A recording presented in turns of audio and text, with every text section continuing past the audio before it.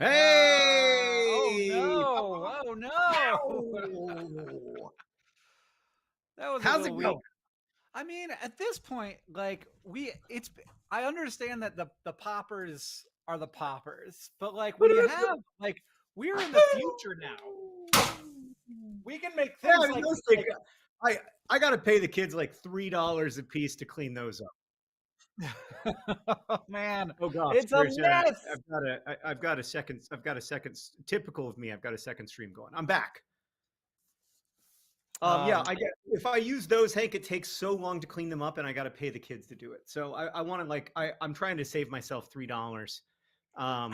You look great. You look great. It's great to see you. I like the fact that we both dressed up this year. We're just acknowledging we're middle aged. You know, yeah, Project Frost started in 2007. It started 16, 17 years ago. Okay, and like back then, we could pull off a sweatshirt, but now we need to get dressed up. I would have my full thing, but I cut myself shaving so bad, and I don't want my oh only yeah. nice white shirt to be ruined. Yeah, you when I mean, I feel like you should shave the situation during the Project Frost and let people see how it goes. I was I think shocked. I was there's shocked something to see this there's something great situation. about every mustache, but the best thing about this one is how much shorter this side is than this side. Um, like this It's side, it great. It's very even, John. just keeps going, and this side's nice and tight. Like I got half Fixable. of a handlebar mustache, but only I half. forgot how much confetti comes out of those. Well, that's why I'm saving the $3. Listen, the 2023 Project for Awesome starts now. We've got 48 hours to go. Yeah, yeah, yeah. Do we have 48 hours to go as of right now? I got my little thing here. I can show it. It says 47:54 right now. Oh, nice. Look at you. You're ready to go. That's right. I got another angle that shows it. Oh, Uh, oh my God. Hank and his multiple camera angles. It's incredible. All I did was put up some I put up my P for A balloons oh, that great. I think Nikki bought these like 4 years ago. But they've just never de-inflated. That's wild. I'd love I to know. know what they made them. If they made them out of the same stuff that they make those balloons out of that the U.S. military is shooting down, I bet. I'm Probably. sorry. I'm sorry that my quality of my video is so bad, but I Oh, guess it's that's actually just nice. me living in Montana. It's a really nice change of pace for me because usually the quality of my video is so bad. And so now I get to Right. feel like this is what it's like for you most years. Listen, projectforawesome.com/donate is where you go to donate, and then you can click on rewards and you can get a huge variety of rewards. I want to thank the people who've donated in the last 8 seconds, including Rachel, the Alltop family, Dino Space Soar, and I can't believe we've finally begun. And Francois and Alicia and Whitney. Lots of people are donating $20, Hank. Do you know why they're donating $20? To send us to racks. We're donating $20, partly to see our TikTok drafts. Yeah, yeah. Where are my TikTok drafts? They're in there. I saw them. I think that you might have Okay. priced them differently than I priced mine. Oh, they're more expensive than your TikTok drafts? They are better, to be fair. There's Yeah, more of them, that's for sure. my TikTok drafts are $23. Have I made over 150 private TikToks? Well, whatever. I'll make a bunch in the near future. And that sounds like the kind of thing I might have said, but I was exaggerating. Anyway, you can get that. You can get all of our private TikToks. You can also get a foreign edition of Hank Green books signed. Yep. Mm-hmm. Some are signed, some are not. They'll all be signed. I think. Okay. They're not all signed right now, but they will be in the future. We'll see. Yeah, and there's lots of great things that you can get. I think we've got a couple more rewards coming up in the next few minutes. Of course, the best deal of any Project for Awesome is the digital download bundle, which is $65 and brings you all of the digital downloads. So you get presents throughout the year, which is really, really cool. And yeah, you Yeah. can score up some pennies. Oh, You I can get can't those believe scratch it's pennies. finally We've got a here. number of calendars available. What people? Somebody just donated $600, but it's Yeah. not showing me what the reward was. That's Well, broken right now. maybe there wasn't a reward. Maybe they Maybe just there donated wasn't. $600, which is allowed. You don't Certainly. have Oh but no, it was my mom's art. She got mom's art. they probably got one of mom's paintings of ginkgo leaves. So mom That's makes these gorgeous paintings of ginkgo leaves, some on gold leaf and some on some watercolors. I think the watercolors might already be sold out. And so you can get that for a $600 donation. And mom kind of intended it as a response to my essay on the ginkgo tree. She also lives here in Indianapolis, so she is familiar with that ginkgo tree. I want everyone to know that they can also sign up, like Iron Giant just did, for a yearly subscription to crab photographs or images. I'm not entirely Yes. sure if they'll all Yes. be photographs or if some will be art. But you can sign up Yes. for your Crabulous monthly subscription. It's Crabulous. $8, and that seems totally worth it to me. It's less than $1 a month. That's right. That's You right. know, I mean, when you put it that way, it's 75 cents a month, and you get wouldn't a you like to be month. surprised in your inbox by a crab every month?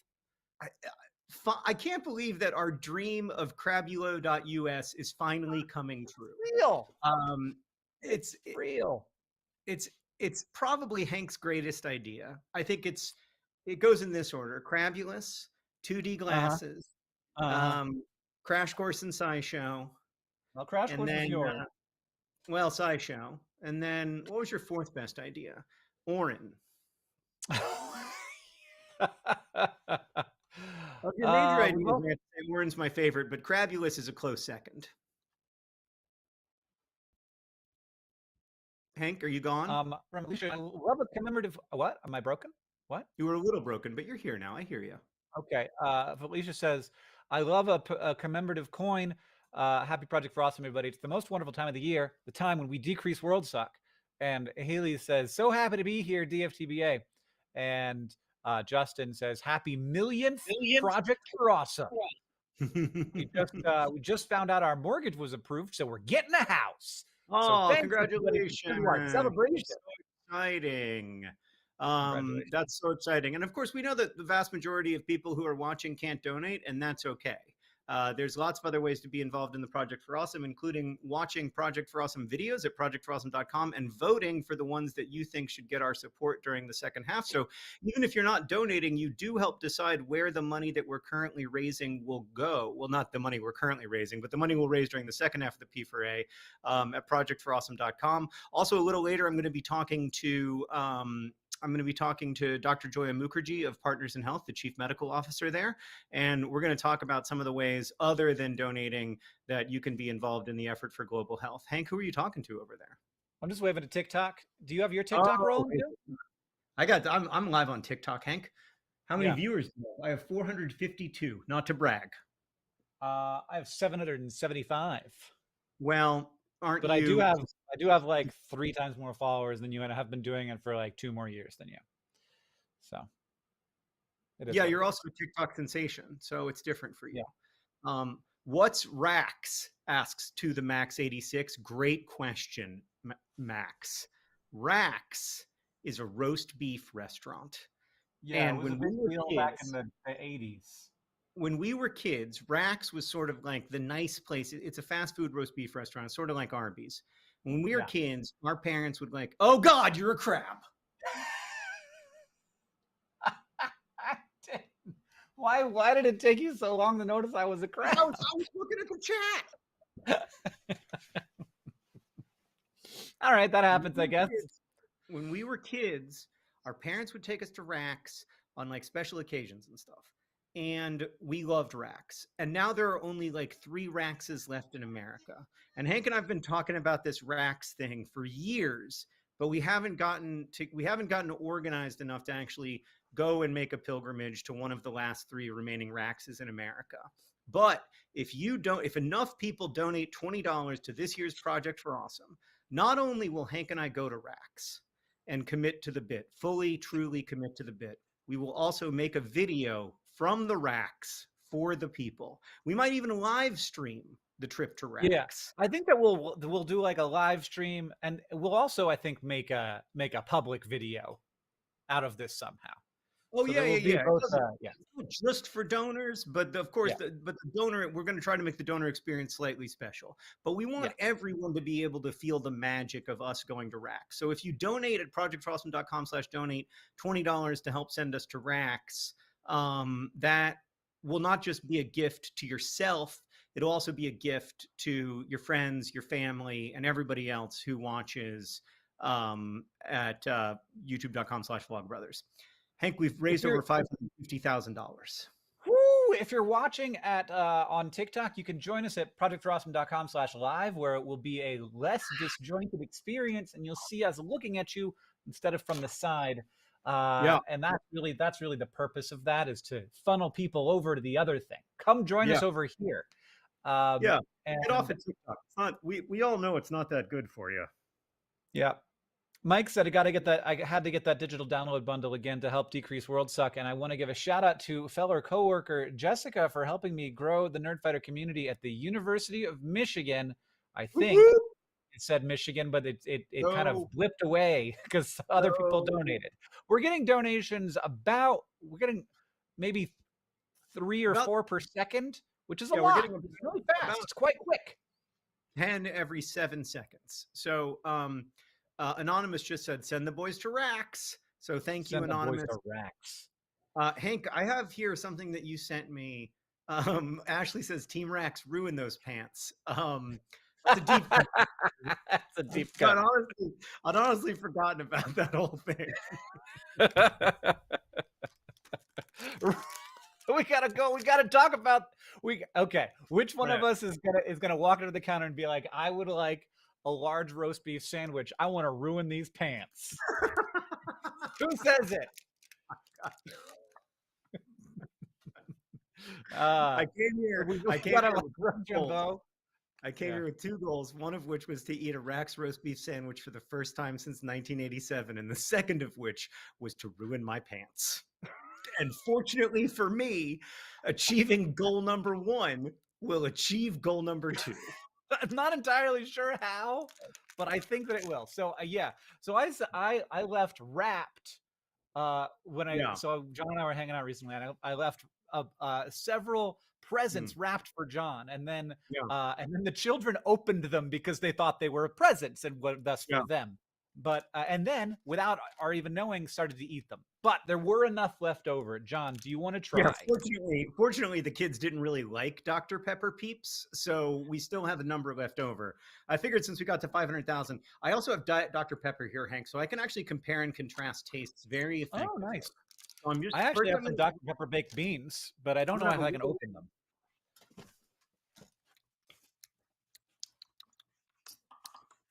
I'm not blown away. I have to say that's too cinnamony, just based on the initial taste, to be truly Dr. Pepper. Let me go. Oh, there's the stuff, the complexity, the vague Yeah, aftertaste of Robitussin. Perfect. sweet and Ooh. sassy. Hank, when are those from? When are they? It's a canned food. It doesn't matter. Everybody knows that. Ooh. So I want to see. So since I don't have Dr. Pepper, um, I have to compare and contrast with. I just put the lid on the ground. Wow. The sticky side down. Great. Good work, Hank. So I'm gonna try a peep. Oh yeah, I just like Dr. Pepper, John. That does not taste like Dr. Pepper. I It mean, might taste like, it it might taste tastes like more like Dr. Pepper than anything else. it might taste like Dr. Thunder. It tastes It might like taste like the cinnamon is definitely there. That's the strongest of the recognizable flavors.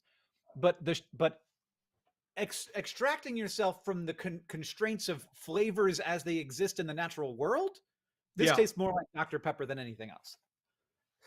It tastes more like Dr. Pepper than it tastes like a fresh grapefruit. Yes. Oh, not in the beans. Not in the beans. Oh no. Oh God, it's a crisis. It's a level 1 emergency. Oh God, call the authorities. It's Oh not God, bad. not in the Not beans. bad. Oh Not no. bad. Oh God. Gonna make me ruin my pants. Oh, All right. oh, good holy Jesus, that was just The peeps terrible. taste more like Dr. Pepper than the beans. No doubt about I that. bet. I bet. All right, we're closing in on $600,000. I think we only have seven thousand I dollars should to have go. saved back for $600,000. I'm not having. I don't want to have another one. I really don't. I'm worried that I might not make it to Okay. three if I have another one. Here's what I'm we're worried, gonna do at I'm worried $600,000, I John. I'm might gonna ruin my hollow pants. out. I'm gonna hollow out one of these and I put beans in it. I'm gonna fill it with beans. Yeah. Okay. You do that. You eat that at six. You Okay. eat that at 600,000. That sounds appropriately. That sounds like something that would be good for you to do. I'm gonna just thank some recent donors like Okay. Should have Satchel brought a and spoon out here. Saratops and Jay Posion and Darth Joey and Ainsley and Kelly and Anonymous and Angela, Claudia. Thank you to everybody who's donating to send us to racks. It looks like we are going to be going to racks, Hank, Whether whether we you like want it to or go to not. racks or no. So we're at 600,000, John. First, I Okay. gotta say thank you to all the matching donors. So there's a bunch of people who have done matching funds, which is why we raised a little bit before the project in various ways. Then we Yep. have matching donors. So every person who's donating right now is every dollar is multiplied by I think two, but I don't know. It might be more than Every that. dollar counts as $3 because Okay. there's a Save the Children donor Okay. who's So given a Save the lot. Children matching donor. Great. And then there is also the community matching fund, which is over 100 people who've come together to match up to the first $700,000 in donations. Okay. I'm just picking beans out of this jar and putting them in. Because I didn't have a spoon, so I'm just using the fingers. This is one of the worst things that's ever happened to me. Well, Oh I my God. have to say thank you to the people When for did you raising last $600,000. when did you last wash those hands? I Oh mean, God. Oh God. Oh my God. It's so gross up close. Holy shit. I'm sorry. I don't mean to curse. I don't usually curse during the, and I didn't even make it 30 minutes into the Project for Awesome before. Oh if you're no. watching on TikTok, you're really missing it. You are not getting the full It's show. still happening. Oh no. Okay, Oh I think no. my peep cup is full. Now Oh I have to God. push a It's button on my stream deck. anything but this. I moved 600,000. I need paper towels. Oh. I like it. It tastes good. It needs some salt. It's a little. It could be How salty. could it need salt? Of all the things that it could need, it doesn't seem like it would need sodium. Oh, good golly, Miss Molly. It just kept happening. John, I'll be right back. I have to get paper towels. Okay, all right, that's fine. Hank's getting some paper towels and hopefully washing his hands. Uh, yeah, I feel like we could have saved that for day two. You know? Feels like to me like that could have been saved for day two. It's incredible to me that Hank, despite having ulcerative colitis, is able to make these sacrifices for the people. I could never. I could never. So Ashley just donated to get us to commit to the bit. At least zero donated to say crabbing is never normal. And Heather says, I'm so happy to have grown up with this community since 2007. Now that I'm a real adult, I'm thrilled to be able to donate to the P4A. Thank you, Heather. And thanks for giving us a seat at the table in those big years of your life when you were young. It means a lot to us. And we're just grateful that we got to grow up with you too. I mean, look, in 2007, the Project for Awesome was a very fly by the seat pants of the pants, fly by the pants of the seat, fly by the seat you know pants. what I mean. Fly by the seat kind of thing. Is pants? Why does pants? Oh no! Why does pants keep happening? Your burp was very loud. Why does pants keep happening? Like it just. Pants. Oh, okay. We They had show in up a your lot. in 2007. Uh-huh. So anyway, Heather, thank you for. Also, we grew up with you.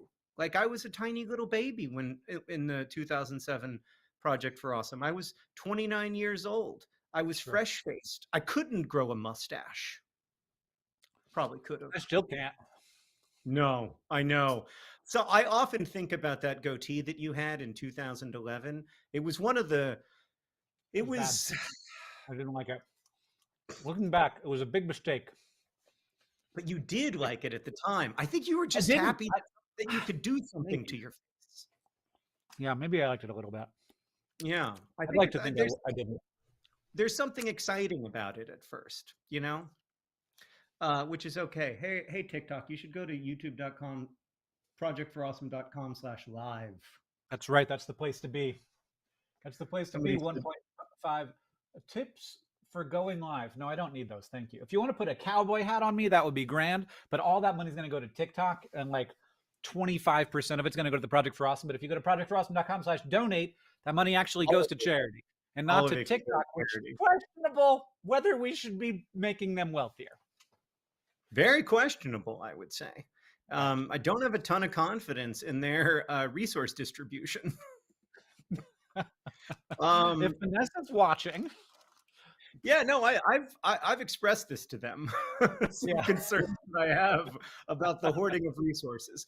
We're closing on $650,000 raised during this year's Project for Awesome, and we've already had 1,000 votes on Project for Awesome videos. So if you go to projectforawesome.com right now, you'll see a huge variety of P4A videos that people from around the YouTube have made. And you can either search by charity, by category, or you can just watch videos. And if you like the video and you think, or you think we should support that particular charity, if it's an organization you want us to support, you have to prove you're not a robot, and then you can click the red vote button, and that counts as a vote for that charity. It is over the years, this has allowed us to reach lots of smaller charities that we otherwise never would have known about, from food banks to LGBTQ lifelines, huge variety of organizations. And so help us vote at projectforawesome.com.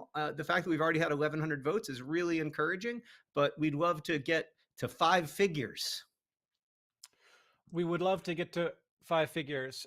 We have at the Tiltify raised $165,000, almost 166.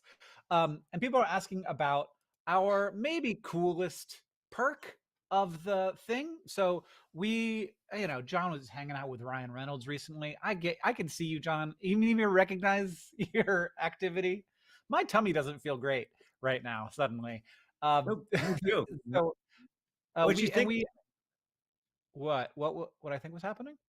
to your tummy? You just put Yeah, beans no, and beets in it at the same time. I did. Old beans.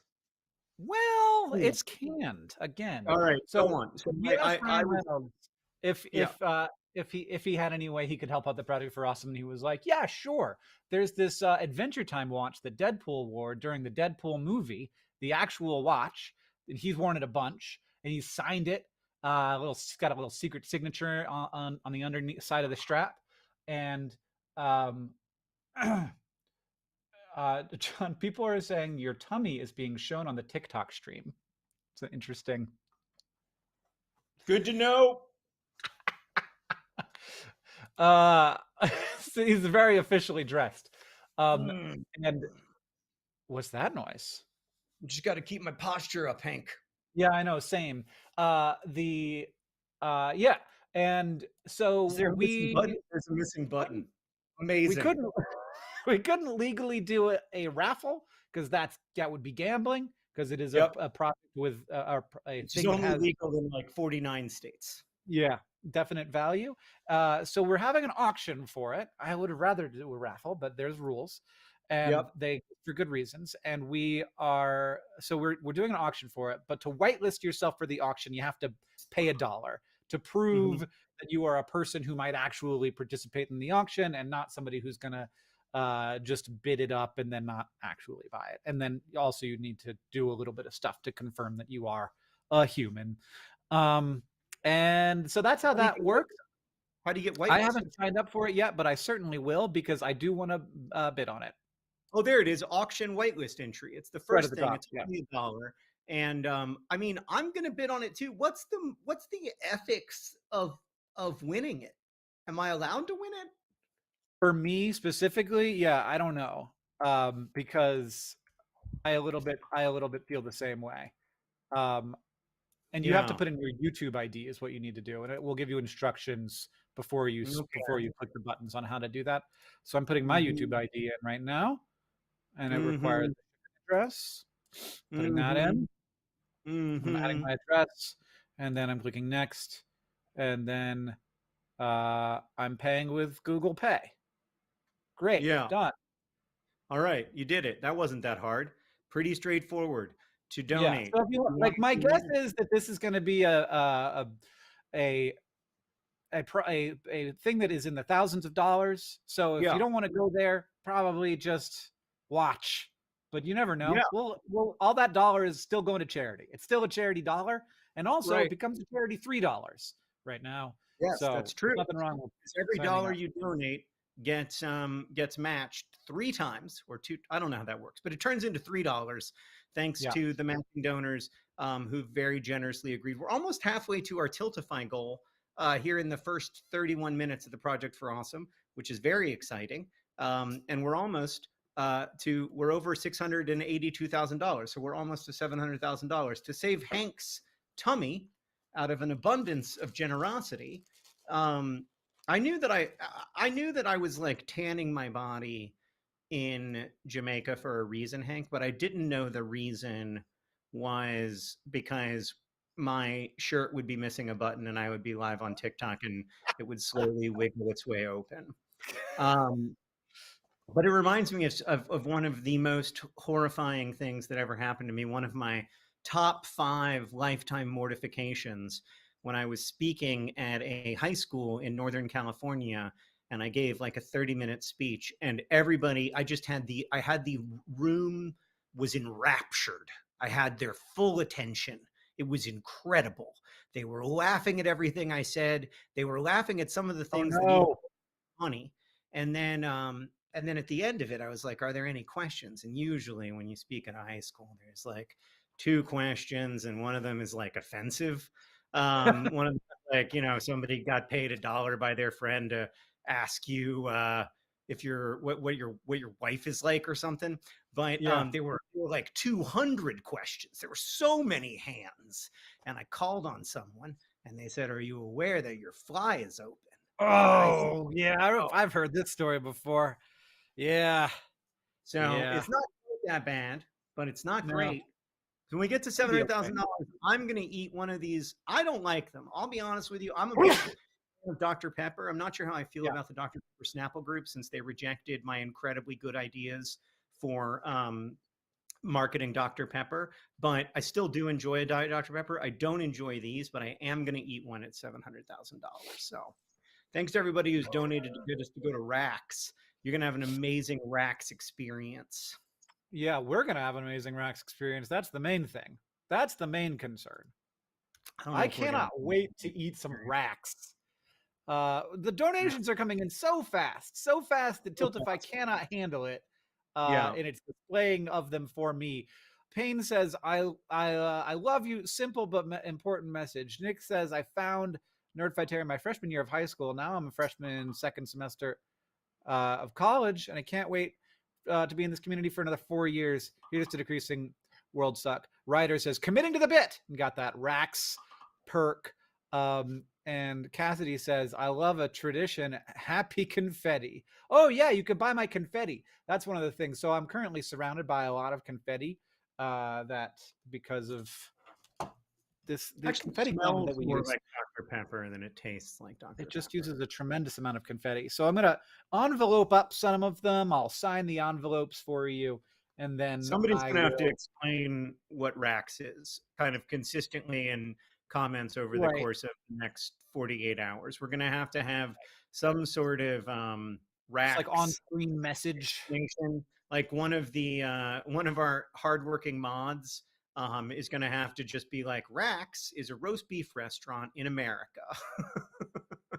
um, yeah, but thank you also to our mods in comments, many of whom have been doing this for many years, in addition to all the other incredible Project for Awesome volunteers, the people making the art, making the memes, keeping everything working. It's pretty amazing. I'm at work and the Slack sound is a scare.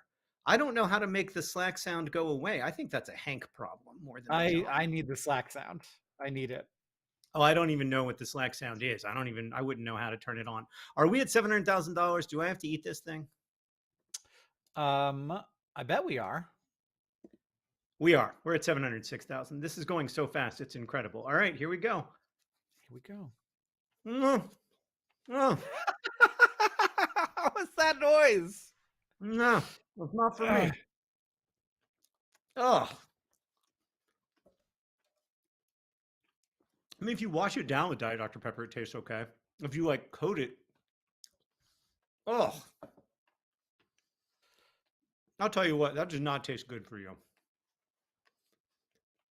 That tastes good for you. Oh God, No one thought that it did. I was like taking a pill. Ugh. Yeah, sweating. I think that it's. I don't know. I think they're fine.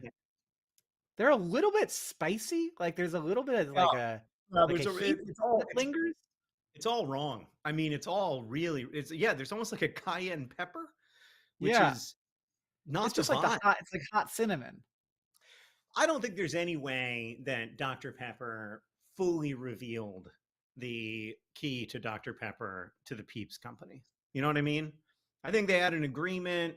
I think they like did some taste testing. There's no way. That's not a Dr. Pepper Peep. Oh, Jesus Christ. It won't. That redhead donated 3 minutes ago, got the digital download bundle and said, "Crabbing is not normal. I never crab." Somebody just donated as Dr. Never Sneezer Scrooge. Great. So, great. Yeah. People do listen to our podcast, John. It's true. I guess so. I guess they do. What's going on? What's going on in the comments? I hopped up the plane at RAX. Hey, it's a great. John, I'm doing something important here. What are you doing? This is from Ferdnighter, who donated $20 to send us to Rex, and the comment says, "I hopped off the plane at RAX with my dream and a crab in hand. Welcome to the land of meat excess. Will I shove it all in?" Wow, I'm so like we almost missed that. I cannot believe that there was something that lovely that I almost didn't see. That could be the beginning of a true anthem for our time. I have to go, TikTok, because I'm at 5% power, and I have to save the rest to call my daughter and tell her that it's time to do my makeup. Go to projectforawesome.com/live. All right. If people could be working on the lyrics to "Party in the USA" but Rax, please let me know. And if you can incorporate Mr. Delicious at all, that'd be fantastic. Yeah. Well, that's what I was going to say. Is that Ben asked in comments which of you is going to dress as Mr. Delicious, which I think is a great question. I think it's a great question. You look more like Mr. Delicious. I think I do. Let me Google it one more time what Mr. Delicious looks like because I don't have a visual memory at all. Yeah. He's got a very high hairline. Oh, am I going to have to? So I'm going to have to like get a real close cropped head of hair, and then a kind of plaid jacket. Actually, I think I have the jacket. Oh man, how many years are you away from just looking like Mr. Delicious? Like not as a dress up, but like you will a little bit have it. Yeah, but then I've got to get a briefcase that says Mr. D on it. Easy. You think that's easy? I don't know that that's easy. I think I got to have it custom made. You got to have it custom made. Yeah. Google Mr. Delicious briefcase for sale, and there's not a lot there.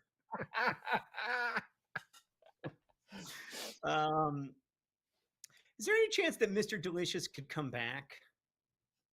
No. There isn't. I mean, like the future is wild and holds infinite possibilities, but not within the next 10 years. Like Rax needs to get way bigger before it could even think about doing any kind of ads. Right. I guess that's true. Or what do you mean by Mr. Delicious coming back? If by could Mr. Delicious come back, you mean that somebody creates an AI that is Mr. Delicious and is sort of like programmed with all of his eccentricities and quirks and history, and then Mr. Delicious is back and you can have him be your best friend. Right. Yeah, you can have Mr. Delicious GPT, and that would be fun. He could have a YouTube channel. You could have a YouTube channel that's just Mr. Delicious giving advice. Oh man, and Really, you wouldn't even have really to have bad. any humans involved. Yeah, it's doable. Did I All just right, freeze? for a second, you're back now, and I you're don't think I'm frozen back. again. I'll be Well, back. your audio's there. I'll be back. I'm just gonna You're, reset real quick. you're back now. You're back. You're rolling. You're streaming. Okay. All right. You're Okay. 20 frames a second. Okay. I just don't want to be. I don't want to have a problem before Dr. Joya Mukherjee gets here. We're almost at $750,000, which is incredible. Oh It's boy, incredible. that Dr. Pepper peep has done some lasting damage to me. It's got it leaves a lasting impression. That's I true. want to tell you that if like any time in the next like 6 months I pass away, it's because of the Dr. Pepper peep. No matter what they say was the cause. That was it. That was the real cause. Um, so right now, a couple people have asked what we're doing, which is a very reasonable question. We are raising money.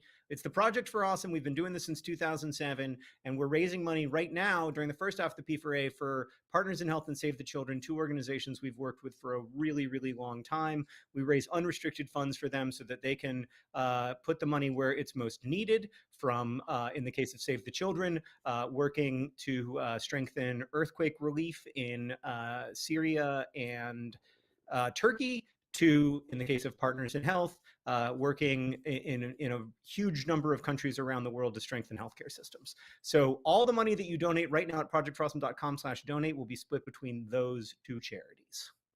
Oh, you've got Mr. Delicious up there with my face. Yeah, I don't know where that came from. It You just kind of arrived look in my like him. what? Yeah, you got a little bit of Mr. Delicious vibes, my bud. I don't not look like him.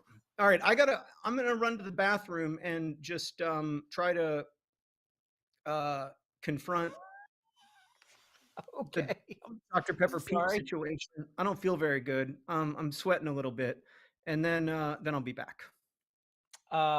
This I love that we've got our first meme. I don't know how to collect the memes as they come in. I mean, I've got a folder. I know where to collect them on my desktop, but I don't know. There's a place where people can submit them, right? I think that there is, There and is. someone in the You gotta Slack find will that. let me know about it. I'm just gonna use my secret door now. Okay, I hope that you're okay. It's at projectawesome.com/art is where you can submit your various forms of art. I do like to make a video after the Project for Awesome talking about the good art that is made during the Project for Awesome, the sort of a meme review, as they call them. And I'm looking forward to seeing what comes out. And this is the first bit. We have almost hit, or maybe we already have, $200,000 raised just on the Tiltify. We're at $197,000. Janet just donated to send us to Rax, and so did Sandy. Humans may not get to Mars before 2028, but at least you can get them to Rax.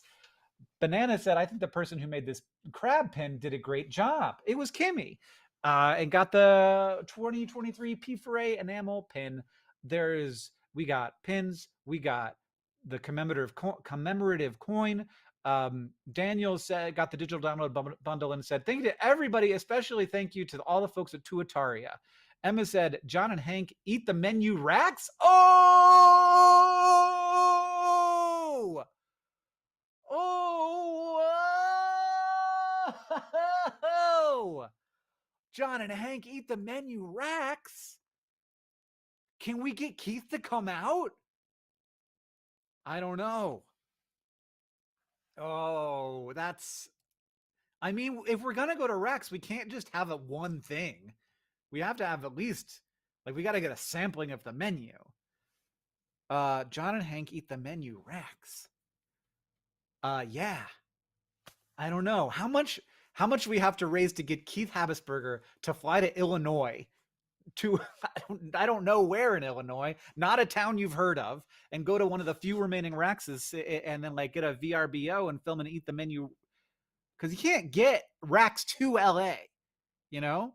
And I've been to the menu thing. It's a whole production.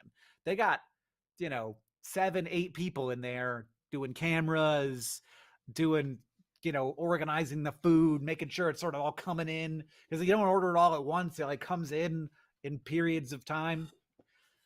I feel like we need to talk to the manager of the racks and be like, hey, because it's not, they're not, I don't know. John and Hank eat we'll do our best to eat the menu at racks. We'll sort of like do a between. I mean, like we can't do it in the racks. Like the idea of taking a bite out of a sandwich with like people around, and then being like, well, I tried that one, and then throwing it away, which is how Eat the Menu works. I don't think I could. I don't think I could do that. Destin has just sent me his a video, or I guess it was just a live photo of them all ready to have Destin's sending dinosaurs to the moon party. So that's very, very fun. And I'm back. John's back. John, But we now suggest I'm the one that we do Eat the Menu at Rax. Do you know what Eat the Menu is? No. Eat the Menu is the Try Guys show where they try and eat every item that is available on the menu at a different restaurant. Which the face that you froze on is very good. And I thought that it was probably the logistics seem a little much. I don't think that we could pull off Eat the Menu racks, but I do think that when we go to racks, we have to try to eat a lot of different things. Can I give you an update on the Peeps situation? Yeah. So I've done a lot of weird eating challenges in the 17 years we've been doing the Project for Awesome. I've eaten herring, I've eaten all kinds of things, and I've never come that close to vomiting before. Huh. I still might, but that's weird. Yeah. I've had 3 of them. Oh, and one was full of bacon. Uh-oh. Uh-oh. All right, I'm gonna restart. I'm having some troubles here. I'm gonna you talk for 5 minutes. I'll restart. Okay, thank you. I don't think I'm doing great either, honestly. Oh my gosh. The Boyan and Aniko says support from Serbia in Europe. Stay awesome. And donated $24 to the Project for Awesome. Probably the pin is what I'm guessing.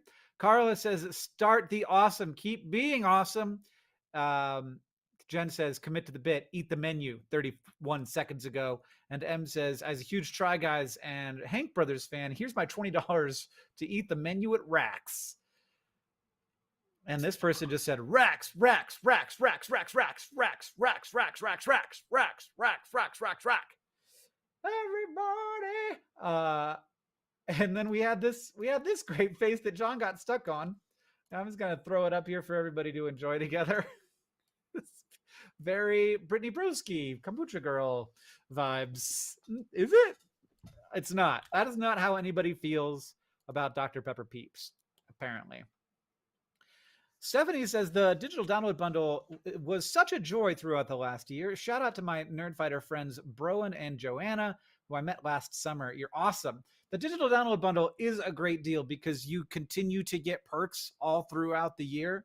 Many of the things are already done. Some of them are almost done. Some of them haven't been done at all. Some of them aren't even on the Project for Awesome's website yet, or on the Tiltify. They're like not even live yet because we haven't announced or launched them. But you will continue to get things, and then and we're like stressing out, like it's been 10 months and we'd only just finished this podcast. But for the people who get the digital download bundle, it's like, oh, another thing. They continue to arrive in my inbox, and I continue to get great stuff. So that feels very good, and I like it.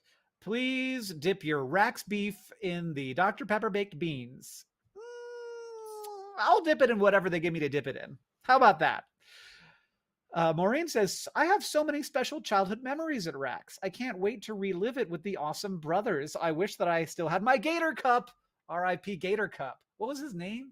Like Uncle something was the alligator. I forgot, but there was an alligator. Sarah says, how much to send the voice to that Rax in Finland? There is one Rax in Finland. I don't know why, but there it is. Big Fiber says, don't make Poop GPT. It would steal all of my profit. and donated $24. So what we're doing here, if you're not aware, this is the Project for Awesome. It's a 48-hour live stream.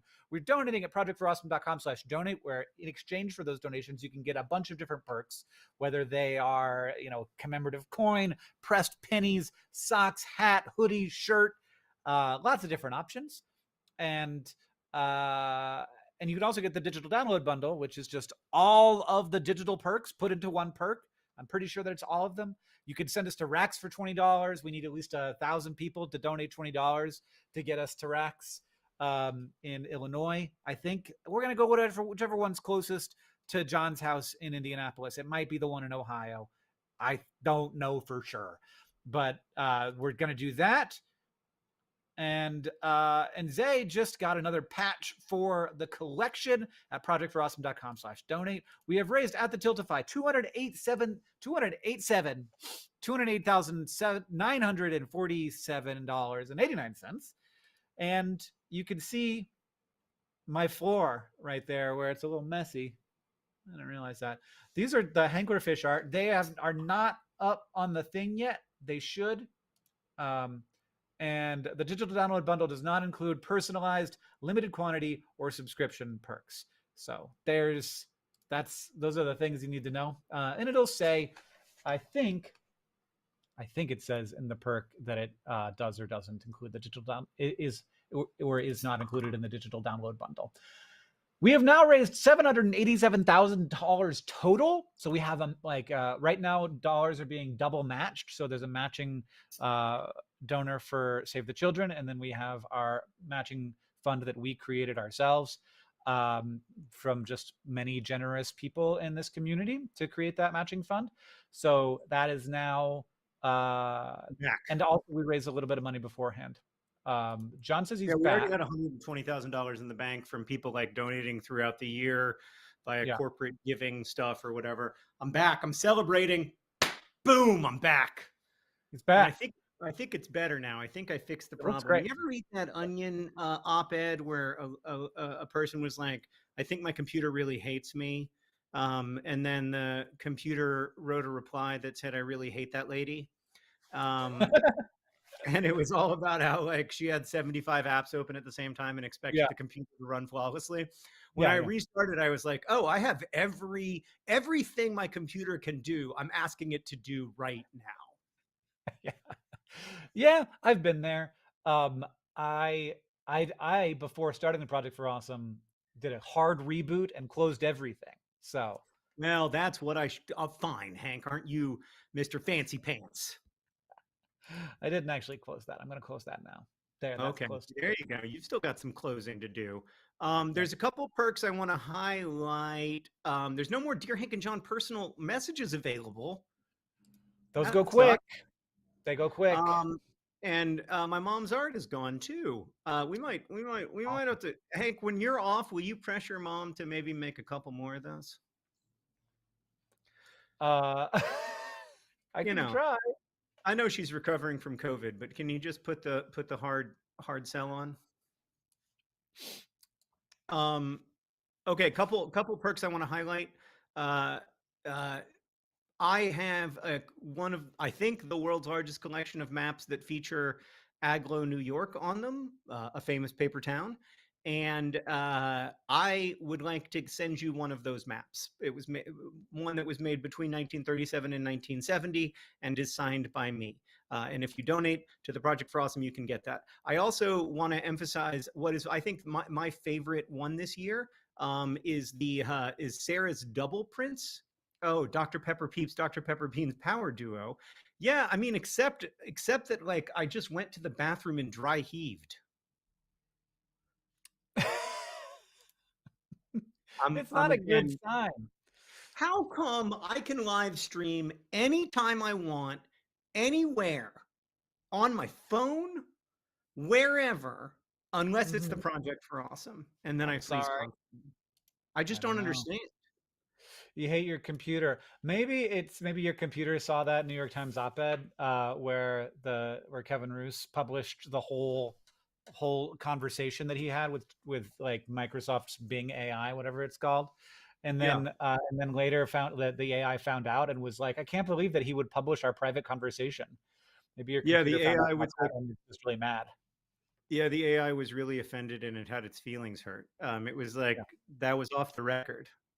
Yeah, they were like, "Were you surprised a That's tech my journalist love. would publish this?"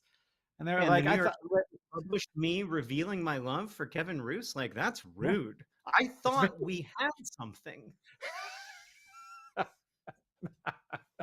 no, Um, oh no." I thought I thought that connection was real, man. Um, so I just want to emphasize a couple more perks. I don't, Hank, is there a way I could put something on my screen the way that you just did? It was so impressive. No, not easily. I'm using a All right. virtual camera. Okay, I'm gonna text you a picture and then you put it on the screen. Okay, that'll work. All right, talk amongst yourselves for a second. All right. I'm waiting for this to come in, and in the meantime, I will tell you that now we have raised over $218,000. And Kaylin says, "I hope that you enjoy your crab subscription. Love, Courtney." So people are now Oh, buying crab subscriptions for each other. I mean, who among us doesn't dream of such a gift?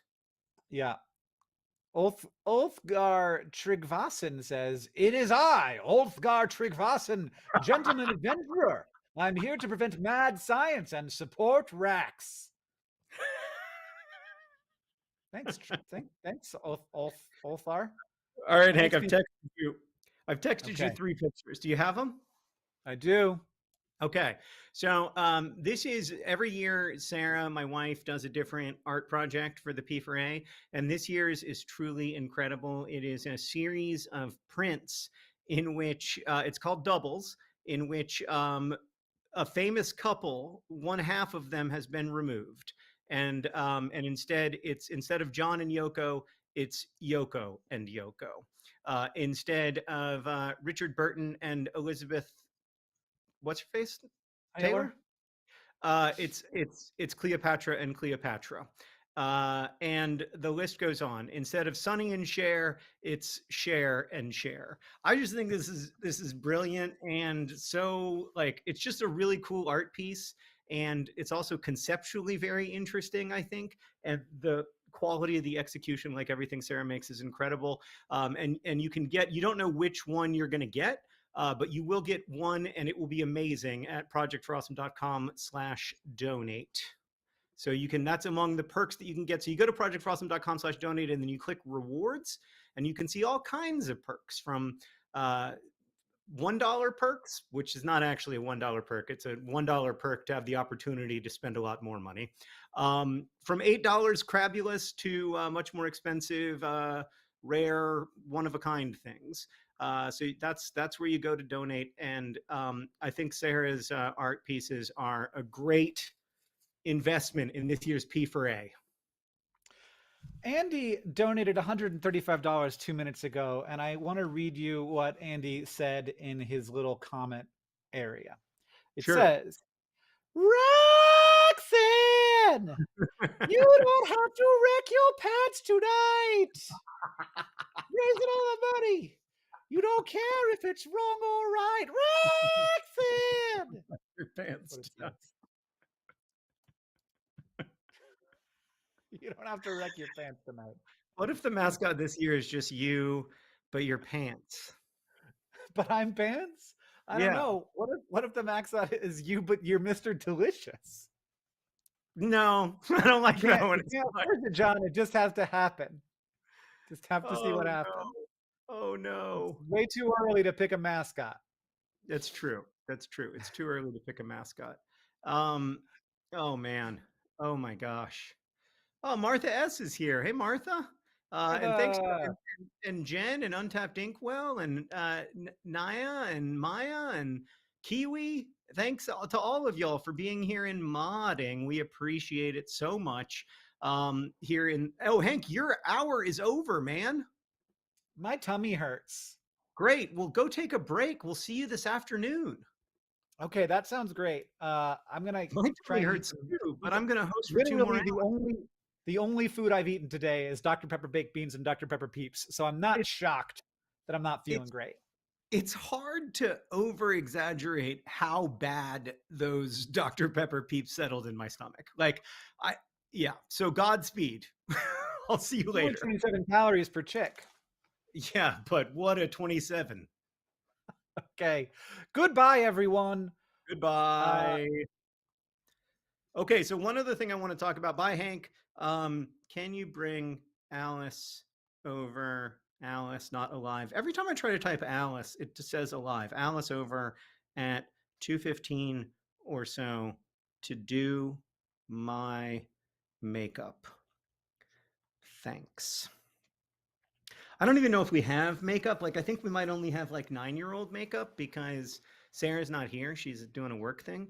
So I might just be getting my makeup done with like 9-year-old makeup, which is not, like we don't over invest in makeup. Let's put it that way.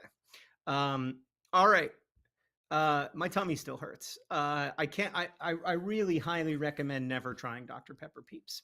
Uh, and usually I'm in favor of everything, but a couple more perks that I would just want to highlight real quick. Some of y'all may be familiar with the Awesome Socks Club. Well, you can get a bundle of awesome socks by donating to this year's Project for Awesome. We sometimes there's some leftover socks. There's the commemorative coin every year, which is one of my favorite things. Lots of people have like commemorative coin collections that go back like a decade, and it's just magical. We also have the Project for Awesome calendar, which is I think Pelican focused. We've got the Project for Awesome pressed pennies, another perk that goes way back to the early days of the Project for Awesome. I'm opposed to pennies. I mean, everyone is opposed to pennies at this point. I feel like I'm preaching to the choir here, but there is no reason for the United States to continue to mint a currency that does not facilitate the exchange of goods and services. And so we turn your pennies into beautiful souvenirs. They're not even your pennies. We turn our own pennies into beautiful souvenirs and then send them to you. Nerd Fighters, come to the DFTBA office in Missoula, Montana, and hand crank the penny press. I've done it. Lots of other people have done it, and we'll send you some hand pressed pennies. And that's a fun one. But you can get lots of great things at projectforawesome.com/donate. And you can also just donate. Nobody's going to stop you from not getting a perk. We don't mind if you don't want to get a perk. All right. Whew. Okay. So thank you to everybody who's donated. Still, let's like more than 10 people are donating every minute. So it's a little hard. The girls just arrived at the spa to get their manicure. What? The girls, plural? Who are these girls? Alice and another one? Huh. All right. Well, they're getting manicures. Okay. Okay, sounds good. I might get my makeup done tonight then. We'll see. It'll be a thrilling adventure. But yeah, so we'll see. And if you can't donate, which we know most of you can't, of course, the first batch of maps sold out. Do you want to put up the second?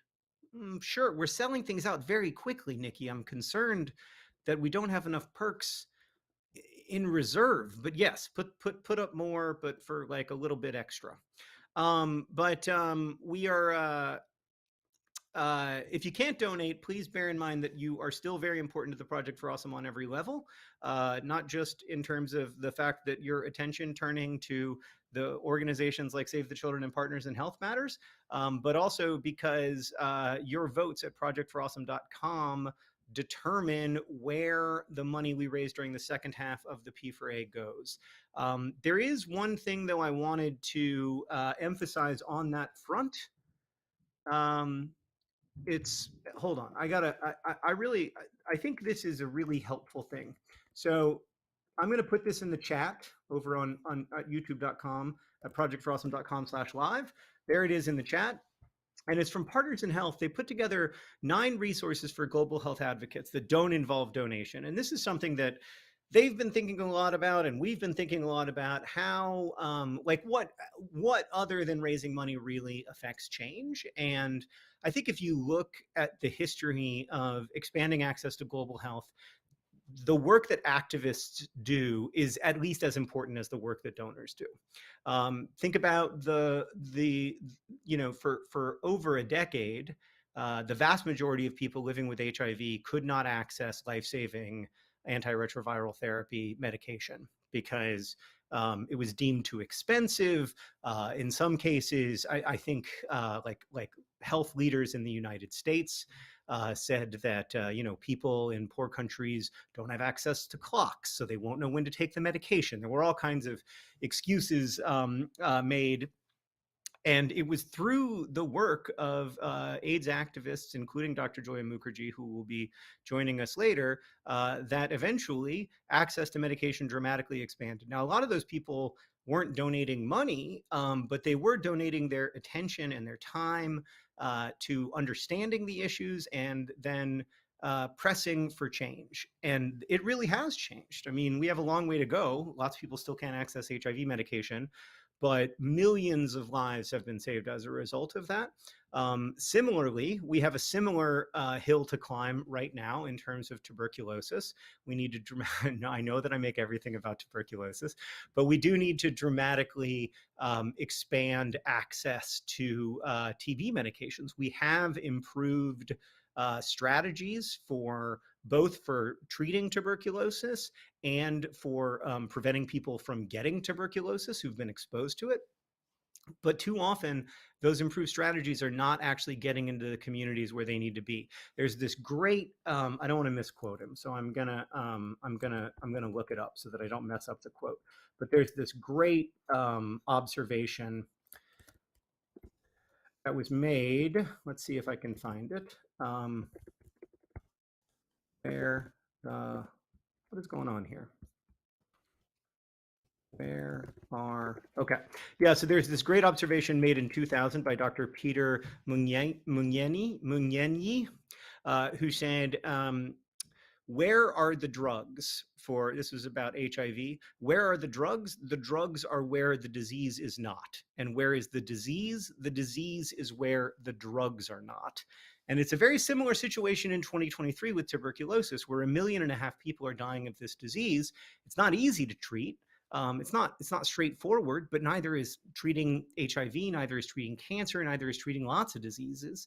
And it's inexcusable to not be expanding access to tuberculosis medications, to not be getting these new, faster, safer regimens for treating tuberculosis to more people.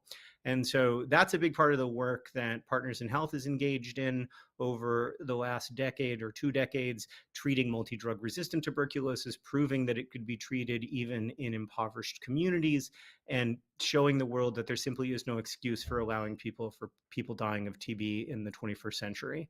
And so if you look at those 9 resources for global health advocates, and I'll put it in the stream one more time, I think it contains a lot of really sound, firm, clear things that you can do. And they're not just about like contacting your leaders, although that is important. It's also about like reading and understand, trying to come to a better understanding of the issues, because it's too often like, I mean, 5 years ago, I thought I had no idea that tuberculosis was the leading infectious disease cause of death in the world. I thought tuberculosis was like mostly a disease of 19th century romantic poets.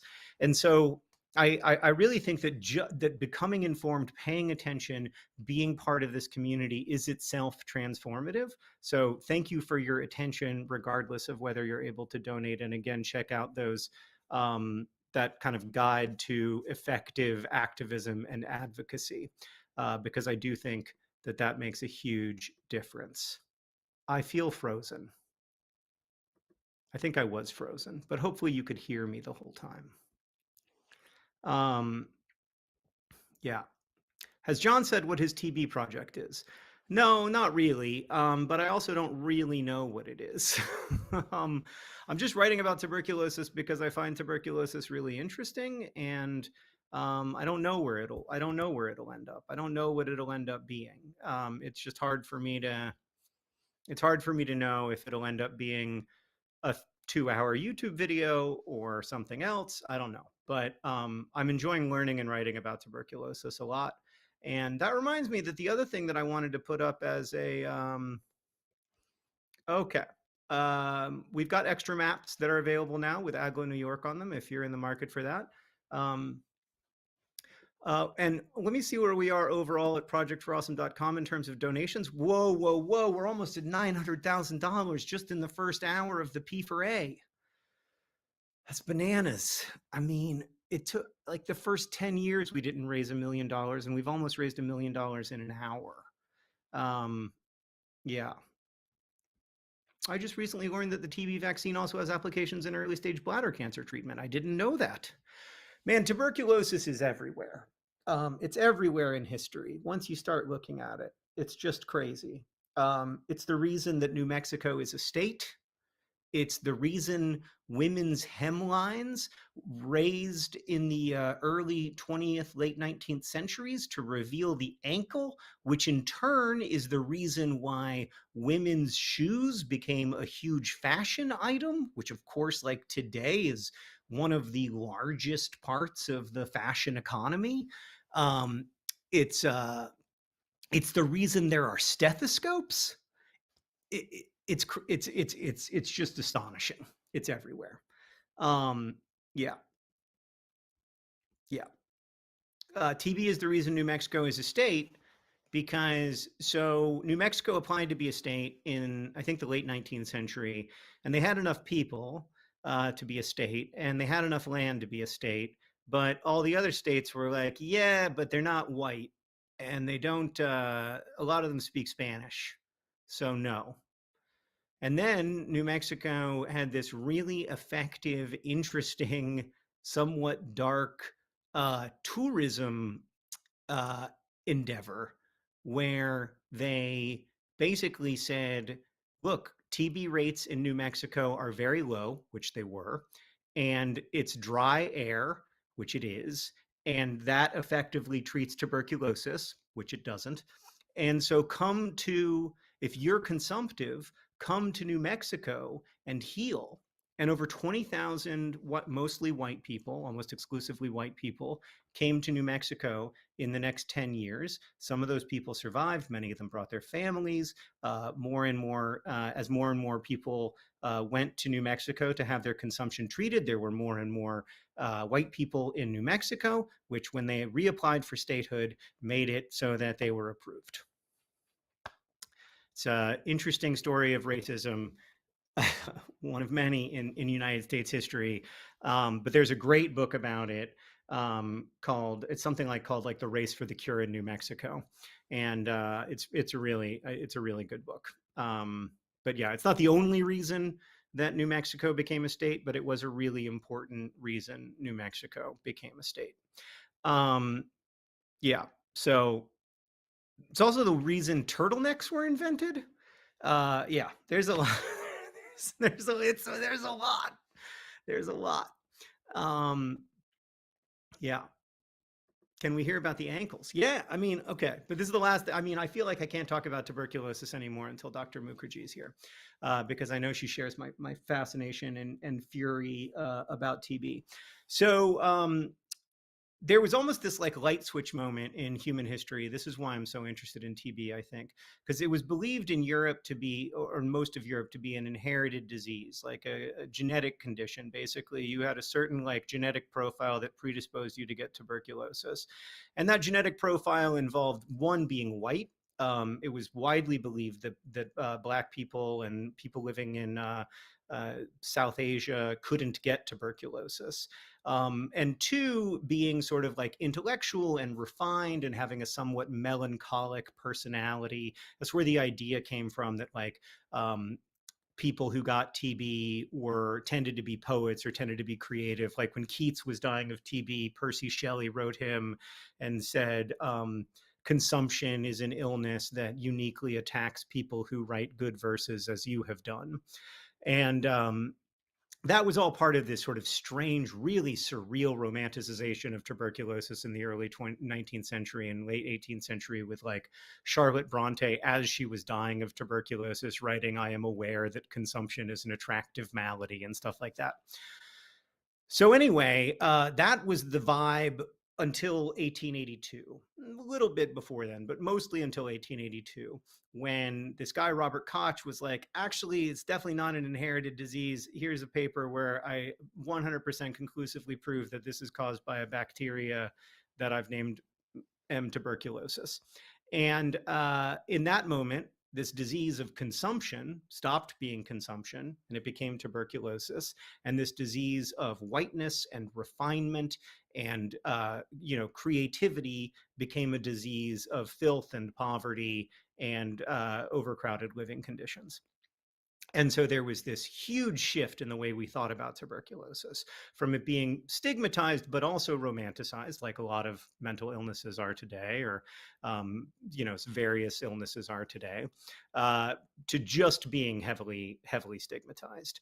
And in that process, people became obsessed with hygiene, obsessed with not bringing in this invisible germ into your home. So for men, that meant that suddenly everybody was shaving because the beard was seen as a place where these germs would kind of like catch onto your face and then like crawl into your mouth. And for women, the other thing about America at the time is that everybody spit, men mostly spit all the time. Like Charles Dickens called us a nation of spitters. People would cough and spit and cough and spit. They would like spit on the floors of restaurants. They would spit on the floors of their houses. And so there came to be this like, first off, this like national movement against spitting, but then like that wasn't effective enough. And so there was this national movement against hemlines that went all the way to the floor, because the feeling was that then women's dresses would drag across the floor and then the germs would get on the dresses and then the women would bring those germs home and they or their family would get tuberculosis. And so hemlines came up a few inches, which revealed the ankles for the first time in a long time, and also made it so that shoes were suddenly a big deal, right? Because now people could see your shoes while you were walking down the street, which transformed fashion.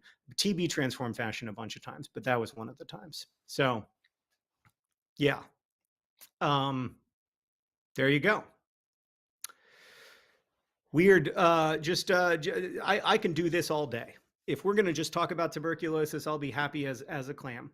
We've got $922,000 raised. I will say, talking about tuberculosis didn't raise a ton of money, even though we are raising money right now for two organizations, Partners in Health and Save the Children, that are doing quite a lot to limit or minimize the disease burden of tuberculosis.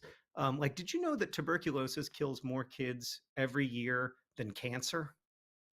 Like, pediatric tuberculosis is much deadlier globally than pediatric cancer, which is not to say that pediatric cancer isn't a massive, massive problem, because it is.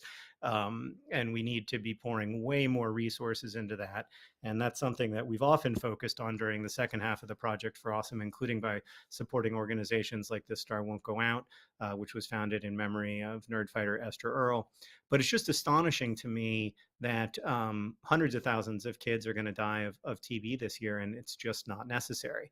So if you would like to donate, that's where the money is going. It's going to Partners in Health and Save the Children, two organizations that do an amazing job of expanding access to healthcare and education opportunities for all kinds of vulnerable people. So yeah, projectforawesome.com/donate is where you go to donate, thanks to our recent donors like Cassandra and Fresh Brushes and Jillian and Lilia's parents, who say, happy 13th birthday today, Lilia. Having P4A on her birthday is a great gift. Happy 13th birthday. Okay, Lilia, this one's for you. And I'm sorry if I'm pronouncing your name wrong. It wouldn't be the first time I've mispronounced someone's name, but this one's for you. How to boom, happy birthday. All right. Okay. So thanks again to all the mods in chat who are keeping it down. Oh, FYI, John, in 2021, we reached 1 million while Dr. Mukherjee was on. Maybe we can get there again with her this year. That would be incredible. I don't know if that's possible, but we'd have to raise $60,000, $69,000 in the next 42 minutes. I don't know. I mean, maybe that seems like a lot, to be honest with you. But we'll see. Okay, this is the first Project for Awesome I've been here for. It's such a great community. Crabs, crabs, crabs, crabs, crabs, says Adam. Adam, thank you so much for your donation. Carly says P4A is my Super Bowl, which is very nice. Thank you, Carly. It's also my Super Bowl. We watched the Super Bowl this year from Jamaica, and it was significantly more fun than watching it in America. The commercials were so much better. Like there was this, there were all these commercials for the sort of Jamaican version of Cheez-Its, which I think are called Cheesies, and it was great. It was just solid gold. Solid gold. All right. So we are $60,000 away from $1 million raised. Now $68,000 away from $1 million raised, which is incredible. Somewhere I have I have this Google sheet at I have this Google sheet that lists what we raised every year during the Project for Awesome. So 2010, it was $140,000. 2011, it was $64,000. 2012, it was $483,000. And like, remember, 2012 was like the year The Fault in Our Stars came out. Like, things were it was a weird time for Nerdfighteria because like Nerdfighteria had both never been bigger, and yet at the same time, like, I don't know, like it's more powerful now, and I think that's partly because we've built up trust together more, but I also think it's partly because like the quality of the connection is just somehow better than it used to be. I don't totally understand that. Anyway, then in 2013, we raised $869,000.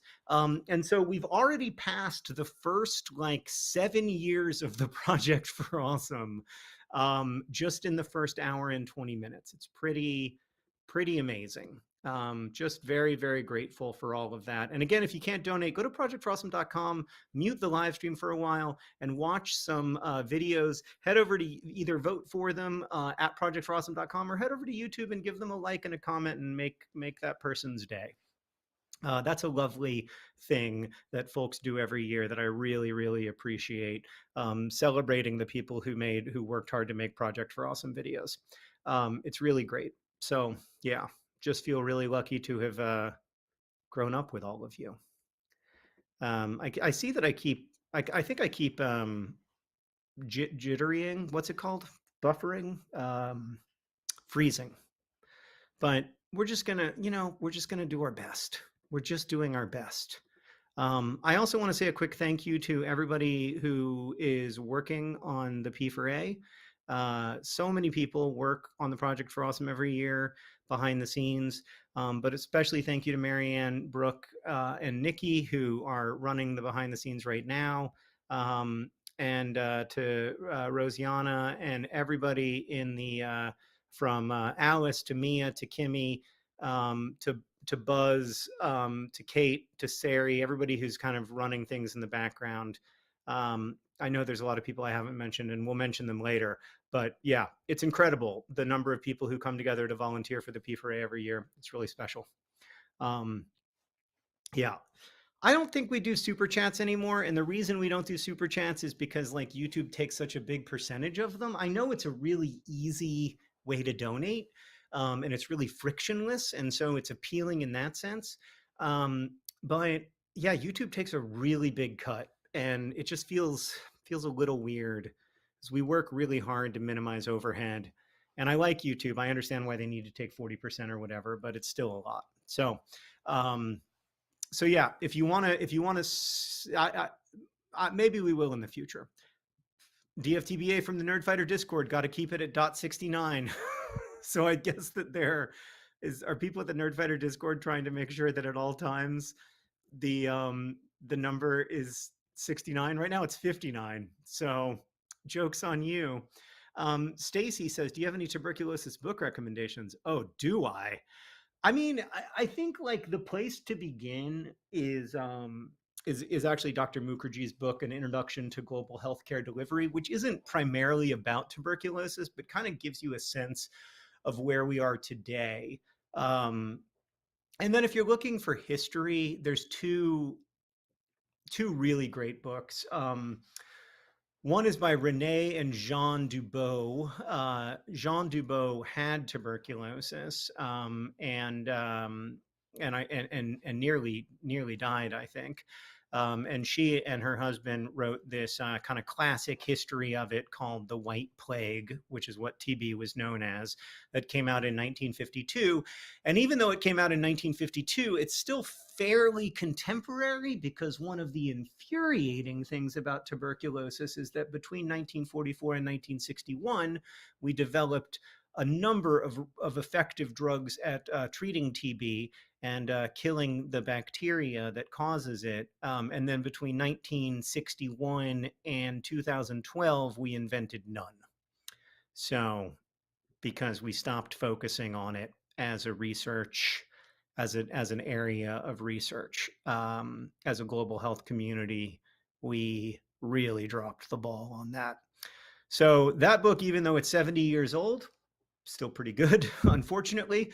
I think the authors would wish that it was more out of date than it is. And then a more recent book that gets into a lot of the history, but also a lot of the contemporary challenges of TB treatment is Vidya Krishnan's Phantom Plague. That's a really good book. And in some ways, like when I think about writing a TB book, I think like, well, I don't know that I don't think I can write anything that's better than Phantom Plague. So, should I? I don't know. But I enjoy writing about it and I enjoy learning about it. So yeah. Okay. Everybody got to make sure to stay hydrated. That's just a nice reminder.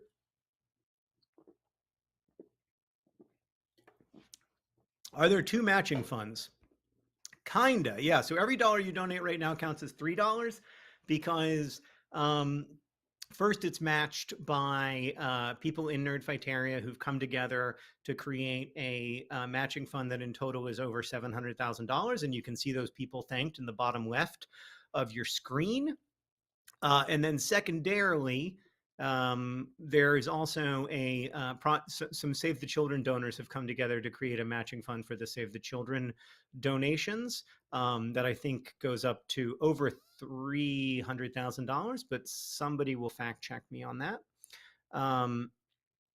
Yeah. So right now, every dollar you donate counts as $3, and that's why we're only $43,000 away from $1 million raised. It's $400,000. So we still got a little ways to go before we max out. So actually, basically, when we get to the Tiltify $400,000, the Tiltify goal is when we will have maxed out that $3 match. The like every dollar you donate counts as $3, and then it'll just be every dollar you donate counts as $2 for another like $300,000, I think.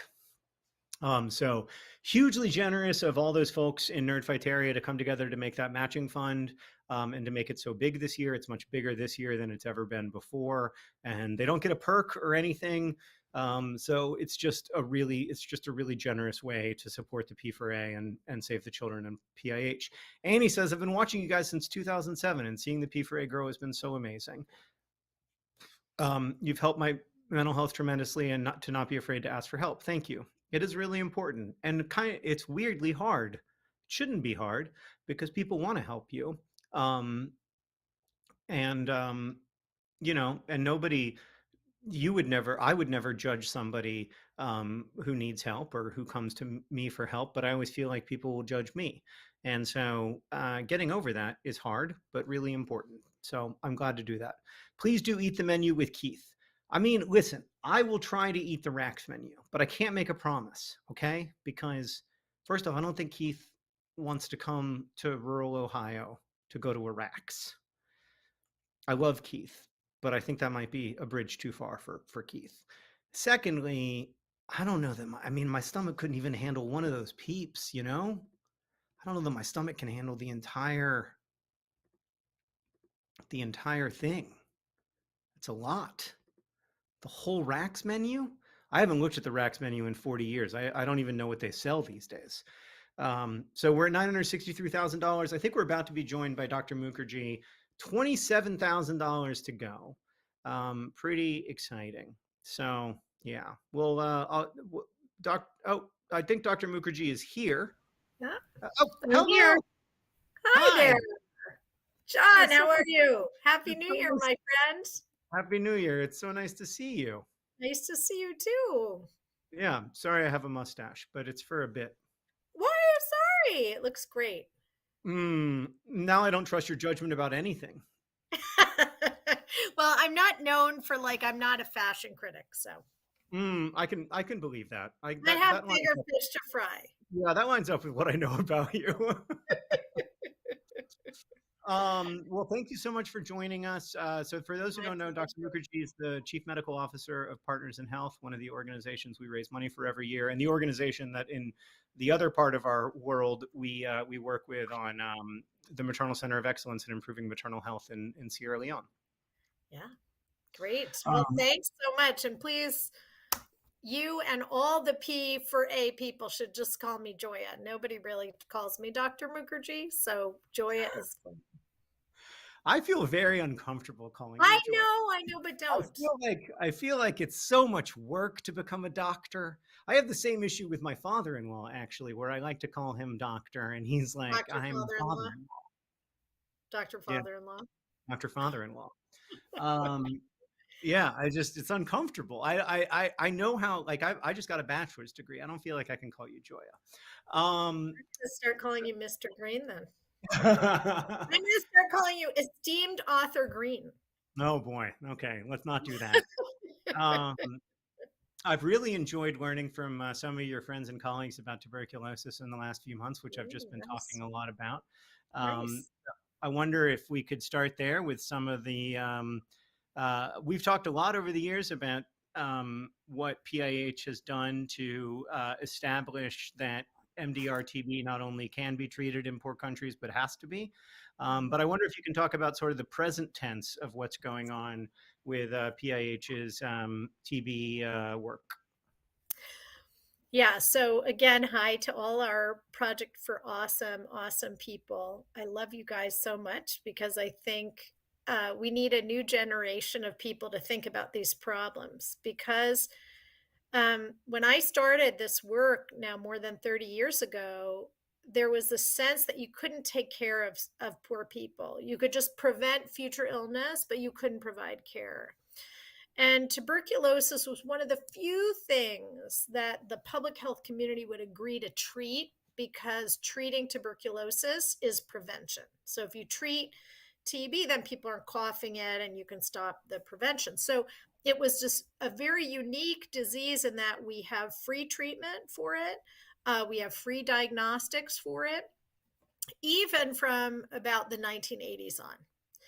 But the package of treatment was very skinny. So it was treatment with a set of drugs that were combined, put in packages.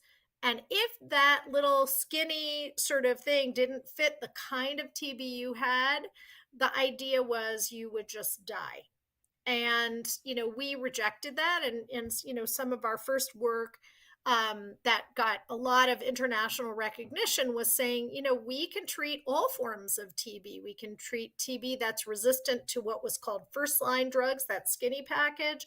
We can treat TB in children. We can treat TB in HIV patients. And so we became really known as an organization that treats TB, even though Partners in Health doesn't focus on any one disease. We will treat everything. Right. But, I think TB we know is a disease of poverty. And why is that? Because people live in crowded environments, get TB. In the United States, it's people in prisons, people in homeless shelters, right? But in slum areas, overcrowded housing, etc., people have poor nutrition because having good nutrition helps you fight the bacteria. And so, for example, I've been exposed to tuberculosis now for more than 30 years, and I've never gotten sick. And half of those 30 years, I didn't even wear a mask. So, why is that? Because I eat lunch, right, and breakfast, and I live in a big house with 3 people, and so we've focused on that. But what's happening now is, we won some of these fights. We were able to change the World Health Organization protocols to say, yes, drug-resistant TB that falls out of that really skinny, I call nihilistic package, can be treated even in poor settings. We were successful in bringing the prices down. We were successful in generating new money to treat it, and helping governments to really expand the care. We also were successful in finding new drugs because there was no incentive, no market incentive to develop drugs for TB because nobody can pay. The people who have TB can't pay for their medicine. And so that was what we call a market failure, right? The market's not interested. So through bunches of philanthropy and advocacy and good science, new drugs were developed in the early teens, 2000 teens, after not having any new drugs since the 1970s. So that has also been successful. And so now we're seeing normalization of the treatment of all forms of TB with new drugs that are far less toxic. We did a large scale 19 country clinical trial to show that these were successful. But now where are we? We have COVID, which has really made poor people poorer. It's impacted food security around the world. As you know, just in the US alone, like our food bills have gone up 20-25% in some places. And imagine when you spend half your income on food, as most of the poor people living in the global south do, more than half their income on food, they're going to go hungry. And we know hunger is very linked to tuberculosis. Secondly, with all of the disruptions in routine care, as we saw in the United States, we've had people falling out of care for TB. Luckily, at Partners in Health, we have community health workers. Our patients have remained in care, but we haven't been able to find as many new cases because of shutdowns in the system and lockdowns and the same things we've seen in the United States. So we suspect, and we're seeing, that there's a big burden of tuberculosis that will come out of this tragedy of COVID, this 2-year continuing tragedy, where increased economic insecurity and disruptions in the health service will impact this. So, we're very interested in trying to do more for tuberculosis as kind of a index case for finding the most vulnerable families. Every time I see a person with tuberculosis, I say, how many people live in the house with you? The answer is usually, which means they're thinking. And if you have to think how many people live in your house, it's a big crowded house. Right. Right. And so trying to address the disease of tuberculosis, but also the social conditions like housing, food insecurity, not having, economic security. Those are all things we're always trying to do with and for our TB patients. Yeah, I think one of the things that I've been writing a lot about is how really TB, we had this sort of paradigm where it was seen as an inherited or genetic illness of some kind in the early 19th century. And then we had this paradigm where it was an infectious disease.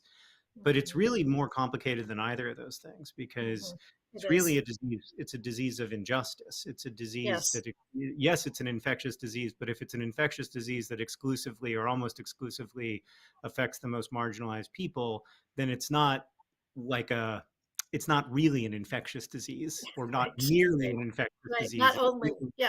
Not only an infectious disease, it's a disease of injustice. It's a disease of structural violence and poverty and not being able to access healthcare.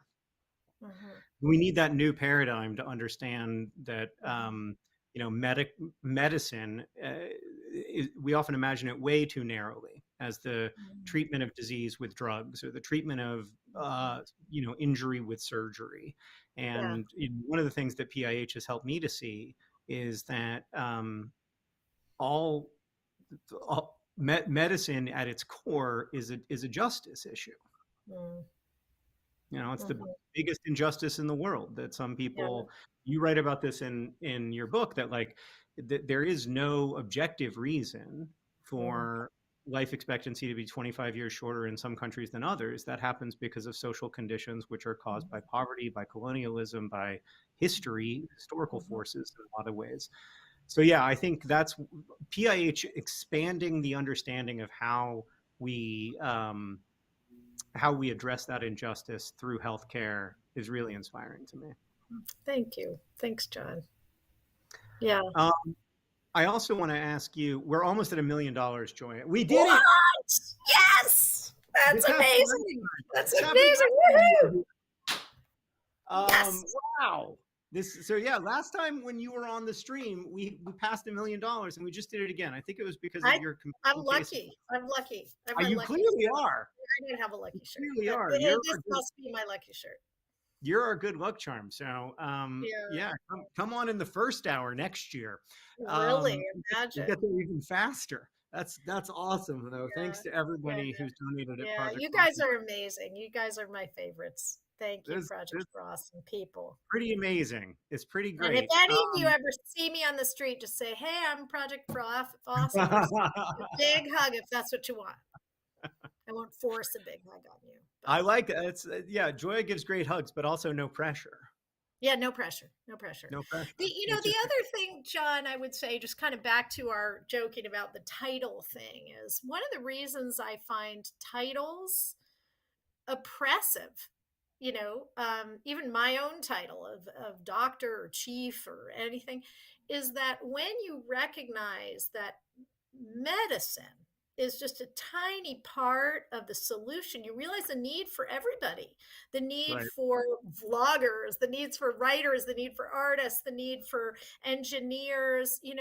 I always say our work is like stone soup. There's a famine, everybody needs to eat. A guy comes into town with a pot and he says, if you all put something little, we can all eat. I feel like I have carrots, right? Yes, I have a good education in the biomedical sort of treatments, but without all of these other things, we can't really achieve justice. So, I feel like some of the people who have been absolute heroes in our work, our drivers, our cleaners, moms who are helping other kids other than their own. I mean, there are just so many pieces of that stone soup, so many ingredients that make it work. And so, Yeah. medicine is a piece. That's really true. That's a great point, and makes it easier for me to call you Joya. Yes. Speaking of that, I want to. I'm going to put in chat again this resource page y'all have put together about things that you can do other than donate money. Like you were talking earlier, and I think it's a really important point that it wasn't just expanding access to MDR-TB treatment in this one community in Peru. It was also making the activism case, the advocacy case that this has to be expanded throughout the world.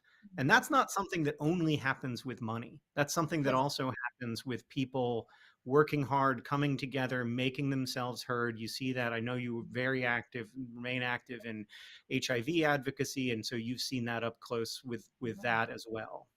Yeah.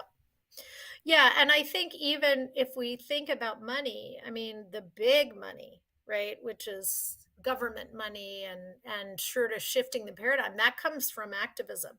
So we would not have the opportunities we do to treat AIDS and TB without the activism of, people living with AIDS, young people, people who are really willing to, to protest, to talk to their congress people, to lobby, to a variety of things.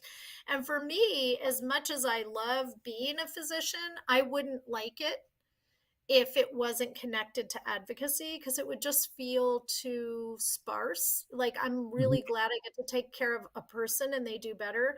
But if it wasn't tied to the larger change, I think I'd get very depressed. Because you see, like, kind of, I always think of this Pablo Neruda poem, you see the unchanging earth sometimes when you're in a place like Sierra Leone or Haiti, and it seems on that day-to-day level unchanging. But if you're able to work at the advocacy level, you can actually see massive change. And Right. that is hopeful for all of us. Yeah, that's another thing I wanted to ask you about is how you battle despair. I mean, seeing seeing the most extreme forms of injustice, seeing the most extreme suffering, Yeah. and how you go on and continue the work.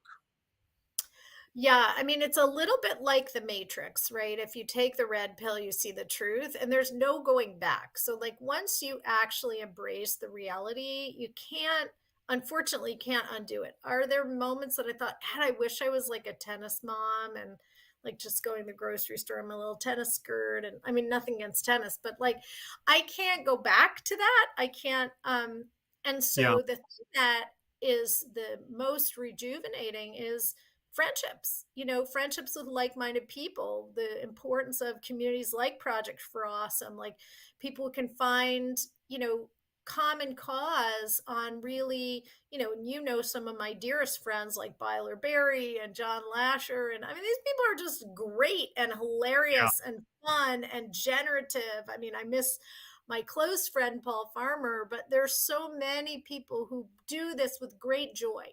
And I think to me that's what, I can't despair because I've got this amazing group of friends that are doing this work together, including you, esteemed novelist John Green. That's something Paul talked about a lot, though, like that, that a lot of the fulfillment was in shared endeavor, and how that makes you closer to your friends and closer Yeah, to your colleagues. yeah, And that's something that we try to do here too in online communities. That yeah, part of how we feel closer to each other and feel like we're doing something together is stuff like this. Like, this is the yeah, weekend when I feel most encouraged yeah, of the year, and it's because of that. It's because you're in those relationships, and you're yeah, reminded of the fact that there's lots of fellow travelers out there. You feel accompanied, to absolutely. use Yeah, a absolutely. And you learn things. I remember one time you and I spoke, I think it was at Comic-Con when it was at the Heinz Convention Center in Boston several years ago. yeah. And, just going in there and seeing just a whole variety of young people who are not trying to be these like cookie cutter people of my youth. I went to college in the Reagan era, which was the most conservative part of the, recent timeline. I was just really encouraged because, the status quo hasn't gotten us any place good. you know Yeah. so when you see that there's so many people saying, no, we're going to be our own people, we're going to think our own thoughts, we're going to be progressive, we're going to be different. I love that. I love that. Yeah. Yeah, we're really lucky that way, that our community ended up being like people I like so much. Yeah, There's lots of YouTubers out there who don't like their communities, but we're lucky. But yeah, they are. It's just it's a really lovely group of people, and self selects for that a little bit. I think yeah. like Mhm. Mhm. we're not really Are yeah you yeah kind of nerdy, or would you call yourself nerdy? yeah Well, yeah there you go. yeah Me too. yeah. I'm pretty good. I spent the last like 6 months reading about tuberculosis for fun. So Right, which is like the story of my life. So yeah, I mean, yeah, I'm like started reading like papers. I started out reading yes, books, and then nice. like now I'm reading papers. Like Dr. Mitnick is sending me papers, and I'm like, Yes. I love it. And Yeah, Carol is a fun person, she but she's is. also a really good scientist. I know, she's a really fun person. Like everybody who works in TB, KJ Sung's a really fun person. Everybody is Hilarious. great, Yeah, yeah.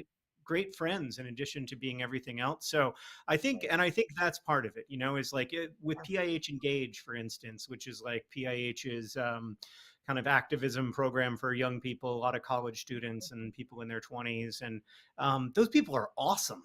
Yes. Yeah. Yeah. They're just Well, lovely. I used to joke when, before I sort of met PIH and feeling like always a little bit of an oddball, that I could just run a conversation off a cliff at a party in like 2 seconds flat, Mm, it's my talking about gift. injustice, TB, HIV, whatever, Oh yeah. malnutrition. But I said to a friend many years ago, we just decided to have our own parties. So, Yeah, I mean, I will run a conversation off a cliff about yes, tuberculosis. yes, Um, yes. I'll get somebody in a corner and I'll be like, "Did you know that New Mexico is a state because of tuberculosis?" And they'll be like, I don't care. I don't care about that." Imagine trying that on a dating app. Oh, thank God I'm taken. Right, right. That stuff seems It's very stressful. painful. It's painful That out there. Yeah. that seems very unpleasant and Yes. stressful. Yes. Yes. Yeah. So I feel for all the people who are on. I don't know. Maybe it's great. It just maybe it's fun. It's just not for me. So I hope Well, that it's I'm. not for anyone because they're all trying to get off, but I'm just saying, like, they're running the conversation off the cliff. That's true. That's true. Yeah, I'm I not would good be, at yeah. If I was on those apps, people would be like, "How are you?" And I'd be like, "Well, very concerned about about tuberculosis, right, and you know, malnutrition and the rising rates of food costs in poor countries. Like this is a huge problem." it's shameful. Um, yeah, which is because like, it's important to say that like inflation is a global issue, It and in a is. country like Sierra Leone, which already had really high, kind of chronically high inflation, having this jolt of new inflation is a real challenge. Like It's a huge problem. it's a real hardship, and is driving a lot of the yeah a lot of the difficult healthcare outcomes there. Mhm. Definitely. So yeah, it's both and it's both like fun and funny and hard and heartbreaking like the rest of Mhm. life. Yep, yep. Yeah. Well, So if you're gonna Joanna, take the red pill, you just have to find your people.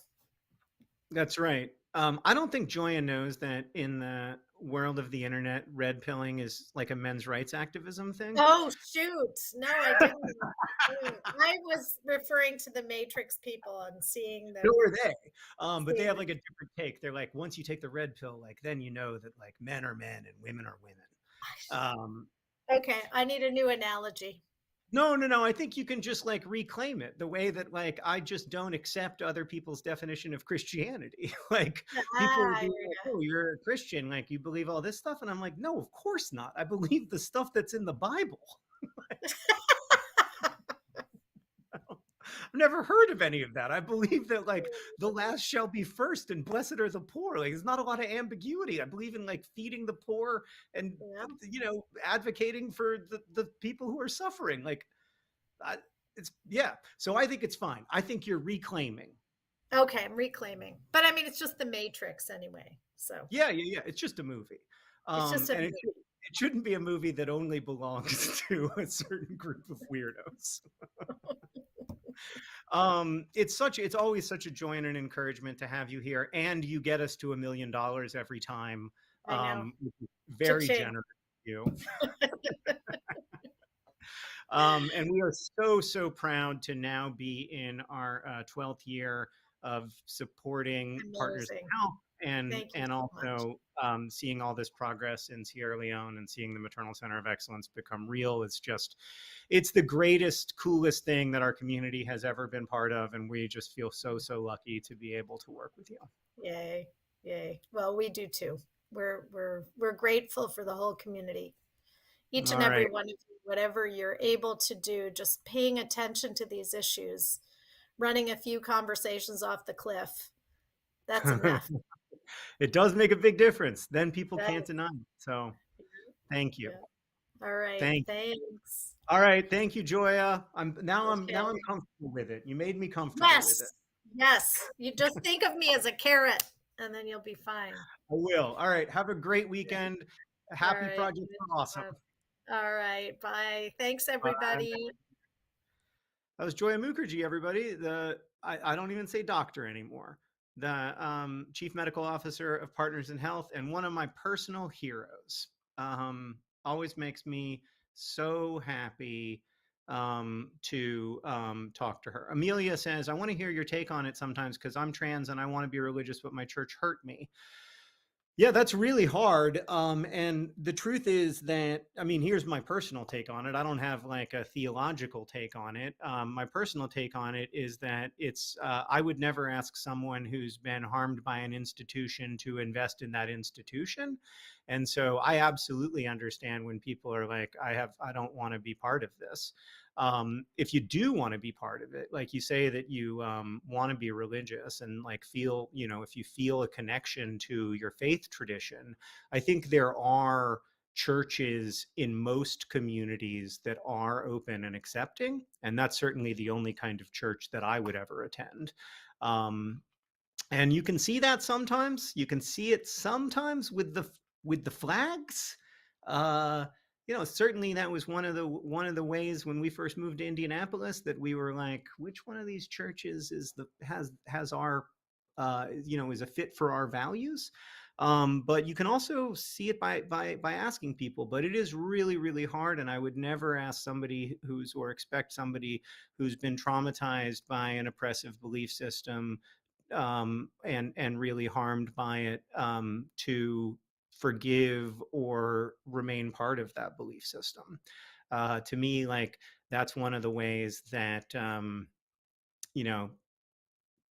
religions, my religion is Christianity, so I only feel like I can kind of speak from within that, but it's one of the ways Christianity has really been a harmful force in the world on many occasions, is by oppressing and marginalizing people. And unfortunately, that's not just part of our history, that's also part of our present.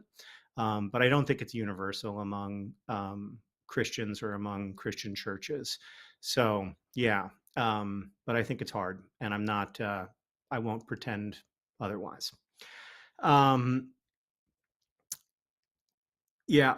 Okay. So that was such a great conversation. I like Joya so much, and she's just one of my heroes. And it's so cool to have her here at the Project for Awesome, like the chief medical officer of PIH, one of the, most important.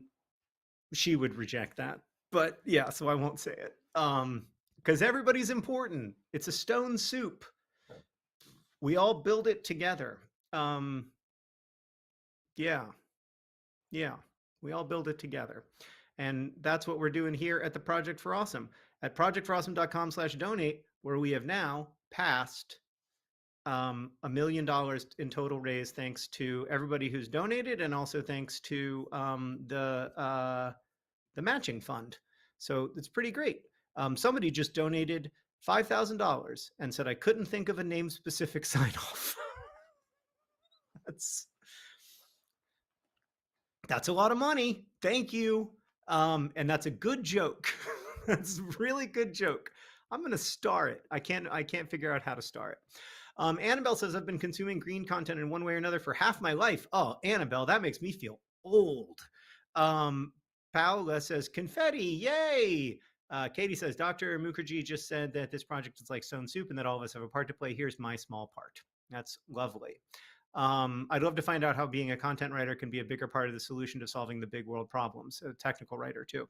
Yeah, I mean, I think sometimes that's really hard. Like I remember feeling that, and I still feel it to some extent. Like I hope that my novels are good and helpful, and that like people like them or whatever. But I also feel like they're very far away from addressing the great injustices of our world. Like, to be honest with you, I feel like, I maybe they can be helpful in some way, but I often feel like that same sense of like, geez, there are people solving real problems, and I'm writing stories in my basement.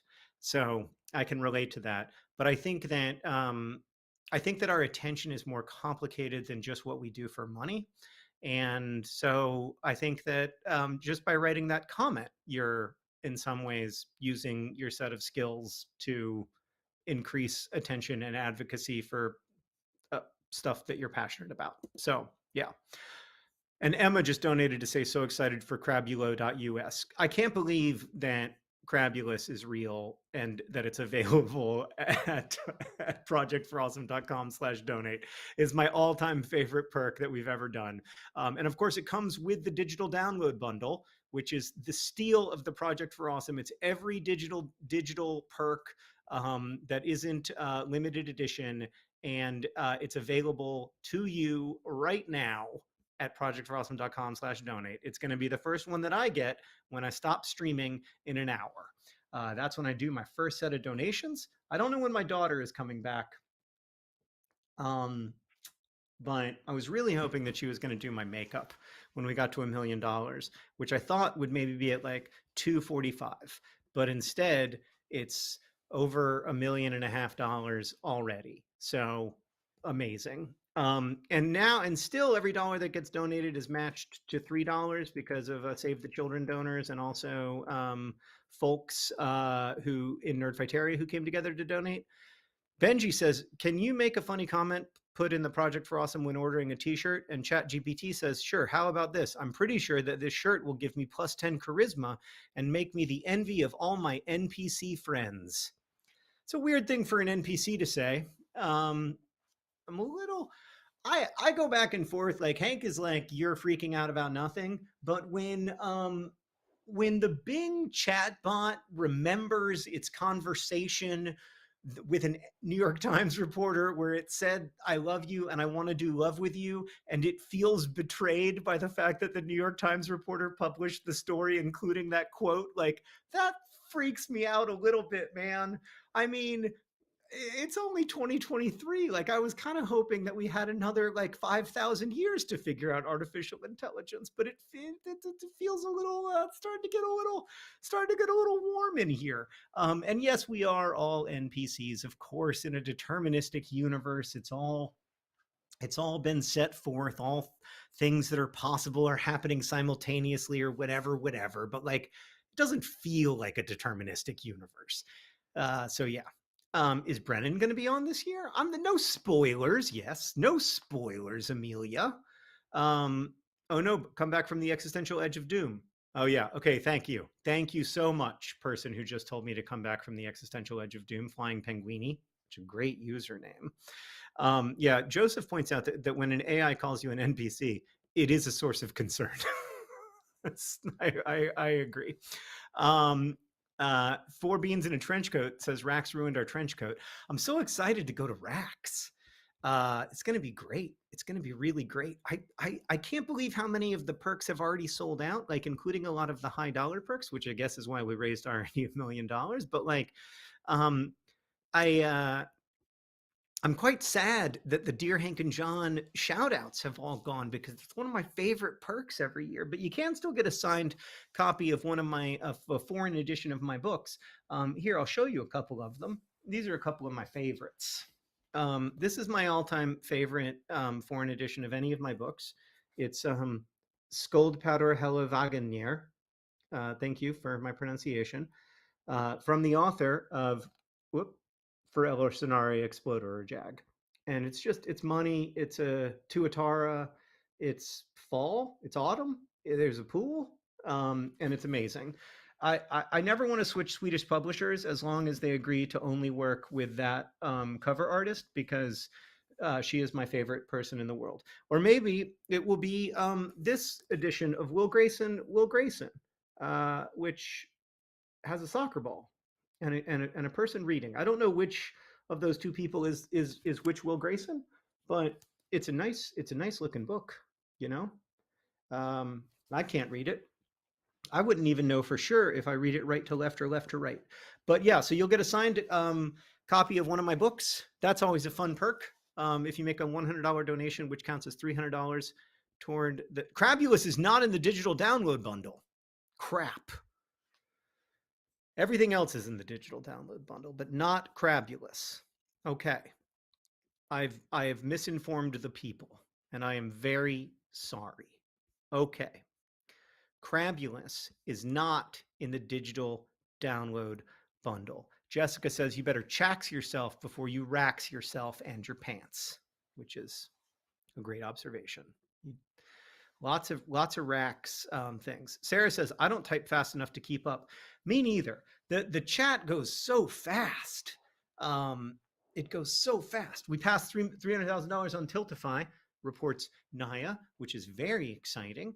Are there writing short story perks? No, but there should be. That's a good idea.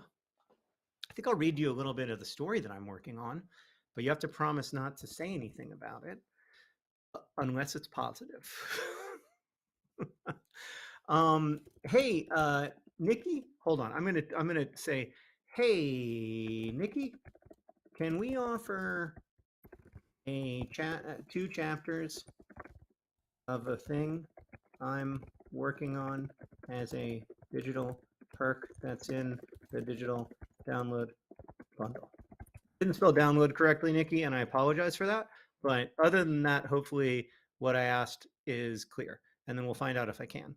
But yeah, why don't I read this in celebration of maybe just like $12? You tell me, Nikki. What would be an appropriate price? Yeah. Okay. So don't say anything.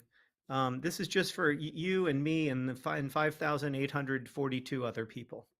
So yeah, we're gonna put that up as a perk. And once it's up as a perk, I'll start reading. But you can also, there's so many other things that you can get, like Nerdfighter knitting sock patterns and 2023 Project for Awesome sticky notes. Who doesn't want a Project for Awesome post-it note? But we can't call it post-it notes because I think that's yeah, illegal. So it's a sticky note. That way they won't get us. You can get an exclusive episode of Dear Hank and John, an exclusive episode of Dear Catherine and Sarah, my all-time favorite podcast, where our spouses give much better advice than we ever could. You can get, there's still so many things that you can get. You can get one of Sarah Uris Green's doubles prints, which are so cool. Sarah says, all going well? Great, already past million. Yeah, okay. I'm going to read, once this is up, I'm going to read to you. Let me make sure that this actually works. So yeah, so this, I'm not going to tell you what the title is. Maybe I will. It's called The Trauma Plot. I don't know how much you know about, I don't know if that's a good title. It's not finished. Remember like 3 weeks before The Fault in Our Stars became available for pre-sale?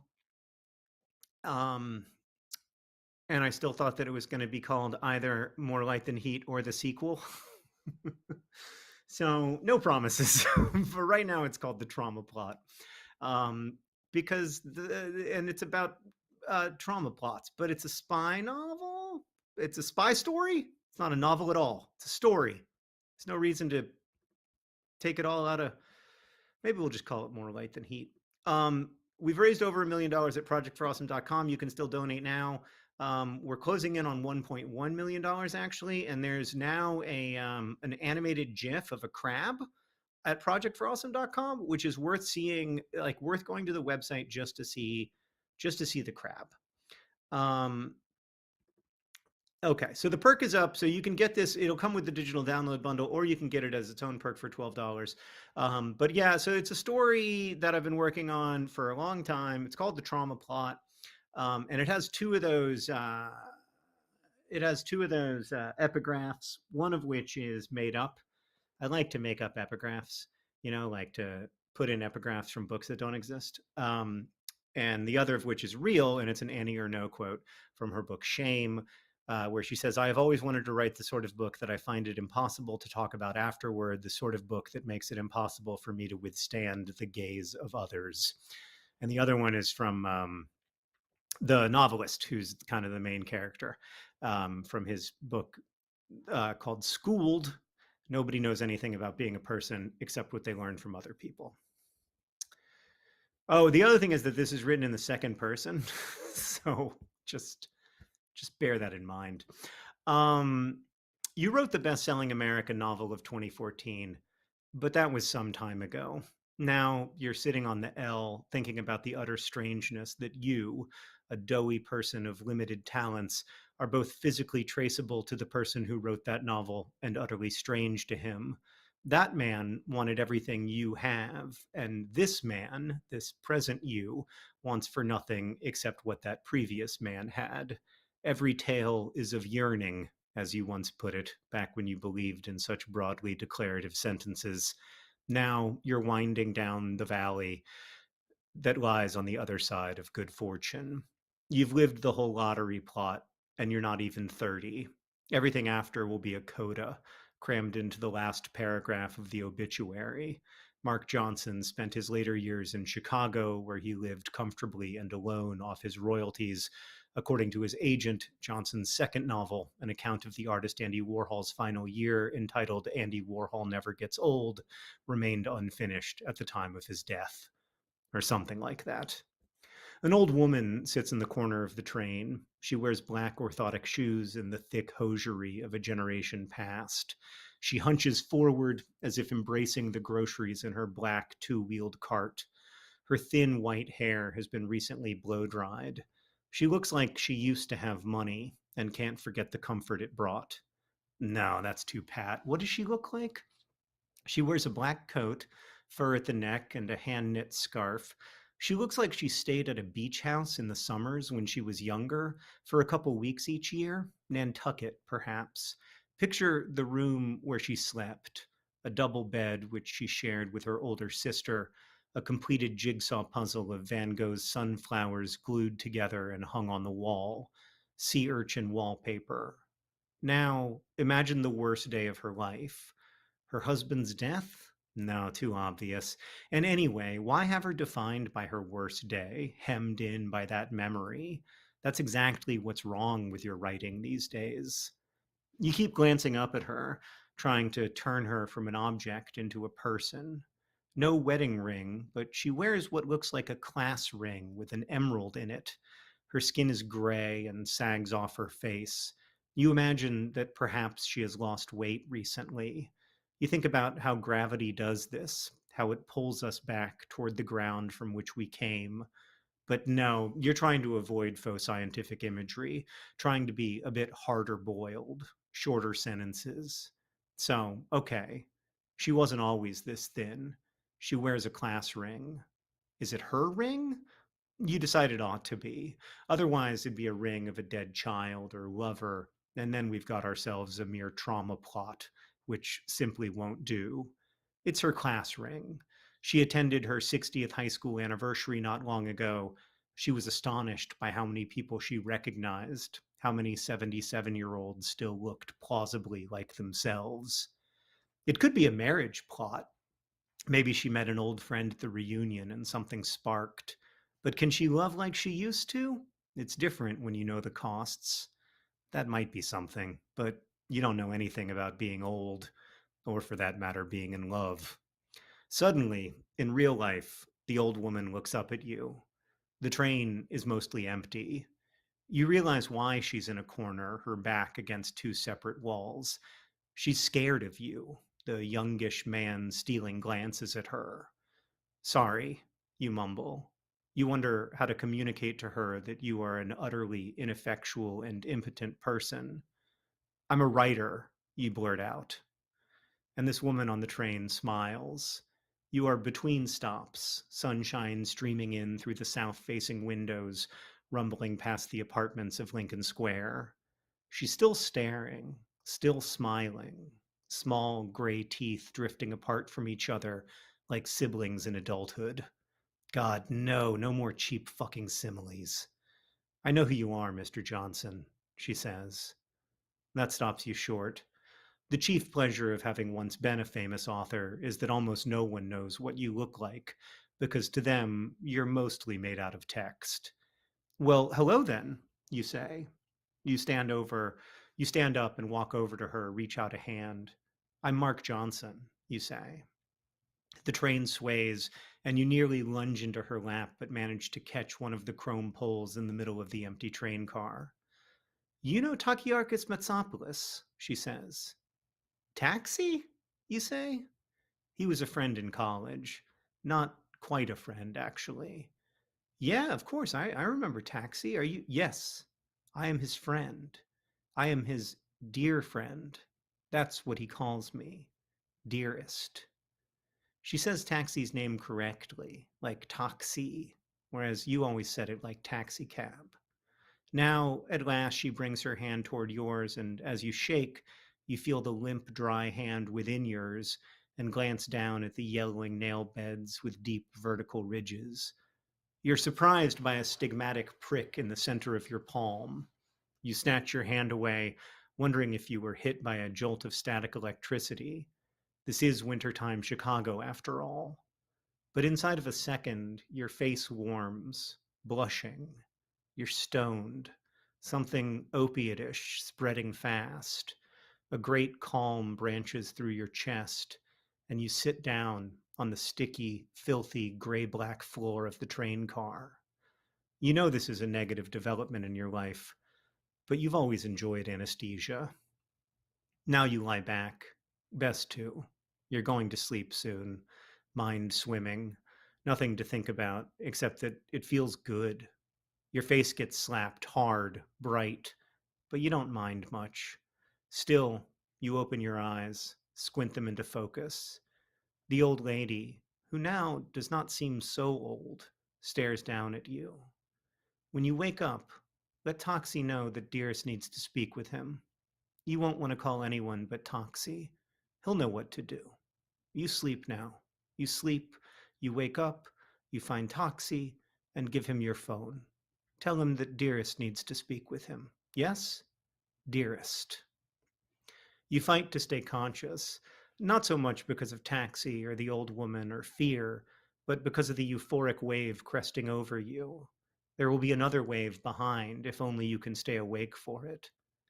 You've only ever thought in words, not images.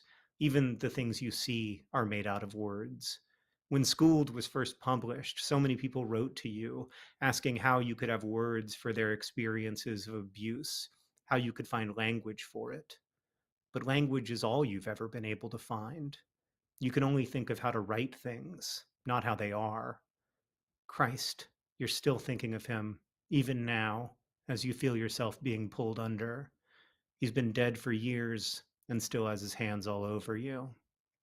As you drift down, the words give way at last, and finally there is something to see. White, ghoulish wisps slither in your nose. How can you see them with your eyes closed? You see them because you can see all of you, because you are distant from you, an observer at last, seeing yourself as others see you. Look at you, in sweatpants and a plaid button down, a black puffy coat that has never been warm enough. You're sprawled out on the floor of a brown line train in the city you love. It'll be over soon now. All the worry and ambition ends here. The race is run. You watch as the woman inserts an old flip phone into your coat pocket and then zips the pocket up. How can you be seeing this? Now the woman is walking away. The train is slowing. She timed this. You don't feel like yourself. The image is going grayscale, pointillist. But you can still see yourself. Almost. Look at you, jaw agape, muscles slack. You used to be so young. So that's the first little section of this story. And there's more of it that is available at projectforawesome.com/donate. Yeah, so there will be like another like 10, 5 or 10 pages. Yeah. Maybe 10 pages. John sure loves his second person, doesn't he? I feel like I don't do second person that much. I've never done it this much before. Never, you know what it is? I do like second person novels. Like I love Mohsin Hamid's How to Get Filthy Rich in Rising Asia. But you know what it really is? It's TikTok. There's this storytelling strategy on TikTok where people will be like, put a finger down if you, and then they tell a whole story about themselves, but you is the main character the whole time. And I just love that. I love the idea of like forcing the reader or the listener into the perspective. Like it's such a it's almost like a such a violent, aggressive way of saying like you you may not like this character, but you will be empathizing with them because you are you.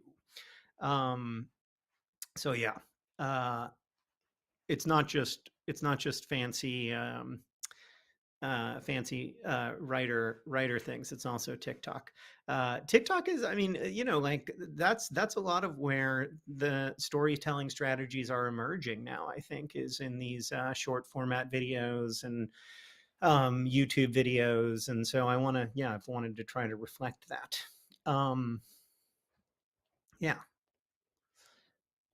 Mustache John with the tie and the coat makes me uneasy. You and me both, Teresa.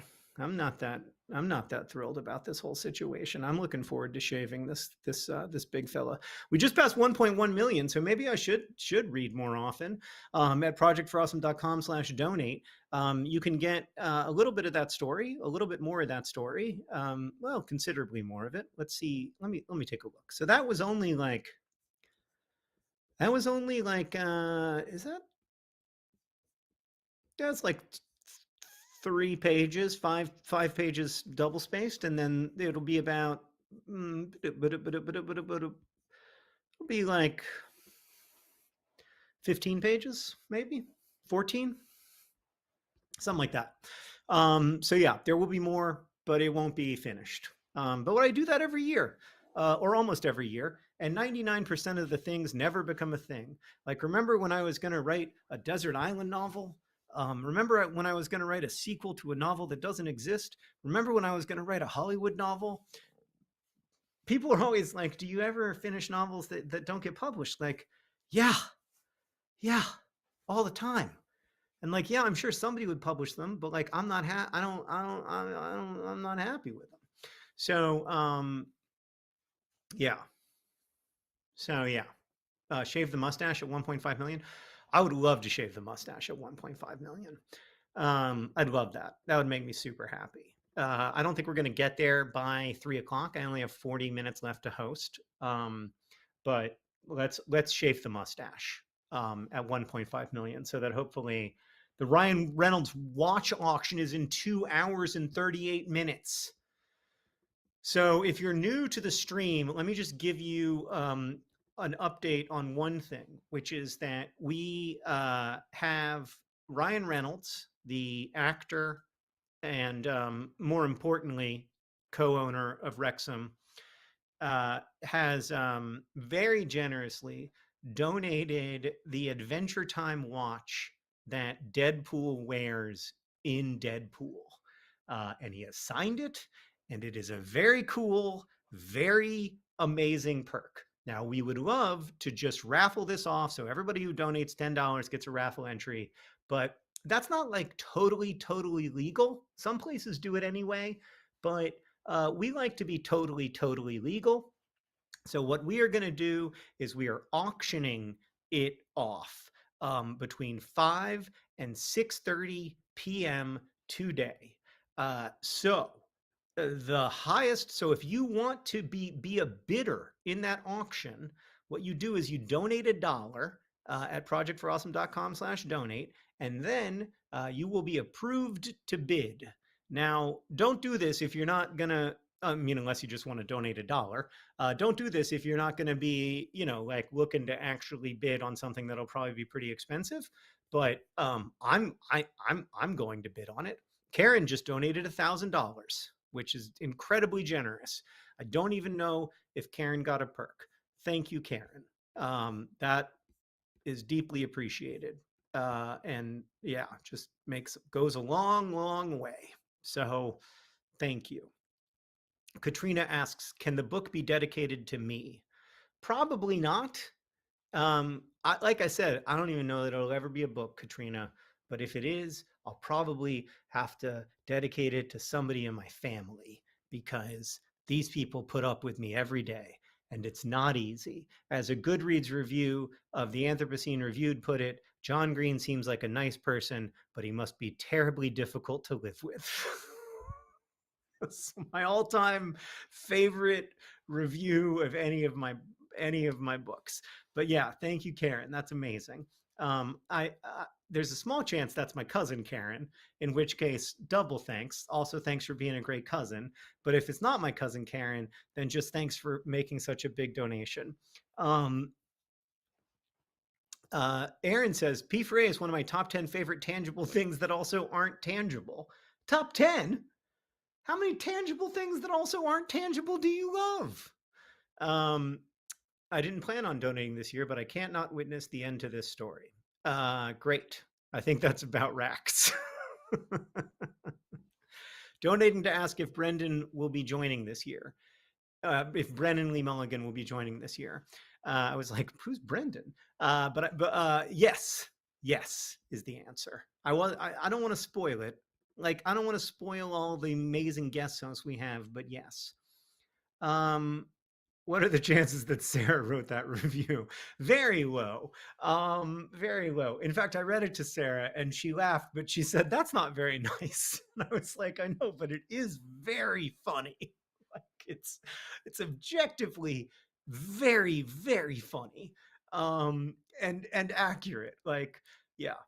Uh What's my favorite fun fact that I learned this week? Well, I just learned today from the P4A chat that the tuberculosis vaccine, BCG, which has been available since 1912, I think, and is not great at preventing tuberculosis, but does provide some measure of protection, especially in preventing severe disease in children. I just learned that from somebody in chat that disease is also used to treat that vaccine is also used to treat early stage bladder cancer sometimes, which is something I did not know, and is proof of the fact that there is an infinite number of things to learn about tuberculosis. I could spend the rest of my life doing nothing but learning about TB and never be disappointed. Okay. Alice is not going to be doing my how do you look at your Goodreads reviews? I would die. Kat, I do die when I look at my Goodreads reviews, but I look at them anyway. And I shouldn't. It's a character flaw, but I do. Not all the time, but sometimes in my weaker moments, I do. John's outfit and stash is giving off 80s vibes. It's true. It's true. It's very true. I mean, I feel like I give off 80s vibes in general. Yeah, I don't know. Maybe I need to put this. Uh-oh, I froze. Maybe I just need to do that. Is that better? No, that's worse. I think that's the look. It's a little 80s to like keep the top button unbuttoned. Yeah, I don't know. That's not too bad of a look. Uh, I don't mind if it's 80s vibes. The stash is the real problem, but we're taking it off at 1.5 million. There's also research underway looking at BCG with type 1 diabetes. Wow. Well, I'll have to read all about this. Can Ryan Reynolds get us Taylor Swift tickets? I don't know. I don't think so. I mean, maybe, but I don't think so. I think that I think we need to let celebrities be generous in the ways that they can be generous. I don't know. Does Ryan Reynolds know Taylor Swift? John, with the tie up, you're giving door to door salesman vibes. Okay, that's good. That's good to know. Why are you wearing the coat and tie? For fun? Asks Juliana. Yeah, for fun. I just felt like it was time to like dress up the Project for Awesome a little bit. We're trying to raise money here. We've already raised over $1 million just in the first $1.1 million just in the first 2.5 hours of the P4A. Like, I just felt like this is serious business now. It's not like 2010 when I could just get on a real low res live stream. That said, like it's a very fine line, right, between like an overproduced live stream that doesn't feel intimate and doesn't feel like the Project for Awesome, doesn't feel like community-ish, where we're like all on a set and it looks kind of fancy. I'm just in my basement, like I'm looking at the PlayStation right now. I'll give you a quick tour of my basement so that you can understand like contextually where I am. That's where I am. Like that's the PlayStation, that's my TV, those are paintings. There's a Diet Mountain Dew. Like I'm just hanging out in my house. And I think that's the right vibe for the P4A, but I did want to dress up a little bit. I can't promise that I'm going to be dressed up at like 7 o'clock tomorrow morning, or even 6 o'clock tonight. Can't make any of those promises, but I felt like it was right to dress up for now. Adam just donated to say longtime listener, first time caller. P and K just donated to say from some poor devils of sub librarians. Which I don't quite get that reference. Anonymous said, I always told myself that once I have money of my own, I'll donate as much as I can instead of hoarding the wealth. Well, I'm 18 now and I have money. Good for you, but also take good care of yourself. Don't donate money you can't afford to donate. I always feel like during the P4A, I have to like hold back people's generous impulses, which is maybe the wrong strategy. But thank you so much for donating, Anonymous, and congratulations on being 18 and legally an adult. Anonymous says, I'm celebrating my dog Mabel's 10th birthday today. Can you wish her a happy birthday? I can do better than that. I can scare Mabel on Mabel's 10th birthday with a champagne popper. Whoa, that was a loud one. Sorry about that, Mabel, but happy birthday. Whew, that one really got in my nose. I've always wondered what the flag-like strips hanging on your wall are.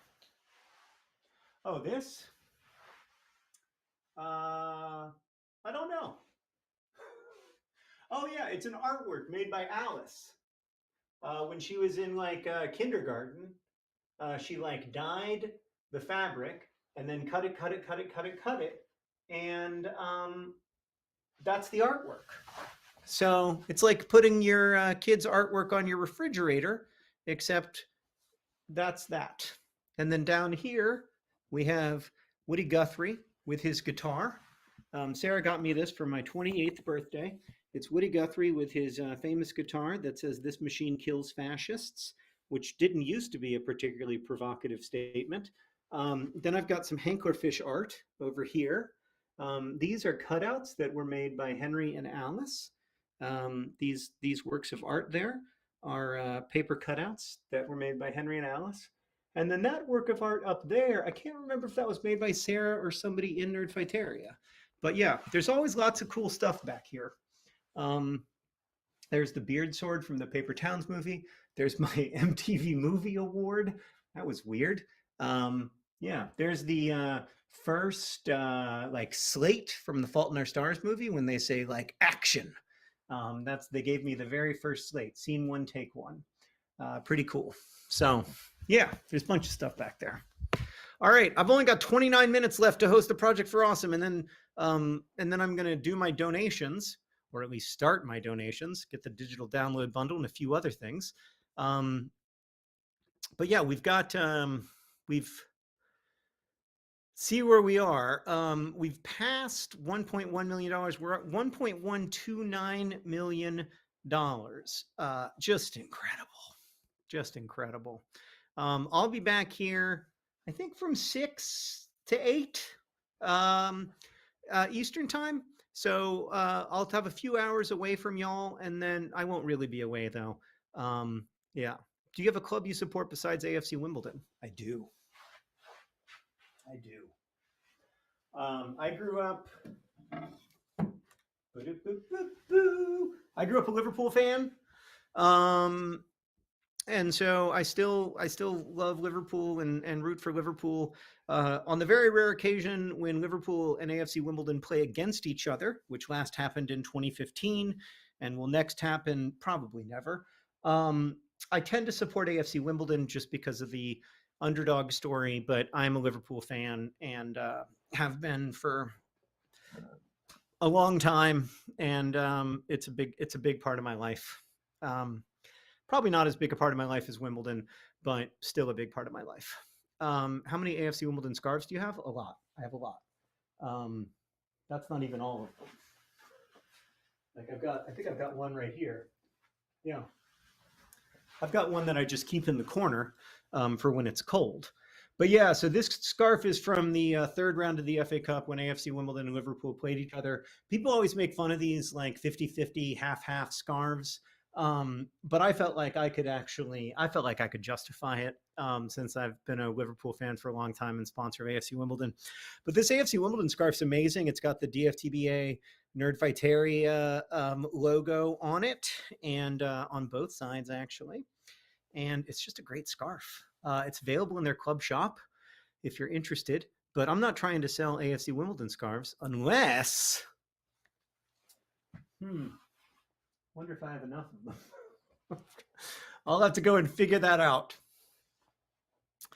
They're not really warm, no, but they're okay. What do you want to put in that big empty part of the shelf? There's always like books up there, and then I move them. You know what's cool though, that I don't think anyone's seen is there's in the Turtles All the Way Down movie, which I think is coming out at some point. There's the Pickett Center for Tuatara Research grand opening ceremony, and they gave this. This is like in the background of the movie at one point. It's like on the desk of Russell Davis Pickett or whatever, and they gave it to me as a present, and I just. The young people and the non-young people, the cast of that movie is just the loveliest group of people. Bella Merced and Cree and Felix and Judy Reyes are just such wonderful people, and they just saw the movie. And then they like FaceTime me after they saw it, and everybody was crying and I was crying. It was just really lovely. So yeah. Yeah. It was lovely.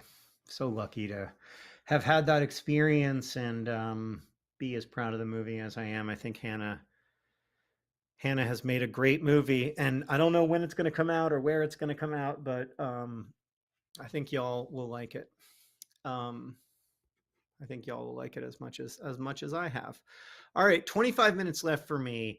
So I want to make sure that I do a good job of helping us get toward our $400,000 goal at Tiltify. We're at $325,000 raised so far, thanks to matching donors and the money we came into the Project for Awesome with. That means that we've raised a total of $1.135 million.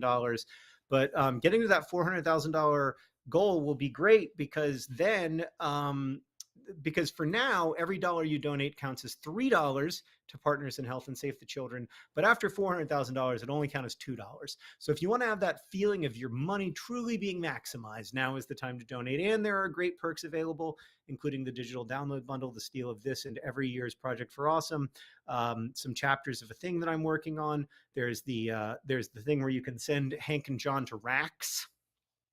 And then you get an exclusive video and possibly a live stream of us at racks. Now lots of people are going to say, what's racks? I can't explain it. Hank will thank you in a TikTok. I'll thank you in a TikTok. You can see all my private TikToks from the year. You can be animated into, you can get the 2023 P4A blanket designed by Zoe Ryder. Oh, I'm totally going to get that. That is a beautiful blanket. I still have my, I have this one. It's a little weird to like snuggle with a picture of your own face. Wait, is this not it? Oh yeah, it is. It just takes me a second. I don't have the spatial intelligence to understand that that's a face.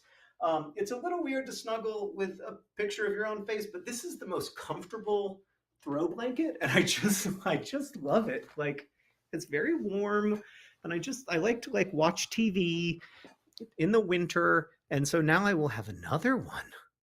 And this one's even cooler, and it doesn't have my face on it, which is a massive advantage for me, because sometimes people, like when Chris and Marina come over and watching a movie, they'll be like, are you underneath a blanket that is depicting your own face? And I'll be like, yeah, a little bit.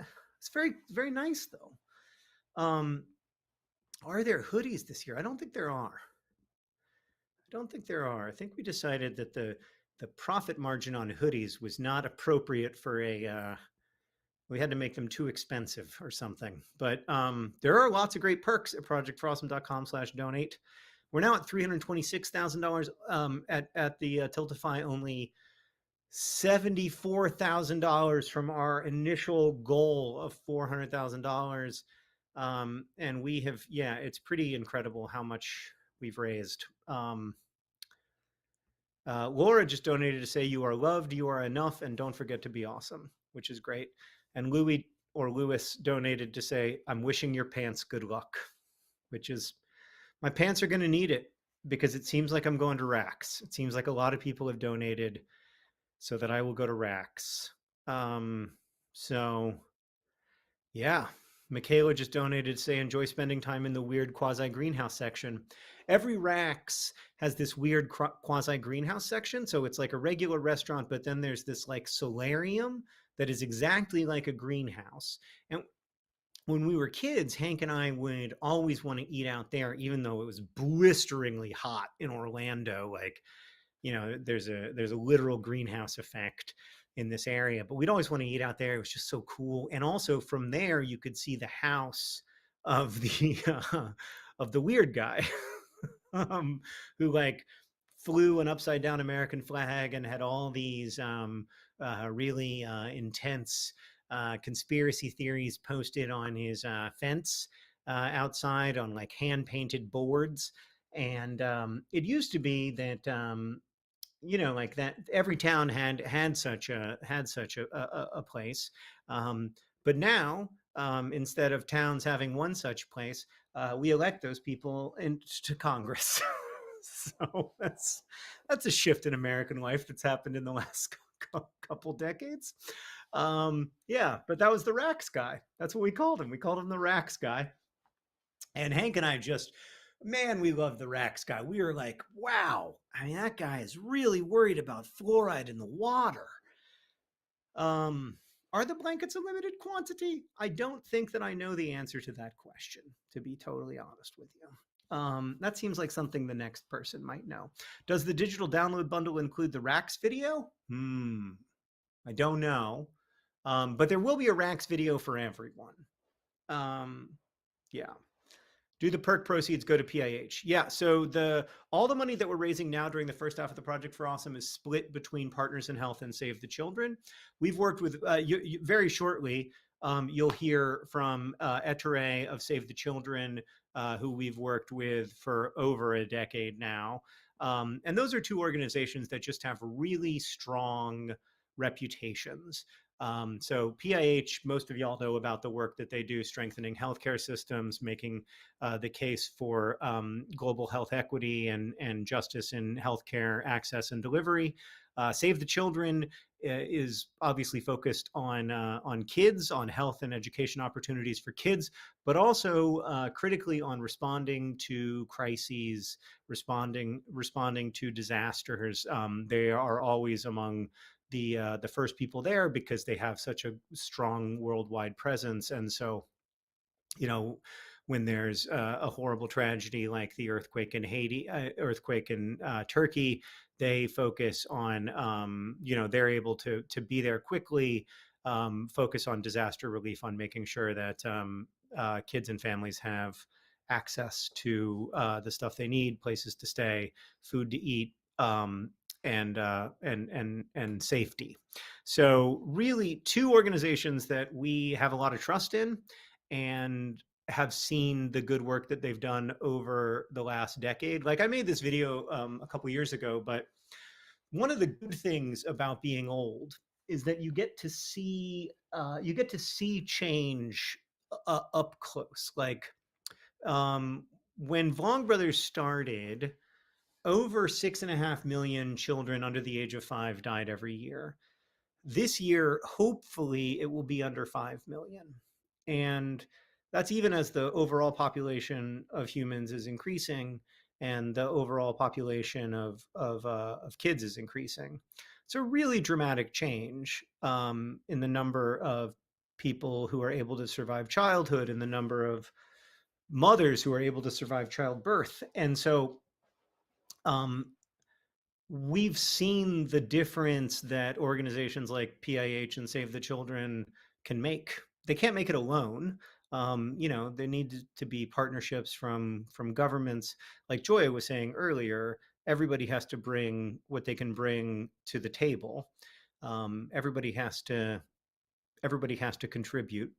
And so I think those NGOs work best when they're in deep partnerships with governments and deep partnerships with big health funders or big education funders globally. But the difference is real, like the change is real. So yeah, that's who we're raising money for now. And then during the second half of the Project for Awesome, the other part of the P4A that's really important is going to projectforawesome.com and voting for P4A videos. that are about the charities that you want us to give money to. So whether that's an organization like Thirst Project that builds wells in impoverished communities to make clean water available, or whether it's an organization like She's the First, which we've supported in the past and does great work, or a small charity like This Star Won't Go Out that provides direct financial support to families of kids living with cancer. Those together, we decide through your votes which of those organizations to support. And it's really great because that's where we can, in the second half of the P4A is really where we can focus on charities that are smaller, or that are trying to address like more specific granular problems, food banks, in environmental charities that are focused on particular issues, things like that.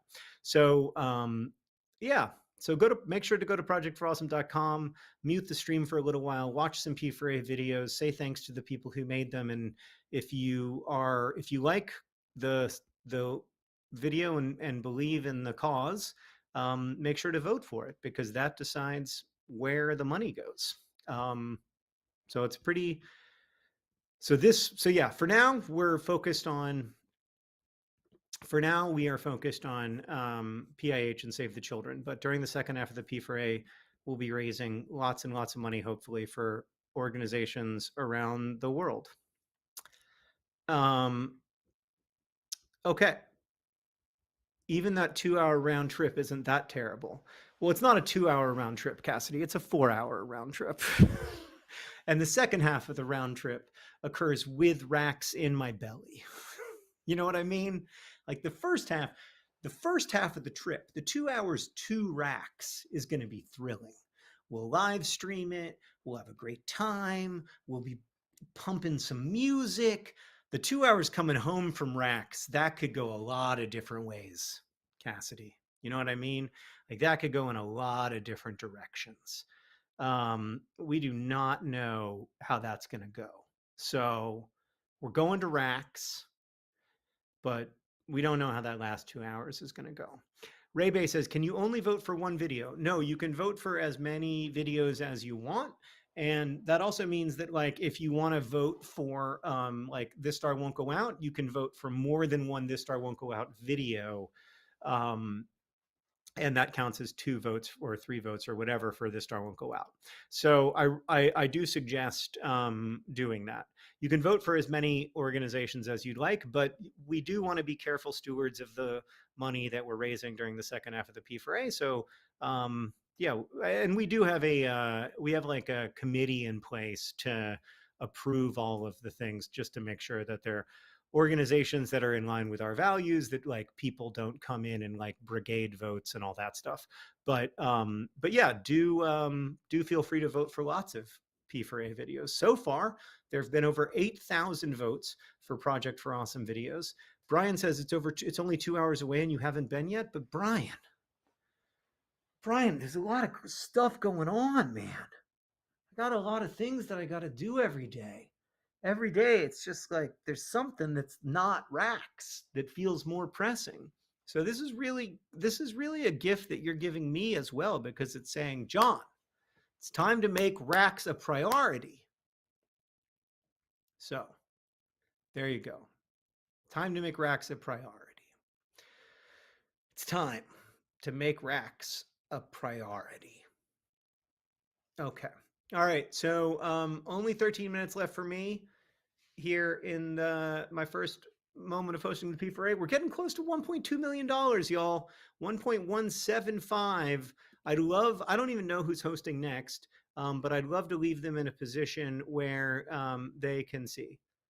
The blankets are unlimited, and Racks is not in the digital download bundle. So there you go. The Racks experience.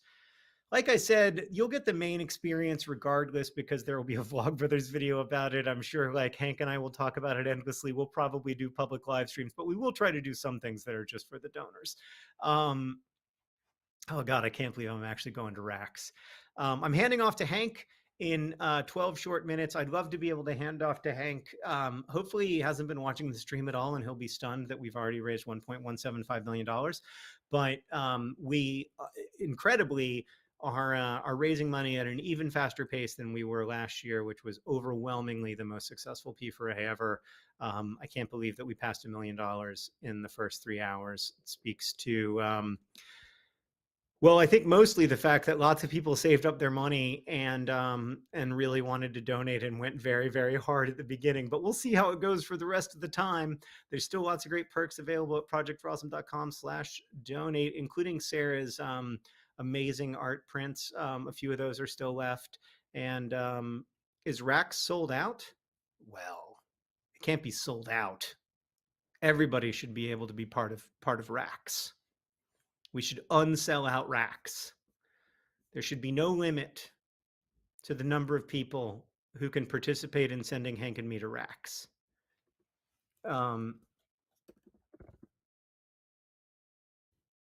think that everybody should be part of Rax if they want to be part of Rax. I don't think that we should limit the number of people who can be part of Rax. What selling out means, well, we're going to add more, but what it means is that 1,000 people have donated $20, which means that Hank and I are going to Rax. But we don't need to limit the number of people who are sending us to Rax. Like, I want everybody to send us to Rax. That's my opinion. If you want to be part of the I was trying to think of how you say Rax experience. The Rax experience? The Rax experience, the Raxification of Vlogbrothers. The Rax experience works fairly well.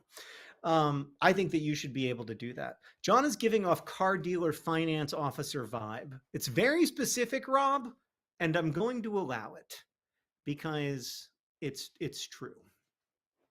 It's true.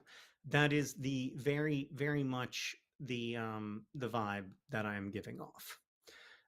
If you want to be part of the Rax experience, Hank wants to call it Hank and John's Raxcellent Adventure, which is good. That's good. I prefer to think of it as John and Hank's Raxcellent Adventure. It's not mine, it's in the memes. But it's going to be Raxcellent. And indeed, like, isn't Raxcellence what we are all reaching for in this world? Projectforawesome.com/art, by the way, is where you go to submit your art. I'm going to put that link in the Raxtravaganza is very good. Hank and John's Raxtravaganza. That's a good one. Hank and John's Raxtravaganza. The Raxtravaganza. I just can't stop saying it. After 3 hours, I'm a little loopy. Raxtravaganza. Our Raxcapade. There's so many. There's so many potential. It's endless. Oh, our Raxcapade. Our Raxcellent Adventure. God. We are really hooking up Rax with some free promo. The Raxtravaganza. How is Rax not succeeding when they are named Rax and they have all of these puns at their fingertips? Like, that feels to me like Rax should be on its way up. Forget about Arby's. You know, Raxelmania. These are gold. These are gold. Megan says Raxageddon, which is what the car on the way back is going to be called. The Raxageddon mobile. The Raxcapade is so funny. The whole thing is so funny. All right.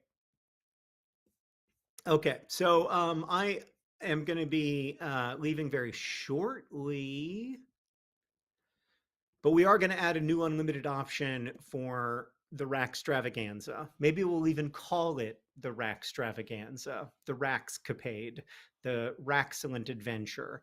I don't have a favorite. They're all my favorites. But projectforawesome.com/art is where you go if you want to submit your art or your memes. I'll be making some memes while Hank is hosting. And we're very close to $1.2 million. Wouldn't it be great to be able to say to Hank, like, hey, we got you to $1.2 million. So 3 hours from now when I come back, it better be at 2.4.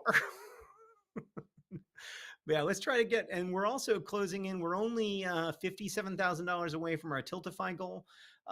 But yeah, $1.188 million. Want to thank some of our recent donors real quick, including Legendarius, who just niceified the live stream total by donating $1.72 to try to keep it at 69. At the John says, John, 12 years ago in middle school, I shared a copy of Paper Towns with a girl who was new to my school. We've been together ever since and have built a loving home together. Thank you.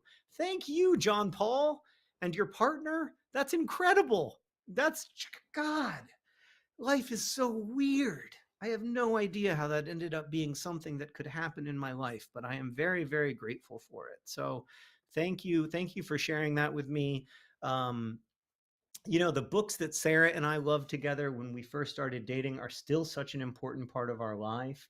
Like, we still reference them all the time, and they're still a huge part of the lens through which we look at the world together. So that is just really cool to hear. Thank you. Jordan says, I'm hoping for Crank Green related content. Well, good news. Crank Green's going to be back here in a moment.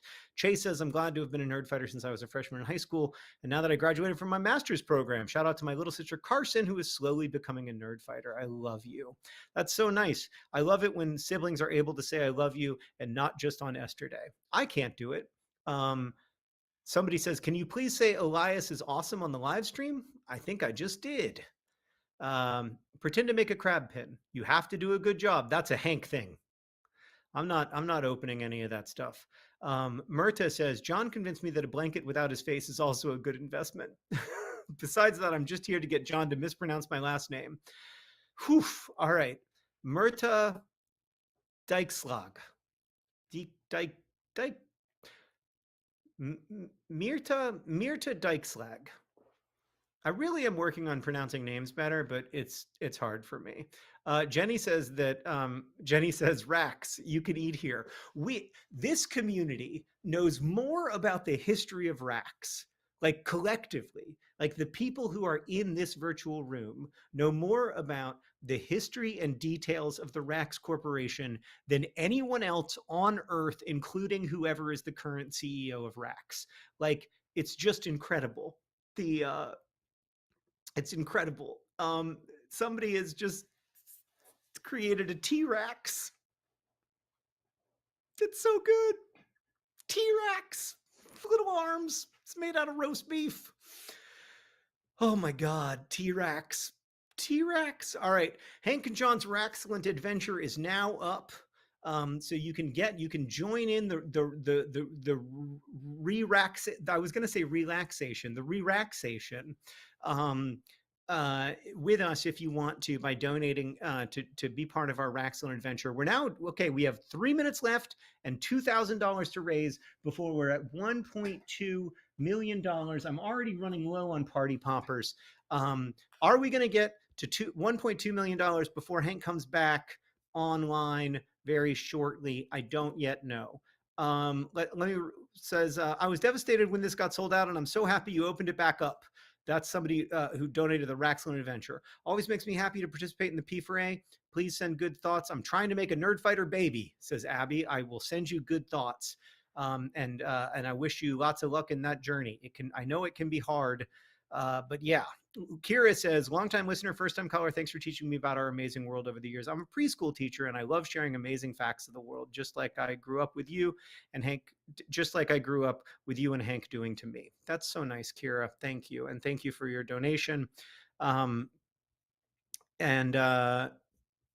John also donated, as did Tabby and Lenave and Raya, with Ali and Ava and Alyssa and Erica and Megan and Thomas and lots of other folks as well. Anna donated to say racks on racks on racks. And Gregory donated to say raxing up the dollars. This is incredible. Hugh Techty donated to say, I have great raxpectations for this video. Delaney just donated and said, I've witnessed most of the P4As for almost a decade. It's always amazing to me to see it happen again. What a beautiful community you've built. Well, Delaney, what a beautiful community you've built too. I really feel like we've built it together and that it's something that we share. And I feel so lucky to share it with you. We just passed $1.2 million. Woo! I caught that one pretty well, not to brag, but that was, hey, it's Hank Green. TikTok sensation Hank Green. I actually didn't realize I was live, so thanks for letting me know. Welcome. You just passed $1.2 million, Hank. I heard all you reading from your new story, which was fantastic. Yeah. I don't know if I know that I've never heard any of that. I don't know if maybe I should have, but I haven't. No, there's no reason you would have. Thanks for listening to it. I am going to go make some donations to get myself a blanket. That's a good idea. I have a number of things to discuss without you. Okay, I'll see you at 6. Okay. Goodbye. Bye. See you later. Happy P4A. So there have been, so at projectforawesome.com/art, you can submit various artworks, and there've been a lot submitted. And I just want to show you just one right now, because it came in really fast, and it makes me kind of wonder, like, how? That's real gross and awful, and I hate it. But it does seem like you created that peep from scratch in a 3D program and then filled it with beans. So whoever did that, Tim, it would appear, is who it was. Well done. And it's terrible. And I can go, I also realized while watching John, because when I'm just doing it on my own, I can't really see what's going on. But when I'm watching it here, you can actually, there's a little thing that pops up and shows people who donated. I've also got my chat here, though it looks like, it is indeed updating now. And it really, oh yeah, maybe that was probably made with artificial intelligence, I realize now, but maybe not. I don't know. Did you just ask Midjourney to show you? I don't think so, but maybe. I don't know. That looks like it was made by hand. Is what I think. Is what only Tim knows for sure. The name of it is Jeffrey Potato. I don't know why that is. Raxberry Beret. Yes, she wore a Raxberry Beret. That's great. We are Nerd Raxteria now. Okay, good. Well, we didn't really know that Rax was going to take over so much of the vibe, but there has been lots of Rax art created and shared. There's this. Let's show you that. This one, who is it from? It's from Tim Ritz. And yeah, it's Mr. Delicious. At the top, it says Tyrannosaurus Rex. I mean, I would wear a Tyrannosaurus Rex shirt. Dang it. I would wear a Tyrannosaurus Rex shirt. Okay. One of the questions I had, and I bet someone answered it for me. Well,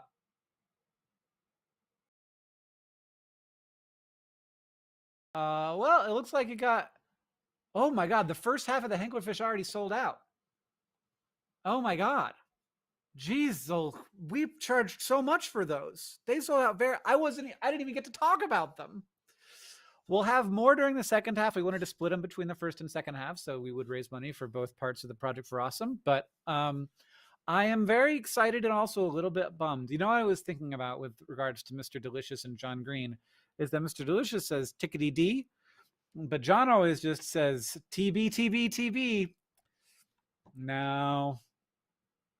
So there's something there.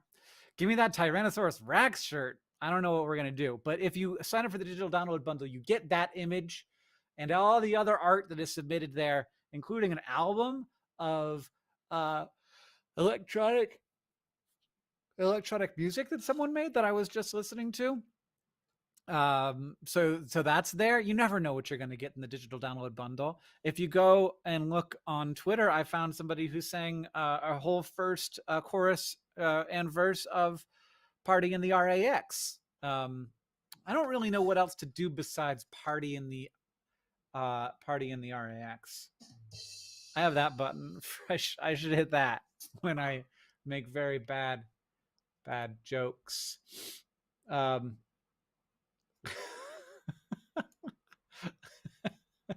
That face that John got stuck on was really good, and I'm going to share it with you right now.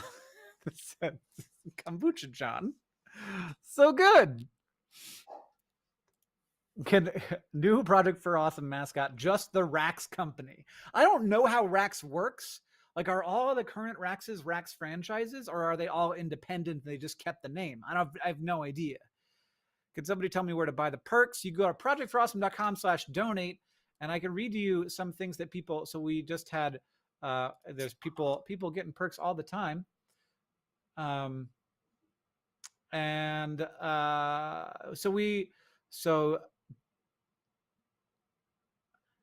Tabby spent $50 on the Nerd Fighter knit sock patterns and said, "Rad is love Rax's life." Gary got the Crabulous monthly subscription. You get a crab in your inbox every month, and said, "Heck yeah!" And so another person, Jess, also got that, and Daniel got the 2023 T-shirt, and Sparkles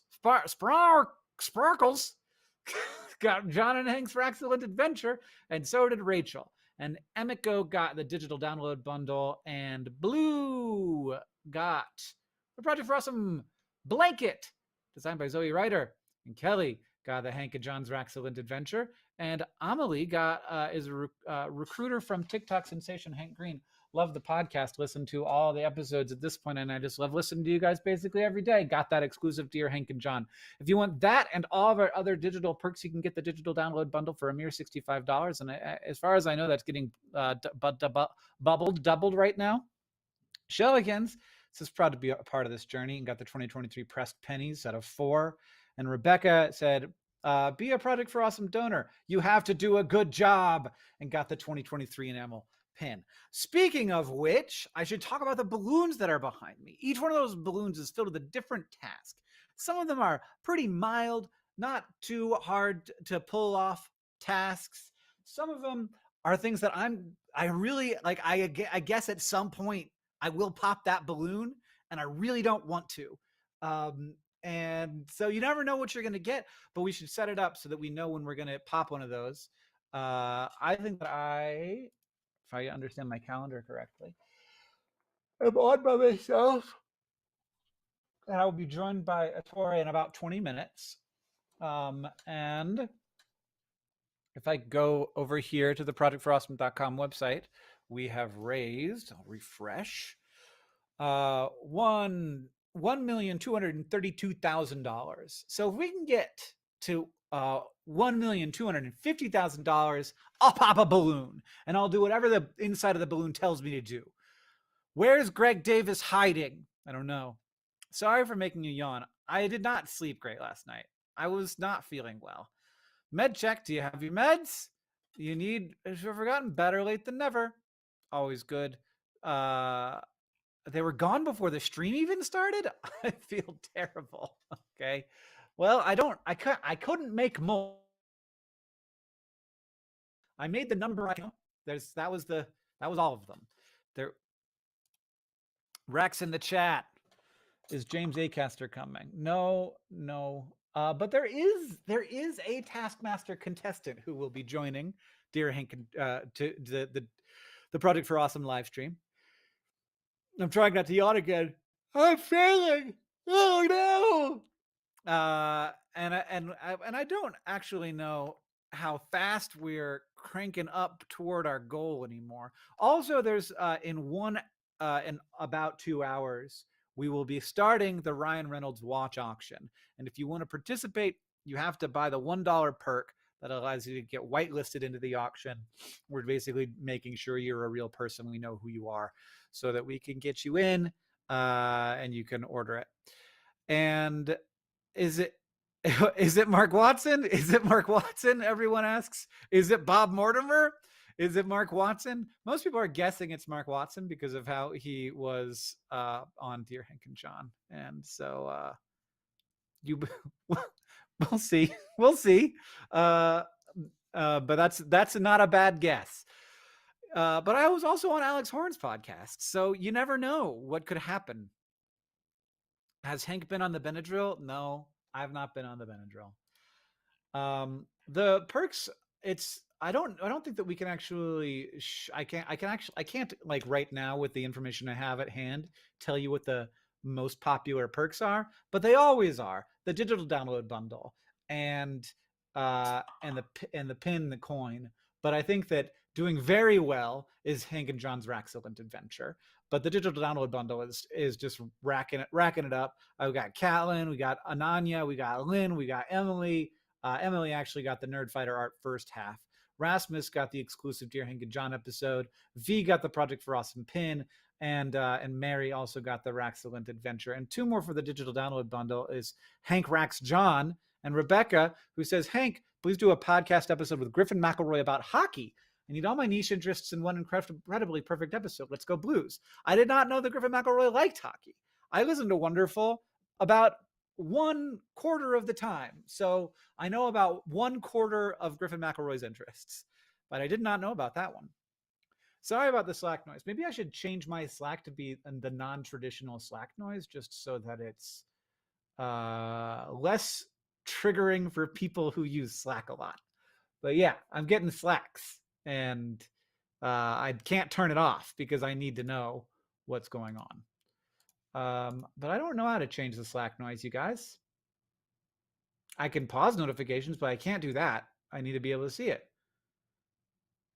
Somebody knows how to do that, but we're not going to find out now. I should change my noise to the hummus noise. I don't know what a hummus noise is.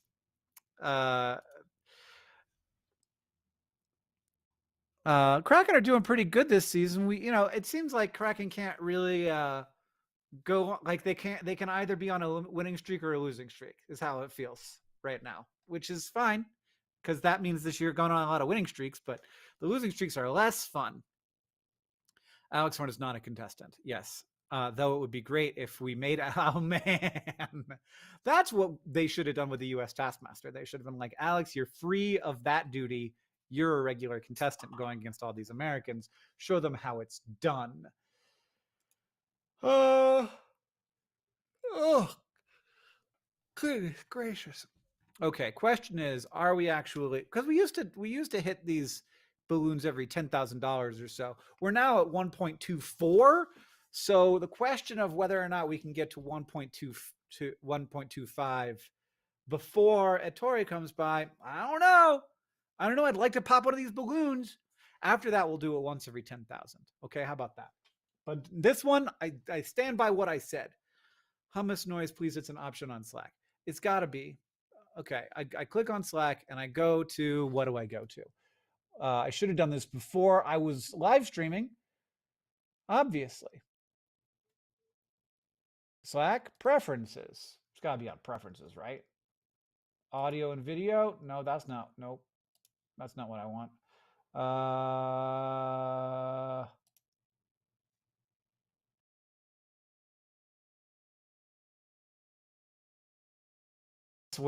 I swear. Why is this so hard? Someone tell me how to use Slack. How do I change the things? Only 3 ons? That's okay. It's not going to help if you bring it up, though. Right click on the random and mute that channel. Okay, I could do that. But I like to be able to hear them. I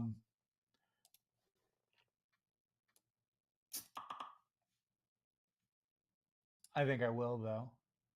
Just for now, until I get a better noise. Preferences, notifications, about halfway scrolled down. Notifications. That's what we're looking for. Notifications. It's not there.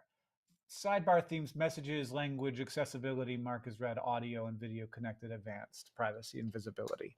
Notifications. Wasn't there. You go to preferences, then notifications. Oh, it's the first thing. I did. Okay. Sound. Okay, not the knock brush. We're gonna go with hummus. Oh God, what? Why does that exist? Hummus. What? Hummus. What? Hummus. What? Hummus. Why? Hummus. Hummus. That's not a nice sound. Hummus. Hummus?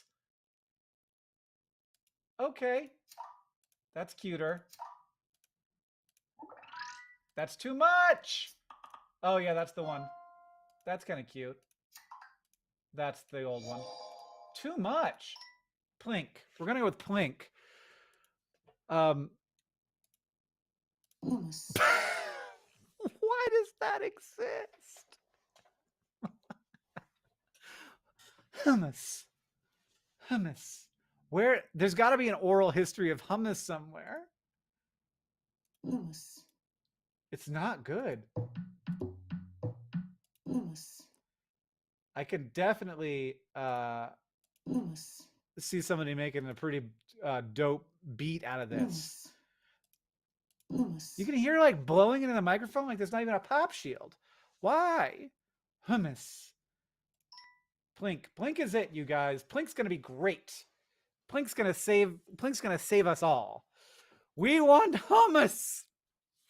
Do you want hummus? Can we do a Tiltify poll for Plink or hummus? I don't know who's in charge of Tiltify polls, but let's do a Tiltify poll, and y'all can choose between Plink and hummus. You can't choose Knockbrush because that's everybody's Slack sound, and it's way too much. Hummus, hummus, hummus, hummus, like that. I need Hank to know that I would donate money for him to set the note of sound to hummus. Okay, well, put your money where your mouth is. Let's get that poll up. I clicked the wrong button. Great, that's a much better noise. The poll is coming, Paula says. Excellent. Also, so is $1,250,000. We are less than $2,000 away, and if I refresh, we might actually even be there. We are less than $1,000 away. A mere 750 now. So thank you to all these people. I'm going to pop a balloon. I don't have a way to do that right now. Do I have any device? I lost my knife. I keep a knife right here all the time. It has Velcro on it, but I took it off and I took it somewhere. I remember Oren was playing with it, which is not great because it is a knife and he is 6, but I was watching him. And now I don't know where it is, so I'll have to figure out some other way to do it. The poll is live. Do you want Plink or do you want hummus? Those are your choices. Proud to support this amazing live stream, says Mandy. I missed John's maps and the Henklerfish art. Cry, cry. Alpha, if you come back during the second half of the Project for Awesome, there will be more Henklerfish art. So, we wanted to split it half and half, so they will be available. I cannot believe either that they sold out that fast. Naiad Dryad says, I have become enamored of pelicans since living on the ocean and watching them fly by all day. That sounds amazing. I'm jealous. What? Why is it? Why? How does it feel to be living my dream? Sorry, I don't treat you like a goddess.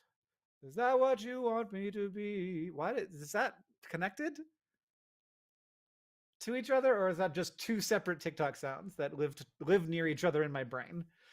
Longtime lurker, first time donor, Chris. Thank you, Chris, for getting that 2023 t-shirt. That way everybody will know that you support the Project for Awesome. People are donating, and I got to go to projectforawesome.com/donate to see how this poll is going. We have to have hit 1.25 now. Yes, we did. We just did. And there's a poll running now. And hummus is winning. No. Okay, for 1 hour, I'll keep it at hummus, but not longer. Where did he go? He just walked away. He needs something sharp to poke balloons with and find out what terrible thing he has to do. And I should bring my tea over in case one of the terrible things I have to do tastes very bad.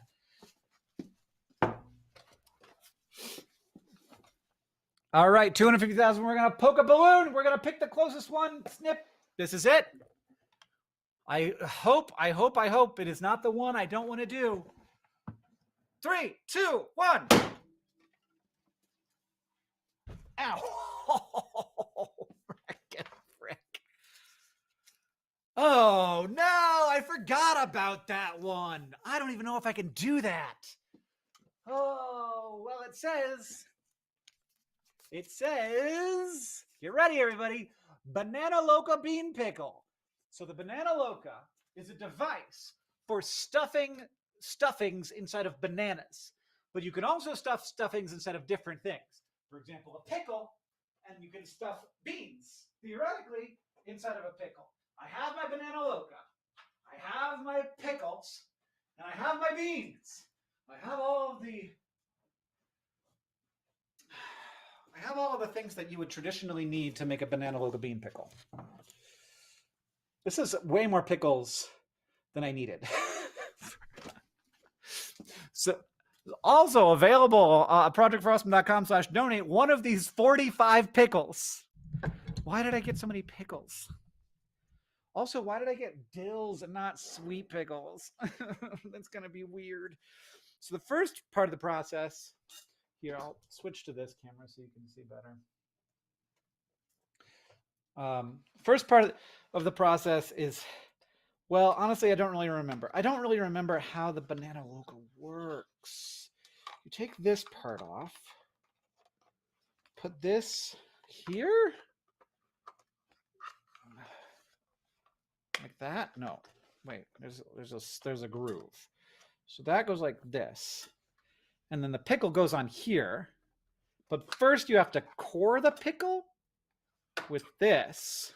Okay, we're going. Look, we're gonna do this, but like I don't like 100% know. I'm gonna go off the feel. Okay. So I wish I could go a little wider so you could see all of this, but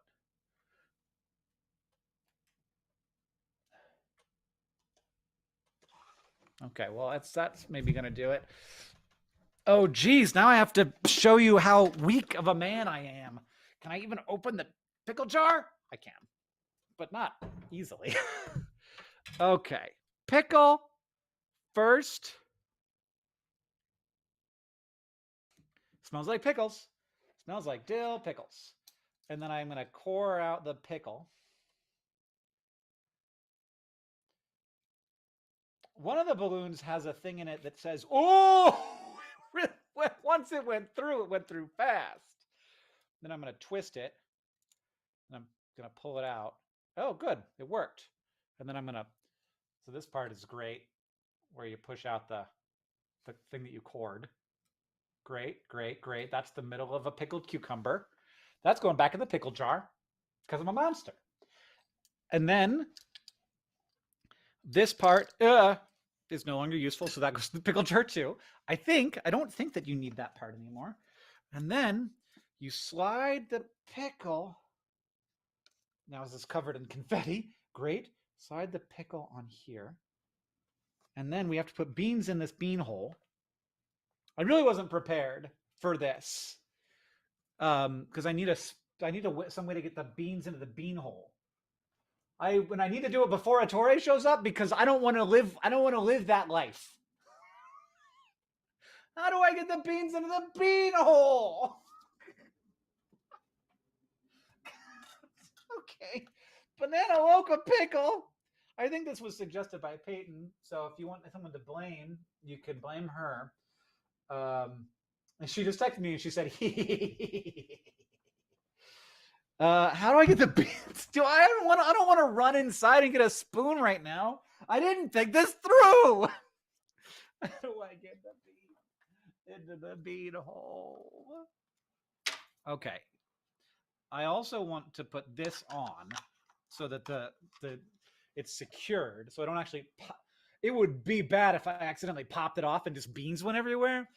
That would be bad. I have to go inside. Okay, keep yourselves busy. I'm going to get a spoon.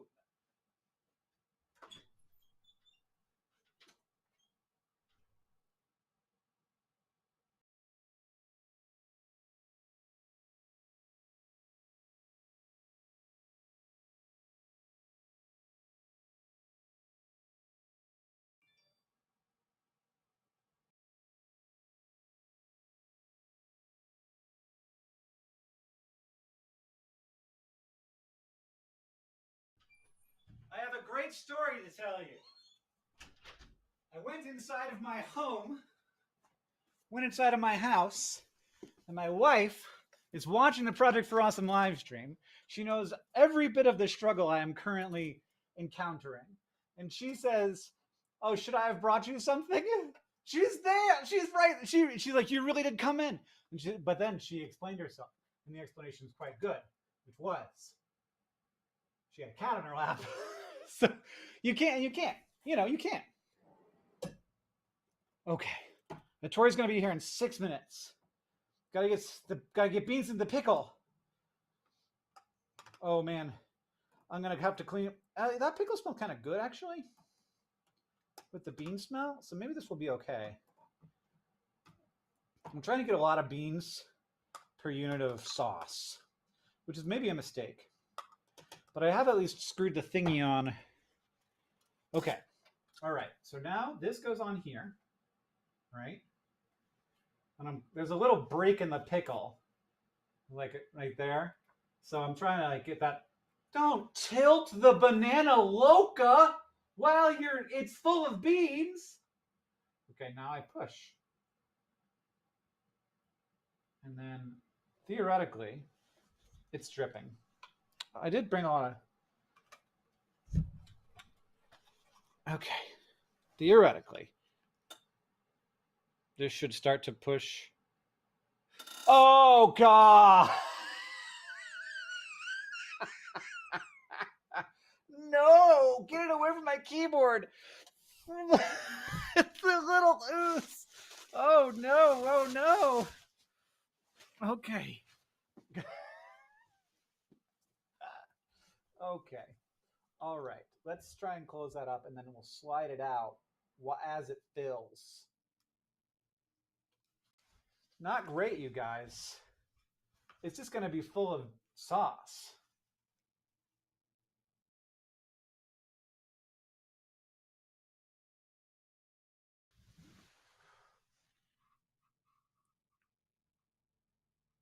Yeah, I think it's just full of sauce.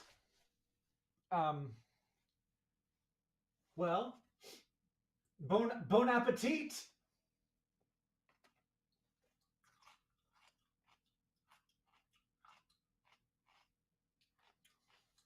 Ew. Oh. Pickles are so bad.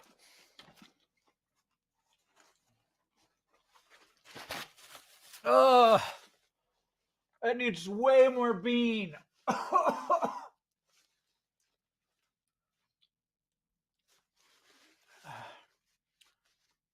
That needs way more bean. I mashed the beans last year so that they would all come out together. Peyton's mad at me because I didn't do a good enough job.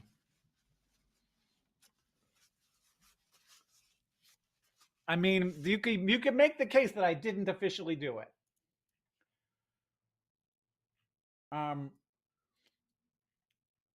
It needs more salt. Finish. Excuse me? Pickles are amazing. Pickles are great. Don't blame this on the pickles.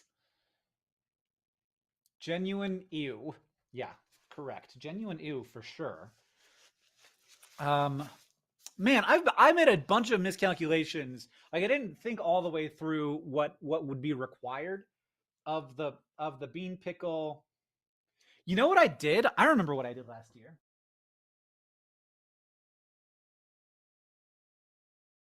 I actually cooked beans out, whole beans.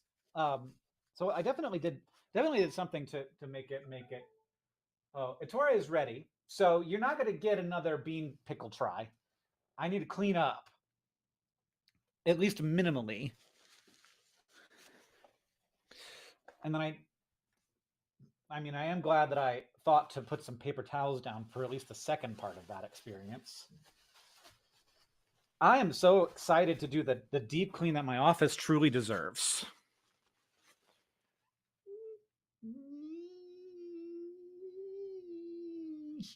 Okay. We don't need to go there.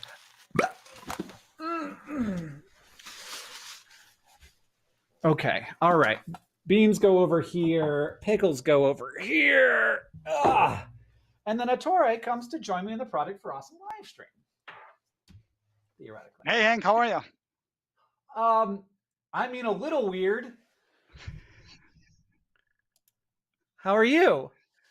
I'm doing great. I'm doing great. I like your wardrobe change. I mean, I guess I was too formal here, so I don't need the Save the Children tie, so I'll have to change that. But hold on, a little wardrobe malfunction. Yes, but no, Where did actually, this tie come from? yeah. So this tie is designed by a child, Dana, age 12, Nice. and it's helping children and their families around the world. So that is what Save the Children does. We help children and families around the world. In fact, for more than 100 years, we've been doing that in more than 100 countries, giving kids a healthy start in life, opportunity to learn, and protection from harm. Which is wonderful. And I know that you've been doing that personally for all 100 of those years. You and I, both vampires, but That's for the right. children. Exactly. Um, and what have you been? What's been going on? What's been happening for the last year since we talked? Yes, it has been a year, and it's been a turbulent year. 2022, our CEO, Yanti Sripto, sort of coined it VUCA in 4 words, right? It's volatile, uncertain, and it's really complex and ambiguous, right? So that's sort of the summary of the year, if you will. But thanks to your help, we've been able to respond to the conflict in Ukraine, which is still continuing now almost a year later on this very stream. Some of your funds help support our humanitarian response there in Ukraine. We've been on the ground there since 2014, and we're helping children with immediate needs, right? Life-saving needs, basic needs, but also mental health. So providing child-friendly spaces when children and their mothers typically are fleeing, especially if their fathers are staying back to fight. So it's been, it was a really tough year, to be honest, to be sort of a humanitarian, if you will. But there is hope because with communities like yours and Nerdfighteria, we're able to mobilize resources from the next generation of supporters.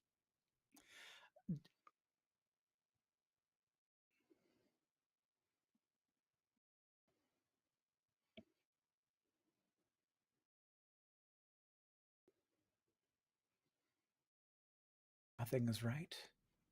Can you hear me? Can you hear me now? I can hear you now. I can hear you now. Great. At Save the Children, I would imagine you have some experience with the. Now it's frozen again, and I'm nervous that you can't hear me. I can hear you. I can hear you.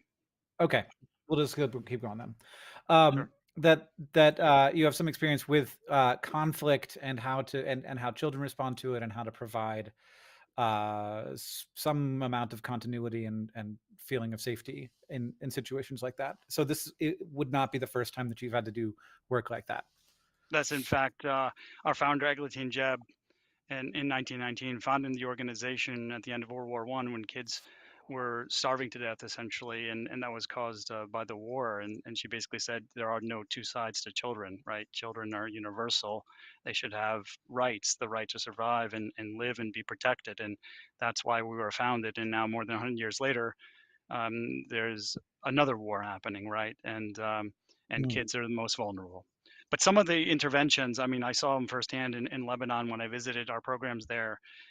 Right next to the refugee settlements, there were bright white tents, and when I walked in, kids were playing and coloring, and there were glimpses of joy. Like it was this bubble, sort of symbolic of the visual metaphor of our logo. That red circle around the child is a sphere of protection from harm and mental and physical harm. There's a lot of trauma, when you see a loved one harmed or tragically killed in some cases, right? So if we can give kids a chance to be kids and simply play and have that joy and not be burdened with sort of the adulthood around war and these violent topics, it's one of the services we provide.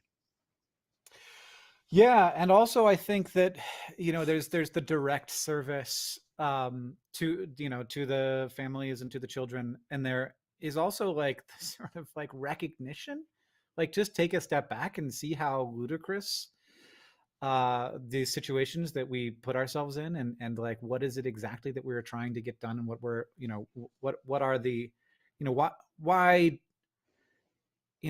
I think that I think that leaders need to see um, the conflicts of our world through the eyes of, something as simple as like there are no two sides to children.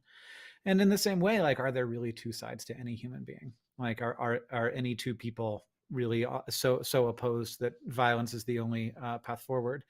And I know that there isn't a simple solution to the problem of war, and that has been very clear in the conflict in Ukraine. But it's very wonderful that y'all are able to provide that support. And is that something that you can do inside Ukraine, or is that mostly once people have fled?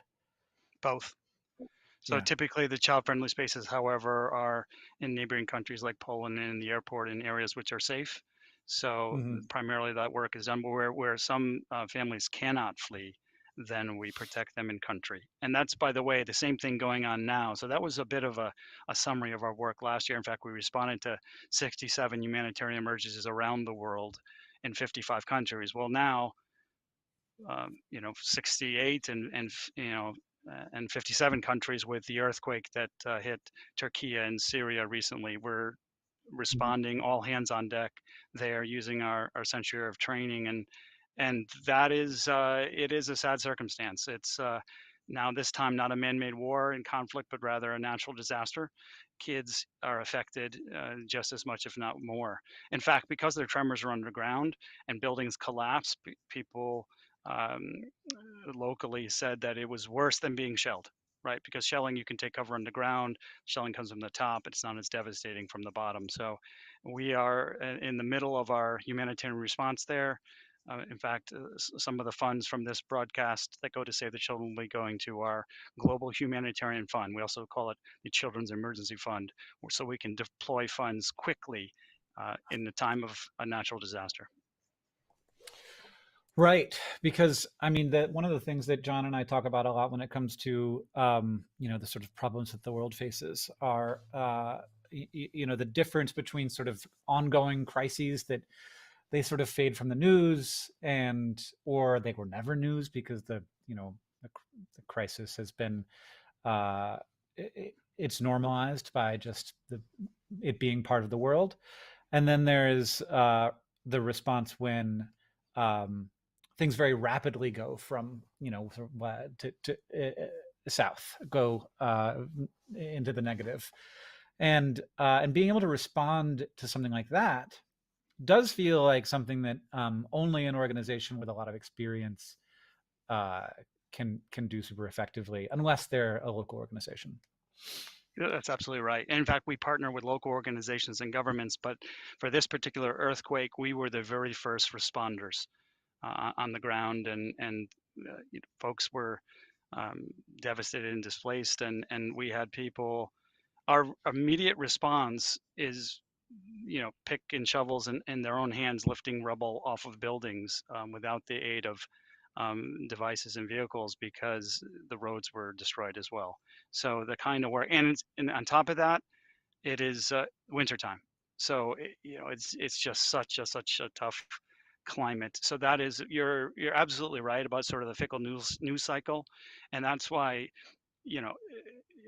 let's say the fire department, every time we as Americans like set back our clocks for daylight savings time, we're reminded, check your smoke detectors, the battery user smoke detectors. Those are prevention.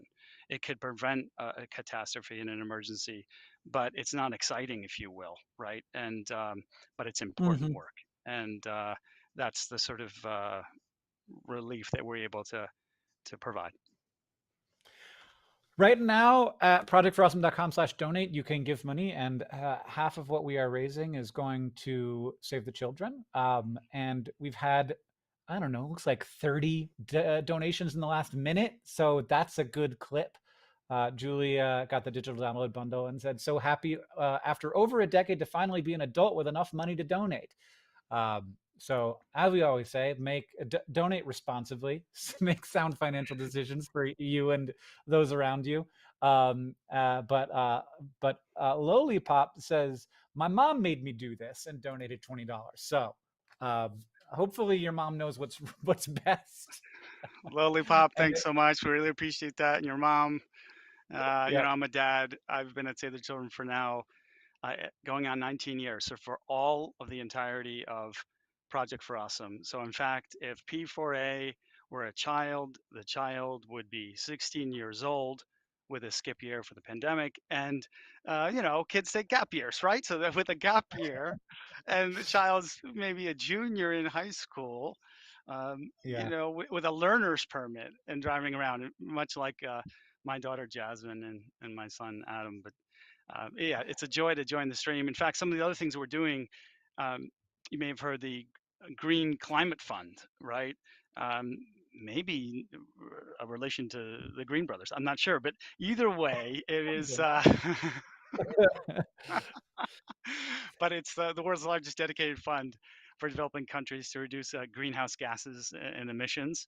And in fact, we're proud to say that Save the Children is the only NGO, only development focused NGO that's been accredited for that work. So we are making our work greener around the world so that it's sustainable for the next generation or all of the planet that your viewers inherit.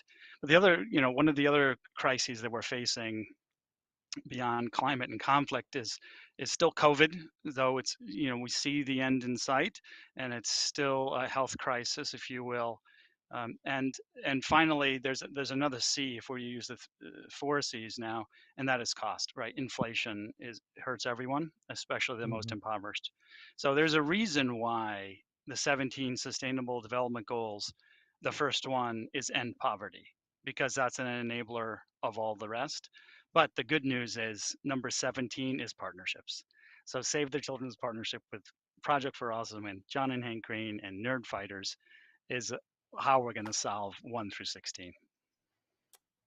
Well, we're happy to help in all of the ways that we can. I know that there is it feels so good to me to that we've mattered to you. I know that you're a big organization with a lot of different ways that money comes in, and that you are supported. But I do feel really good that um, we're it's a big community. It's a lot of individuals rather than like a couple of rich people or foundations here and there.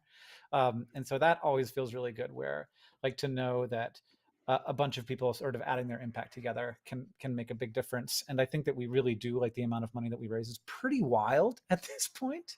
It's How many? amazing. Yeah, It is it amazing. is. How many people work for Save the Children, and sort of like what are the different groups of folks around the world?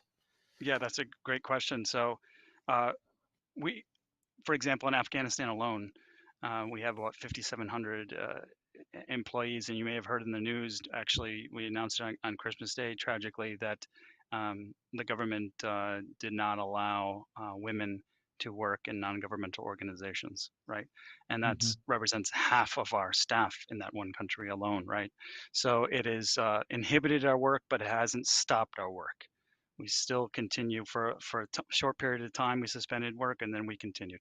But that's representative of the thousands of employees around the world that do the work on the ground, the life-saving work. They're the Mm-hmm. true heroes here that your community helps enable their work. And I think, it is really a global community, one humanity. And one of the differentiators is that many, if not most of our staff are local. So this Mm-hmm. decentralization, this localization trend is continuing. It actually happens to match with sort of Web3 and decentralization. And it's really important because these locals are trusted in the community, whether they're doctors or nurses. And I'm sure your partnership with Partners in Help has taught you that as well. So it's staff everywhere, but also here, right here in the United States, right? Folks can volunteer. We work with the Head Start program, so to make sure kids have education and health and nutrition, even after school programs, so that they are Mm-hmm. both physically and mentally healthy, but also educated, because brain loss happens for kids if they don't continue to learn. And with the pandemic, there was a disruption of their education, and also their food sources. And that's another tragedy this year is that some countries are struggling with food insecurity, some on the brink of famine, and it's really needed. So it's inspiring work, sometimes intimidating work, but we support your community, and your community has supported us in that work. Yeah. Yeah, I mean, it sounds like a pretty big, complicated organization. So I imagine that there's a lot of layers that have to sort of make all of that happen. I actually, I think that I had heard about that news in Afghanistan, but I hadn't considered how it would affect Save the Children in particular, and also just the scale of that, because of course, some large, probably 50%, probably half of, because half of people, so half of aid workers would be female, and that's just. But the thing is, it's not like you say, well, they're not worth our time, because there's no two sides to children. So you work where you can, and you do what you can where you can, and you make it happen. So I mean, I just appreciate that work that's done so much by all of those people. It's really easy to, I think, forget how, that I think that oftentimes when we think about donating to charity, it's not like the thought might be that's going to go and they're going to spend it on a well or on malaria nets, like products. And there's almost a sense among some folks that if you're spending that money on people, then that's just moving money from a person to another person. But like, people are the people who help people. They're like, there isn't a better way. And when people need help, they need people to help them. And so to have local folks who are contributing to their own communities, who are building foundations on which people in the future will build, to stabilize those foundations, to make it so that it don't have so many drains on that community, whether that's illness or lack of education or lack of access to food or clean water, lack of access to good sanitation, and also like lack of access to homes and safety and security in situations like war and disasters. To try and think like, how do we take people out of that equation, is the exact upside down, putting the pyramid on its head kind of way to think about it. People help people, and that's 100 years you've had time to figure out the right way to do this. And I'm so grateful to have been able to develop like a kind of relationship through you with that organization and understand better how it works. Yeah, it's amazing. I remember back in LA for the Project for Awesome, if you remember, that YouTube hosted in their studios. Yeah. I mean, that was just That's weird. from the rap on the top of the set to, it was just amazing. And to see you and John again in person at that time. Actually, that was the first time, and then NerdCon and VidCon in between. It's just such a pleasure. And by the way, thank you everything you're doing for education, right? I mean, I saw the recent announcement. It's just super cool, and that collaboration is special. I'm enrolled as a parent, by the way. So that mentorship is so cool. But Cool. for those of you watching and listening, right, if you can afford to buy a perk, or bid on the auction, please do so. In fact, we didn't plan this. Hank and I did not plan this. But if you look over each of our right shoulders, you will notice the exact same perk from last year, right below your balloons. You see? I don't know if you can see it Yeah. on stream. But there you go. So, I mean, that's a shocking coincidence right there. It's super cool, by the way. So shout out to the artist who Yeah. created that. I mean, that's just super cool Vlogbrothers art. So yeah. People were asking, people who have just joined, this is Ettore from Save the Children. Can you just introduce yourself a little bit? Yeah, sure. So Ettore Rossetti, Save the Children. I've been at Save the Children now going on 19 years. the entirety of, in fact, Project for Awesome since year one. It was originally the first couple of years through the Unculture Project, and then directly to Save the Children. And we're just so proud to be a part of the community. Save the Children, by way of introduction, has been around for more than 100 years, working in more than 100 countries, including right here in the United States, giving kids three basic things, right? Healthy start, opportunity to learn, and then protection from harm, whether those be natural disasters like the earthquake that just tragically struck Syria or Turkey, or man-made conflicts like the war in Ukraine. And so we do that every single day, and in times of crisis. In fact, that is the slogan of Save the Children. As you see on the wall behind me, I am uh, joining you from the Save the Children offices in Connecticut. That's where our headquarters are. I'm an identical twin, by the way. So I have an identical twin bro, Angelo. So I know you guys are bros. He shaved his stash, so that's how people can tell us apart. But I'm also a father, and being a father, I vicariously have lived the mission of Save the Children through my kids, their birth, their growth through their eyes. And you're a dad too, and you can appreciate how important it is to um, take care of them. And so, in a way, your community, our parents too, because you've taken care of these kids around the world. Speaking of that, Val has a question from the chat. Have Sure. you heard from folks who were once children who have been helped by Save the Children? I mean, a lot of those people are now very old.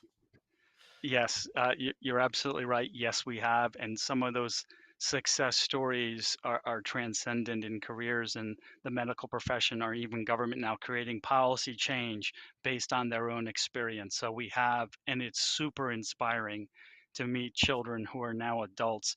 I mean, the child who designed this tie, Dana, um, at the time age 12. I think she's about 30 now, right? And so she's a thriving adult. But yes, that is inspiring. It works, empowering, and working with local communities. And by the way, you might hear the lingo like NGO, right? Or nonpartisan, non-governmental, non-sectarian. We work with children of all faiths, of all backgrounds, both sides of the political party aisle. In fact, if you can't afford to donate, that is okay. Use the power of your voice in two ways: on social media, spread this live stream with your friends and family, tell them to tune in. Number one. And number two, we have an action network, Save the Children Action Network, where you can advocate. And if you're in the United States, you can join school clubs and use your voice, sign petitions to make sure we support kids in the US. You can do that from our website, savethechildren.org, under ways to help, or directly at savethechildrenactionnetwork.org. Wonderful. And we have now raised over $380,000 at projectforawesome.com/donate. I'm going to do a quick refresh and see what's being purchased. We got pressed pennies. This is from Belinda, who says, "Thank you for all of the good that you bring into the world while imagining others complexly. You inspire my work as an English teacher every single day at a school specializing in science, mathematics, and technology. I try to blend the two with love. Shout out to my beautiful children, Isla and Rory." That's nice. And Kaylee said, "Yay P4A, yay Ettore." Yes. Yeah, it's so awesome to join the community. Yeah, it's great to see you guys each year. This, like you said last year, like this is like a live stream annual report about how we did, right? And so yes, it's super great to see your community, sometimes in person. Like as I mentioned at VidCon, which we plan to be there again this year. And cool. it's just great to come together now, multi-platforms, right? I mean, the kids that we work with, is nothing more powerful than kids helping kids, right? And you can do that. So it's just so inspiring. And you mentioned John was sort of perplexed at the level of fundraising that the event has got, right? The first hour raised more than the first 10 years. And part of that I think is attributed to the connection, yes, and the community you've built, and the fact that you've remained a really important and relevant part of the community. But I think also the community is aging up, and maybe they have the resources to give. And it's just amazing that it's just your work is transcending generations. Yeah, I mean, one of the things that we noticed is that because we do a survey every year, that basically our audience gets 1 year older every year, which maybe indicates that we're not reaching a bunch of new people, though I think that we are in various ways with Crash Course and TikTok and stuff. But I Yes. think that the core audience, you know, and also I think that we are older, and so new people who come in are more likely to be a little older. Um, Yeah. I It's don't, yeah, just I don't know. it's It's amazing. I mean, it is just whether you're consuming the content on YouTube or TikTok or Facebook or elsewhere, it's just amazing that or Instagram that you can connect with other people through your community, Nerdfighteria, and as you know, people have proposed and gotten married and had children, and I just heard earlier put it, being approved for a mortgage. It's like these life events of being an adult and being yeah. educated. Yeah, it's amazing, and in fact, that mirrors the kind of work that we do at Save the Children, right? And so making sure Hmm. kids are safe and educated and protected and have an ability to give. So it's Yeah. we're proud to be a part of the community. That's great. There was another question. Let's see if I can find it. Um, are there going to be stickers this year? I think that one's for me, and I don't know. We'll see. Oh, it was from India, who asks, how do people get involved with Save the Children as far as like part of their career and such? Okay, we have a careers page on our website, savethechildren.org. You can go there, apply for a position, and if not, as I mentioned earlier, you can also use your voice, right? Save the Children Action Network is a great way for youth to be involved. You can organize your friends and in classrooms, and we're on some college campuses and growing, even in high schools. And that way, people can use the power of the voice. I'm so inspired by the power of youth. I mean, look at the climate crisis and what Greta has done, right? Look at girls having the right to be educated and Malala's voice and her inspiration and putting her life on the line. Like children are our future, but also youth and the next generation can solve the next generation's problems in the world, and nothing's more powerful than a committed person. In fact, as Margaret Mead said, nothing's more powerful than a small group of committed people to change the world. In fact, they're the only thing that ever has. And I look at Nerdfighteria as being a small group of committed people that is now becoming larger. Yeah, I mean, sometimes I don't think that it does become that much larger. I think that Right. it's not like we look at the last like 5 years or so. It really has seemed like it's kind of the same amount of people. Maybe they have more resources now because they're a little older. Right. But I really think that like it really is about the sharing of values and the sort of decision to support certain things in certain ways, and also like there are things that John and I like couldn't ever do, like even if we found it interesting, like at the because it's as much about the values of the community as it is about our goals and values. And so if it doesn't fit into what you know like the story that we're telling here, like it doesn't fit in, and that's great because it's very clarifying. Yeah. I can think in 1,000 different directions sometimes, but knowing that I have this community that sort of like is like probably that way is the way that we need to be thinking, makes it so that we're focusing on things like this, which is just and ultimately so much more rewarding for me personally. Oh, that's amazing. I mean, you just triggered a thought that the author and thought leader Seth Godin, who's a fan, by the way, said that um, you know building culture and community is people like us do things like this, right? That's what you guys are doing. Mhm. People like us Right. doing things like this.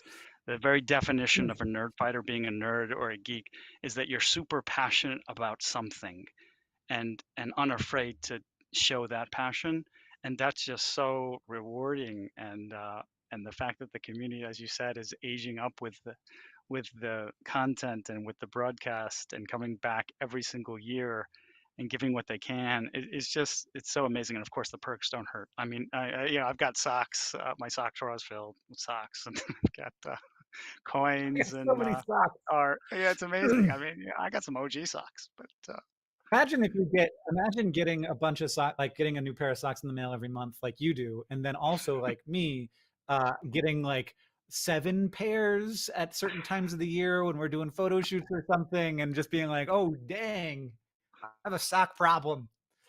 right. So Yes. I get like twice as many socks as the normal awesome socks. Yeah, but I mean, the Hank But Green pre-owned socks I are don't know. probably of value. I mean, you could just autograph them, and they could be perks. I mean, I don't know if they should be washed or not. No, Anyway, no, no, okay, okay, definitely, all right, you definitely guys can not cut that doing out of the. free. We did that with T-shirts a while back. We did do Oh that, and then yes, I I was like, this remember. is too weird Yes, now. yeah, yeah, yes, yes. It, but anyway, it's And people in the chat are saying yeah. that no, I'm new. This is my first project for Awesome, and that Oh, is really okay, wonderful. wow. Um, Yeah, I'm trying to I'm follow along the feeling, socks. Okay, how many socks? Yeah, I'm trying to follow along in chat too, as well. It's awesome to yeah, see it's folks. tricky. It's tricky. It is tricky. It's a skill. You're a professional. I gotta give you a Yeah. lot of credit. But yeah, and After on all that these note, I years, mean, after all these years, I mean, your team is just top notch. So just it's a really shout out good. to everybody. I know John, recognizes everybody behind the scenes, and you do as well. But just a word of gratitude, not only for all the viewers and all the donors. Please keep bidding on perks if you can. Keep spreading your voice on social media. But then for all the volunteer crew who fulfill perks and put on this unbelievable telecast every year, we know it's hard, um, and technology is fickle, but it's important work, and we're glad that you continue to do it. So it's just amazing to work with you guys and Nikki and everyone. Yeah. Well, I got no choice. I spent my life on the internet. I can't think it's terrible all the time. There has to be good parts too. And this is definitely one of those. So thank you so much for joining us and telling us about what Save the Children has been up to in the last year and what you've been up to, and reminding me that my charity live stream is old enough to drive, which is a little intimidating. That's right, and I'm sure the audience is ace the driving test, both the written and and the one on the road, and are very safe, studious drivers. But yeah, it's just an amazing and community to be a part of, and Save the Children is proud to be a part of it. And just a reminder that we do whatever it takes every day in times of crisis to help kids in need, and that's what we were founded on, and that's what we still do today, and with your help, we'll do tomorrow. So in fact, we have a campaign called Team Tomorrow, in which it empowers the next generation to choose the issue they care about the most and support it. We're grateful, and personally, I'm grateful as a dad. My kids, every morning, watching the Vlogbrothers Tuesday, Fridays, and from the bus stop. It's just amazing. Good. That's some good kids. Yes, Sounds some like, good kids sounds there like for a lucky sure. dad. Yeah. Yeah. I hope that my son will watch, probably not me. That's going to be a little much, but the better parts of YouTube. Well, I'll let you go. Thank you so much for spending a little bit of time with us and for watching the stream before you got here, obviously. Yeah, And no, I always tune in every year. It's such a joyous part, and I it's don't really, get much sleep either. yeah. Certainly we in chat over the weekend and look forward to other segments. I mean, dinosaurs going to the moon is just so super special.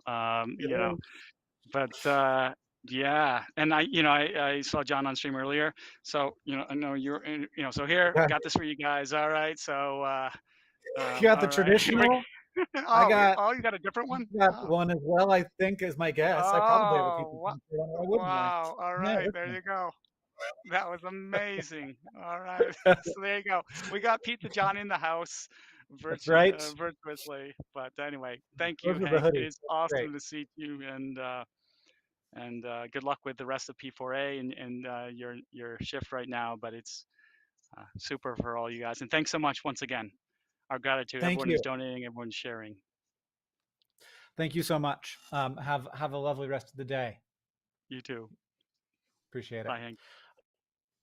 We are we are now at $1,314,000. I think that we've got a few things that we have to do right now. I would like to change my Slack sound to hummus, apparently, because y'all have voted on that.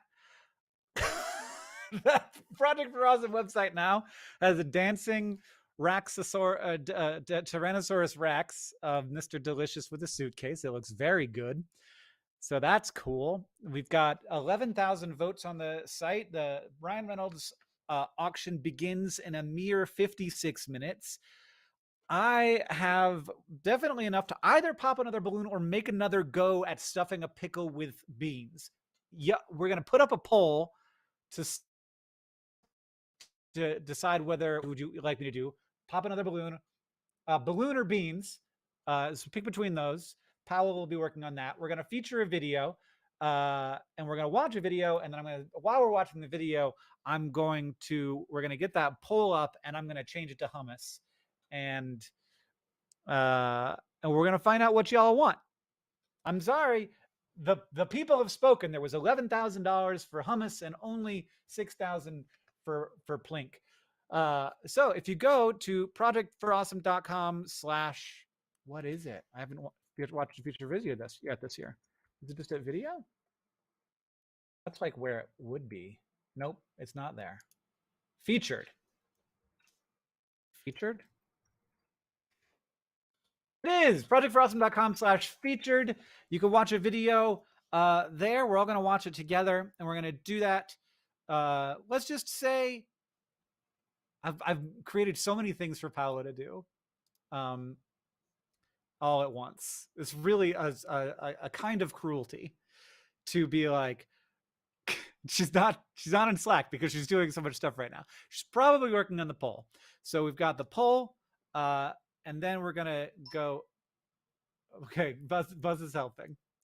And then we're going to come back, and that's going to be hummus. That's exciting. And then, but yes, let's watch the video. Everybody go to projectforawesome.com/featured. We're going to watch this together, and we're going to start. I've got it. I don't have it. I've got it now. Okay, let's start now.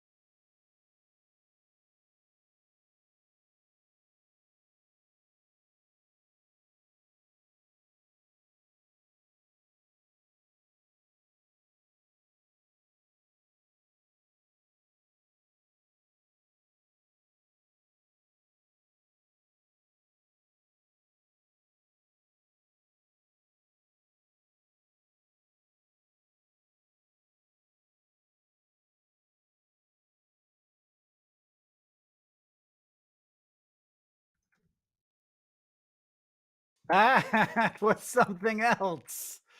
Oh my God. I love it when people just go hard and are like, I'm going to do a Project for Awesome video like one you've never seen before. So that was very catchy. I'm sure I will be singing it tomorrow.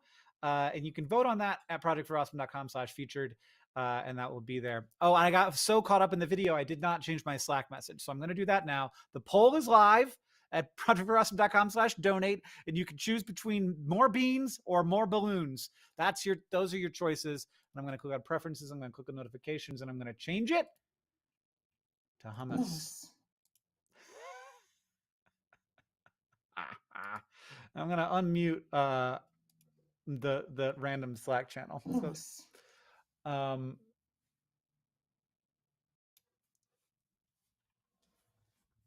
Oh no, what's this? Oh, it's a playlist. Okay. I might remute the. Who knows what's gonna happen. We'll just let's not predict the future, but let's look. So Mercury is going to be joining us in 8 minutes. Hummus. Hummus. Okay, I'm gonna have to mute it.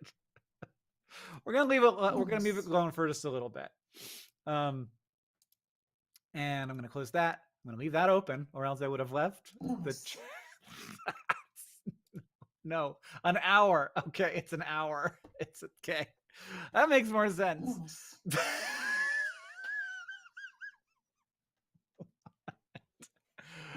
Okay, I've got to go. So now they're just doing it on purpose. I will mute you if you just hummus on purpose. We'll be good. We'll be good. Give us the hummus button. We'll behave. Hummus. Okay.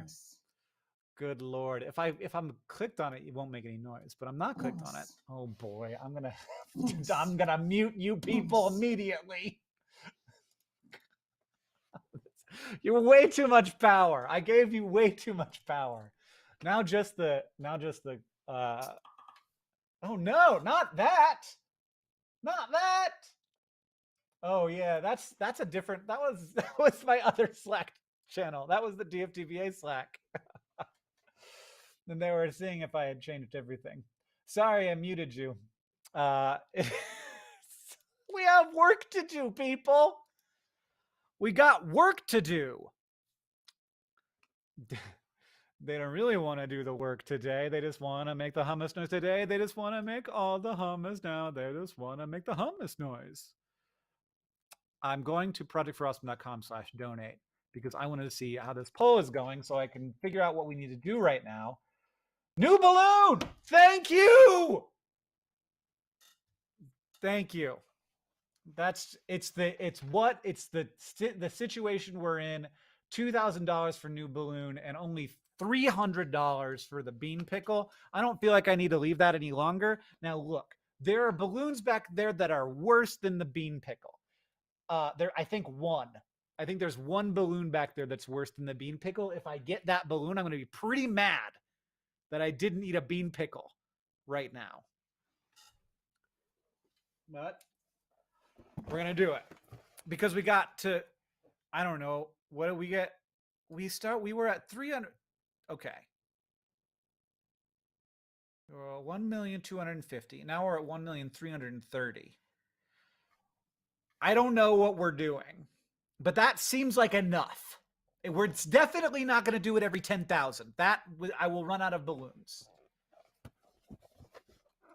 Jump into the hummus with us. All right. Keep your eyes open because you don't want to lose it. Ah! Okay, good. It's not the one. I can tell. Oh, no! Okay, this one, it could still be bad. Pop another balloon, double the task. So we're going to try to pop another balloon and then double the task. Okay. I've got more balloons. I just haven't blown them up yet. Oops. I caught two. That one's just floating away to the top of the ceiling. All right, well, hopefully that's the bad one. And hopefully this isn't the bad one. Jeez. Ah, my eye twitch. Okay, this is going to be an interesting one to do twice.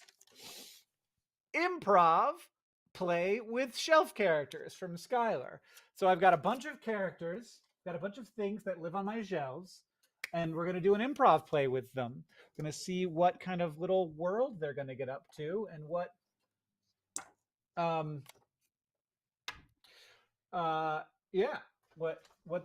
what businesses. And we got 4 people now. Maybe this little guy, well, that'll be cute. Here, let me move to this view. There, you can see our little friends we're gonna have a little improv show with. Gotta zoom in on those, buddy. Is that good? Okay. So let's take everybody off screen.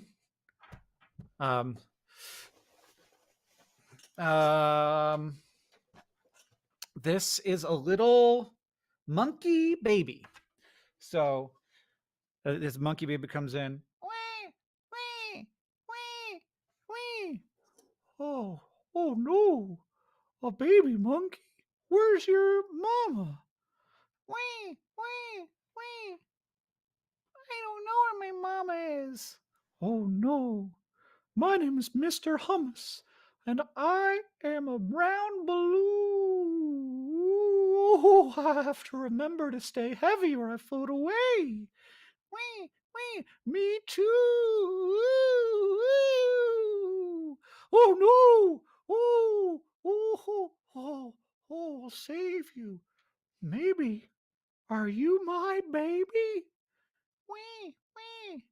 You float too? I've never made anybody who float before.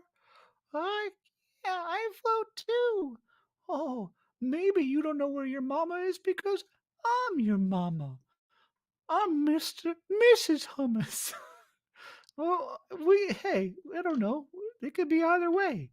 I'm Mr. Hummus. I'm your mama. Wee, wee. Ooh, stay down on the ground. Okay. Can you teach me how to remember not to float? Yeah, anytime. Let's go.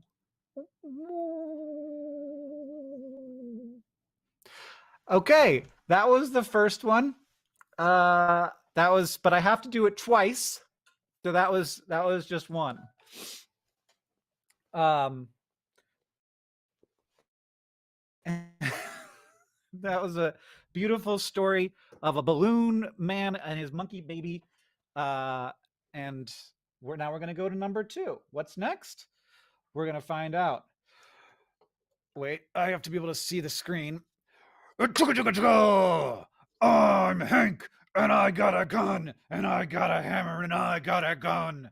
Hey man, I don't really know why I have a hook for a hand, which I didn't actually notice until I looked at the screen. I got a hook for a hand, and that's kind of a little bit new information to me.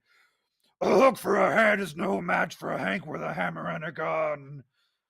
I'm Dobby the house elf, and I don't think that we should probably be having this conversation right now in such a harsh manner. Why don't we take it all down a notch?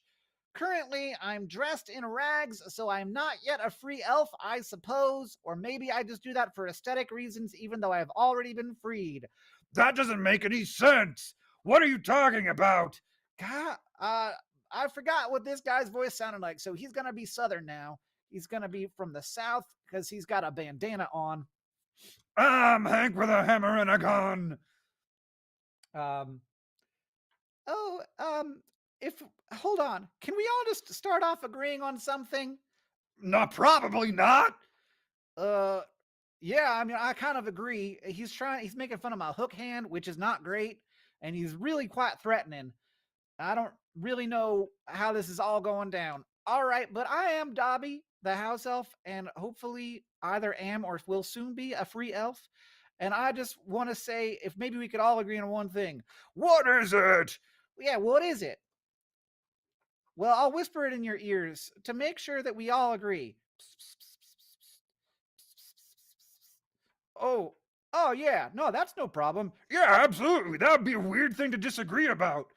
And then they all get together and they look at the camera and they go, trans rights! Dobby fell over.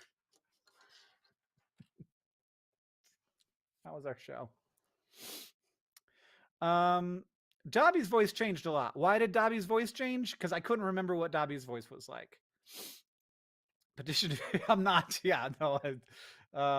Dobby is also Southern now. Yeah. Okay. This is great. That was great. Thank you for the excellent. Thank you for Dobby getting progressively more Southern. Was a weird twist. That was. I think that the first one was sort of better narratively. But the second one really sort of had to come to a conclusion quite quickly. We were kind of running low on exposition. So 2 story times featuring characters from my shelf. That's a balloon task I can get behind. And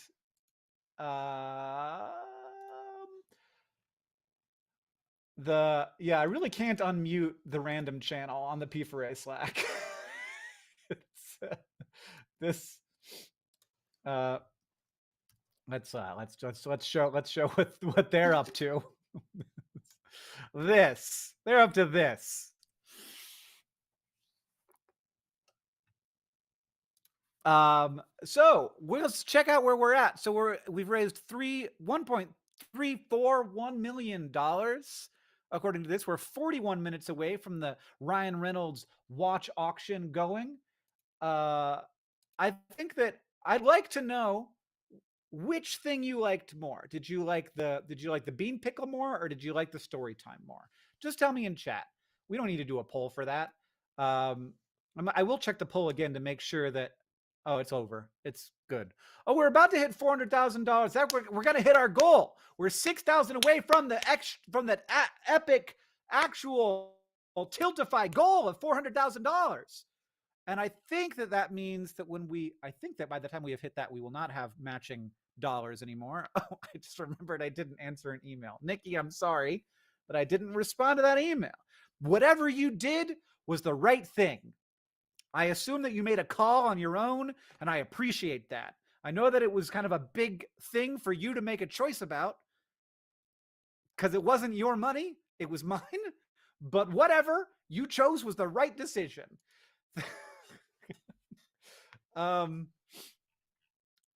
That's the way of the Project for Awesome. That's the P4A way. All right, where's the chat?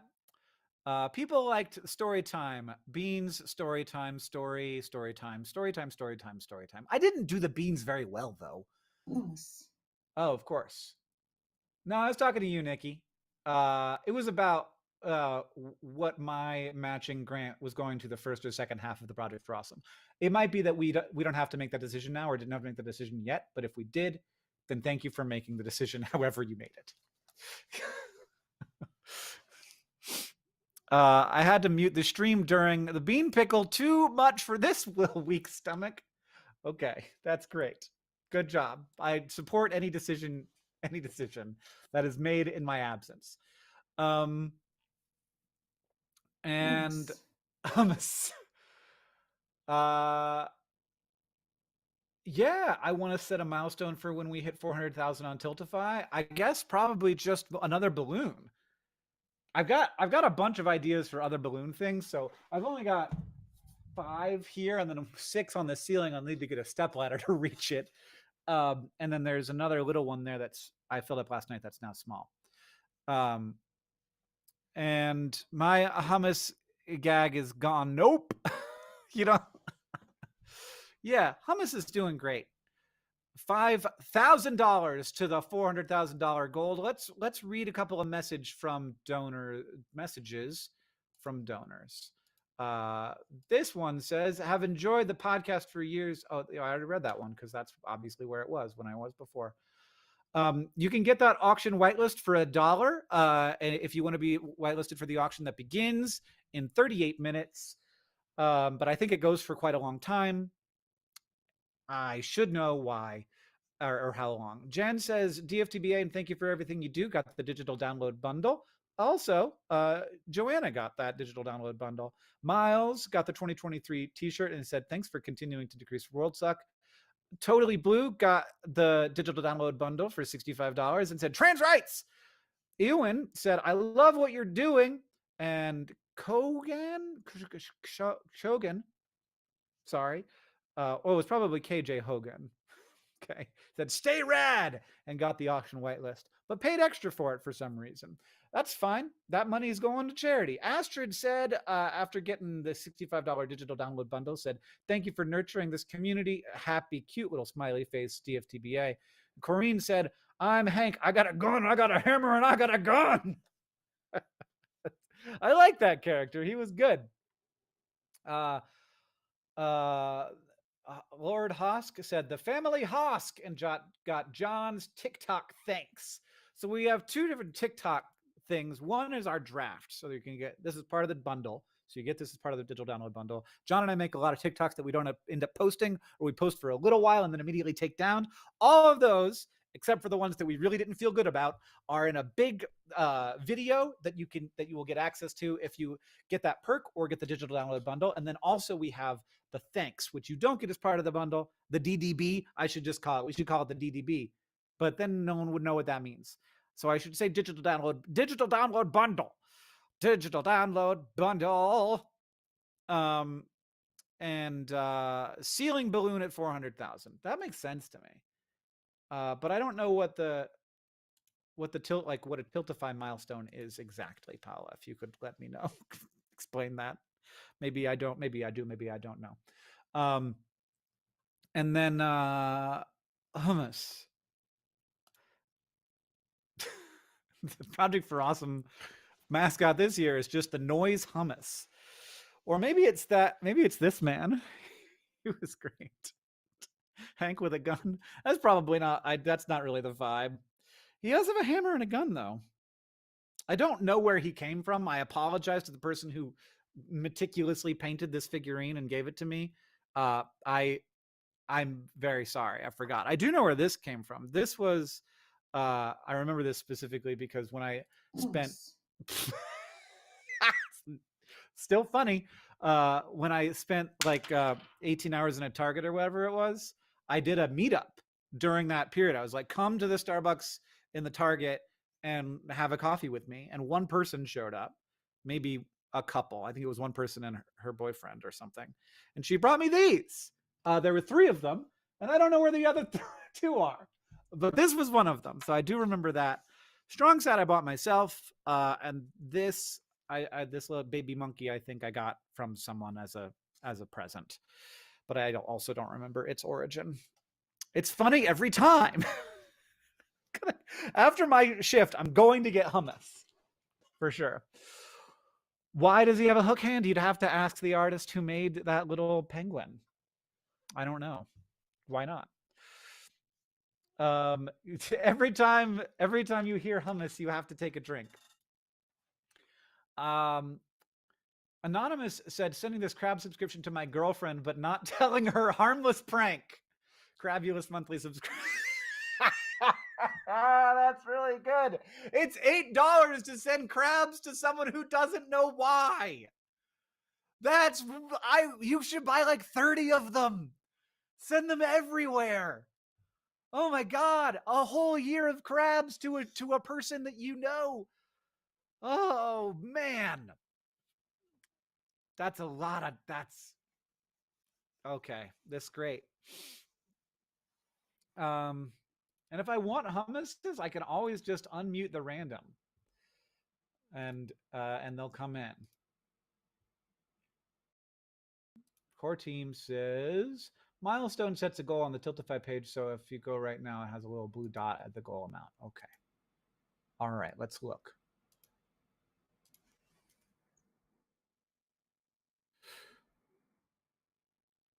Oh, we're $2,000 away, everybody.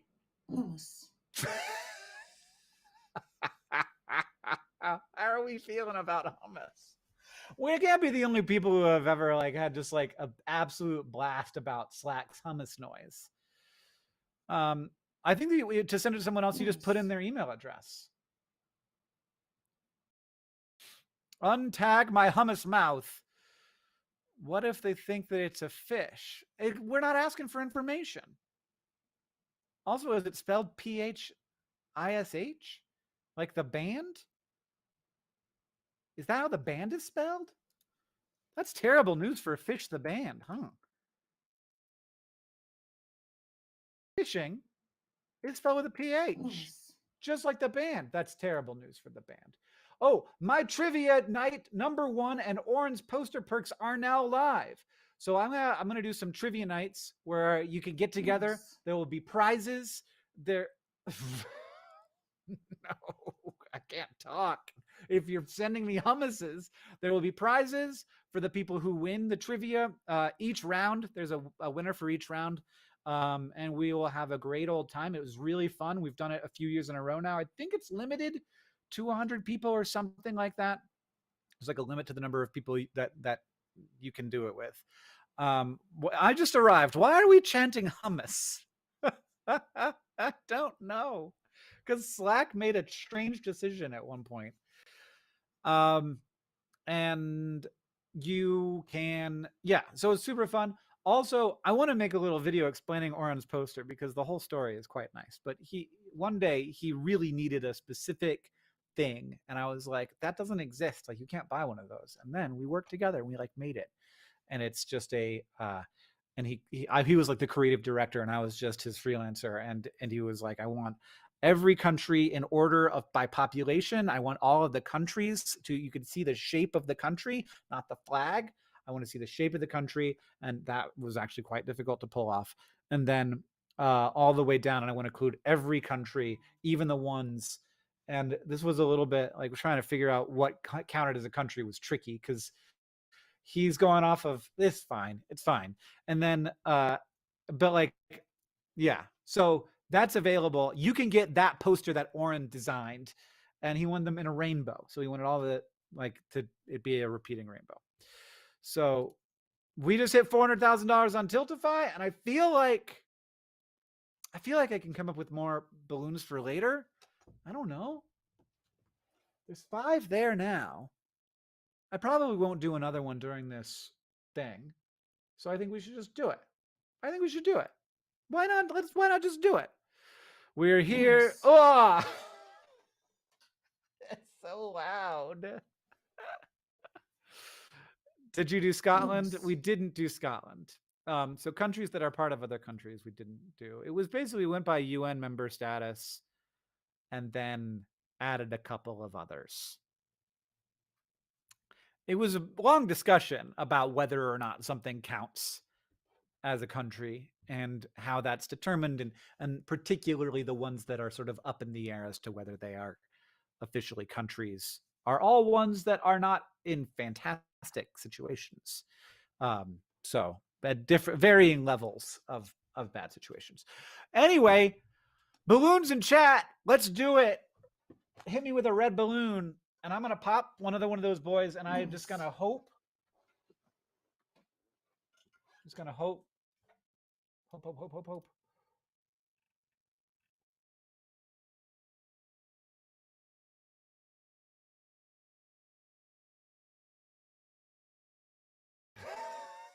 This is great. Sorry. We're hummus because. Oh my God.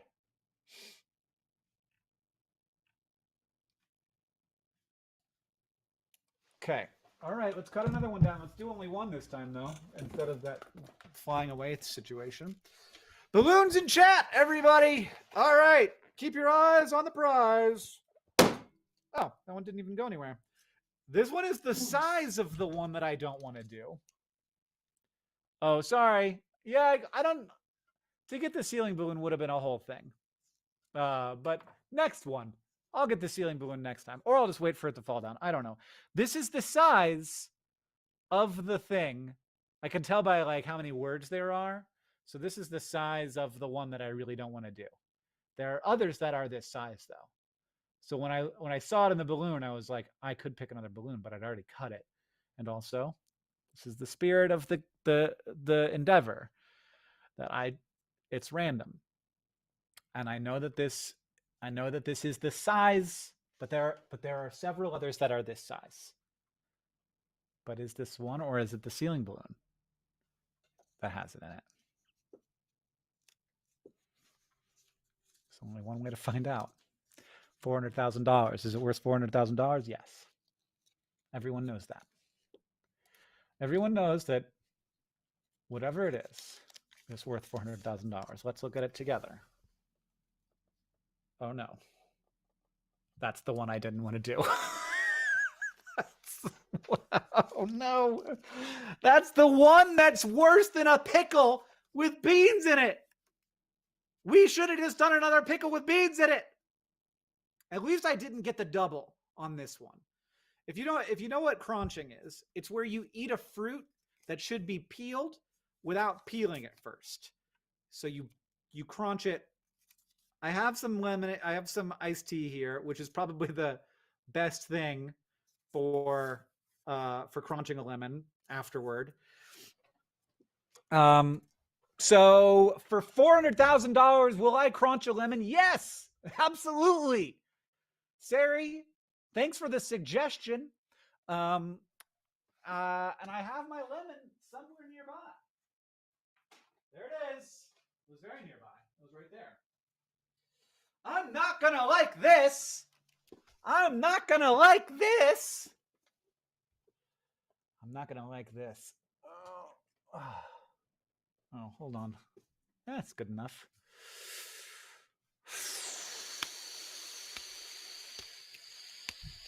I'm not gonna like this. I'm not excited about this. I don't want to crunch a lemon.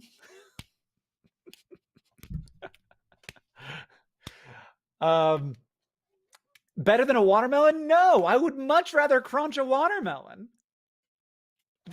The thing about a lemon is that it's not a food, it's a flavoring. It's you put it in things to make, and my mouth is watering just thinking about crunching this lemon. It's like jumping into a freaking ice bath. How am I going to crunch a lemon? It's not working. Well, that was one way. I was trying it that way and I was failing. That hurt my lip. Not even getting any flavor out of that. My mouth, my teeth hurt a little bit. Sprinkle some sugar on it? No, that's not in the spirit of crunching a lemon. Okay. Can the chat at least like chant crunch, crunch, crunch, crunch, crunch, crunch, so that I can like get hyped for this? That would be great. Thank you. While we're waiting for that to sort of percolate through the internet, I'm gonna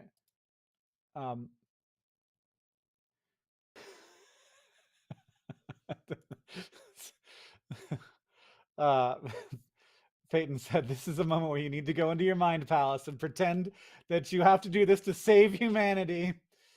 Chat GPT says, should I crunch a lemon? While it is possible to crunch a lemon, meaning biting into a lemon and consuming it, it may not be the most pleasant experience due to the sour and acidic taste of lemons. It knew what crunching was. Lemons are usually used in small amounts to add flavor to dishes or beverages. This is just what I said. But I said it in a funner, more interesting way. And they are rarely consumed on their own. However, some people enjoy adding lemon juice to their water or using it as a condiment. Yeah. Meh. You know. All right. Thank you. The chanting is great. Crunch, crunch, crunch, crunch, crunch, crunch. 23 minutes until the auction begins. Crunch, crunch, crunch. I'm going to get a paper towel ready because I imagine it's going to be juicy. Paper towels are very important. Crunch, crunch, crunch, crunch, crunch. Oh. Oh.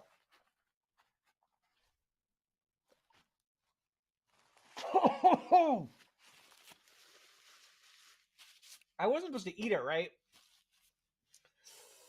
Because that definitely wasn't happening.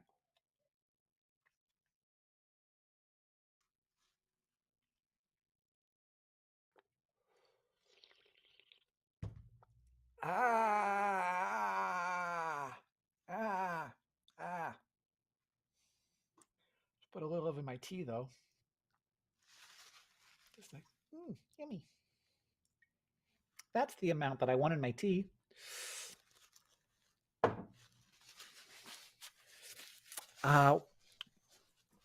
It's burning. I got chapstick on my desk like a good guy, good Montanan. You always need chapstick. Always, always, always.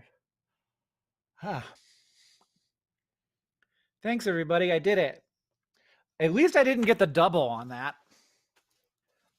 Double crunching a lemon would be not great. Here's what a crunched lemon looks like, by the way, if you're wondering.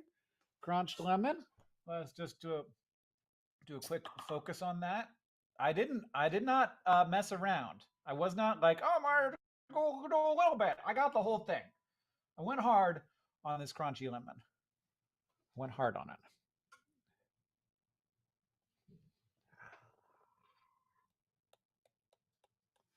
All right, great.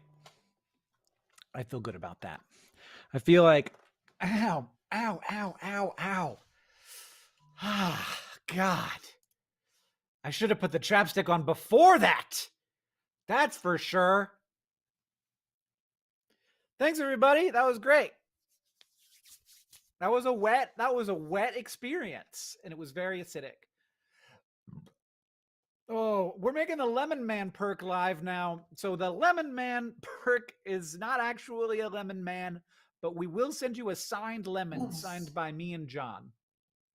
So there's going to be a lemon that's plastic lemon, not a real lemon, and it will be mailed to you, and it's the lemon Man perk.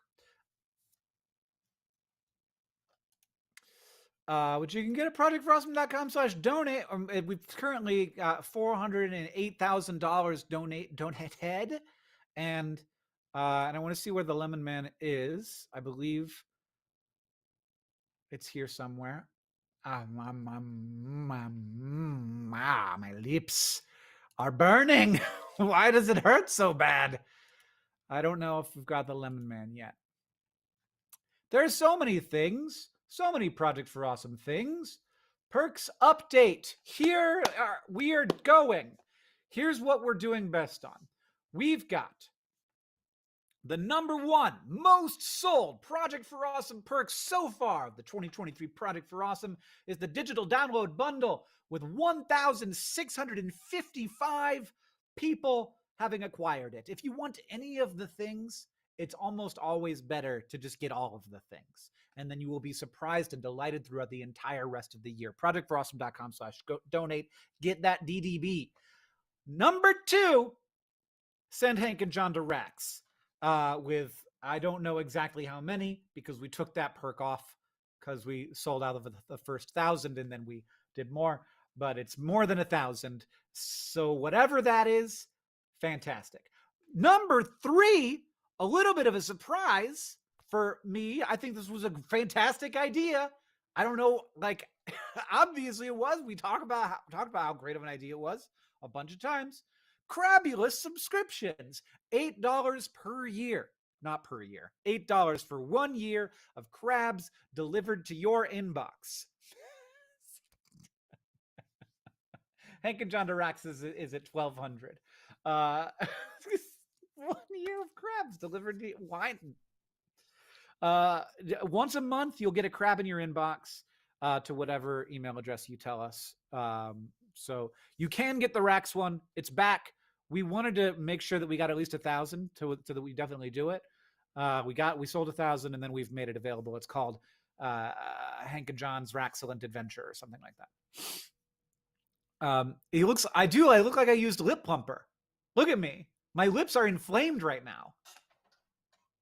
What the frick? Look at these boys. Oh my God, it's burning. Look at my poor lemon lips. Oh my God. What the heck? Oh no. Okay. Is it a bad idea to send crabs to my boss? I don't know what kind of relationship you have with your boss, but probably good. Rax Streets, Rax. All right. That's just great. Hit me with more. We've got Raxan. We've got Rax Streets back. We've got Party in the RAX. Hit me with, we had another one that I liked a lot, but I forgot it. So hit me with those. Lemon lips. Lemon lips. This is not what I was expecting. So Crabulous subscriptions, we've had over 600 people sign up for those. $8, and you get crabs in your inbox, and it's definitely worth it. The commemorative coins are coming in at #4, with 335 people having got a coin so far. The pin is at #5 with 243. T-shirts is after that. Pennies after that. The zip-up hoodie is after that with 143. The sticky notes are right after that. The auction whitelist, so there's 103 people right now ready to participate in that auction.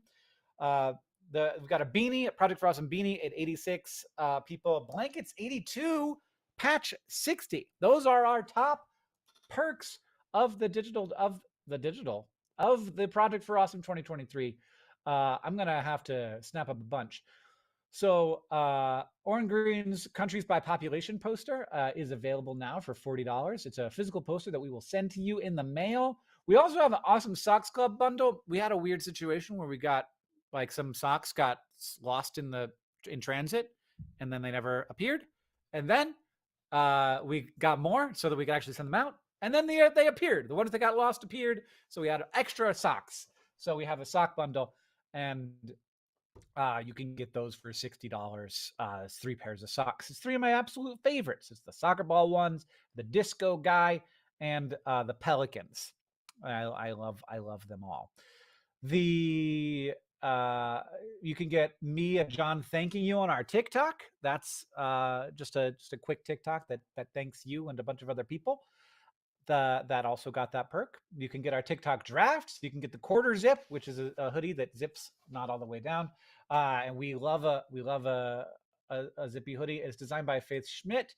The project, speaking of the Project for Awesome branding this year, is so good. I love the little guys.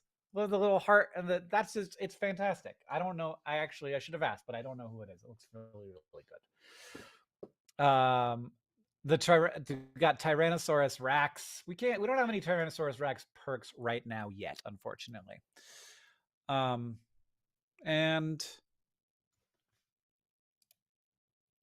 we have raised $1,386,360.69. Wild. You can also get a knitted book cover pattern for $10. You can get that Lemon Man is the featured perk right now. If you know, get a signed Lemon Man from Hank and John. It's not actually a lemon man. It's just a lemon. It's a fake plastic lemon. Will I put a face on it? Maybe. I don't know. We'll see. I don't know how many we're going to sell. They're $30. It's an achievable price to get a signed lemon from a man such as me. Lemon Lips should be the mascot for this year. That's what they look like. Tyrannosaurus Rex. I do love the Tyrannosaurus Rex. Mad Rax Fury Road. That's great. I kind of want a tote bag with Tyrannosaurus Rex on it. That's just a sentence. It's not like something to take action on, but it is. I do feel that way. I feel that way. Just feel the way that you feel. You don't have to feel shame about it. You don't have to feel like it's gonna have a big impact on the rest of your life. You have a feeling, you feel it, and then it goes away. I feel like I'd like a tote bag with a Tyrannosaurus Rex on it, but I'll stop feeling that eventually. That's how feelings work. Anonymous said, for those of you who need to hear this, I think tomorrow will be okay, and got the Nerdfighter art first half. Anonymous, maybe a different one, maybe the same one. I don't know. Got the Project for Awesome 2023 blanket, and another Anonymous got the Pressed Pennies set of 4. Shelb got the Crabulous subscription. 2023 shirt going out to Marvelous Maggie. Says, love you guys. Hummus got the Crabulous monthly subscription. Anonymous got Orange Green's Country by Population poster. He's gonna be so excited that people want his thing.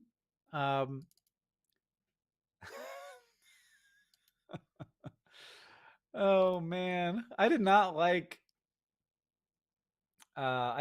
crunching a lemon.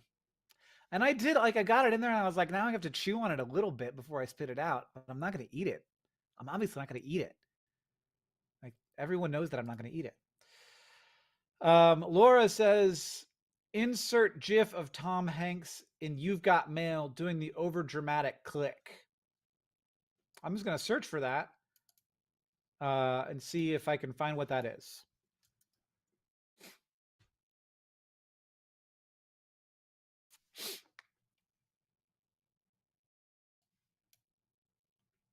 Is it working? Bonus. Oh my god. Oh jeez. Bonus. Bonus. Oh, that's a lot. That's a lot. Okay, I'm back. I froze, but I'm back. Oh. I see. I'm watching the GIF, but I cannot show it to you, unfortunately. I thought I could, but it's not working. You do not want to see the desktop of my computer right now. I'll tell you that. Oh, there it is. Oh, I got the one that has a nuclear test explosion in it. Great. all sped up. And $8 going out to $8 for Madison, so they're gonna get the Crabulous monthly subscription. Miles says crunch crunch and got Lemon Man. Thea got the digital download bundle for $65. Anonymous got the awesome Socks Club bundle, medium large. Liz says, longtime nerd fighter, thank you so much for everything you do, and got the DDB. Shelb says, Shelb got the digital download bundle. Shelb again. Sorry about your lemon lips, says Everett. I don't think I'll survive. People pay good money for this. Just rub a lemon on them. Mayan likes Lemon Crunch, says, Hank, for all that you do, even the weird stuff like crunching lemons, happy project for awesome. Thank you. That's very sweet. And got the Lemon Man. Willingham spent $5 on nothing and said, hey, hey there. Oh, okay. I caught up. It took me a second, but now I know where we're at. Hey there, Rex Lila. What's it like in New Rorke's in Rorke's Riddy? I'm 1,000 miles away, but Mr. D, you look so pretty. Yes, you do. I want to eat roast beef with you. You know it's true. Tony Smith. I should probably be tweeting or talking somewhere else about this amazing perk that is the watch that's coming up in now 10 minutes. And I think that means that Mercury is joining me in 10 minutes, but I might be wrong about that. No. Mercury will be joining us at 3:15 my time. So 25 minutes. Shouldn't have taken me that long to do that math. Savvy said, usually I wait until late at night when the stream is totally unhinged, but it looks like I didn't have to wait. It got Hank and John's excellent adventure. Brinley said, this lemon is what I am buying to bribe myself to go to math class. I don't know how that works, but okay. It is 3 pairs of socks in the sock bundle. 3 pairs of socks, 3 pairs, 6 total socks for the people who are asking about that. Let's see what the chat's doing. Mercury as in Mercury Stardust? Yes, not the planet, unfortunately. I'm sorry. And nearly at 1.4 million, that last 100,000 took like half an hour. We are really at almost at 1.4 million. It's true. Oh my gosh. We really are. We really are. But I said that I wasn't going to do another balloon for a little while. So I'm not going to do another balloon for a little while. But we were like at 1.325 when I started. That's wild, you guys. My mouth still tastes weird. I used to do research on, I mean, not really. I used to do quality control on lemon crops and other citrus and palm fruits and cherries. Cherry palm fruit? I don't think they are. And what I'd do is I'd take a little piece of the skin and I'd test to make sure the fungicide that the company I worked for had been applied properly.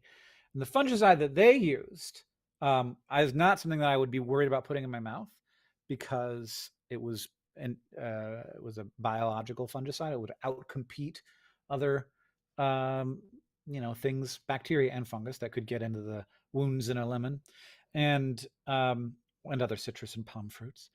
And so I'd have no problem chewing on that. But now that I've thought about it, I don't know that this was an organic lemon. In fact, I'd wager a guess that it definitely wasn't. So whatever they sprayed on this thing to keep it all nice and fresh is definitely now in my body. I probably should have washed it. I didn't think about it. Sometimes Project for Awesome, you do what you do and you don't think about it. I had a feeling and I'm going to leave that feeling behind now. That's my plan. That's okay with you. I don't know exactly what's going on, but I'm just like going to drag a bunch of cool. So we've got Billy. It's your time to learn about money and the importance of Billy. No, just buying Lemon Man. This one says trying to raise money for charity. The chat hummus. And this one, I don't need lip fillers. I got lemon crunch. Yeah, what else do we got? We got this one.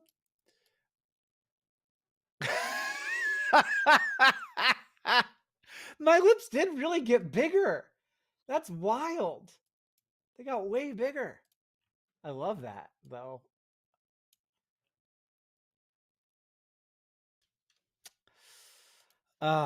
What a good time that we have here on the Project for Awesome. They're going back to normal now. They look more normal now. Like the little divot is coming back. Hummus. Ah, Jesus. And then there's this one too. They're the same picture.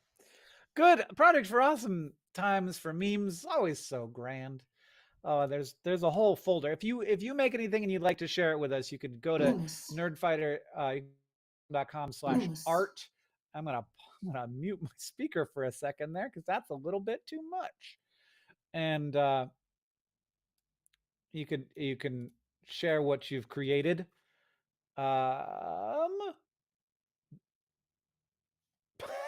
This is great.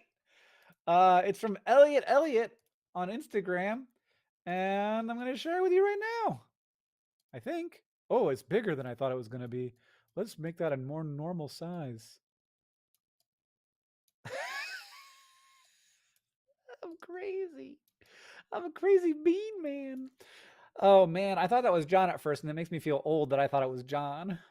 I don't know why. That's what I look like. Because I'm old. A little bit. I'm working my way through. Free the hummus. Yeah, I can free the hummus now that. Does 1.4 mean a new balloon? I feel like no. I can't do it to my. I mean, I did do the one that I most didn't want to do. So there is that. I got my filtrum back. Still a little bit red around the edges there. I wouldn't have. Oh, the eyes are beans. I didn't notice the eyes were beans. I'm crazy. I'm a crazy bean man. What is the Danny DeVito line? Something about garbage or trash. I'm a bean man. I get in the ring. I throw beans all over the ring. Like that.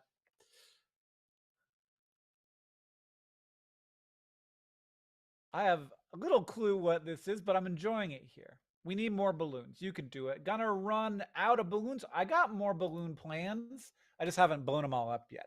Last time I blew them all up at once, and by the end of it, they were deflated. So that's why there aren't that many balloons. I've got a bunch of ideas. I've got a whole a trash man. Yeah, I'm a trash man. And then I'm gonna go and look at see who's donated what recently. I'm the Racks man. I go into the racks. I throw trash all over the racks.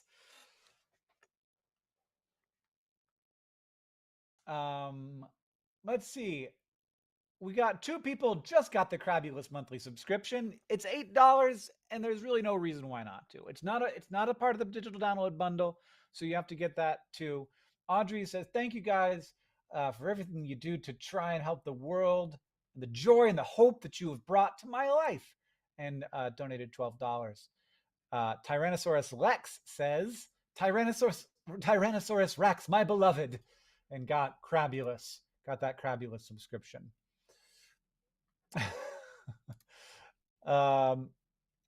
Toby says, "Thank you for everything you do, from bringing joy and entertainment to individuals, expanding access to education, using your platform to support incredible charities." And got the digital download bundle. Haley says, "Thanks for the crunch and good time, you wonderful fool." I'm excited about lunch, like a real food that isn't made of beans or Dr. Pepper flavored. I might have a little bit of beans or pickles. This is food. This is food. People eat this as food. Oh, that's not good. You gotta fuel though. You need fuel. Maybe it needs lemon. There's only one way to find out.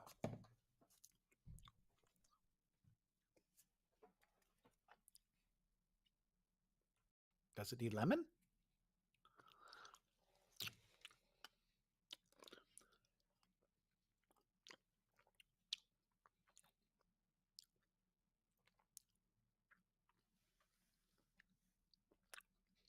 It's better. That's way better. Yeah.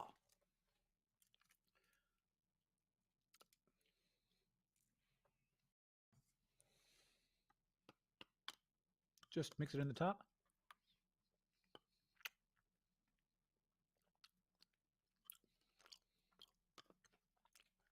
Yeah, delicious. Huh. Are all baked beans better with lemon?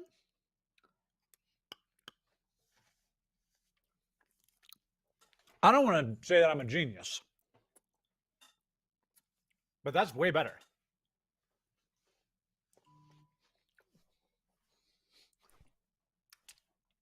I don't know. I kind of like it. Sorry about the mouth sounds, everybody.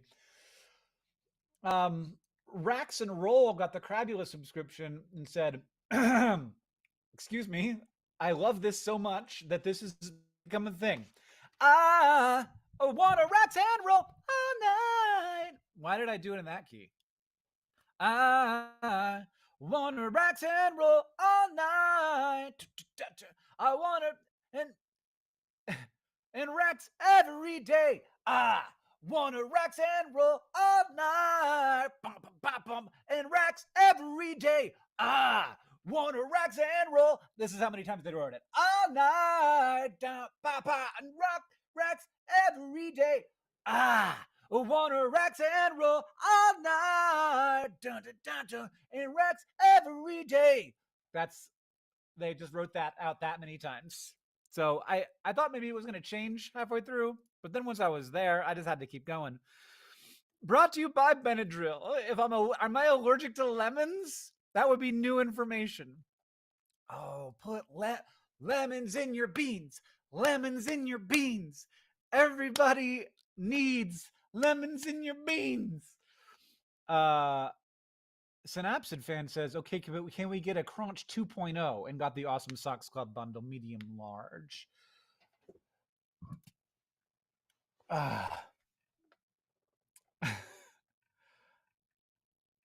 What is happening? Okay, all right, everybody.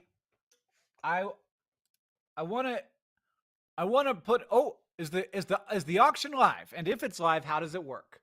I think it is. Does that mean I can go to my email address and open it up and set reload? How does it work? I could just type an auction in my email. Maybe it'll come up. My email algorithm is very discriminating. So sometimes things don't come up. No, I don't see it yet. It's okay. I bet somebody in the Slack will tell me how the auction works, and then we'll know, and also how long it's going to go. And I know that there's a bunch of stuff. 2 minutes. We'll put a graphic up explaining the rules. Great. It's live. It's live. Thank you, Paula. She'd already put it in the chat 3 minutes ago. Okay. So you get the auction whitelist entry on Tiltify to join the whitelist. The cutoff is 6 p.m. Eastern. So you still have a couple hours or 1 hour. I'm pretty sure. You need to include your channel ID for the perk to register in your chat for bidding. You can go to this link, youtube.com/accountadvanced to find that out. Okay. Get that link. Great. Channel ID. There it is. We got that. Bidding takes place from 5 to 6:30 Eastern. So it's going to be quite quick. You type in, wow. Oh, you type in bid amount in the chat with no $ symbol. For example, if you want to bid, okay, this is wild. This is like hacked. We hacked this. All right, at 6:30 the bidding ends. The winner has 5 minutes to make their donation on Tiltify. If you don't, you need to select You don't need to select a perk to donate. So you have 5 minutes afterward to make your donation. So that's wild. Okay, so you do it or you don't. And if it doesn't go through, it goes to the next higher bidder, and they have 5 minutes to submit theirs. Starting bid is $250. Troll or false bids will be blocked from the chat. All right. It's already at 350. Oh, somebody just bid 500. How do we know where it's at? If anyone is interested, okay, that's separate. Okay. Somebody just bid 501. I cannot currently bid because I did not put in the right channel ID. But now I will do that now. But we got until 6:30, which, to be fair, is a while from now. We got another bid for 628. Yeah, you enter bids in this chat. But I don't know how to keep track of 685. I don't know how to keep track of what this is so messy. We got Gerkwit with 685. 685.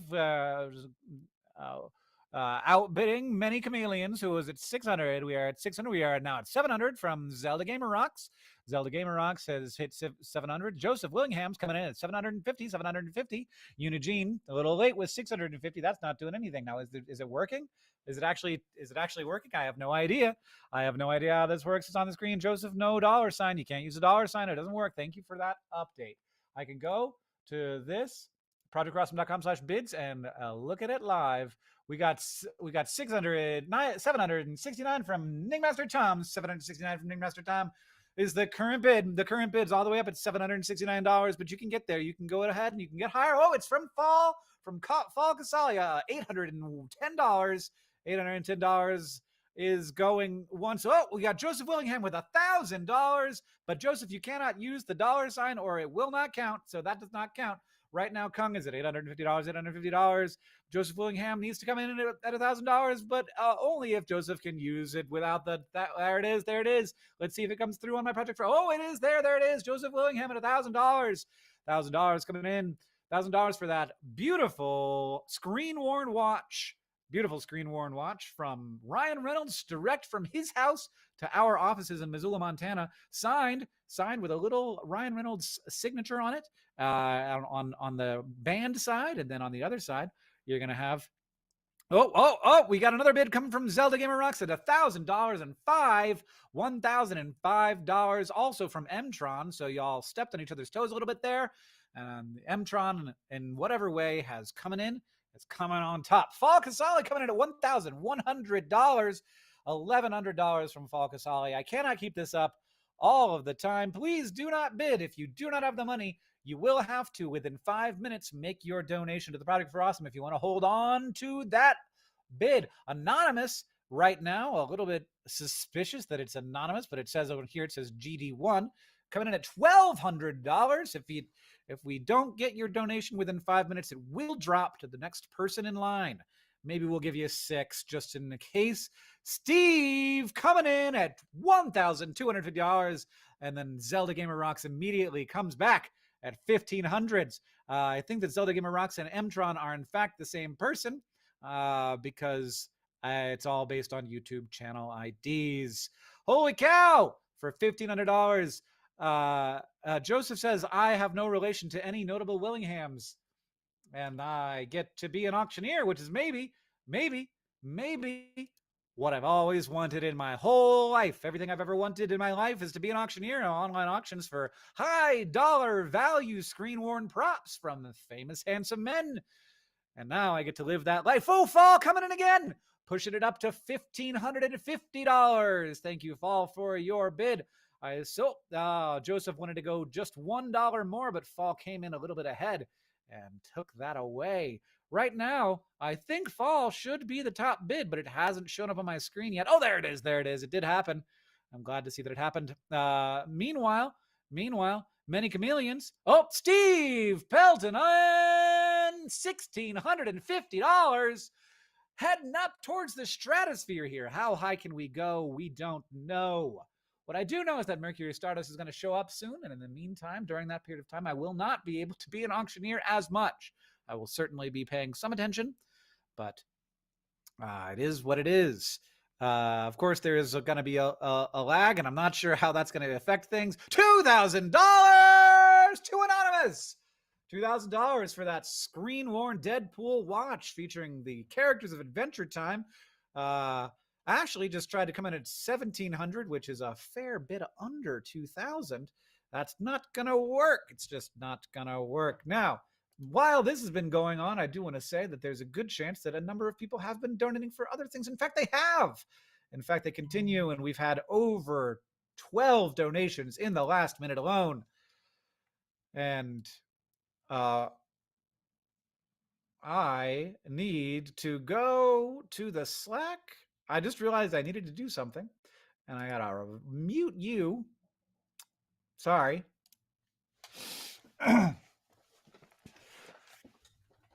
And go into the core team chat. Okay, everything's looking good. Mercury will be joining us, I believe.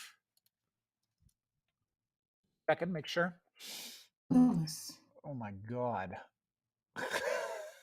Okay, Mercury's here and can join whenever, and I am ready for Mercury to join. Hope as long as I can find the tab in which I will be able to see her. There it is. Oh man, my frame rate is not great. Hey! Hey! How's it going, friend? It's going great. It's great to see you. It's good to see you. How are you? You got a whole situation. You look very prepared. Yeah, I'm very prepared. I got my dragon. I have my cloud ceiling. I have Mercury. I'm doing good. You Well, look come on. shocked. Hello. I looked frozen. What are you drinking? 7 Yeah. Up? Yep, 7 Up, the classic with a glass bottle and everything. So I feel I fancy. didn't even know they did that anymore. I hunt these down. I'm obsessed with glass bottles. I feel like I feel so cool. Squirt has one now, and it's like swirly, and it has like cool prints on it. It's super cool. Have you ever thought, because I've thought about this, about buying an old pop, like unopened pop from like the 50s, Yeah. and then just draining it, just being like, I'm gonna live my life, and if this kills me, it kills me. I've never thought about drinking what would probably be like my last beverage, but but I'm sure it would be fun. I'm sure for those 30 seconds doing it, it would be awful and funny, and then all the sickness that follows it might not be worth it. I don't know. There's not that much in there. Like, they're so sweet. Nothing can grow in that kind of sugar water. I'm the science Hank, guy. You'll be safe. I yeah, promise. yeah, you're right. Yeah, you're right. I'm losing faith in you. You're right. I need to commit to this. Okay, you're right. It's only what, like 12 fluid ounces? I mean, what? That's 12 fluid ounces. Yeah, yeah, exactly. What? That's only that small could hurt you besides rat poison. I ate rat poison once. This will be a charming story for you, handy ma'am. So Mercury creates content all over on YouTube and TikTok, helping people figure out how to interface with the spaces that they live in, which are quite complex and often go bad in surprising and unpleasant ways. And just a kind of supportive vibe of like, yeah, this happens. I once had to have a long chat with Mercury because the water was pouring out of my house, and I didn't know why. Do you want to? And we finally found out at least how to turn it off, which is what I was trying to figure out. It was a weird place that my off valve was. Yep. Yeah, So, I've thank you helped very Hank much. twice now. Twice. Yeah. I keep waiting for that like random phone call at like 4 o'clock in the morning where you're like, Mercury, my toilet's just overflowing. I heard that you're close by Montana now. You want to come over? It's wild. Like the moments of panic where you're like, I don't know. Do you know what actually had ended up happening? I never told you, but a rat chewed through the pipe. Oh, that's not surprising. What's wild about those things is like when you're on the phone with somebody trying to walk them through that, you're not like those Yeah. things are not the things that come up, but they happen, rats, Yeah. but even like just a rock sometimes chiseling away at the wrong angle. Like sometimes it's just the stupidest things that will do it, But hey, look at you, you survived it. I did. And I also survived this. So in college, we had, it was college dorms. You have ants in the dorms in Florida. And we had heard that a trick for getting rid of ants, and this can't possibly be something that would actually work, knowing what I know now, would be to cut up straws and then fill the straws with peanut butter mixed with rat poison. And then you put that behind the plates of your plugs. So the ants that live in the walls will eat the rat poison, which poisons rats, not ants, when Yeah. they're eating the peanut butter. I'm like 90% sure that this is just feeding ants. That's not the important part of the story, though. The important part of the story was I went over to my wife, my girlfriend then, but my wife now. I went over to her dorm room, and I just walk in because that's life. We don't. I never knock anymore. I walk in. Nobody's there, but on the kitchen table, there's like a multi-room dorm room. So there's like a common area and a bunch of rooms stick off from it. On the kitchen table, there's a bowl with a spoon in it with what looks to be cookie dough. And I put the spoon in my mouth, and I was like, this tastes like some kind of bad peanut butter cookie. And I swallowed it. And then my wife's roommate came out, and she was like, Hank, did you eat that? And I said, no, of course. Why would I admit to eating bad cookie dough? And then she was like, I'm serious. Did you eat that? And I said, yes, actually, fine. Okay. It was bad though. I think that it must not be done. Like you haven't put the sugar in yet or something. And she was like, no, it's rat poison. We need a monitor.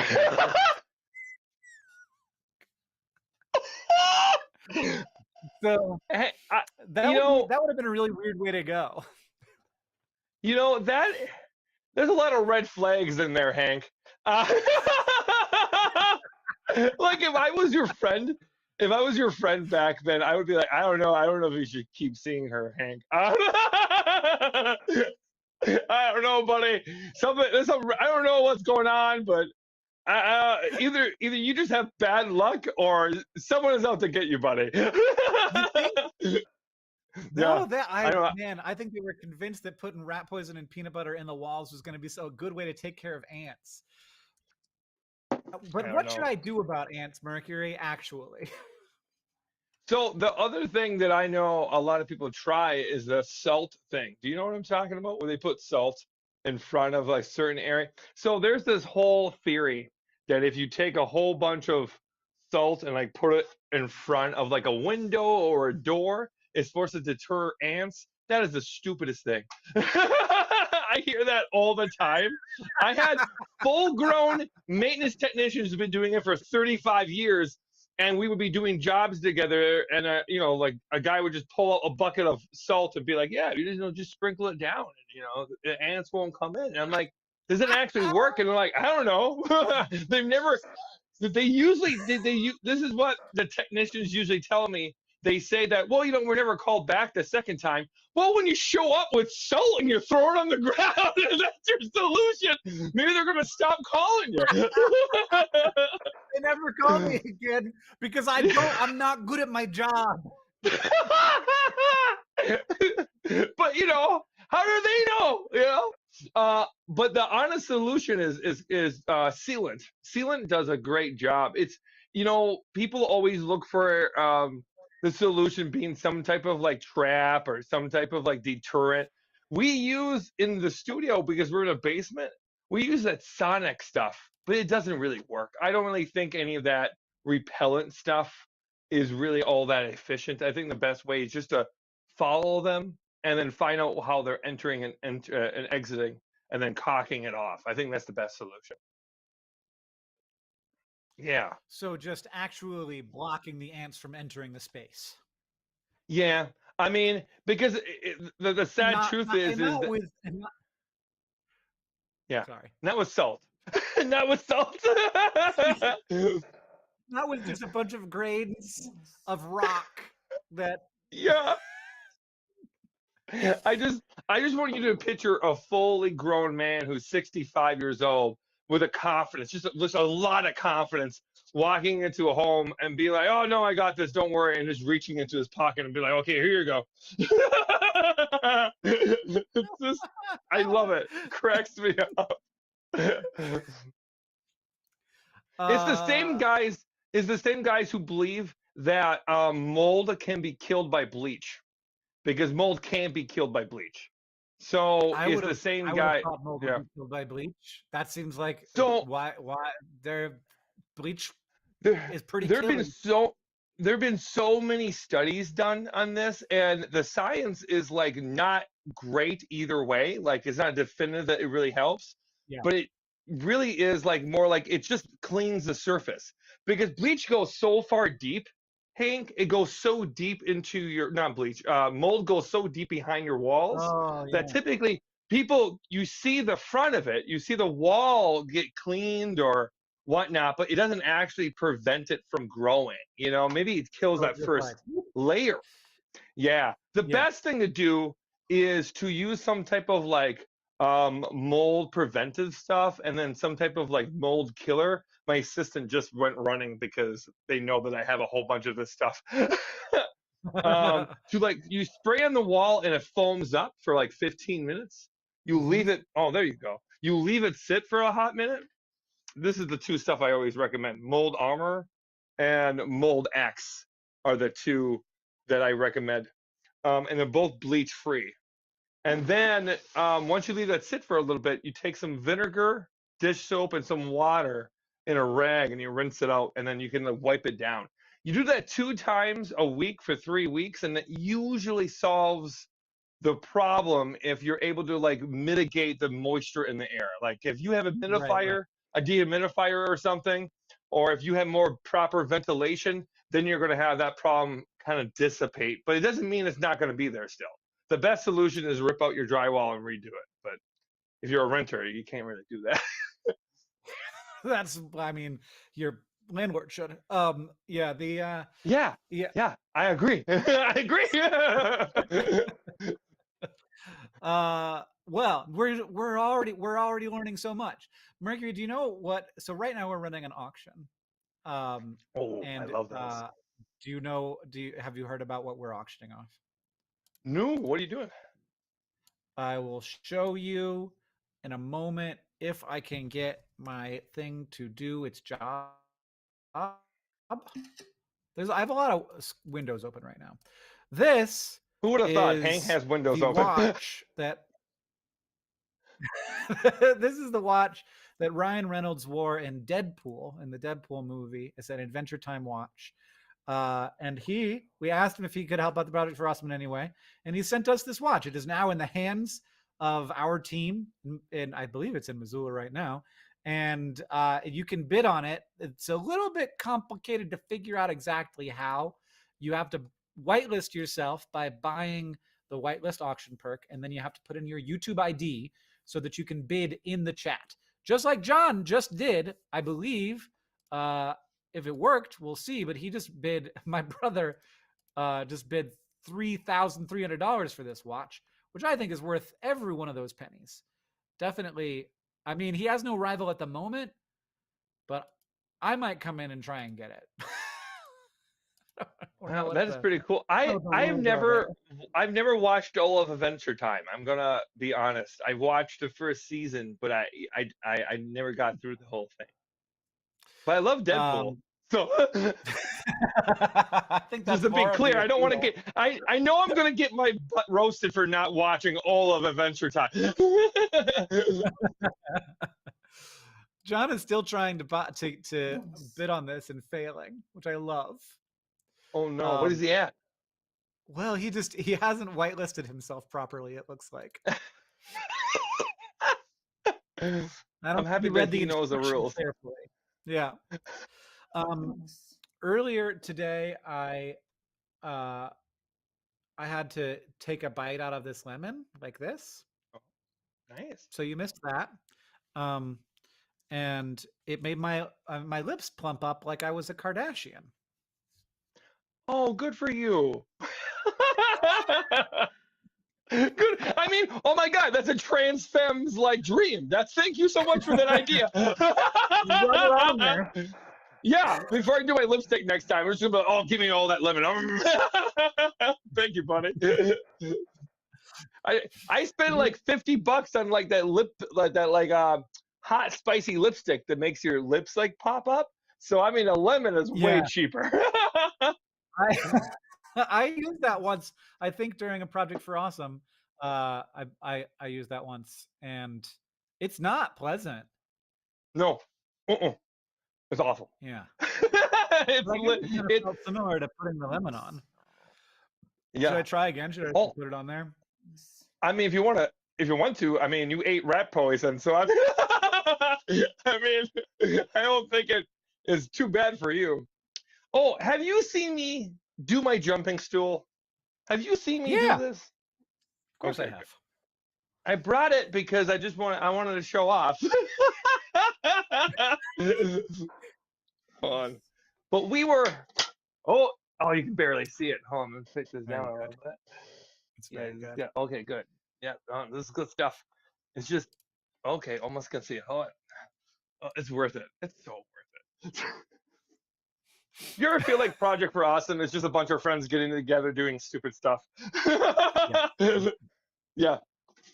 Yeah, look at that. Oh, what provides the what stores the energy? Is it the seat itself? Is there a spring Hold on, somewhere? so this one has like rubber. This Rubber has like chain. a rubber chain basically. The other one I have is a spring. This one's a lot easier to see. And what can you do on that? You can't stand on it. Oh no, it's just basically a prop, like it's a stage prop, right? So like it's great for juggling balls or like if you have props on stage, you put it on there for a second. You can't really put anything heavy on it. You can put like some stuff on it, maybe like 2 or 3 pounds, and then once Gotcha. you remove it, you push it down and you walk off stage. It's I'd it's always such a cool pictured, way to end it. I'd always thought that you would like sit on that and like get under a sink and like take out the U-bend, and then when you finish up with everything, clean out the P-trap and step on it and be Yeah. like, see you later, job's done. Funny story. There's a carpenter who was like in his late 50s who saw me do this a bunch in my videos. He bought it without realizing. Yeah. he emailed me going, I thought this was going to be handy when I was punching doors. It's not. It's so bad. Yeah. Poor Can't hold guy. it well. I guess it makes Yeah, sense. no. You have to be able to step on it to squish it, so it can't hold The your butt. Yeah, the first day or the first week that my assistant worked with me, they were hell bent on sitting on this thing. Like they were hell bent.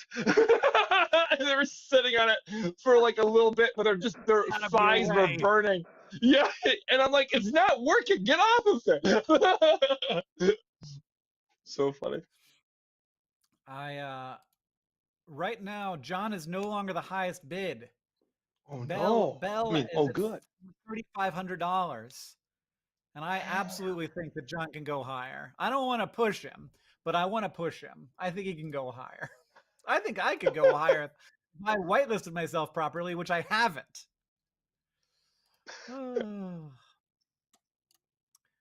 Good stuff. I'm gonna try to do it now. Good stuff.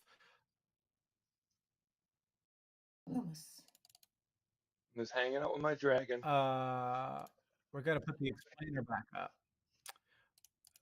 My Slack says hummus right now. If you're wondering what that means, or why you keep hearing something say hummus. Hummus. Yeah, apparently that's one my of the dragon- default oh. Slack noises that you can have it make, which we discovered today, and people forced me to do it. Is that dragon looks like it could maybe say hi to me? Yeah, I mean, doesn't it look like kind of a life like it sometimes? The eyes are really cool. Her name is Lucky. She's my little trans dragon. I got it from Sure. a wonderful friend that I met a few weeks ago who was a fan of mine, and was just like, "You want a dragon?" And I was like, "Oh my god, yeah, I want a dragon." It's very good. Do you want a dragon? I had a weird Yeah. experience like that. I was doing an event, and a SciShow had just come out where we talked about lion's mane mushrooms, which is like just a mushroom that seems to do a good job of. Can I move to my right? Why would I need to move to my right? Hank, we're gonna put the explainer back up, but I'm gonna move to my right a little bit. Is that what you meant by my right, or did you mean this way? You probably meant this way. Lewis. And so Lewis. no, the first way. I should be here apparently. What was I talking about? I lost it. Oh, I well. have no. You were doing something really smart. We're all just going to pretend it was really smart and amazing. And what a great story, Hank. I was in an event. We had just uploaded this video about lion's mane mushrooms, which I just hosted. I didn't do any of the research on it or anything. And a guy like ran up to me, and I was like, and he was like, "Here's mushrooms." So. I feel like no more food things for you, Hank. I mean, the like rat poison, the lemon, the mushrooms. I need feel like it's it, a recurrent. Earlier today, I dunked a Dr. Pepper Peep into Dr. Pepper baked beans. This is the only way I know how to entertain people. How was that? How was it? You know, it was a lot better than the pickle stuffed with bean juice I had. That was probably the lemon was the worst. Then the pickle stuffed with bean juice, and then anything to do with Peeps and baked beans has been fine. It's just like it's sweet and salty. I really want to go for a pickle right now. Sorry, you said pickle, and I just kept on thinking about a big. Oh man, Hank, I want a pickle so bad right now.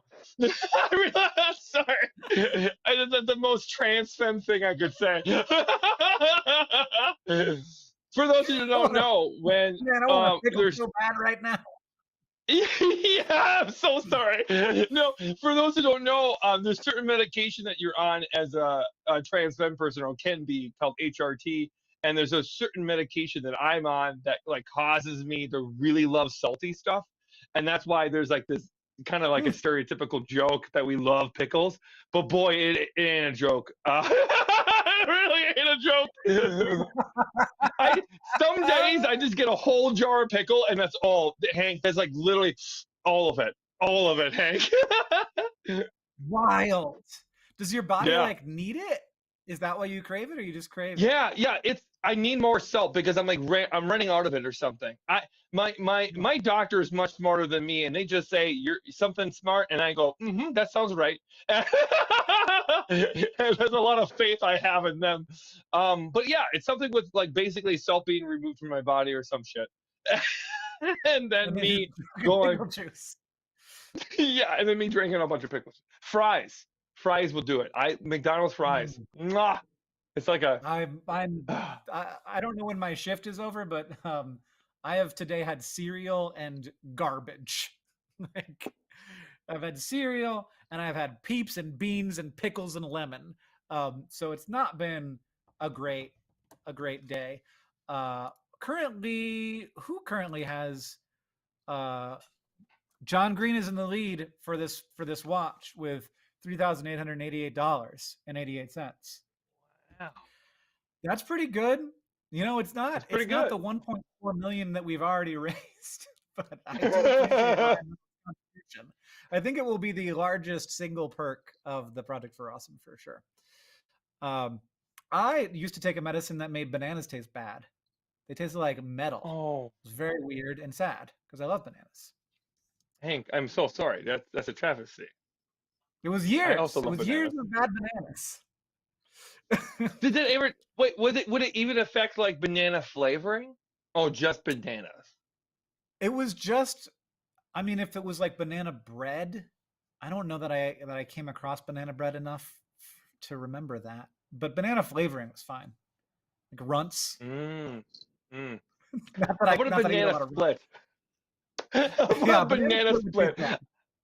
Okay, good. I just really wanted to get a full concept of like how sad this would be. I haven't had a banana split in like decades. What? I have one almost like every month. I got one. I love them. I love banana split. I will go all of my way to either A, make it myself, or B, go somewhere where I can get it. But I never eat the whole thing. But I like just the idea of it.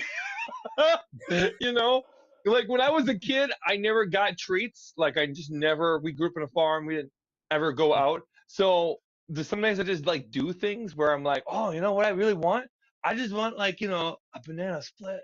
It sounds. I can do that. I'm an adult. I can do that now. That's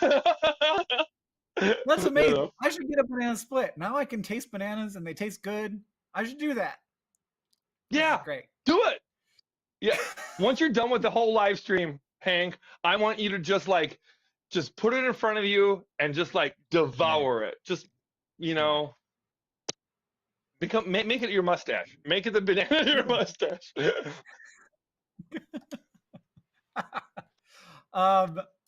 Okay, John is still the leading bid here, Yes. and it makes me think that people need to bid against him because I'm like 90% sure he's willing to go higher. If I It's had a risky decision to make, but do we hear 3,900 from anybody in the room? We'll see. That's still going on, everybody. It's a screen-worn watch from Ryan Reynolds, signed on the inside of the band with a little Deadpool logo that he put there himself. He shipped it direct to us. It's certified by this experience. It will be easy to track. Oh, Girkwood just bid at $4,000.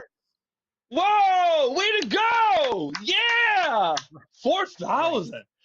My God, can you imagine like getting that watch and then watching the movie? That would be pretty cool. Oh my God. that would be like just sitting there the whole time, be like, I've been watching this movie for an hour. Anybody want to come over and watch Deadpool at my house? No reason. What a flex! Then, What a flex! See that watch? That's this watch. Not this watch like I got the same one as him. This watch like that's this watch. Yeah, like what if this is how you go on a date with somebody? You watch Deadpool together and you just like do one of these. Oh, isn't that nice? Oh, man. You gotta be on Tinder, like just like this. Like oh, you hold a rag, like look at this. Yeah, isn't this rag so nice? Bling bling. Oh, it's so funny. Oh, all right. So right now the bid is $4,000.01. So you could theoretically just go for $4,000.02 and it would be yours. Can we see 4,100? Do we have 4,100 from John Green? Is he here? We have, I think it's got another hour to go. Yeah, an hour to go before it's all over. So we have time. Do we have 4,002? John says, still way less than a Rolex for a much better watch. It's true. People pay for like $25,000 for watches. Not me. Yeah. Nobody these here. two. Nobody in this room. Yeah. Yeah, I was like, know your audience, Hank. But also, like, I like that you put this watch on the same pedestal as a Rolex. Like, yeah, it's a better watch. Yeah, it's a way better watch. I am sure that is true to some people. Depending on how you measure. So, but here's the thing. Not only is it related to the movie, you get to say you outbid John Green. Is all I'm saying. That's kind of cool. True. Oh man. Oh boy. those dollars. Waiting for John. Just waiting on John. So also during the Project for Awesome, we at projectforawesome.com/donate, we have people buying all kinds of things. It's not just this one watch. In fact, raising much more money are the individual donations of lots of people. So for example, that's not the tab I wanted to have open. There it is. 10 seconds ago, Keely donated $45 for the Nerd Fighter art first half. So people have made all kinds of beautiful art, and they're sending it to us, and then we will sort of white elephant it and send you something that somebody made, and you won't know what it is until it arrives at your doorstep. You can get one of those. You can get 10 of them if you have $450, and if you have $4,500, if you want to get 100 of those, you could also get Ryan Reynolds' watch. But those are the you could get one or the other of those. So that's how value works, I guess. Yeah. And T-Rax Beef says, I want to rax and roll and ruin my pants every day. Mercury, you're not going to get that joke. It's going to seem a little bit extra to say I'm going to rax and roll and ruin my pants every day. You know, but I can't really explain.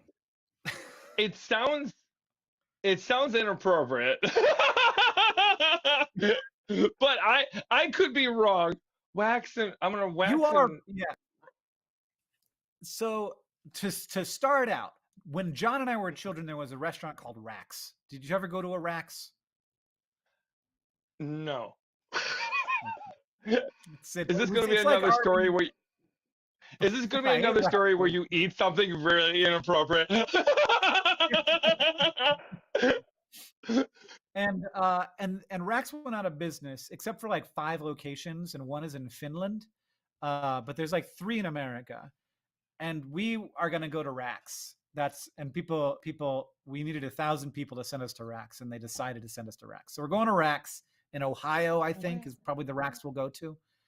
But when we talked about this on our podcast, we went to the like Rax in Finland's reviews, and somebody, I think I'm not making this up, somebody left a review for the Rax in Finland that discussed the fact that their ice cream machine somehow ruined their pants, and that became part of the Rax lore.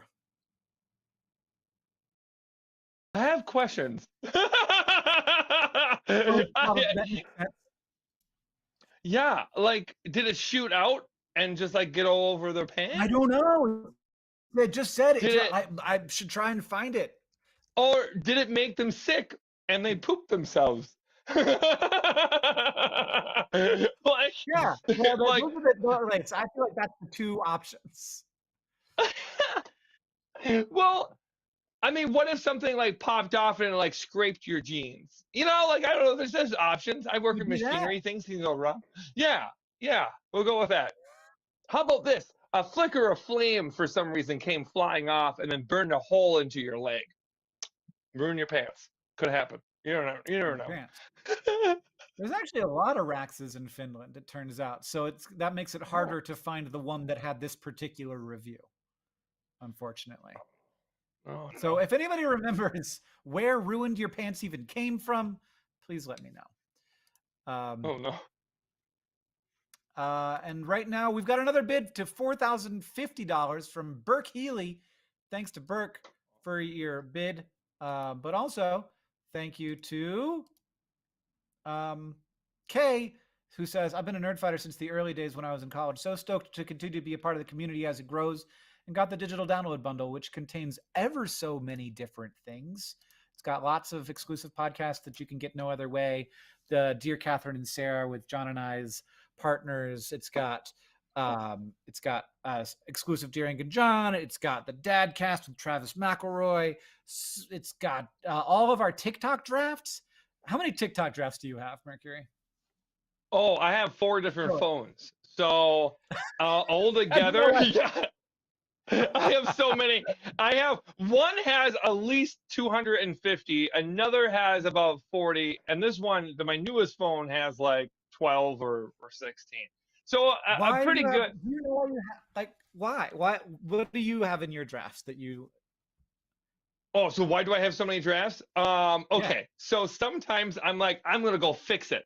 And then I like go and start to fix something, and then I forget halfway through what I was doing. That happens Huh? a lot. And sometimes I get these ideas for videos where I'm like, oh, I'm gonna, do this fun thing, and then I halfway through it's no longer fun.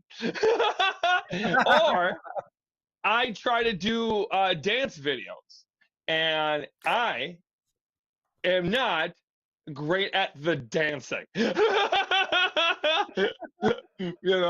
then I'm like, So there's a lot of the someday. false start dances that were like, Oh, actually, I'll no, nope.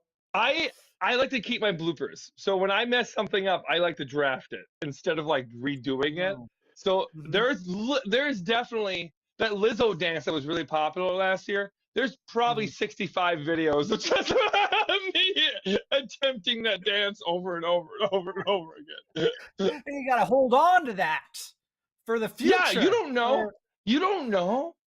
Yeah, someday I'm gonna look back and go, I'm gonna publish all of these for straight 65 days, and that's gonna be my channel now. I'm no longer gonna do DIY content. Just Lizzo poorly dancing of just that one 2022. dance badly. Yeah, Yeah, all the ones yeah, that didn't make the cut. yeah. Yeah, so that's one of the perks you can get is all of my TikTok drafts, and all of John's TikTok drafts. John makes more drafts than I do, but I do a bunch. Make a bunch of stuff where I'm like, actually, no, that's a bad idea, but hmm hmm I'm hmm living through it. I get that.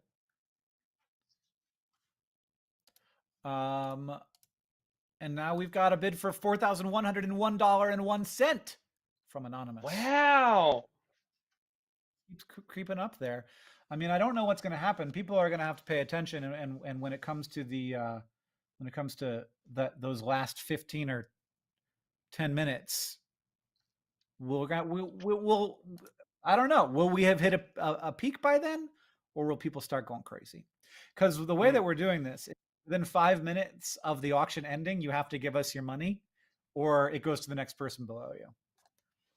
Oh, I like that system. It's a good We're system. not sitting in a situation where we have a person who bid and we can't get the money from them, and then we've got to. You know what that watch. sounds like? It sounds like in years past you had that happen. It sounds We've like seen it happen. you. Yeah. Yeah. Yeah. As someone who ran events and does her own live stream for charity every year, yeah, I wonder what could happen. So You got funny. next time you do your live stream for charity, you got to offer up your TikTok drafts. Honestly, I want you to know my business partner is texting me right now, and every once in a while on my phone I see stuff popping up from the live stream, and I can guarantee she's gonna tell me that now. She's gonna be like, "Yeah, let's just put all your No, we're not doing it." Mine are really embarrassing, Hank. Yours are fun and kind of like kind of like when your cousin who's a little out of touch with it. What's hip? Yeah. Kind of, yeah, but that's kind of fun, I feel like it's like your aunt who thinks she's cool. I think that's a different energy we got going on, We just had a bid come in for $42,000. I think it was probably a typo. So hopefully we can roll that back. But who knows? No. Maybe not. Let's let no. that person. Yeah, Ray wanted to bid 4,269, not 42,000. They just like So jumped. we're working on that. They just went way up. Yeah. I like that you're wearing a plaid shirt, by the way.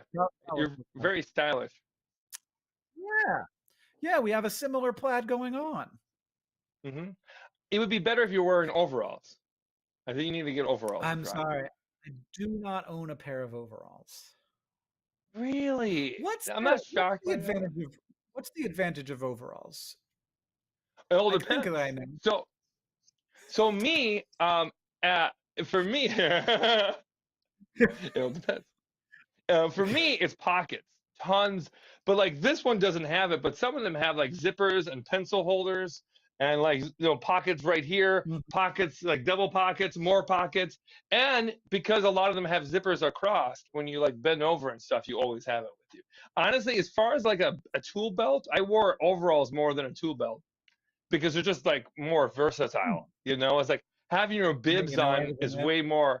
Yeah, and now that now that I don't do full time, maintenance work anymore, I just still like the overalls.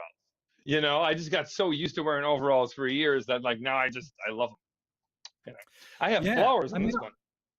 my pants are always falling off too, so that'd be great. No I butt don't crack. have like a I don't have like a great sort of body for holding on to pants.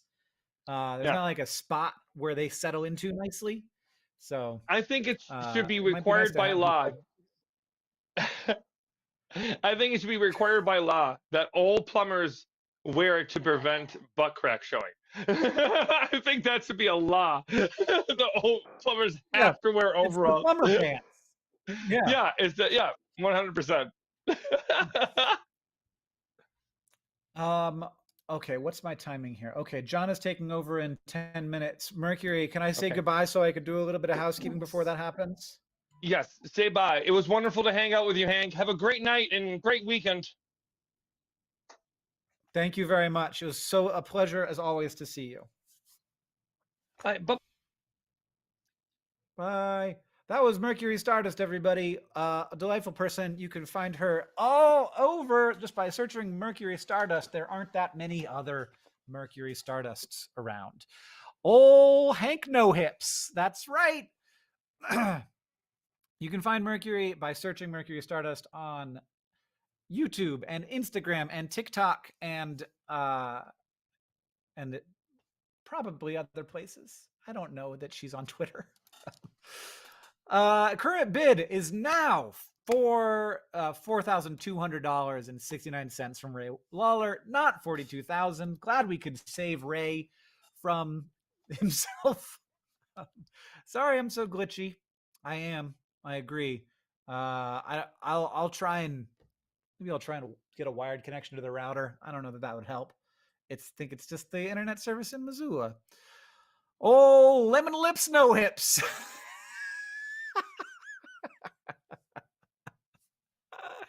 So we're going to now go to projectforawesome.com/featured, where we're going to watch another Project for Awesome video.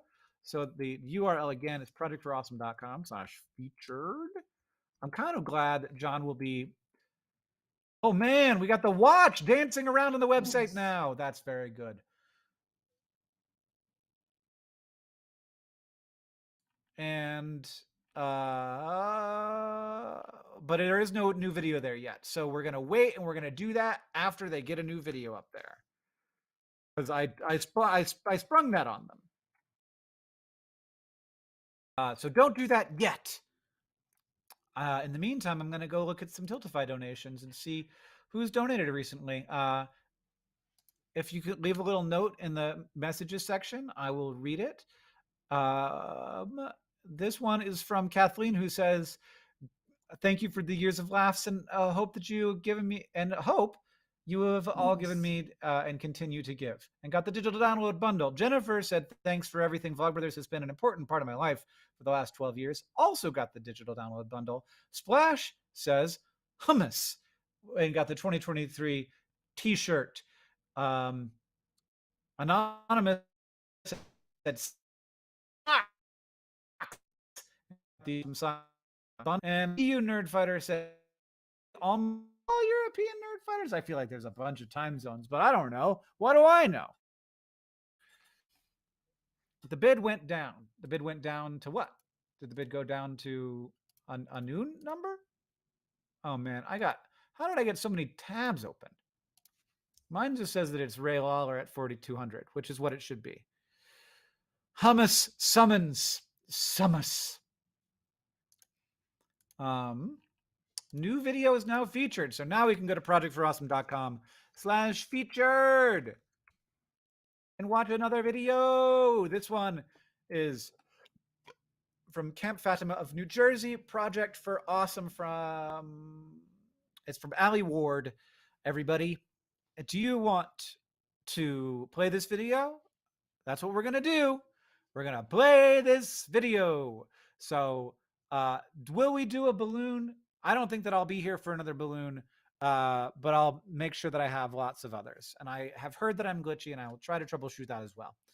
Balloon every 50K? Probably not a bad idea. I bid 5,000. I bid 5,000. Kyle, that's quite a jump. Is it going to come in? I don't know. We'll see. We'll see. But in the meantime, we're going to watch this video at projectforawesome.com/featured. I will disappear for a little while we do it. Oh, we're doing it now. We're doing it now.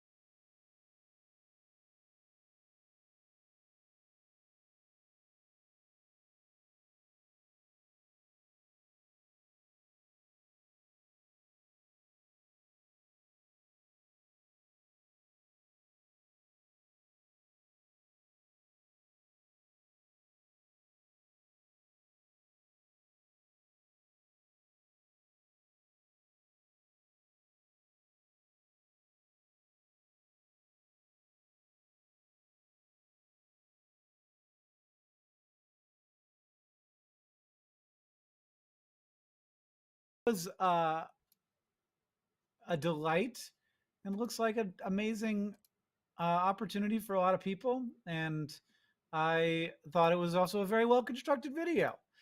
So thank you to Ali for putting that together and to Camp Fatima for doing all the great work that they do. What a delightful thing that is in our world. And it is always so nice to see all the different ways that people are working to make the world just a little bit better. So very cool. And thanks to Mercury for joining us. Thanks to everybody also for joining us. And thanks to whoever just came in with that $5,000 bid for Ryan Reynolds' watch. I am, I believe, attempting now to get my own account ready. And I think that John is going to be joining us shortly. And that's great because I have to go to the bathroom quite bad. So that's something that you forget about it. You forget that you have to go to the bathroom during the Project for Awesome. And then I also forget. What the heck's going on here? What do you think's happening, Hank? I think you got your prescription snorkel goggle. Yeah, so I ordered these cool prescription goggles so that I could really enjoy the snorkeling in Jamaica, see some of those fish up close. And then my goggles arrived after my trip. It's true. I'm rocking them now because that's what I can do. Hank, we've got to get the price of this watch up. I think that there are that I don't like to be critical. I don't like to be critical, but the watch is going for $5,432.10, which is a very good number. But I just think realistically, this is Deadpool's watch. You know, one of these is way off. Oh yeah, I can't see anything out of this one. What the heck's going on there? Really? That's not good. Oh man, these were not that inexpensive. Hold on, maybe I just needed to clean it. Oh yeah. Oh, that's good. That's good. Listen, I know you got to go. I do. But we got 30 minutes to get the price of this watch up. Well, I just bid. I'm wondering if you will bid. I just did. It just happened. It just happened. How much did you bid? I bid $5,500. Oh, come on. You could do better than that. You could do better than that. The other thing we got to do is we've got to get the total amount raised at projectforawesome.com. It's a little hard to talk with this thing. I'm a little that's how snorkel masks work. They're always a little tricky. Total amount raised to $1.5 million so that I can take off my mustache. Is that when that's happening? 1.5 million? Yes. Yes. Well, that's how I talk now with the mask on. Turns me into a little gangster from the 1930s. Just, I'm not happy with prohibition. Why would you be? Oh, Anonymous is coming in with a $5,678.90 bid. I like it. I like it, Anonymous. But I wonder if you could go 654321. Me? Somebody, this guy? 654321. It's a nice number. It's a nice number. You know all right, I think is you go. Somebody just bid $10,000, but I think they might have been kidding. Somebody bid 6,000. Yeah. Oh God, it feels so good to have that mask off. God, I wish I could have seen some of those fish. All I saw were like flashes. I'd be like, wow, that's a blue flash. That flash is so blue. All right, you got to go. I think that I probably should. But I just saw the Project for Awesome blanket up close for the first time, and it's a banger. Can I see it? Do you have it? It looks so cool. Show it to me. Yeah, I'll try and throw it up on here. I don't know if you'll be able to see it. Oh, it is amazing. It is amazing. Yeah. It's there I mean, in the imagine middle having there. that as your throw blanket, as your number one go-to throw blanket. Imagine wrapping yourself around that beauty during next year's Mhm. Project for Awesome. Yeah, there's also the shirt over here with the front and the back with the T-shirts commemorative amazing. coins. I love the 3/4 zip. Like that's what I'm wearing right now is one of these 3/4 zip. zips. I got like Yeah. I got 2 of those. That's good. I don't have any of those. Well, I don't have any. I only have this one, but now I'm gonna have 3 because I just got 2 Project for Awesome ones. Oh, nice. Well, I do have to get a number of perks myself. got I don't know what you saw, John, but you go by the perks. I feel like you do so much hosting. You're so good for the world. Okay, so just go take yourself a little break. Go see your family, etc. I have to turn off the lights behind me. Nope, not those. It's these.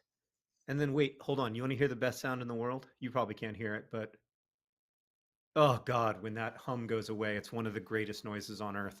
All right, Hank, time for you to leave.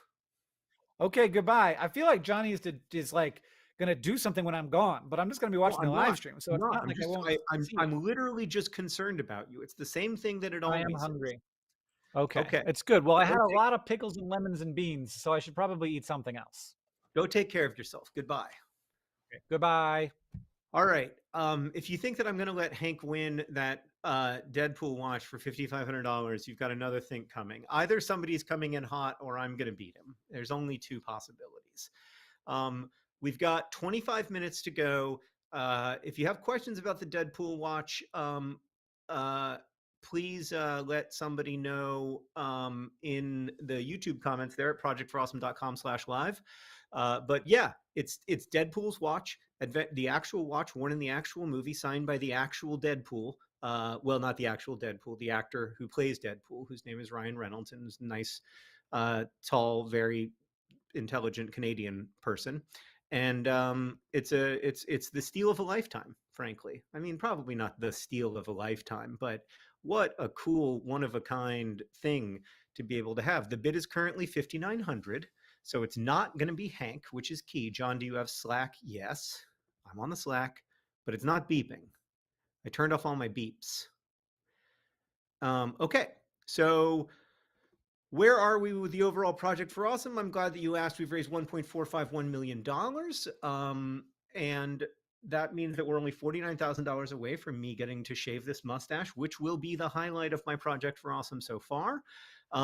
Having raised $1.49 million, in case you're wondering, this is officially already the 6th biggest Project for Awesome ever in terms of money raised.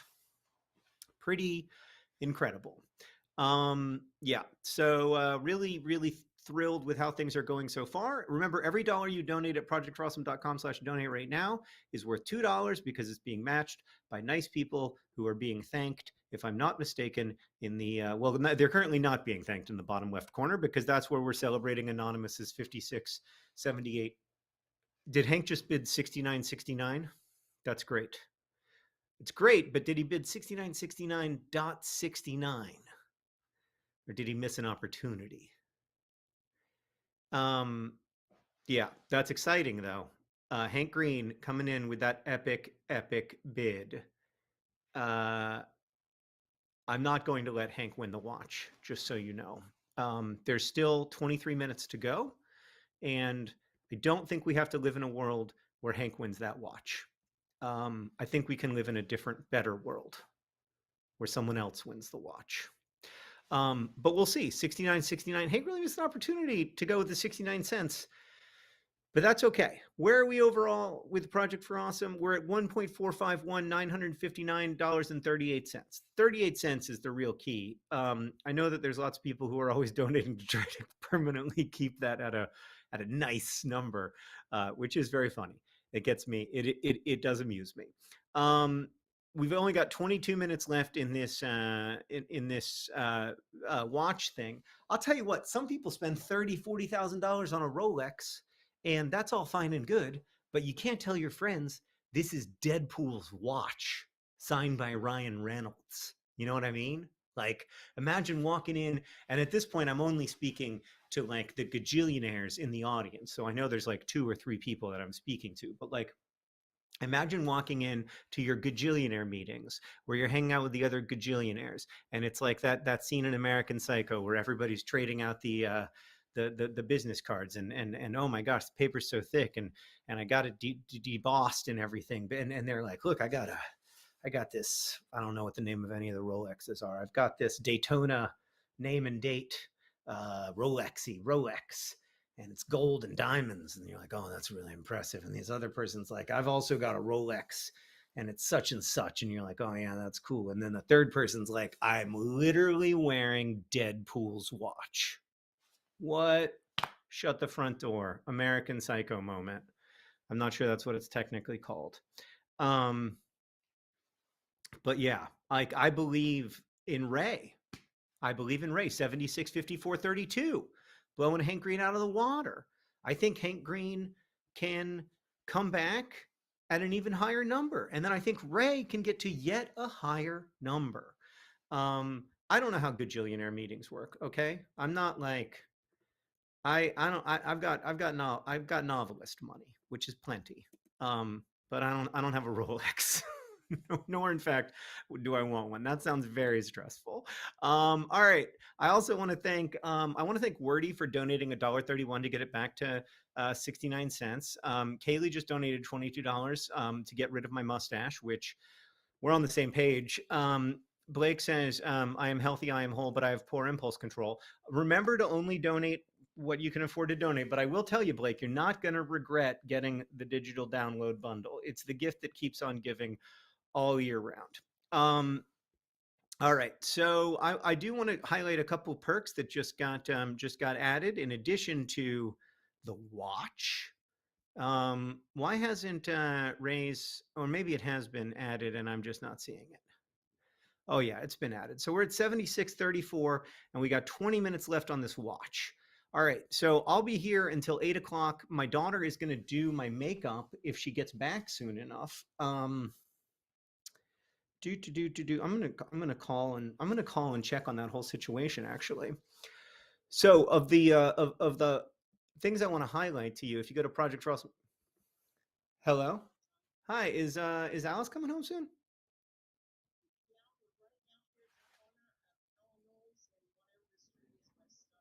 Oh, great. All right. Well, when she gets home, she can do my makeup. No. Now's perfect. All right. Take care. Bye. All right. Alice is very excited to do my makeup. She's been talking about it for a full month. I don't even know. I mean, I don't want to say this, like, I don't want to say anything bad about Alice, but I don't know that Alice knows how to do makeup. So I think she's seen some videos, but I don't think I don't know. We're going to find out together. A couple of things I want to highlight real quick, in addition to like exclusive episodes of Dear Hank and John, lots of cool digital perks.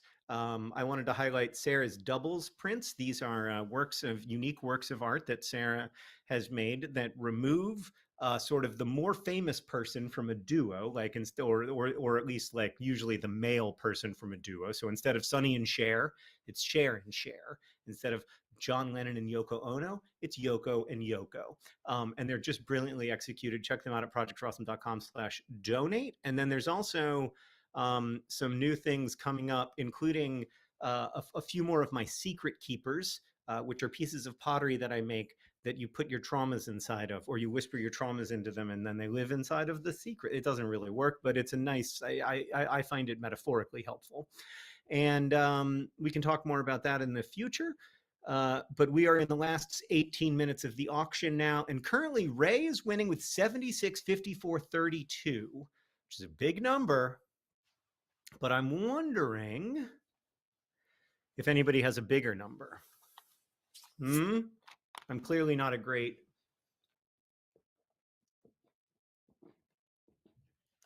auctioneer, but I'm wondering if somebody has a bigger number. Oh, August says, I just picked up 3 books about TV from my local library, which is great news. I hope they're good books though. Yeah, so we are, and remember that when we remember that when we close this bid for this watch in 17 minutes, that person's donation will essentially be doubled because of the match. So, yeah, is my audio quiet? Boop, boop, boop, boop, boop, boop, boop. Yeah, I don't know how to make my audio louder. That's like way outside my realm of expertise. I can mute myself. I can mute my microphone, but I can't make myself louder. All right, so before we go into the last 10 minutes of this auction, and this is the last 10 minutes, I want to.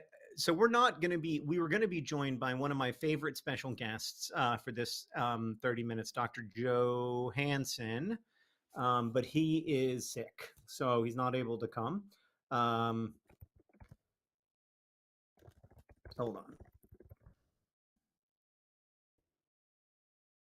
So he's not able to be here, but he did want to highlight, and I think this is really important. He wanted to highlight long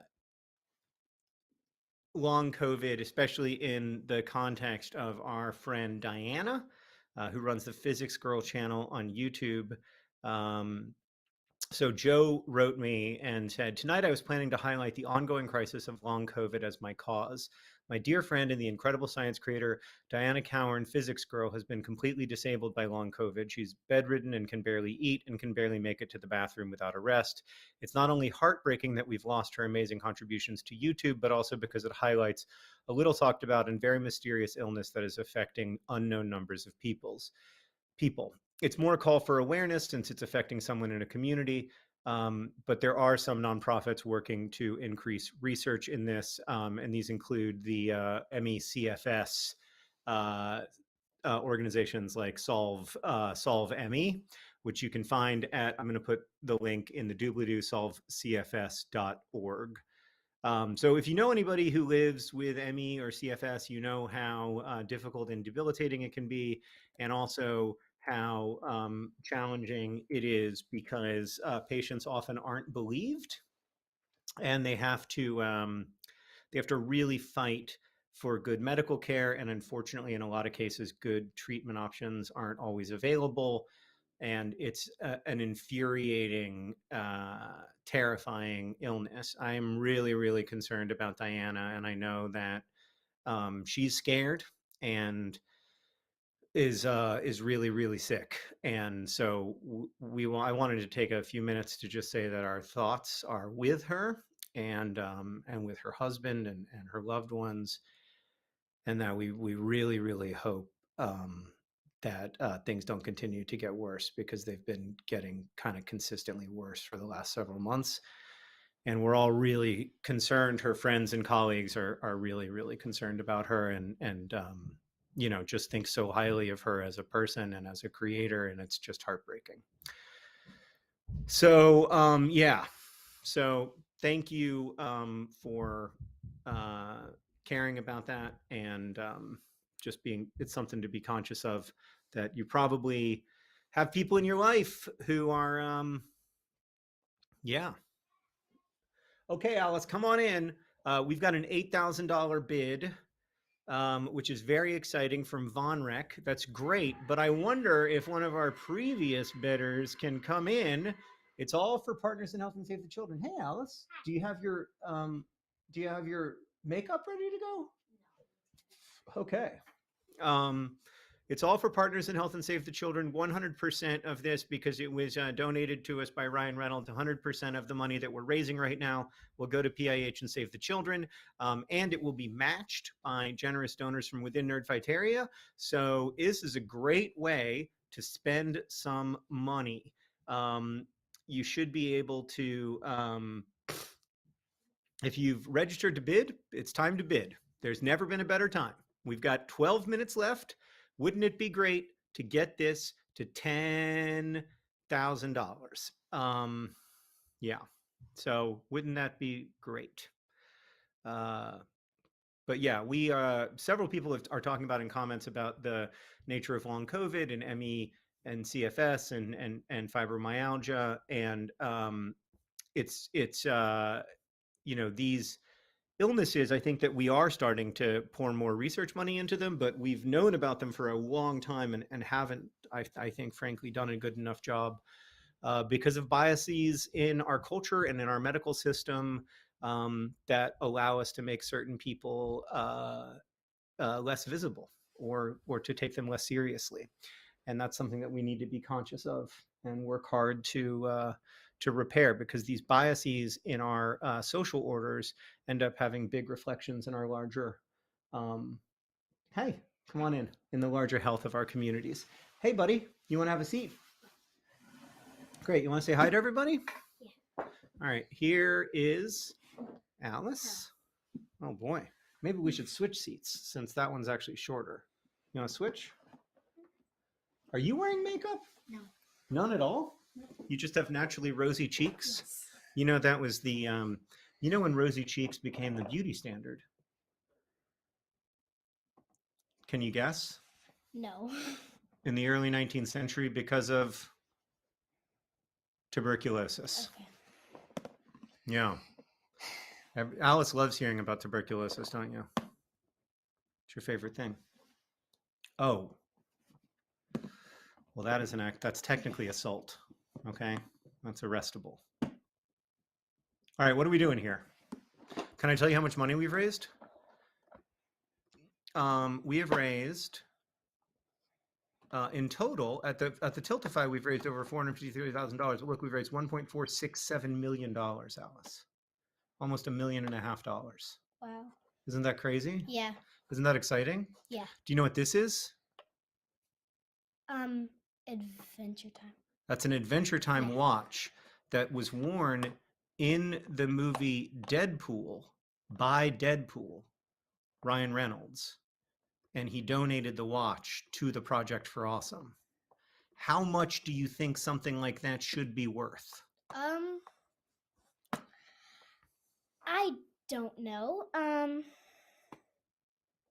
Like $12,000? Yeah. $20,000? That's a lot for a watch. We're trying to upsell it, not downsell it. Yeah, We're trying probably to- 20,000. There you actually. go. There you go. All right. Okay. What are we doing? You ready? Are we starting? Okay, so we've got a current bid of $8,420. I wonder if we can get it to 10,000. Do you think that's realistic? Yeah, probably. All right, we got 9 minutes for somebody to get to 10,000. It's a once in a lifetime opportunity to own Deadpool's actual watch from the Deadpool movie. Okay. Is Henry here too? Henry, why are you coming in now? I wanted you to come earlier. I'm sorry. You were like, "Oh, I got a call. I did have a call. Oh, I have to hang out with my friends." I did. All right, here's what we look like, all three of us together. Yeah, isn't this great? Yep. Okay. Hey, Henry, I saw a hilarious GIF of you earlier, and they very generously blacked out your face, so that I didn't have to worry about you being exposed to the public. Look at this GIF, though, man. It's so funny. Can we do that again next year? We can do This it. year? We can do it this year. Yeah. Yes. When? If we make it to 1.5 million during my hosting time, we can do it. Yay! Boom. Boom. Alice, you like watching that? Can I do it? You can. Yeah, you can put on some gloves and hit me in the belly. I will tell you, I ate some Dr. Pepper Peeps earlier. These guys, have you tried these? They're delicious. Oh, really? I almost threw up. Like, I went to the bathroom and I hung my head over the toilet and my face sprouted sweat. Why? I hate Dr. Pepper. What? Well, I don't hate it. I've never tried it, so. Try it. Try it. Try it. It's a big moment in my life. Tastes good. Yes! Yes! Yes! Oh, that's a relief. Can I have one? Yeah. Can I have the rest of them? Yeah, just stand in the background and eat those Dr. Pepper Peeps. Okay. You ready? Are we doing this thing, Alice? Oh wait, we only got 7 minutes left. 8420 is still the bid. Can anybody take us up to $10,000? 8,500. Ray is taking us to 8,500. Can anybody get us to 9,000? Henry, do you recognize what this is? What? Do you recognize what this is? As an Adventure Time watch? And do you know whose Adventure Time watch it is? No. Deadpool's. From Ryan the movie Reynolds? Deadpool. Ryan Reynolds wore that in the movie Deadpool and he signed it. It is the only watch of its kind and it's available right now during the Project for Awesome only for the next 7 minutes and then it will never be available again. And right now it's going to be bought by Ray. Henry, can you do me a solid and change shirts so that people won't know the name of your school? Thank you. Okay. We're at $8,500, but I think somebody can help us out. I'm gonna ask Hank Green. I'm gonna ask. So Alice, let's do this at 6:30 once this is settled. Okay. Okay. All right. So we've got 6 minutes left. No. Stay with me. It's only 6 minutes. Do you have a plan for what you're gonna do? Yes. Hello. Listen, I want Ray to get the watch because I think Ray is the right person to get the watch. Ray. But I think that Ray should pay more for the watch. Is that how this works? I'm just telling you what I think. I think it's a $10,000 watch, and I would like it to go for $10,000. Look, Ryan Reynolds signed it on the back. It's so incredible, man. It's definitely. I mean, I think that like you could immediately sell this thing for more than $10,000 in terms of like value. Yeah, it's okay. It's over 9,000 now, Hank, and we've got 5 minutes left. And I'm just telling you, here's what I'll tell you. If you get the watch, that would be great. That would make me very happy. Put it in the background of all the Vlogbrothers videos. Say hi to your uncle. Hi. Hi, Alice. Keep talking.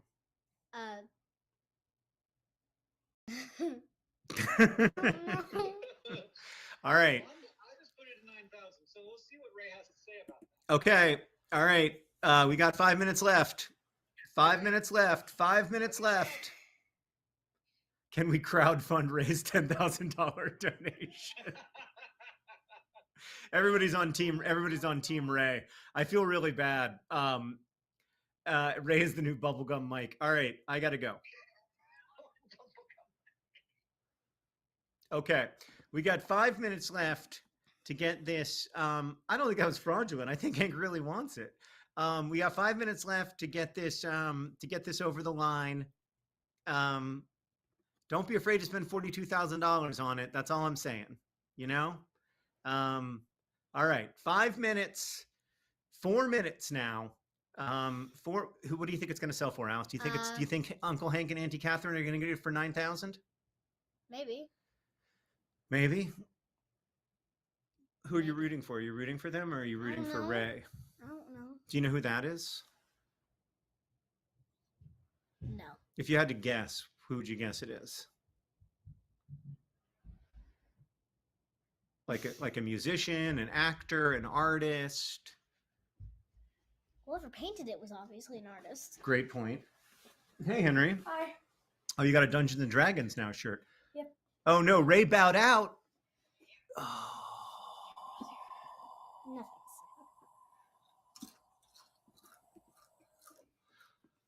Oh no, I feel bad. It's not, you're right. It's not responsible. Oh, Ben just bid 98.76.54. There's 3 minutes left. There's a new leader in town and it's Ben. It's Ben. Ben at the last second. Ben coming in hot. 3 minutes to go. It's over 9,000. As long as Ben was actually bidding, it's over 9,000, 2 minutes to go. I'm not sure that Ben actually was bidding. I can't tell. Oh, Ben was bidding. Okay. 98.76.54. All right, 98.76.54. Great decision from Ray. Responsible decision. But now with just 2 minutes left, it's 98.76.54. $9,876.54. We're only $124 away from $10,000. But that's the deal. That's where we are. 6:28 p.m. We're getting ready to look at that watch. Isn't that cool? All right. Oh, did we freeze, guys? All right, we're getting ready for Alice to do my makeup. You want to show off your makeup kit?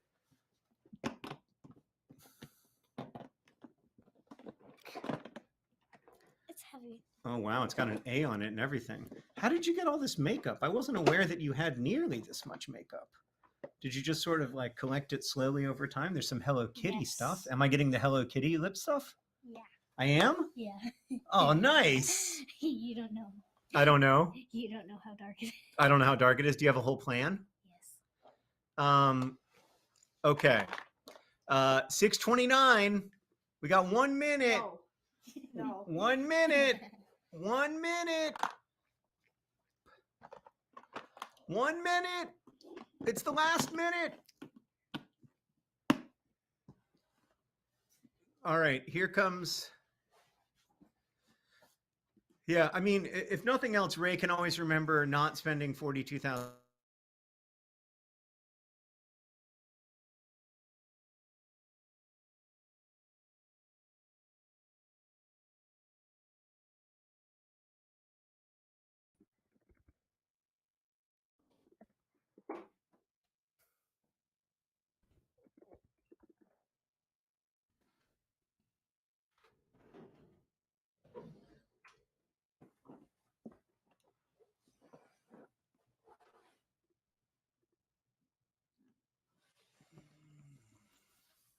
I want Ryan to swoop in and buy it back.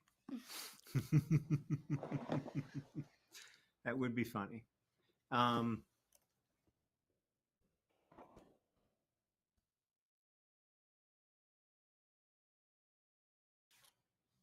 Okay. I don't really know what went on. I don't really know what happened with the I don't really know what happened with the auction in the last few seconds there, because it froze and broke, and it's not clear to me how it went down. But the auction is closed, and the winner bid $9,876.54. Great job. It happened. You now have to make the donation, though, because you now have to make the donation to get Deadpool's Adventure Time watch. So go ahead and go to projectforawesome.com/donate and make that high dollar donation, and we will go from there. If you don't donate, it goes to Hank. So do donate. Make the donation at projectforawesome.com/donate. Otherwise, it'll go to Hank Green. All right, Alice, let's do it. Hey. I'm excited. All right. Where are we starting? Should I take off my glasses? Yes. Okay. Should I put on these? No.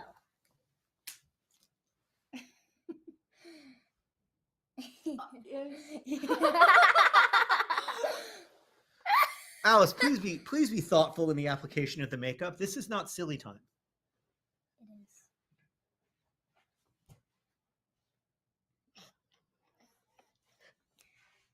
Okay, do this.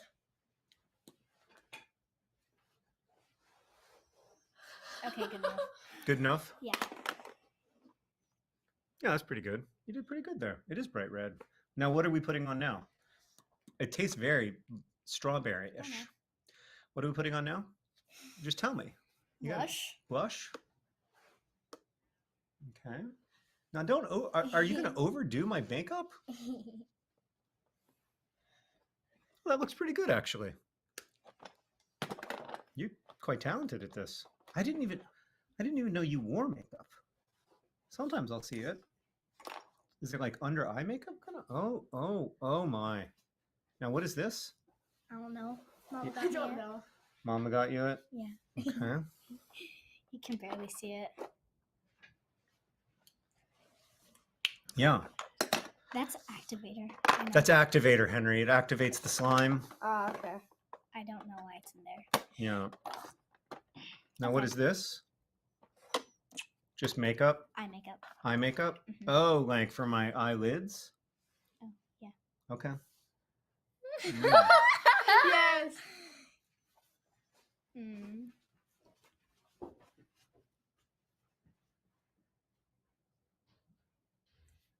It feels nice. Yeah, really does kind of bring my eyes to life, doesn't it? Yeah. Makes me look. Come Hello, on. come on to say hi. Projectforawesome.com/donate. Don't stop donating. We're trying to get to 1.5 million so that I can get rid of this mustache. How's it going over here? Great. Can you Hi. get the How are you? eyelashes? How's he looking? You tell me. Oh, I brought some fake eyelashes. Great. I don't know how those work. Can I put on my glasses so I can see how I look? Sure. Are we done? Do I have more else? Yeah. Oh, the lipstick is very, very, I told very bright. Yeah, that looks good. And I have the gloves ready. The Deadpool watch is gone. Congratulations. What's the Deadpool watch? Ryan Reynolds donated the watch that Deadpool wears in Deadpool. What? Cool. Yeah, I pretty have the gloves amazing. ready. Okay. Okay, let's Henry's got his see. gloves ready. I've actually never put these on before. 1.494, only $6,000 away from 1.5 million. What happened Now, when Alice, we is there got- anything else that's missing from my look? I think these are faux mink lashes. Okay. Henry, what do you think about these lashes? I don't know. You want to wear them? Don't you think they're gonna look good on Dad? Yes. Now, what's that, Alice? Oh, Laffy yes, Taffy. definitely. Okay. Okay. Laffy Taffy. I like that this makeup is also candy. Isn't there A a little fun dip gloss one? on top. Yeah. There's a fun dip Yeah. one too. Tastes pretty good. I know. When can I explode this? So what are some At other 1.5 million. What are some other perks? At 1.5 million, can I? There's your perk, of course, Sarah. The Right. your prints of your art from your art My project digital doubles. digital collages. Your digital collages, Yoko and Yoko, Are share the and different- share. Are the different pictures up yet? I think we showed them earlier in the stream. Oh, Yeah. you did? Okay, Yeah. cool. But we can show them more Okay. later. Okay, so I think I'm supposed to put. Does anybody have any tips for? Other putting than the on- lipstick, I actually fake think it looks lashes? pretty good. Yeah, Like they I look think the great. eye makeup looks good, Alice. I mean, I think you know what the problem is. Hmm. It's this. It's Mhm. the mustache. I agree. It's not You the don't have to. makeup. Yeah, no, we're on the same page. Okay. Hank's really upset he didn't get it. Get You should have what? bid more, Hank. He really wanted the watch. But Hank, I that's know. not the point. That's not the point. You're already giving. I think he would have donated it back though, like for next year. Oh, Maybe. right. But maybe Ben will do that. No, just kidding, Ben. Take your watch. Love it. Enjoy it. Don't put it on eBay in 3 months. Or do. It's your watch. Don't. So how does this work? Is that glue? Oh. Yep. Oh. I'll Hey, get Henry, those. could you get those lashes under Alice's chair? Okay, so I'm supposed to All right, wait, Alice, am I done in terms wait of 30 seconds until Okay. it gets tacky. yeah? Am I done in terms of what you were gonna do? Um, Are you satisfied? Or do you want to do some more blush or Hmm. what do you think I need, Mama? Anything? No, I mean, I I think think Alice- actually, I you think- know what he needs is eyebrows. I think Alice Do kept you it. have an eyebrow pencil I think Alice kept it very tasteful. or dark? Do you have a brush and we can use that dark color to fill in Dad's brows? What about fill in my brows? My brows are great. Mm. That reminds me of when I asked Cara Delevingne what she thought of my eyebrows, and she said they're a little sparse. Yeah. Okay, ready? Uh huh. Close your eyes. Oh, I hate it. I hate it so Wait, much. no. Oh my God, I hate it. What do you mean? Just keep your eye closed. What do you mean you hate it? It's stressful, man. Somebody's touching my eye. I'm just touching your eyelid. Oh, I don't like it. Oh boy. That's not something you want to hear. You when never you're want to applying hear that. eyelashes. I'm with Henry. You do not want to hear "oh boy" when somebody's applying eyelashes. If I lose my ability to open Okay, my eyes, Open your eye. It's not sticking. You It's not great. It's not great. No. You didn't do a great job. I don't want to be Never put critical. on fake eyelashes? I don't want to be critical, but Not for a really long time. Let's see. Can I feel like I've seen you in fake eyelashes, Sarah.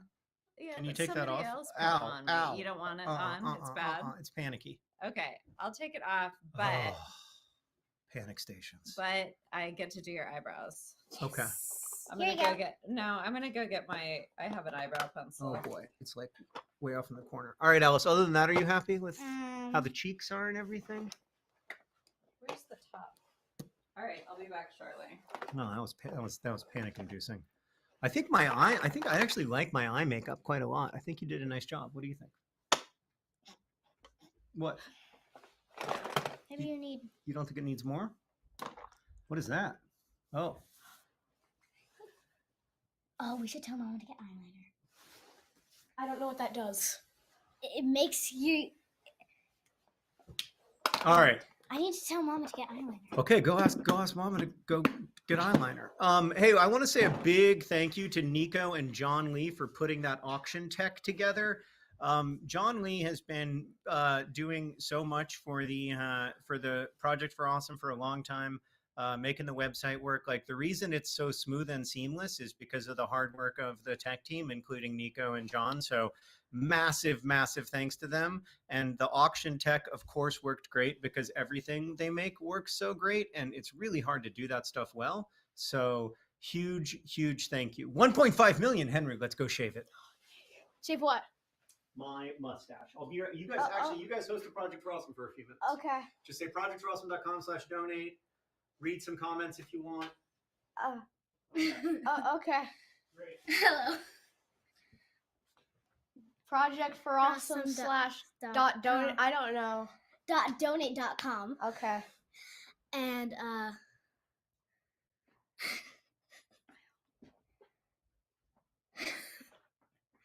All right, got my tools. That went upstairs.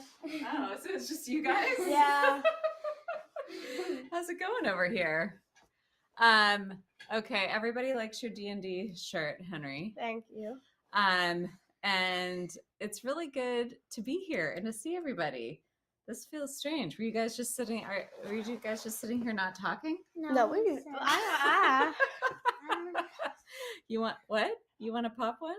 No, not now. No. But we just used 1.5 Well, million. we do it. Thank you It's guys going for to being explode. here. Ah! Okay, that was surprising. I sort of knew it was coming, but not really. So I'm really excited. I smell gunpowder Yeah. Why do you smell gunpowder? because that's what happens. Yeah. Oh, did you Yeah. shoot it off? Yeah. Yeah. Great. You did. Good job. All right. We need these chairs, guys. Okay. Okay. You're cuter than we are, but I don't know if you drive donations as effectively. yeah. They said they totally had it handled. Yeah. Yeah, we did it good. Great. Okay. I want to watch this. I get to do your eyebrows. Okay, Great. so you're gonna have to so this is basically like me getting to draw Mm-hmm. on your face. It's gonna be great. It's a drawing on your face. It's like drawing little hairs. So got John, eyeliner, right?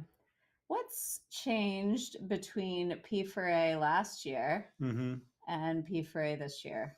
Well, we had that great auction that, where John and Nico basically invented technology to run an auction. Right. And so now we can do that more easily in the Right. future. That's cool. The What else? website, a lot of the branding has been updated. Like the Okay. new t-shirts and hoodies are super cool. Yeah. The Project for Awesome blanket is really beautiful. Okay, The look coin in this the- year.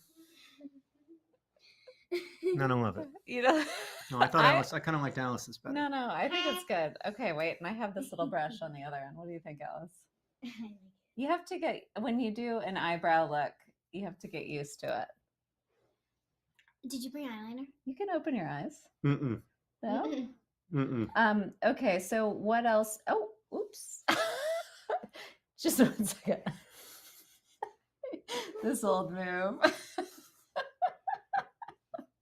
I just got it's That's the second time you said oops. So what Did else? you have a glass of wine? No. Hmm. This is just me. No, I thought I smelled wine on your breath. No, thanks. Nope. I've had water. Mm. And I think I've only had water and coffee today. Mm. What beverages have you had today, John? Mostly Diet Dr. Pepper and Diet Mountain Dew. I'm not sure that this eye is ever going to open right again. Yes, it is. Because of all the glue. Okay, on it. now Alice, did you want me to do eyeliner? So like when people have fake eyelashes on, do they Yeah. have this same like They have glue? There's problem? probably better glue and also like a better applicator. Oh yeah, I mean I don't know if I'm going to recover Okay. from this. So do you think you can handle eyeliner? Let me see. Yes. I don't like Oh. those at all. Now go like this. I look like Eugene Levy. A little bit mixed with Moira Rose. Mm-hmm. Yeah. Eugene Levy upstairs, Moira Rose downstairs. Okay, you want me to? Alice wants me to do the eyeliner. Okay. Why are you laughing like evil laugh? Okay. Well, so why are we doing makeup? Is this just a silly distraction? This is what Alice from the wanted. This cause? is what Alice wanted to do, Oh, okay. and P4A is always so- a mix of doing silly things and raising money for extremely important causes. How much? Henry, Mom is doing eyeliner. How much money have we made? We so just far? we just passed $1.5 million Okay. to be split between Save the Children and Partners in Health. Earlier today, we had Dr. Joya Mukherjee Oh, right. on to talk about some of the work that PIH is doing. We chatted about You'll Never Guess. Tuberculosis. Correct. Well, I could have guessed. Yeah. Oh, Henry, no noises, please. Okay. Thanks. Okay. Look at that. Open. Mm. Oh. Okay, I did a little wing off the side. Let me see. I gotta get the corner. That's where that's. I bet you like that feeling. Okay, open. Oh.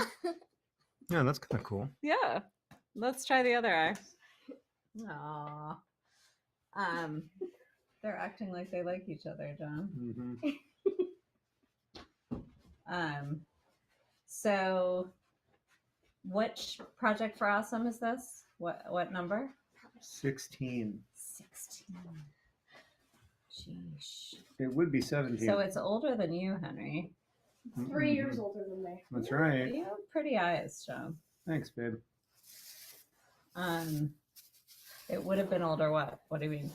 It would have been the 17th, but we took 2020 off. We did? Yeah.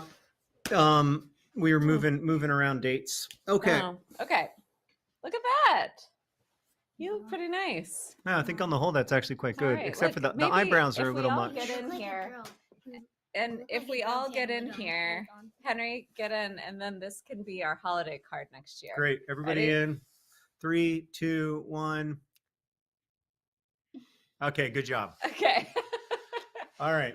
Now we got our holiday card done. We got our didn't- holiday card We didn't done. do it this year. That's out of the so, way. Yeah. Thanks everybody Yeah. for being down here. Henry, you still While I'm here, can Mhm. I tell everyone a little bit more about my print series? please do. So Projectforawesome.com/donate is where you go to get Sarah's print series. yes, so I like to play with Photoshop, not unlike a lot of people.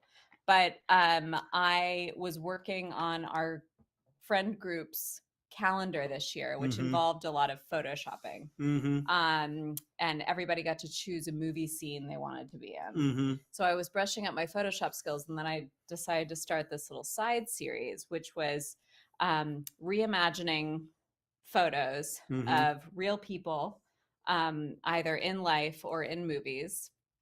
And instead of their predominant well-known partner, like Sonny and Cher, I decided to replace Sonny with another Cher. So it's Cher and Cher. And I have Princess Di marrying Princess Di. I have, who else do I have? Sam and Cat. Oh, of Sam and Cat. I have Sam and Sam. Sam and Sam. Sam holding I hands don't with know Sam. if anyone read Jeanette McCurdy's book that came out this year, but I did.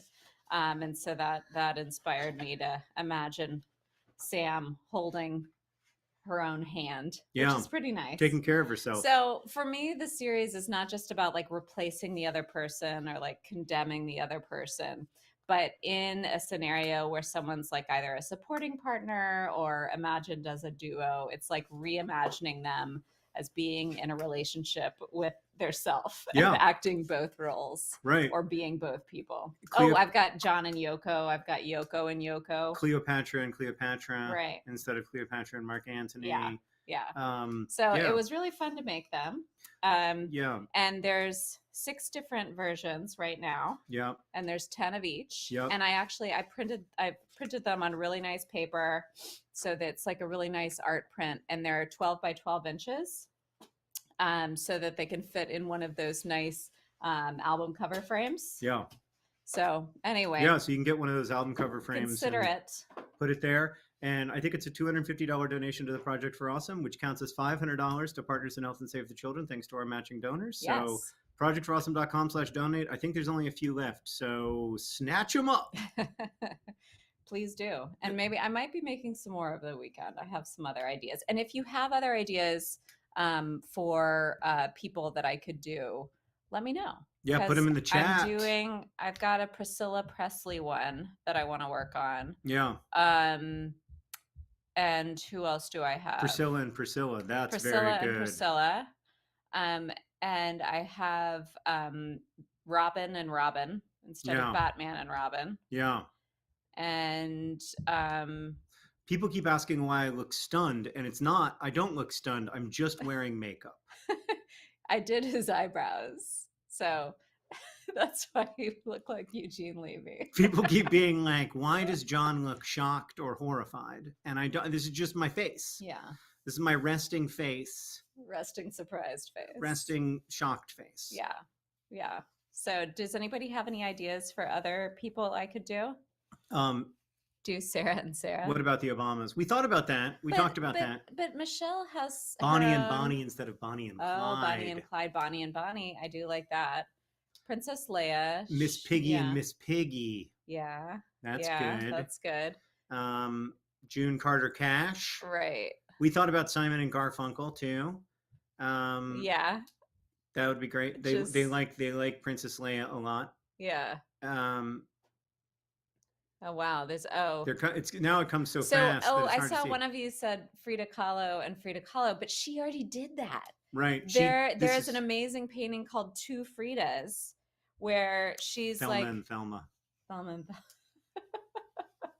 But how do you pick which one? Mean Girls, but they're all Gretchen. That'd be funny. Yeah. Mean Girls, but they're all Gretchen is very good. Ted and Ted from Oats and Oats. Ted and Ted from Bill and Ted. Just take Keanu out of it. Sid and Sid or Nancy and Nancy from Sid and Nancy.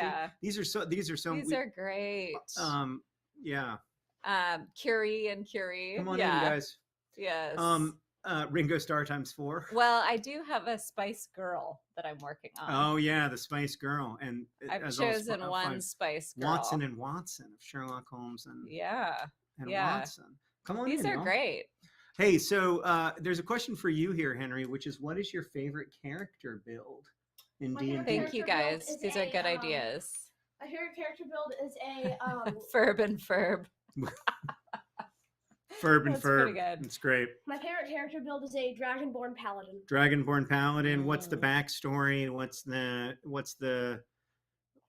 like, is a folk hero or criminal? I think he was a criminal.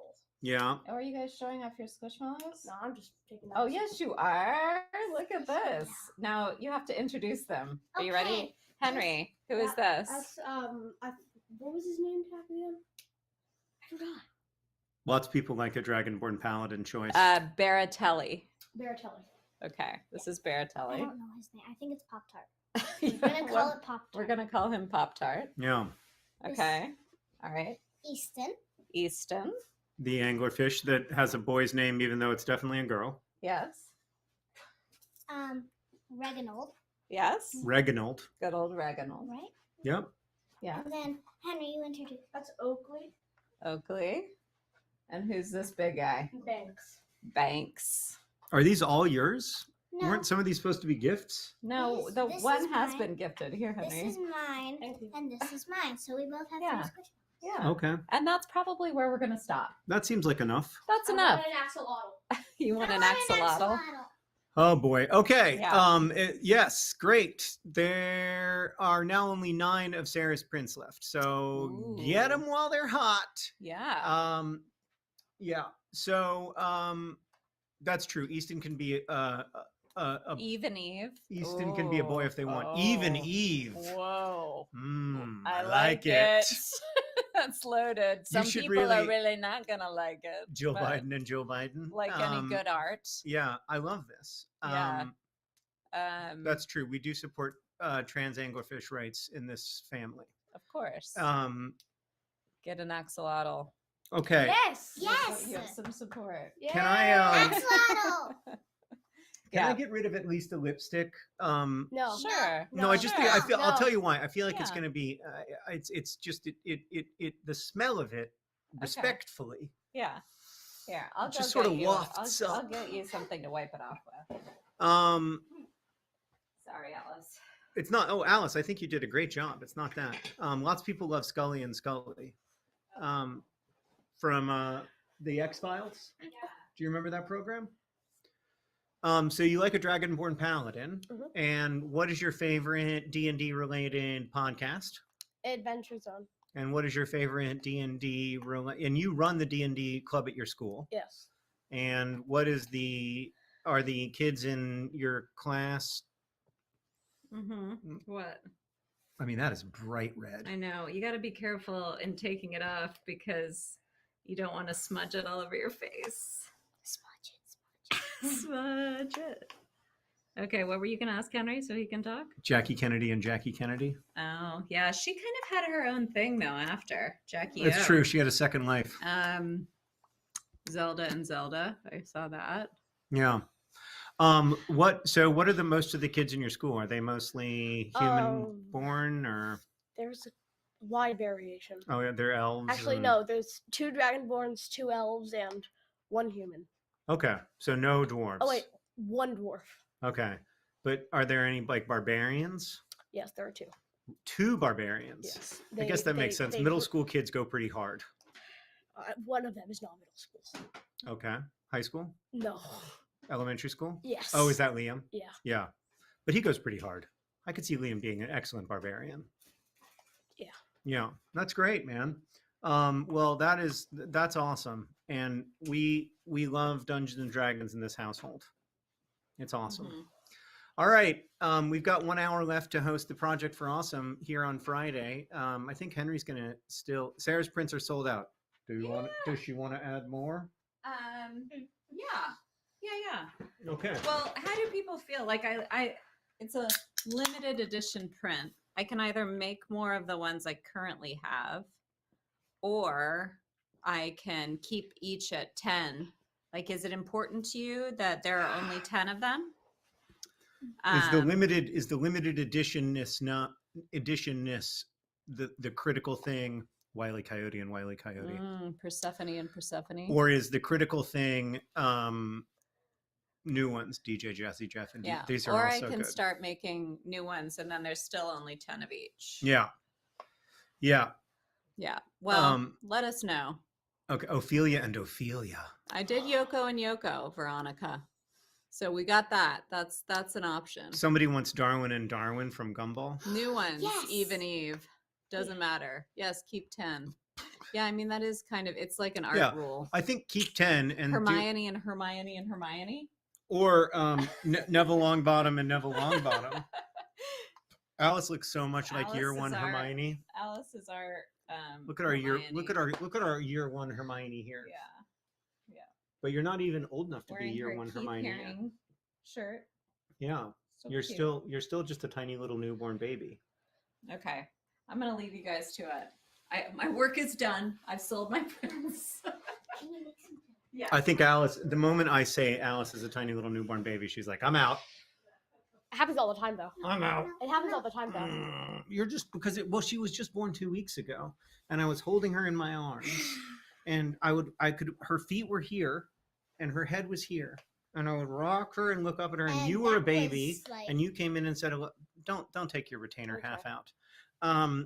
He has a retainer, and Henry would come in, little waddle, Henry, and he would look at his little sister, and he would say, she's so cute. I don't think I could talk.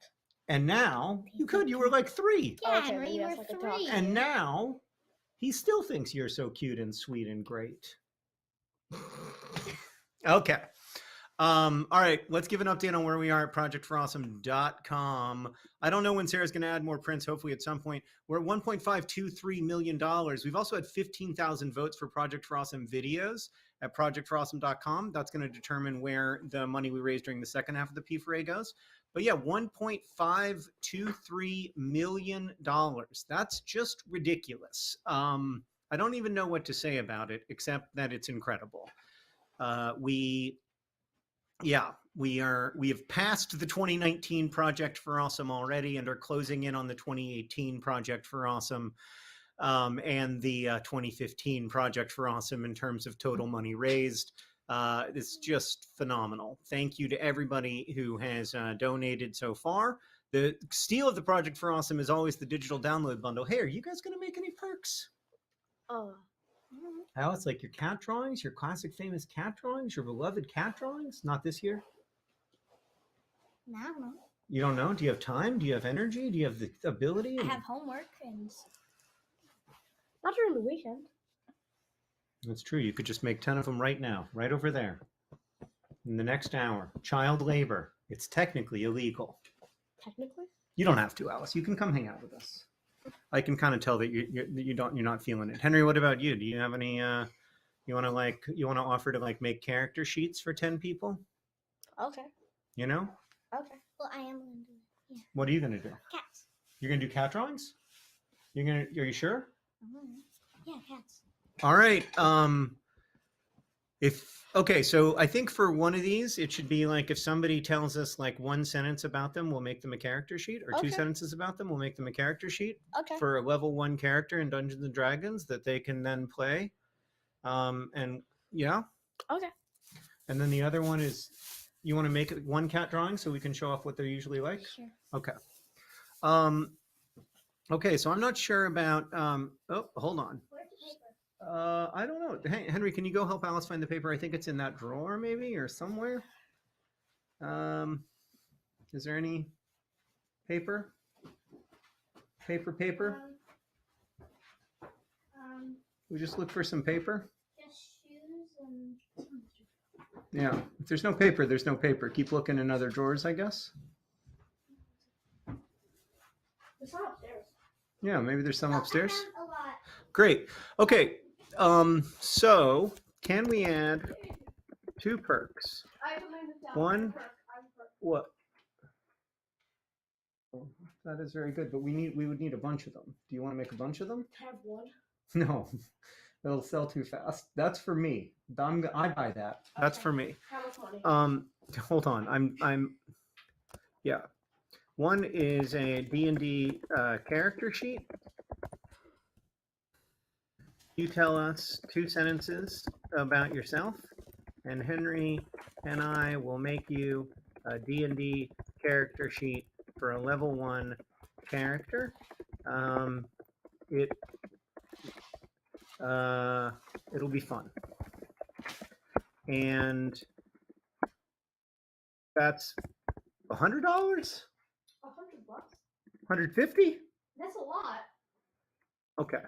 Less? I don't know. I What's a mean, good amount? huh? I don't know what a good amount is. All right, let's ask the people. Okay. What do you think is a good appropriate amount for that? Does John have eyeshadow on? Do I ever?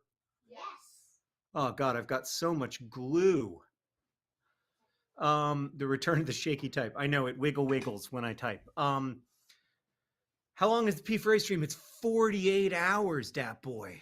So we're 7 hours in. We got 41 hours to go. We got a long night. All right, 75. $75. Yeah, we'll do 75, and then if they sell out quickly, maybe we'll do 2 more for more. Okay. We'll do 10 of those, so 10 for 75.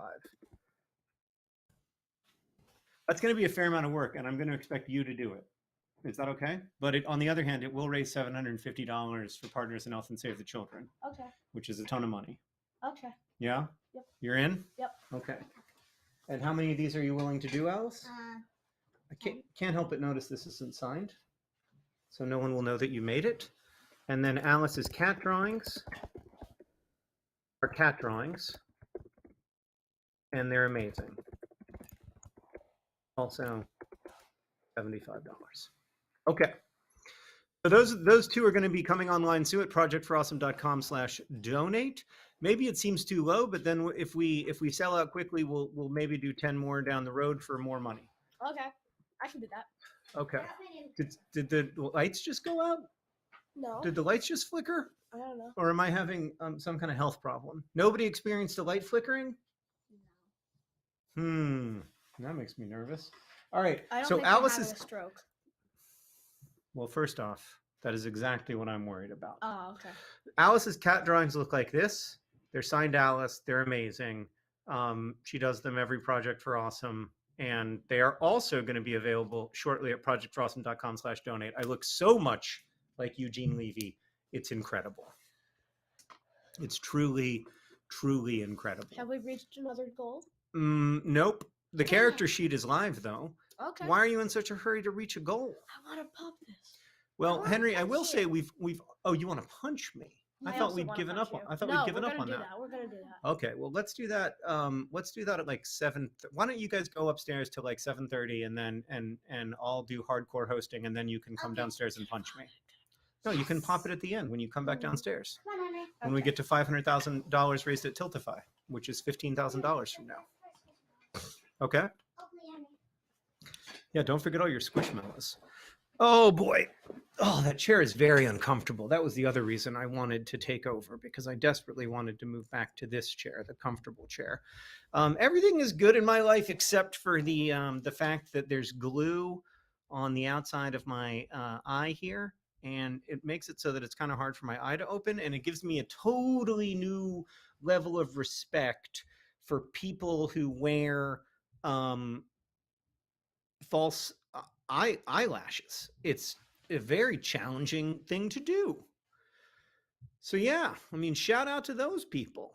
So the character 10 cat drawings. The character sheet and the cat drawings are now live at projectforawesome.com/donate, where we've raised in total over $1.5 million, which is just stupid and beautiful and lovely. But we still have a little bit more to go until we max out the match. And we want to make sure, I mean, look, we're going to max out the match. Realistically, it's going to be hard not to do that since we only have, so right now we've had $485,000 in donations through Tiltify. And then the matching fund for the first half is $516,243. So we've still got about $50,000 left that if you donate, your dollar counts as $2 because of the matching fund. So we're so grateful to all of our matching donors. The character sheets have sold out. We obviously underpriced them. Okay, well, I'll talk to Henry about whether he can do 10 more, and maybe we'll do those in the morning. Maybe that seems better. But yeah, geez, thank you. There are so many people donating so much. It's incredible. I think Eugene Levy is a handsome man as well. It's not that I feel bad looking like Eugene Levy. I just feel like I very much look like Eugene Levy. So yeah, there's definitely worse things to look like in this world. I want to say thank you to a couple of our recent donors.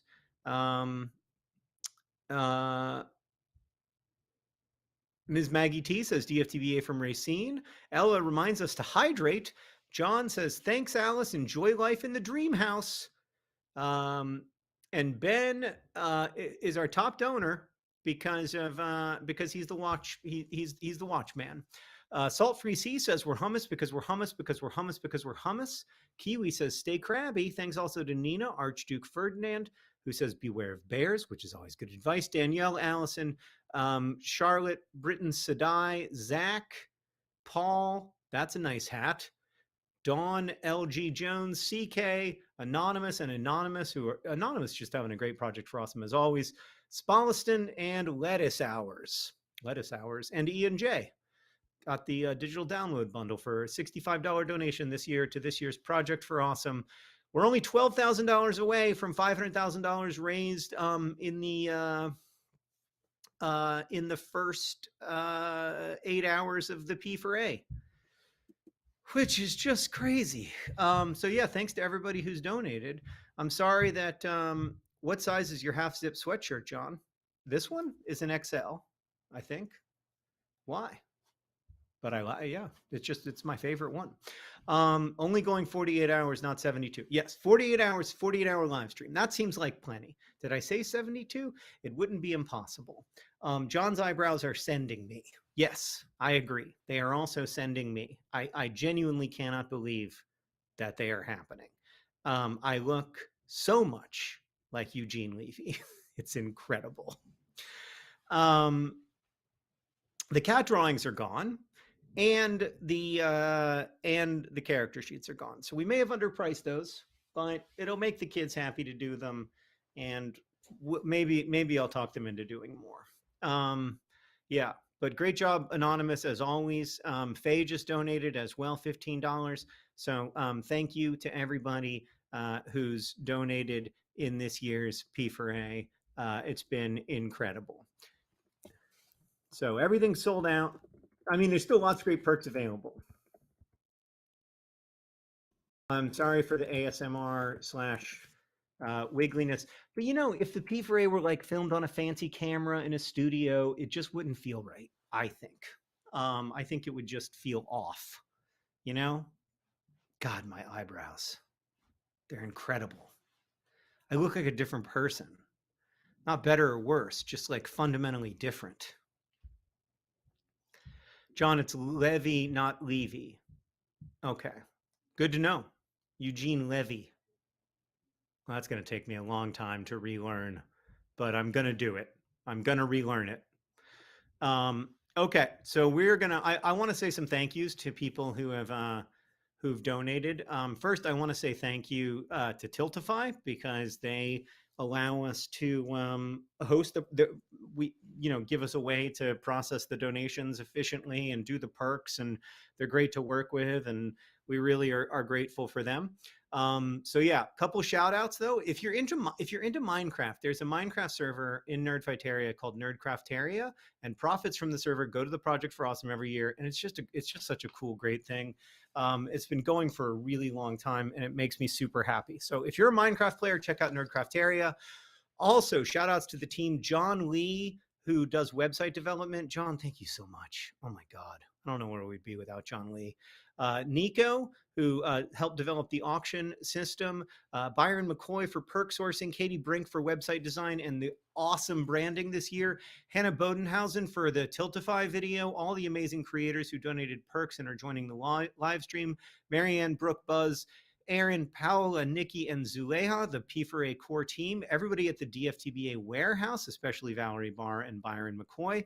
Again, Tiltify, our volunteers who do perk fulfillment and stream running behind the scenes, making sure that the stream stays up and that stuff gets added as the insanity unfolds. Our Foundation to Decrease World Suck board. Yes, this is a real charity. like during the first half of the P4A, all the money goes to PIH and Save the Children, but it goes through the Foundation to Decrease World Suck, which is Nerdfighteria's charity. And yes, donations to it are tax deductible like any other charity. Our perk designers, including Zoe Ryder, Faith Schmidt, Katie Brink, Levi Johnson, Hiroka Matsushima, Savannah Geary, Buzz Bezio, Oren Green. Great job, Oren. Kimmy Reinhart, and Jim Adkins, and also the Project for Awesome Advisory Board, which is a group of nerd fighters who come together every year to offer us advice. So thanks to all of you. Thanks to everybody who makes the Project for Awesome run behind the scenes. It just gets better and better every year. It works better and better, and it is it's such an encouragement to me every year. Like this 24 48 hour period is my favorite. It's my favorite.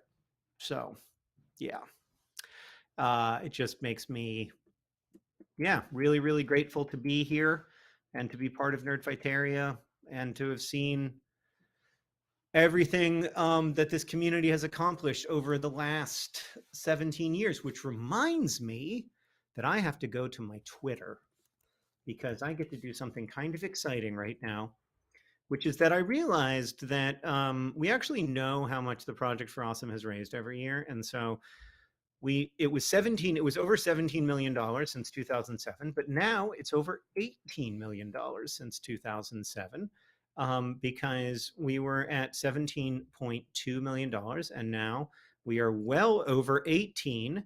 And if we get to 1.8 million, we'll be over 19. So I just changed my Twitter bio to reflect that fact. Okay. I love John being earnest. And then I look at him and he's actually Eugene Levy. So yeah.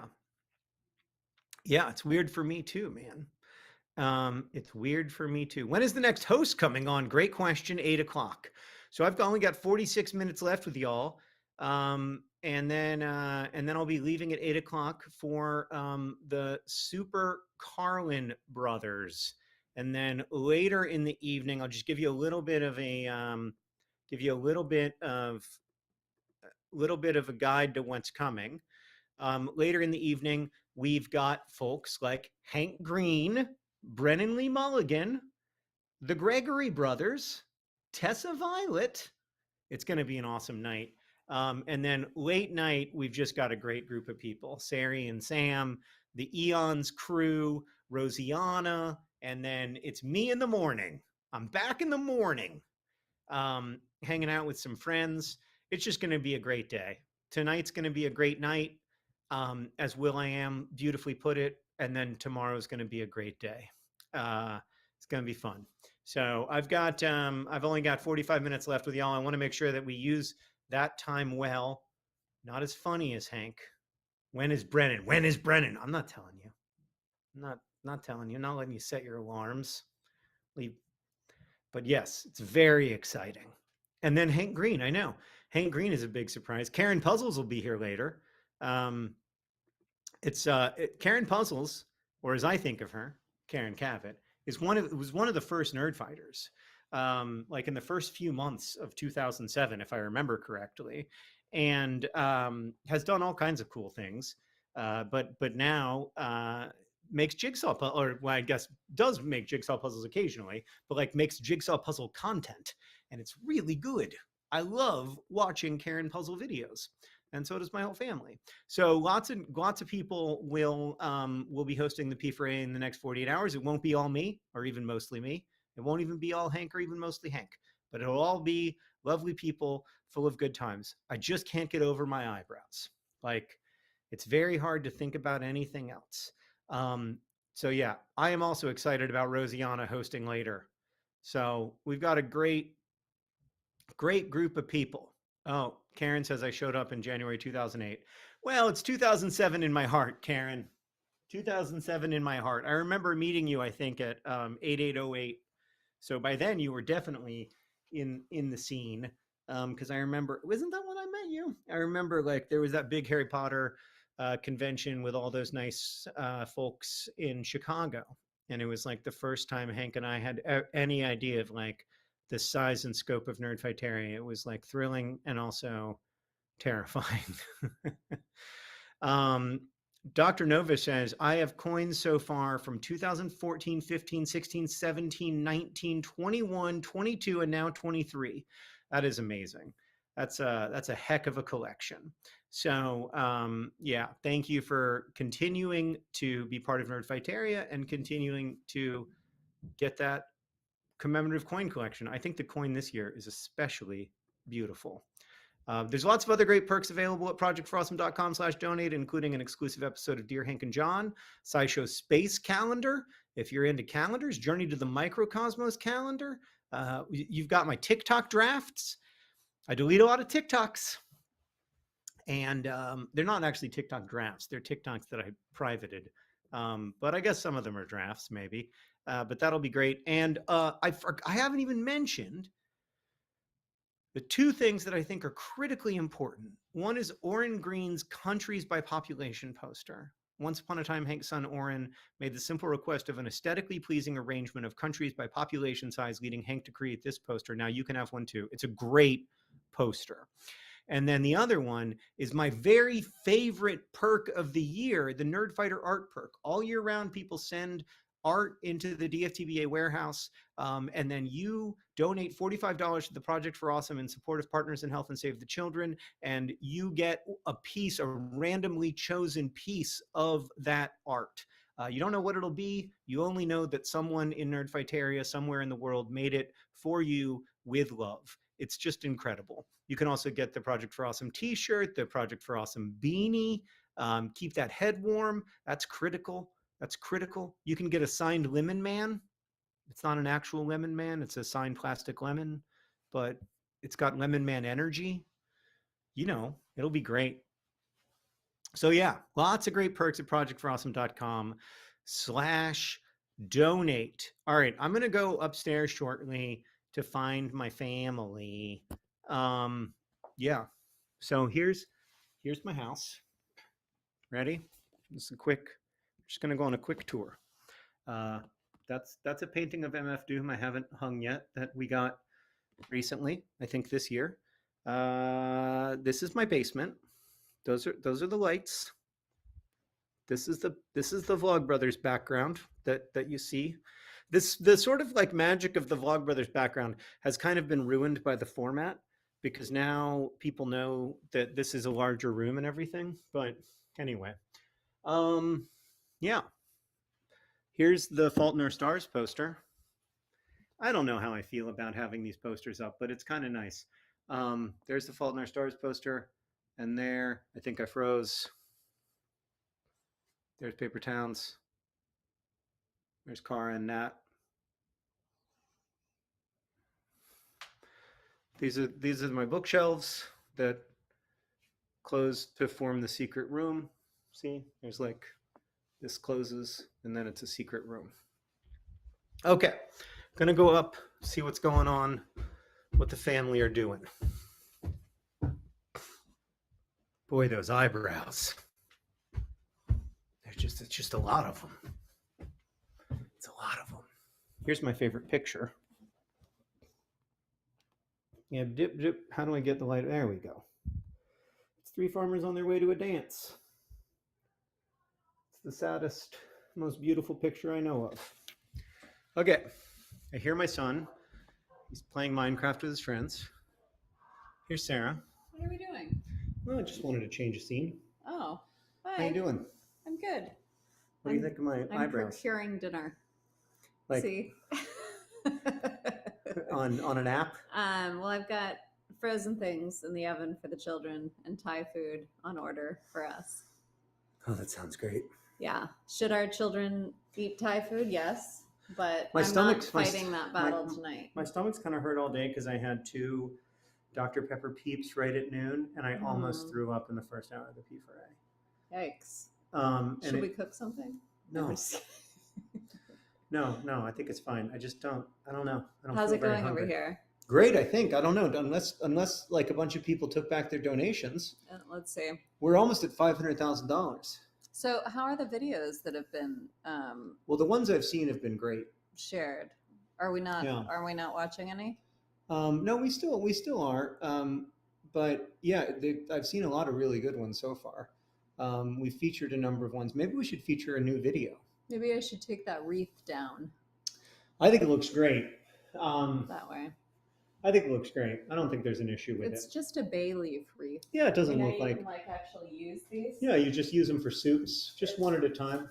If your recipe calls for, well, that was a little more than I anticipated. The recipe calls for a bay leaf. You just grab it off. Yeah. Anybody need 1,000 bay leaves? Projectforawesome.com/donate. Does anybody want our bay leaf wreath? It's just like, Yeah, it's just like a secondhand store. Yeah. Okay. I'm going to continue the journey. What are you doing? I'm going upstairs. I just want to. I'm on the move, Sarah. I get nervous when you start showing people things. I'm not showing anybody anything. Showing people things. What do you mean showing people things? All right, I probably am showing people things. Oh, hey Henry. We hit the goal, so you get to punch me. Henry just told his friend I got to go punch my dad.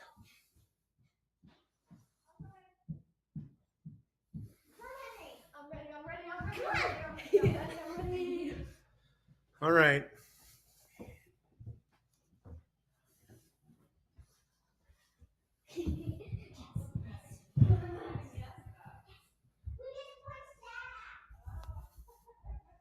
It's happening. It's happening. I gotta go punch my dad. Chelsea just referred to our yearly journey up the stairs. Okay. Lindsay says, this is the best way to spend my last day of being a teenager. Lindsay, happy almost birthday. Henry, will you grab a champagne popper to celebrate Lindsay's birthday? Yeah. I'm on my first year of being a teenager. You are on your first year of being a teenager. You're 6 years away from ending that journey just like Lindsay is. Okay. All right. Okay. This is one of my, this is a, ow! Oh! You gotta tell me when you're doing that on my face, bud. Okay. That's real dangerous. I'll try. Okay. That was, so hey, Henry. Yeah. You can never aim those at a person. I wasn't trying to. Okay. Yikes. All right, Alice, are you gonna try to get up on that? Like, you can do that. Hold on. Let me get some background. I think this is the most important heavyweight championship fight that didn't feature Muhammad Ali. So that's why I have a poster of it. Yeah. Okay. Let's get in frame here. It's quite glitchy. Well, it's gonna be what it's gonna be. Yeah. Can I try to punch? Yeah, give me, don't surprise me like you did with that, 3. Wait, I'm just gonna, ready? no, Try to go? 3. Oh! Oh! Did that hurt? Yeah. Yeah, it hurt. It hurt. Can I hit you? No. Oh, Can I that hit doesn't you seem now? very fair. Yeah, unless you can. You don't train as a boxer, so it won't hurt quite as much. I can take a bunch of miles. All right, Alice. One punch. Where? Just here? Okay. Oh! Poof! You hit pretty hard. I'm the karate house. I know you do karate. Can I? Yeah. Okay. That you pulled that punch. You trying to save your brother. Oh! All right. Okay, that was a fun celebration. Yay! These Eugene Levy eyebrows never get old. All right, back to hanging out with Caleb. I don't hang out, Joe. Oh, you guys want to hang out for the last 30 minutes of this? Wait, can I pop one more? No, Okay. no, it's super stressed me out. That's the last one for a while. Oh, all right.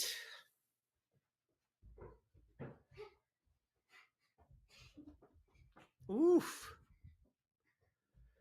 Oof. All right, we're going to feature a video. We're going to feature a new video that we're going to watch together at projectforawesome.com/featured. You can also get there by going to projectforawesome.com. Boy, that punch from Henry did not hurt. Came in pretty hot. Yeah. I hope I don't end up like Houdini. I don't think I will. So we're going to feature a new video at projectforawesome.com. So you can either get there by going to projectforawesome.com/featured, or you can get there by going to projectforawesome.com, and we will watch this featured video together from Flying Kiwi.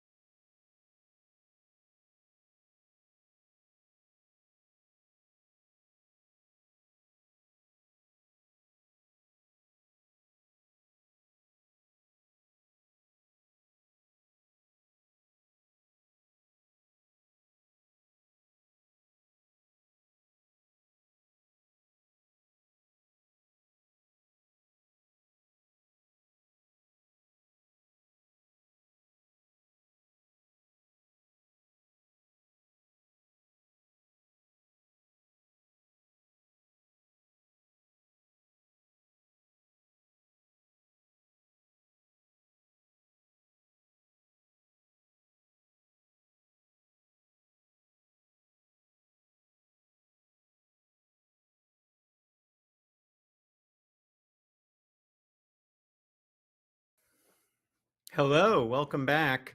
Thanks to Flying Kiwi for making that great video about the really wonderful work that Mermaids UK does. If you want to vote for us to support that charity with the money we raised during the second half of the P4A, click the red vote button next to the video. So yeah, Flying Kiwi is also one of our moderators here. I don't know if they're in the chat right now, which is unfortunate. But that was a great video, and just a great model for what a P4A video should be. So let's see. I wanted to respond to a comment from Jane Habib, who says, I'm watching as my son is a big fan. Not a clue what is going on here, but he enjoys this, so happy with that. Hi, Lewis, or Louie.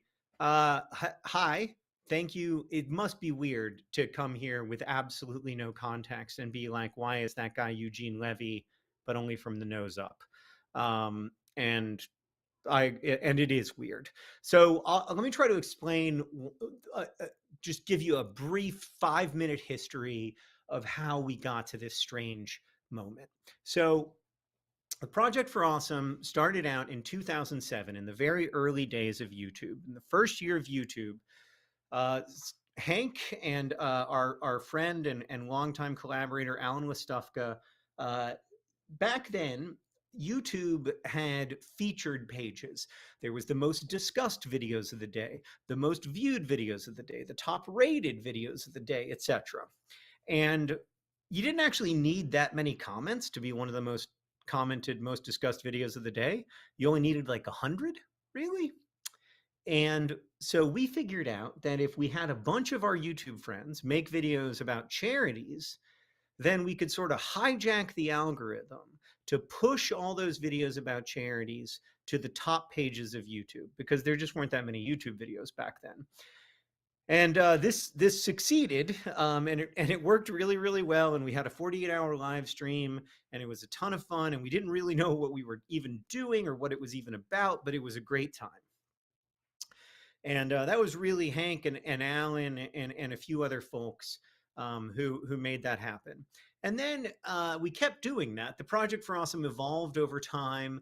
It became more about, less about trying to hijack the algorithm, especially as YouTube became a massive deal and everybody's algorithm started to look different and everybody's front page of YouTube started to look different. Like that sort of strategy was no longer really going to work. And it became more about providing different forms of support to charities. So we wanted to find ways to lift up and give attention to lots of different charitable causes. And then we wanted to raise money because we realized that that was a really powerful way to help bring about change. Like I think it was in maybe 2009 or 2010 that we first saw the potential of like, back then we kind of thought a little more narrowly, I think, about how charity works.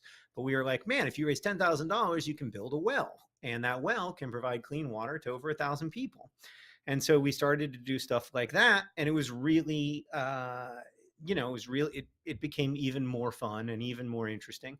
And along the way, even though it's extremely serious and we're talking about, organizations that are responding to the most important crises and injustices of our time, from, food insecurity to natural disasters like the earthquake in Turkey, to, healthcare systems that are just radically underfunded in impoverished communities, it also is a good time. So like, this is something that we talked about earlier with Dr. Joya Mukherjee, the chief medical officer at Partners in Health, is that this is serious stuff, but it's also relationship building stuff, community building stuff. So I think that's probably why your son is into it. Partly is that he's excited about the change that the community makes together, and also that he's he's excited to see the silliness of the live stream. And for us, those things aren't mutually exclusive at all. Like it's all part of the same overall vibe, which is be weird, do good. Pregnant Harry Styles just donated $65.01. I think got the digital download bundle and was like, yeah, I should give a nickel. I should give a nickel. So thank you. Appreciate that. It's not a nickel. It's a penny. I forgot my coins. I'm only 8 hours into this 48-hour extravaganza and I'm already forgetting my coins. What are we congratulating Kara on? That sounds like it's great news, whatever it is. Still can't see what we're congratulating Kara on. Yeah. So yeah, now Alan writes books and has a publishing press and still does awesome stuff. Always just been a great creator of independent media from the beginning. Yeah. So I still don't know what we're congratulating Kara about, but I'm sure it's great. Okay. And I do hate pennies. Pregnant Harry Styles is a deep cut project for Awesome Reference. So deep that I'm not sure I know what it's about. I think it's a podcast thing. Was it a podcast thing? Where it was like, oh no. Oh no. Oh no. Oh God.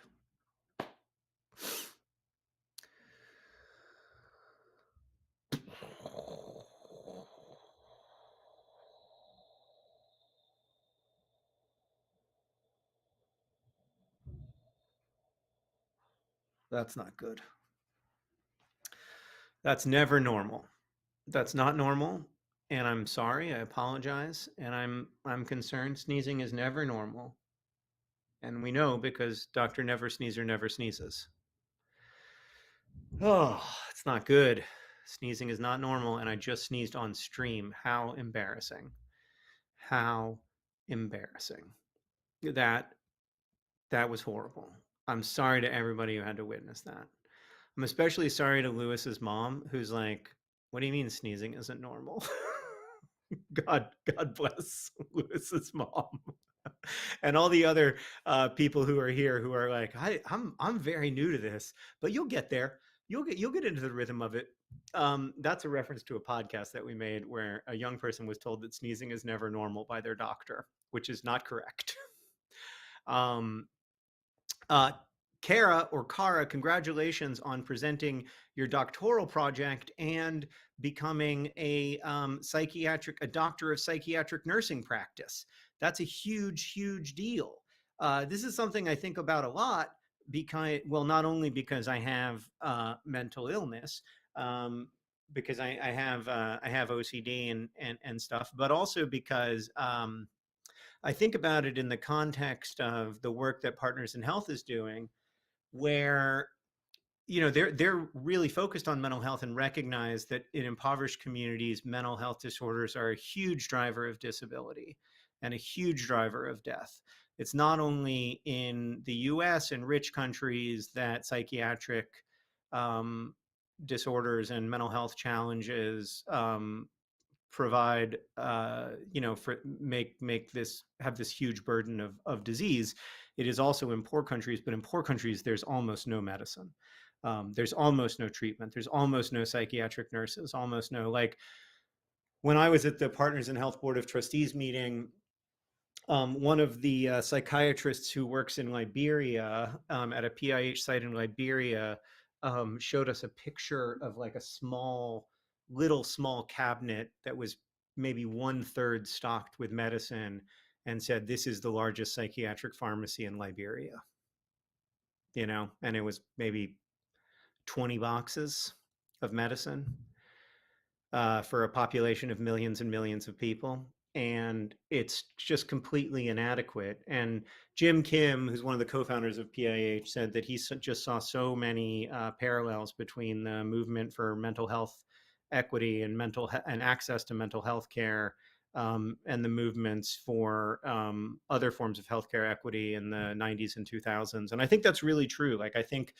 as somebody who has a public life with a mental health disorder, I need to think more about how I can advocate not only for people who live in places like I live, who often don't get care, right? Like we have a huge problem in the United States and in other countries with people who need high quality mental health care and are unable to access it.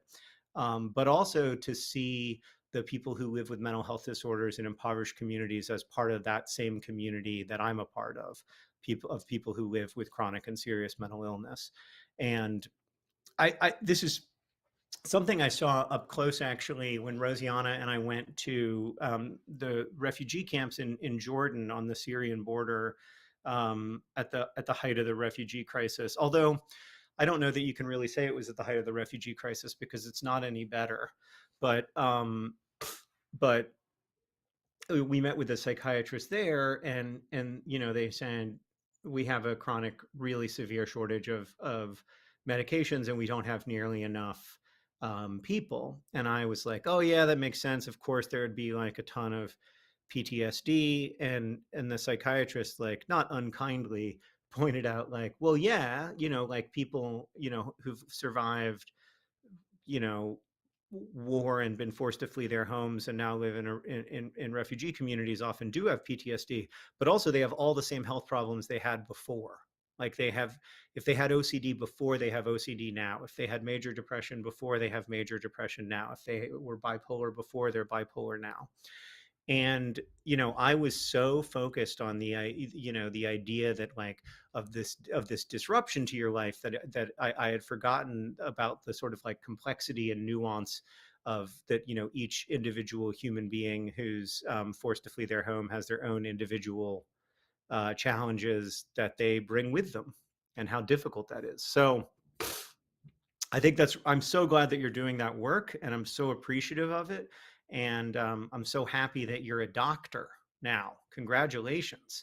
But thanks to everybody for anybody who works in mental health care. I know it's hard work. I know it's got to be draining and exhausting, but hopefully there's, like we were talking about before, some reward in the collegiality and the ability to be with people. Like when I worked at the Children's Hospital, that was what made it bearable, insofar as it was bearable, was being able to be with my colleagues, and who were often very funny people, and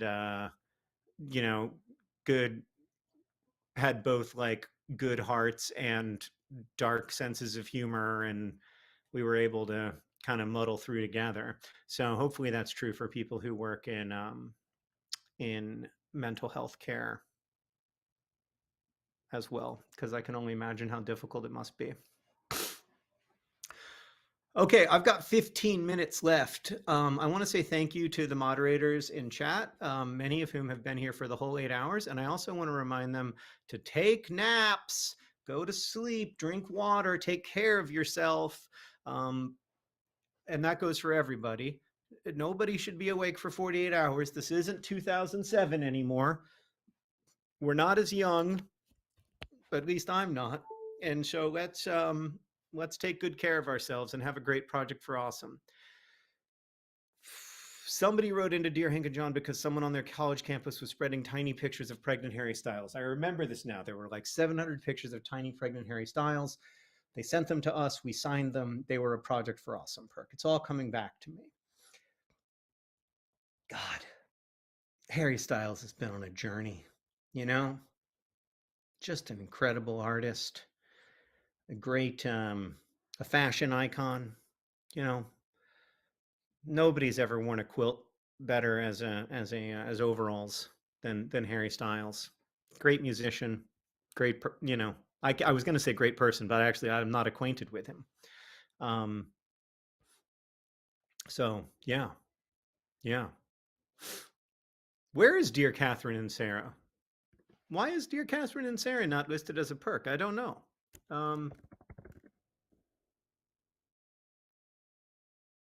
Should be. They definitely want to do it. And it's the best. It is genuinely one of the best podcasts of all time. Don't forget to hydrate. That's good advice. I wish I had some water down here. That was a big mistake. But in 12 minutes, I'm going to be going upstairs and having a nice ice cold LaCroix.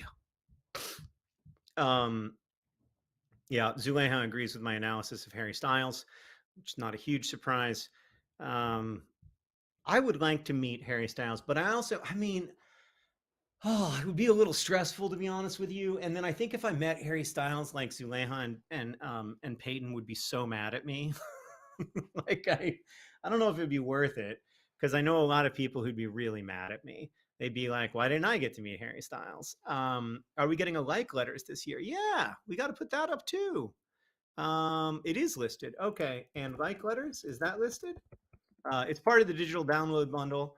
But Sarah and I do this podcast every year called Like Letters. It's a once a year podcast where we read from our. So when Sarah and I got engaged, she very kindly and with great foresight made a book out of all the emails that we sent each other between when we went to high school together, but we didn't know each other. So between when we reconnected in Chicago, this has just been activated at projectforawesome.com/download slash download slash donate, and it's available in the digital download bundle as well, or for a $10 donation on its own. It's a podcast we do once a year. So Sarah collected all the emails that we wrote each other between when we like met again for the first time as adults, for the first time since we were in high school in Chicago, and when we kissed for the first time. It's incredible. It's like 300 pages of emails over about a year, and it's awesome.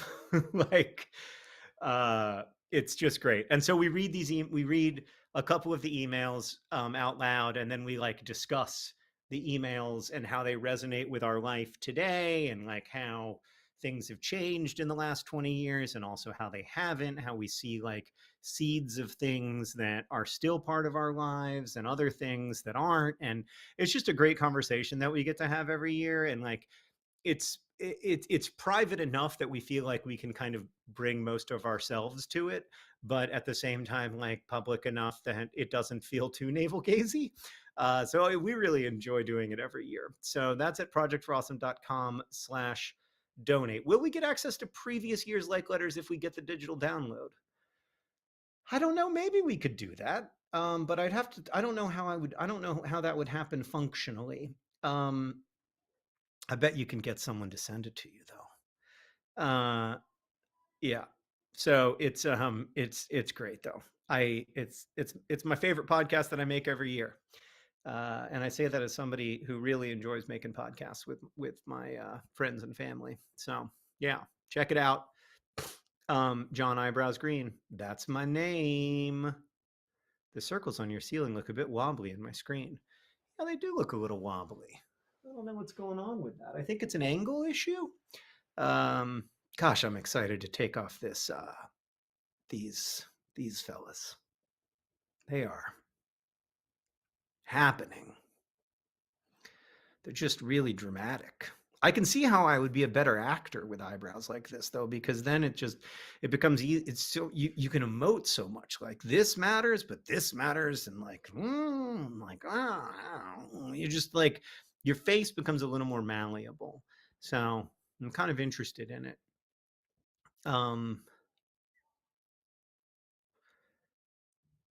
Okay, so I am going to be leaving in a few minutes.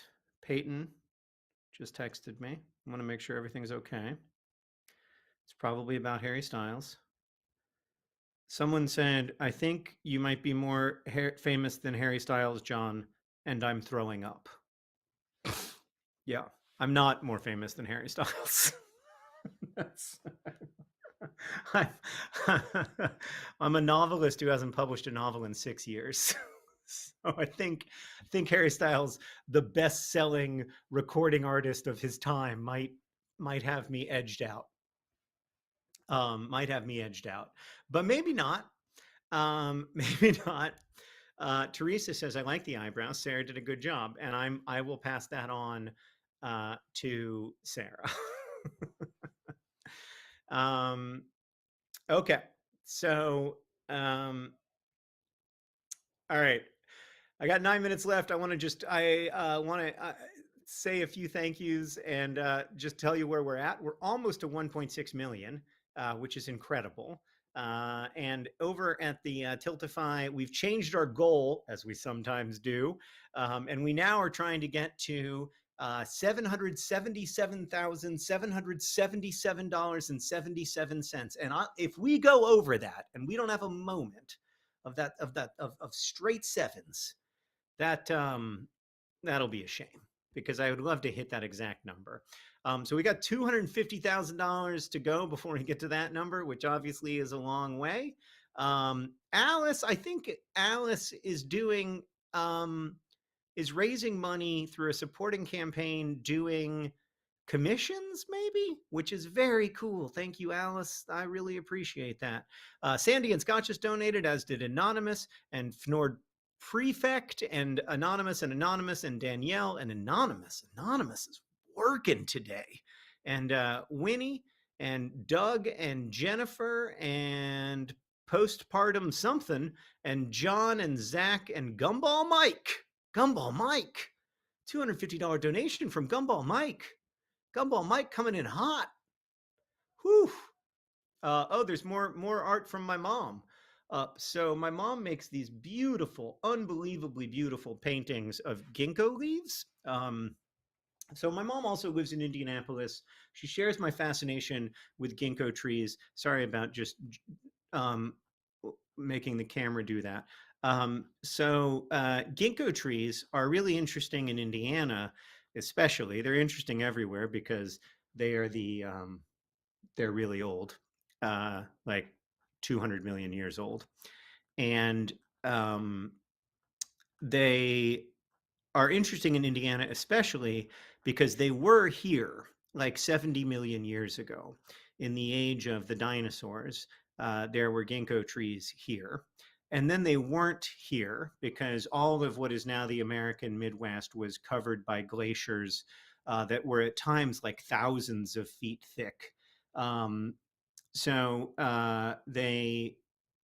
were no ginkgo trees here then. And then about 12,000 years ago, the last of those glaciers receded, which is kind of what left behind this really fertile soil for hardwood forests that is what our part of Indiana became. And it was land that was lived on mostly by Miami people. And a lot of these hardwood forests, they were maple trees and oaks and some ash trees, and they were great forests, but there were no ginkgos because the ginkgos had died out everywhere except for central China in the intervening millions of years. But then ginkgo trees returned to Indiana when they were planted here in the late 19th century, including one that was planted fairly near my house in a forest. Hope everything's okay up there. And my mom and I really love this tree, love looking at it. And ginkgo leaves are just phenomenally beautiful because they're very different from most tree leaves. They have these sort of fan-like structures where the veins, instead of like crisscrossing, I don't know how to describe it exactly, but they kind of come together without ever quite coming together. And so I've written about this in the Anthropocene Reviewed about ginkgo leaves and how beautiful and fascinating I find them, and my mom paints them. And so some of these paintings are watercolors and some of them are on gold leaf and they're both really, really beautiful. And she has agreed, even though she's recovering from illness, she has agreed to make more of them. So if you want to get that, you can, projectforawesome.com/donate. Can someone tell me, is there a way to consolidate rewards on Tiltify? I wish, YYZ, but so far as I know, there isn't. So you have to go through it multiple times, which is super annoying and something that I would love to see change, but is the deal right now. So sorry about that. Okay, yeah, there's ginkgo trees in DC now. There's ginkgo trees in really any large American city. There's a lot of ginkgo trees because for whatever reason, they don't seem to mind terrible conditions. Like they don't mind pollution, they don't mind crappy air quality. They're just like, we're happy to be here. So that's another thing I love about ginkgo trees. But this ginkgo tree that's in this forest, like I know that Kurt Vonnegut's mother looked at it because like where her cottage is, or the cottage where she lived is, like the kitchen window like looks right out on this ginkgo tree. And I know that it was there when this land was used as a prohibition distillery. It's just got yeah. So I love this ginkgo tree, and my mom paints ginkgo leaves. So you should check it out. projectforawesome.com/donate. Super Carlin Brothers are coming in next. Coming up in 3 minutes. So this is my last 3 minutes to tell you that we're only $6,000 away from $1.6 million. Only $6,000 away, and we've still got a tiny bit of matching funds.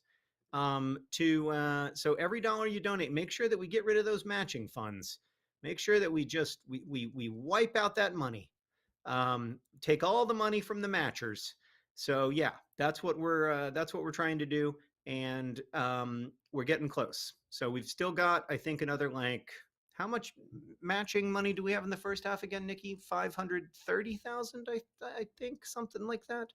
But I think we're still just in the range of every dollar counts as $2. So if you want to have your money go a little further, now's the time to donate. Oh, nope. We've maxed it out. We maxed it out, everybody. We maxed it out. Incredible. So it's $516,000 was in matching funds, and we've raised $518,000. So now every dollar you donate counts as $1. There's never been a better time to donate, because now your dollar is a dollar. I'm just changing my pitch. Oh gosh. All right. Did Flying Kiwi step away during the time when their video was featured? That would be a bummer. But anyway, Flying Kiwi, we loved it. We loved it, and we really appreciate your support of Mermaids UK. And I, for one, voted for them to get part of the money in the second half of the P4A. So thank you for making it. Thanks to all of our mods. Thanks to Nikki, who's been working for 8 hours straight. Thanks to Brooke and everybody who's just been crushing it at this year's Project for Awesome. 8 hours in, we're about to see our friends, the Super Carlin Brothers, and then I'm going to go take it. Oh my God. Hey, what's up? Boys. How's it going, John? How's it going? Y'all look great. You're so dressed up. Thank you. Doing our best, You know, hosting we're some trying. trivia. That's phenomenal. I've got Eugene Levy eyebrows. That's the only thing I've got working for me. I think you're working it good. Mighty man. sharp. Yeah. Mighty sharp. Thank you. I just noticed that I don't know what's happened with my collar, but it's not correct.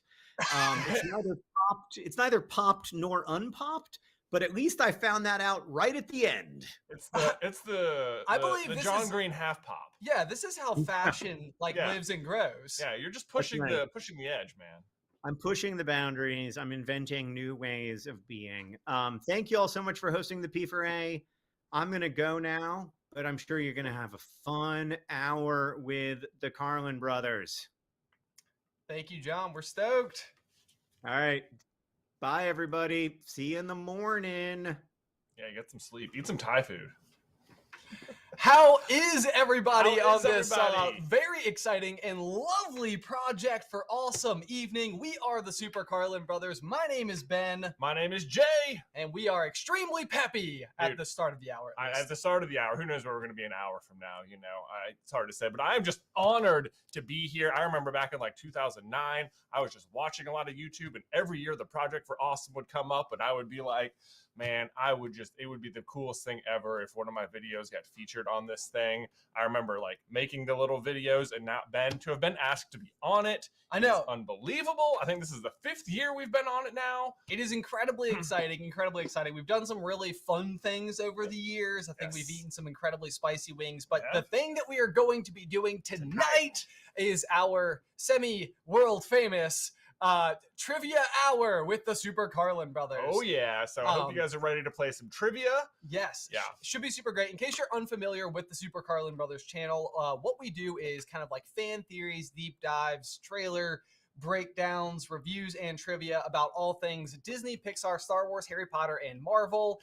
And with those topics today, with those fandoms, we are going to have a trivia hour where we go through 30 questions plus a bonus question bonus questions from one of our favorite other genres Yes. that we'll be throwing at you. Is going to be hosted through Kahoot. So in case you are unfamiliar with how Kahoot works, it is incredibly simple. You basically just Google or go to kahoot.it. Kahoot.io? We should know this by now. We should know it. Hold on, I'm going to just double check it so we don't have to worry about it. Don't have to worry about it. Christina Buse says, Ben, can I steal your suit?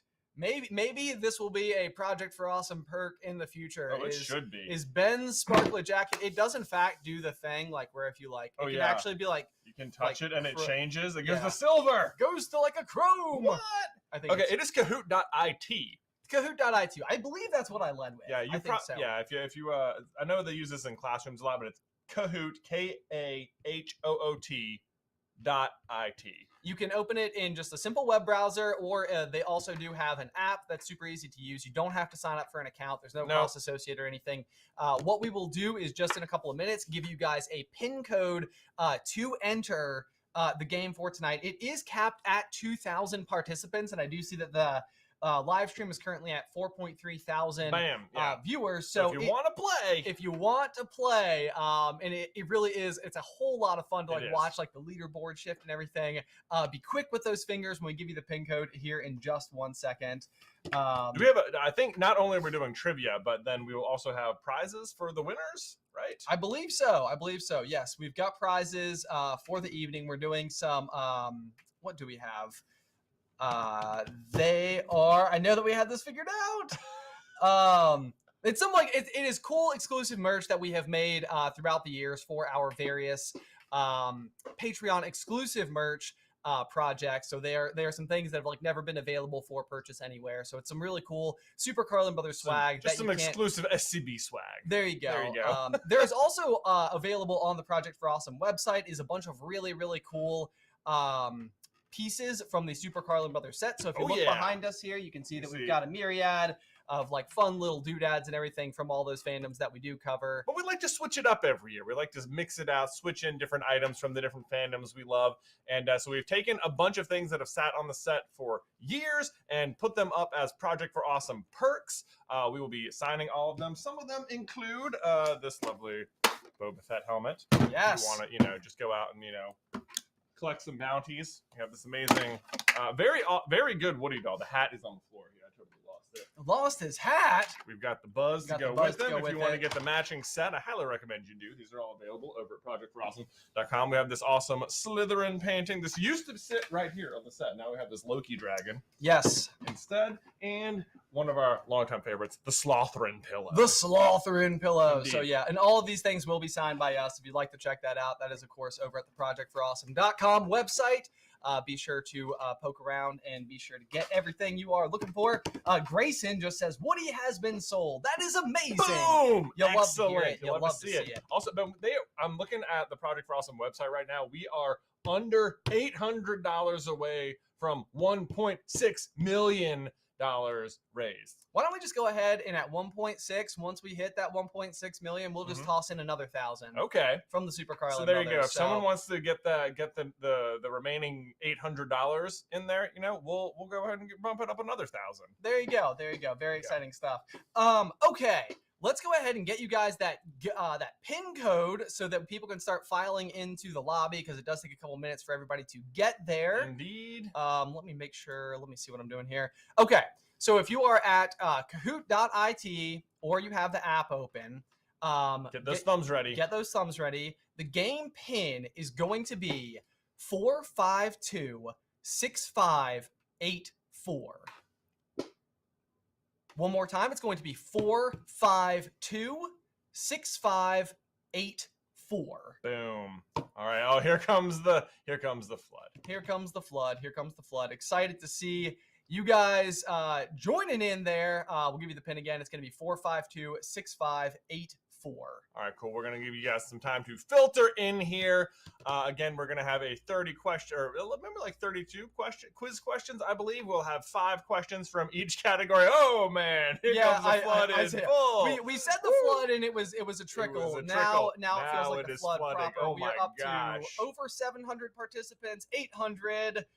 900 participants. And we're also, as people are filing in, I said that we are now $5 away from the 1.6 mark. So I'm just going to go ahead and start pulling up our own donation. Tiltify That is here. perfect. Yeah. 1.6 million from Tony Smith. Thank you so much. Absolutely incredible. People still filing in. There is still room at the moment, guys. So if you need that game pin again, it's going to be 452-6584. Should be a super fun round of trivia. Someone asked if the questions will be on screen. They will be on screen. We will go into the little corner there and let the orangutans in here, Ben. Oh man, it is a tradition amongst Super Carlin Brothers trivia that calling out a name like Jockles, for example, or Dobie, Liz, Akar, Steffi. It always ends up being the case that one of these people ends up being. Oh yeah, if Ben just called your name out, no doubt he has marked you as with good luck. Yes, Balloon. Oh, I'm thrilled that Balloon has joined us on this particular evening. So let's see here. Adeline in the chat says, I'm never good at this, but I am here playing. You know what? Honestly, the best part about this trivia is that you don't even have to be good at it. Even if you just guess the entire way, we're all here just to have a really good time and raise some money for some really fantastic causes. So there we go, guys. We have also just hit the $1.6 million mark. In the time it actually took me to send through our donation, they'd raised another 1,000 right there. So that should be populating in a second. It's gonna be exciting. We are at about 1,300 people here, so if you guys are looking to find your way in, then we do still have some room for you there. The pin again for Kahoot, if you're going to go to kahoot.it, is 452-6584. Yeah, you don't need to sign up for an account or anything. Go to the website. It'll say enter that pin code. And there you go. The way it will work, just in case you've never played a game on Kahoot before, is that we will read the question and you will have, I think, 30 seconds to answer. Speed does count. The faster you answer, the more points you get. So if you have absolutely no idea, just guess right away because you have a 25% chance of getting max points. There you go. A pro tip that somebody just reminded me of in the chat is that, believe it or not, on a YouTube live stream, if you go down to that little cog, you can actually usually fast forward it a little bit. Yeah. Sometimes your stream has actually lagged backwards over time, especially if you've been sitting on the stream for a while tonight. You might be able to catch up with us more in real time. And that is always a really, really, really good way to ensure that you are as close to each question as it goes and have the best opportunity for the most points as possible. Yeah, so click the little gear and hit 2 times. That'll catch you up to the present, and you'll be able to answer as fast as possible. Fern is in the game. Hey! Antonia, Stefarina, Luna. This is cool, man. This is so fun playing with a different audience. It is. You get a new mix-up. I know. Although I'm curious to see if we see any SCB trivia masters in here, because it is amazing to me how often the same people rise to the top. I know it is, and we try to make these questions pretty tough, so that it's it's like you gotta be tuned in a little bit. You gotta be watching your stuff here. Okay, the Phil says, what is the pin? The pin is going to be 452-6584. Yeah, we still got room. We still got room. I am going to give you guys a couple more minutes to get yourself in there before we lock it. I would show the pin on screen, but unfortunately what we have discovered is that bots will immediately scan for it and just fill the waiting room. And we don't want that. That is specifically the reason that we are not showing it to you guys directly on the screen at this moment. But we want to make sure that we have all the time that we need to get through the trivia this evening. Becky says, I feel like my Kahoot is frozen. Oh, no! Oh, man, it seems like the 2 times thing is definitely catching some people off guard. I guarantee it's probably because you've been watching the stream for a good while. Which seems is like great. Yeah, which is amazing. So it's usually the longer into a stream you get, the more that it is slowly like got kicked you back itself there. backwards. Yeah, just a little pro tip. Anytime you're watching anything live on YouTube or any premiere or anything. I know. The other thing that I'll be very curious to say, like it's blowing some people's mind. Kate B says the 2-time thing is amazing. Oh my god. That's so funny. Oh my gosh, I absolutely love it. I feel like I just listen to everything at 2 times speed at this point in time. Yeah, you like know? all your audiobooks are 2 times speed. All my audiobooks, podcasts, sometimes I'll get in everything. Ben's truck and he'll have like an audiobook going. He'll be at like 3 times speed, and it's just like, dude, there's no way you can understand this.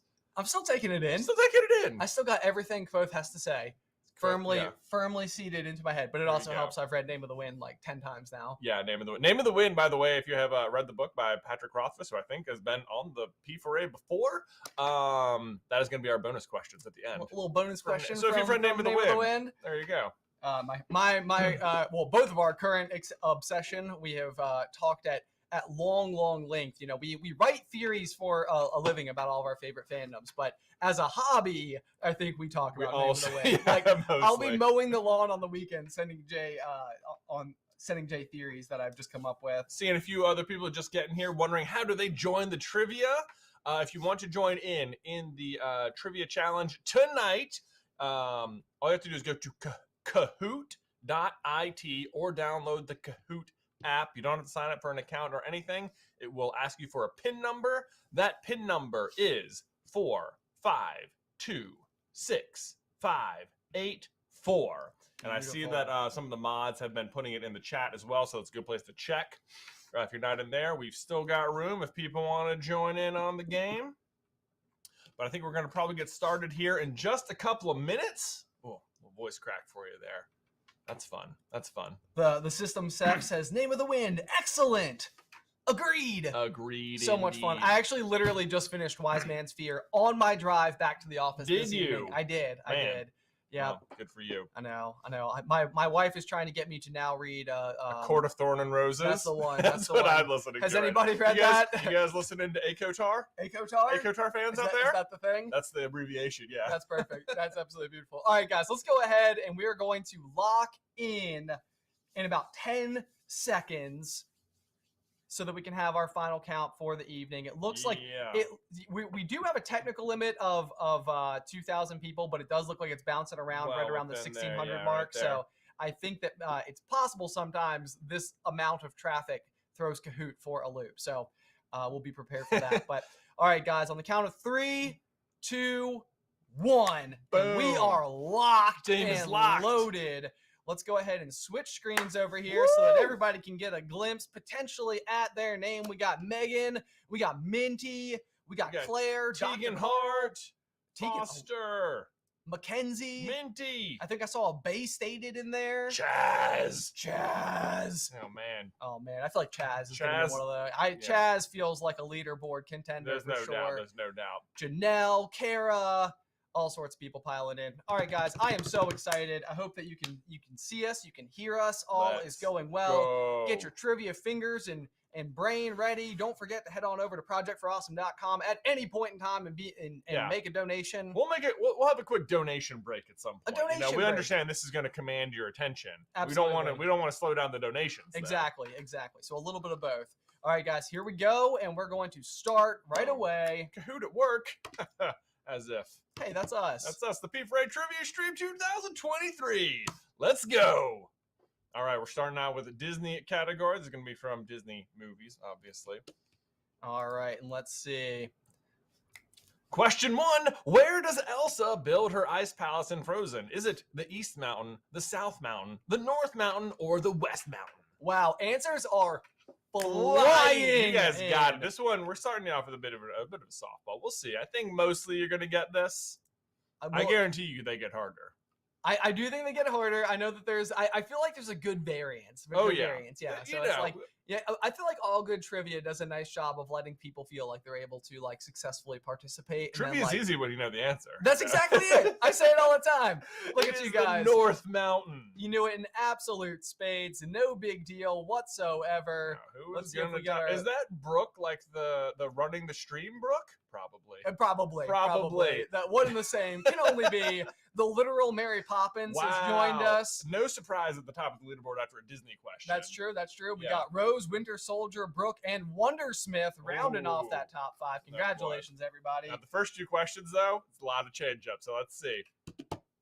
Let's see. There we go. All right. Question number next is going to be, what family does Abuela want Isabella to marry into in Encanto? Is it the Guzmans, the Gonzalezes, the Morenos, or the Garcias? Oh, how closely are you listening? As well as Dolores in Encanto. Yeah, gotta keep those ears Yeah. ears wide and open. He wants 5 babies. Oh my gosh! Or- How many times have you guys watched this movie? Yeah, More than 10? I have easily watched this movie more than 10. Easily more than 10. Easily. Oh my more than gosh. 10. We made more than 10 videos about this last year. Oh, all over the place. And just like that, the field is leveled. Well leveled. We'll see There how we Mary go. Poppins did, Did whether or Mary not she Poppins could, in know? fact, Oh, Wondersmith goes all the way up to 5. And there is Disney Denna, Ben, who is an SCB trivia master. Disney Denna has, I think, come in first or second to the last few of our trivia nights. Yep, Oh, we've seen Disney Denna show up. Wondersmith, Lizzie, Disney Denna, Last Comment, and Lindsay. I literally can't remember. Last Comment. I feel like I made a video about leaving the Last Comment in year 1 of Super I think Carlin you Brothers. did. It was like a tricky, like, it's better to be the last comment than the first comment. Exactly. And that would Everybody's all always- about first. Yeah. It's like, you want to be the last. I'm going to be the last one. It was a clever ploy to get comments. Indeed. I don't know that it worked that well. But anyway, if that's a reference to that, thank you. And if not, cool name either way. Yeah, all right. All right. Wundersmith, can they stay atop the leaderboard? What year was Mickey Mouse's first appearance in Steamboat Willie? Was it 1923, 1937, 1928, or 1932? There's a celebration going on right now that I think could make this question misleading. This is a deep piece of Disney lore to know about. Do you know what you making reference to here? I think so. Okay. Yeah. We'll see. Do we have a video game as a kid that started by playing like? Yeah, we did. Steamboat There was a Mickey Mouse game on the Sega Genesis. Man, we should play that again. We should. The correct answer is 1928. It is 28. There is the 100 years of Disney celebration that is going on right now, which celebrates 100 years since 1923. So that was the trick there. I would imagine what led most of those 508 people down that path. Indeed.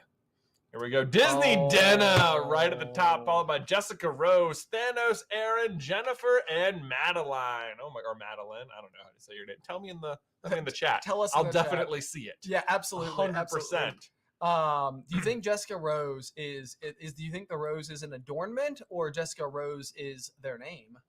I think I think it's their name, but that's how they spell it. Okay. On legal documents. Oh, I love that. Yeah. I love that. Like, Jessica it's like, Rose emoji. Right. Yeah. So they're like filling it out with pencil, and then they ask if they have like the standard case of emotes. Yeah. For like a stamp. Yeah.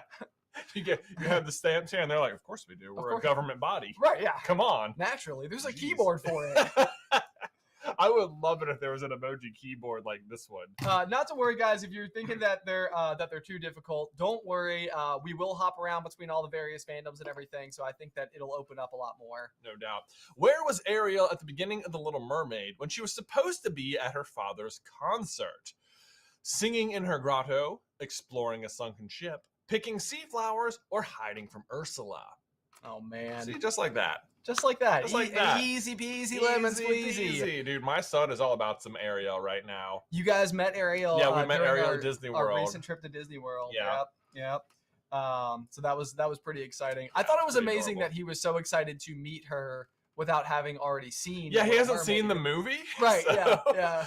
We went on the ride, and I think he knows about her in general. Yeah, exploring a sunken ship is indeed the correct answer. How did we do? Thanos Aaron jumps up to that top spot, followed by Disney Denna, T, Madeline, and Jennifer. Way to go, everybody. This is actually really cool. I feel like we're getting to see a whole bunch of different names sitting there on the leaderboard.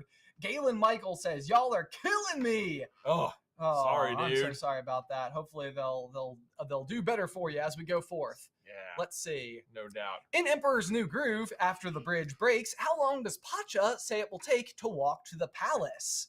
Is it 2 days, 3 days, 5 days, or 4 days? Oh, What Emperor's New Groove. What a detour. Also, what a massively What a underrated deep film. cut Yeah. movie. This is so great. We are huge fans of Emperor's New Groove. Huge over here. fans. If you haven't seen it, you should really like go and take a few minutes and just check it out. Just a few minutes. Just a few minutes. Just like the few minutes that are necessary to watch the entire like 117-minute video. There you go. Movie. No problem. Video. I called it a video. You called it, yeah. It's Wow. more of a. It's more of a movie. Feature film. Feature flick. The answer is 4 days. It is 4 days. It is 4 days. I understand the 4-day compulsion to walk go from with 3 days. There's Yeah. something really like nice about 3 days, rules of 4-day threes and walk such. from here. How'd we Yeah. do? T up on top. Oh, by Ooh, Mary Mary. Poppins making a comeback. Autumn Brooke, Megan L, and Meeks. Meeks. Meeks.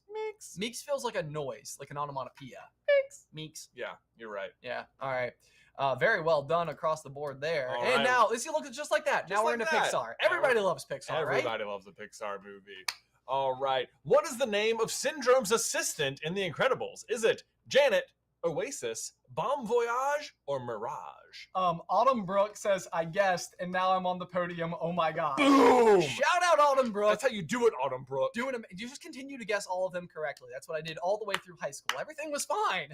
Exactly. Everything is fine. You guys got this, right? We all know who that character is. We all know. And what her power was. She doesn't have one. I know. Kept thinking she would. It seemed like it. It seemed like she especially with a name like Mirage. Yeah. It almost you seems guys like you got should it. like from like a certain angle, like you can't tell if she's like there. Or Yeah, something. that does seem like what it would be. Yeah. Yeah. All right. Let's see how we doing next. Okay, Autumn Brooke hangs on to the podium after her miraculous guess to get up there, followed by Meeks, Megan L, Mary Poppins, and T. Also, 32 players just had an answer streak of 4. So I feel like Boom. like I said, everybody's sitting there. The Mickey Mouse question threw people off. It was a hard one. It was a hard There's one. no It was doubt. a hard one. Difficult one. In Coco, what is the first place of Miguel's body to turn into a skeleton? Is it his nose, his ear, his toe, or his finger? Ooh. Boy, this is one of my favorites. I love Coco. Absolutely love Coco. Love the aesthetic of Coco. I feel like just everything to do with that world is just beautiful. Yeah. It's really a good one. Let's see. I think a couple people maybe were asking if there was a way that they were able to join the trivia stream at this point in time. At this point, we are locked, and unfortunately, we won't be able to have anybody else join in. There's typically a cap of about 2,000, but after it's locked, it is. Yeah, once we've started, we can't add more people, Exactly. unfortunately. But you can still play along. Get a piece of paper out, write your answers down, Yeah. share it with us on Twitter. Exactly. All right. The correct answer is, in fact, his finger. How do we do? Boom, man. The people on top know their stuff, although we do have a couple of newbies on the leaderboard here. Cheerio Bread Rat, great name. And Koala Koala. Koala Koala. Yeah. Also, Meeks. Mary Poppins, and T. Crushing it. T. Big T? Big T. Yeah. How you doing, Big T? All right. Question 10. What are the first words Buzz speaks to Woody after screaming in surprise? Is it, watch yourself, local law enforcement, about time you got here, my ship has crash landed, or halt, who goes there? It's not a laser. Yeah, it's a little light bulb that blinks. It's a little light bulb that blinks. Oh my goodness. The number of times I've seen this movie. Yeah, I know. Jeez. Amber says, no, I clicked the wrong one. Oh, that is a Oh, tragedy that it befalls many a Kahoot player. It does. I mean, we're playing a high stress game, really. It is, I you mean, know? This is like, there's like World Poker and then this trivia stream. Yeah. Yeah. The answer is local law enforcement by the time you get here. Yeah. They are technically both local law enforcement in a way, just local to different locations. Indeed.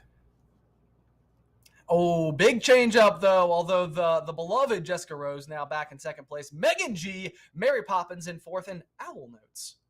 Oh, nice. Something just kind of nice about that name. Yeah. All right. Let's see. Question number next. How many islands of personality does Riley have at the beginning of Inside Out? Is it 5, 6, 4, or 3? Ooh, this one might get me. Because this is like one of those where it's like I could probably, if I had enough time to think about it. I think, yeah, you're right. I feel like list them, but then I would need to do the like. Okay, there's this one. and this. Yeah. Even as I'm saying it, I'm like, I'm pretty sure I know the right answer. But I'm like, wait, is there one more? I think I know what it is. I think I know what it is. I think I know too. what it is. I think I got this. I think I got this. Yeah. Boom. The answer is I was right. It's 5. It is 5. We It is got 5. Look, but people doing really great on that. I honestly, I think that's a pretty tough question. But. Yeah. Pretty good. Jessica Rose back on top. Mary Poppins, Owl Notes, and Finn from Star Wars. Yeah, or as I like to call him, FN2187. FN2187. Yeah. Right there in 5th place. Wait till we get to Star Wars. He's really going to start popping off. Oh, yeah. I mean, I lived it.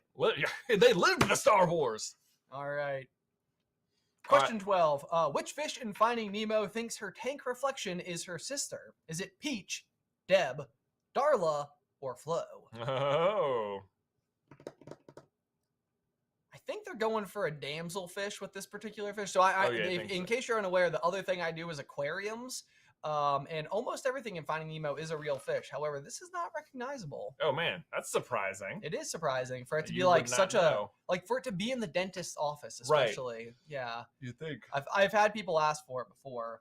There's there's a fish called a Sergeant Major Damsel that looks similar to Yeah. it. So the question is, which fish in the tank? That's Deb, and this is her sister Flo. Her sister Flo. So the one in the tank though is Deb, and the whole thing is a pun on Ebb and Flo. Ebb and Flow. Yeah, exactly. Yep. Oh my goodness! That hit the leaderboard right in That the sure spot. did. Owl Notes climbs up to the top spot, followed by My Flying Cyst, Meeks, Pyro, and Cheerio Bread Rat. You kind of mispronounced Meeks. Sorry, you're right. That's My okay. bad. That's My okay. bad. That's okay. I just want to make sure we're doing due justice. Indeed.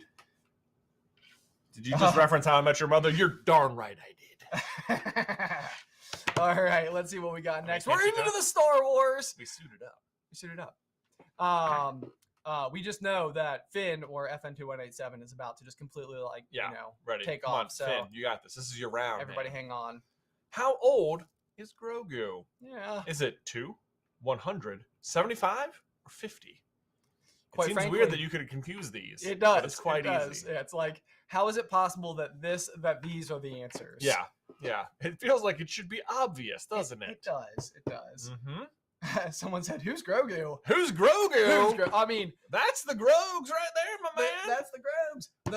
The thing about not knowing who Grogu is that it means you still get to watch Mandalorian season 1 for the first time. So congratulations. Well, I guess season 2. Maybe it's season 2 because they might just think of him as Baby Yoda still. This You is fair. learn the This is name. fair. This is Yeah. well, that means you have 2 seasons. The answer is 50. New season starts in March.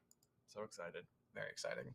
But boom. Oh, we got that one. Pyro moves up, as does Bashful Pegasus and Megan G. I can only imagine that sitting in the 6th spot is, of course, our good friend Finn. No doubt. Finn, if you want to speak up and tell us what your spot is, that'd be much appreciated. Christina says that it is my flying sister. But there was not flying It's sis. not your flying cyst? It's like, That sis makes was more just- sense. It was just zipping.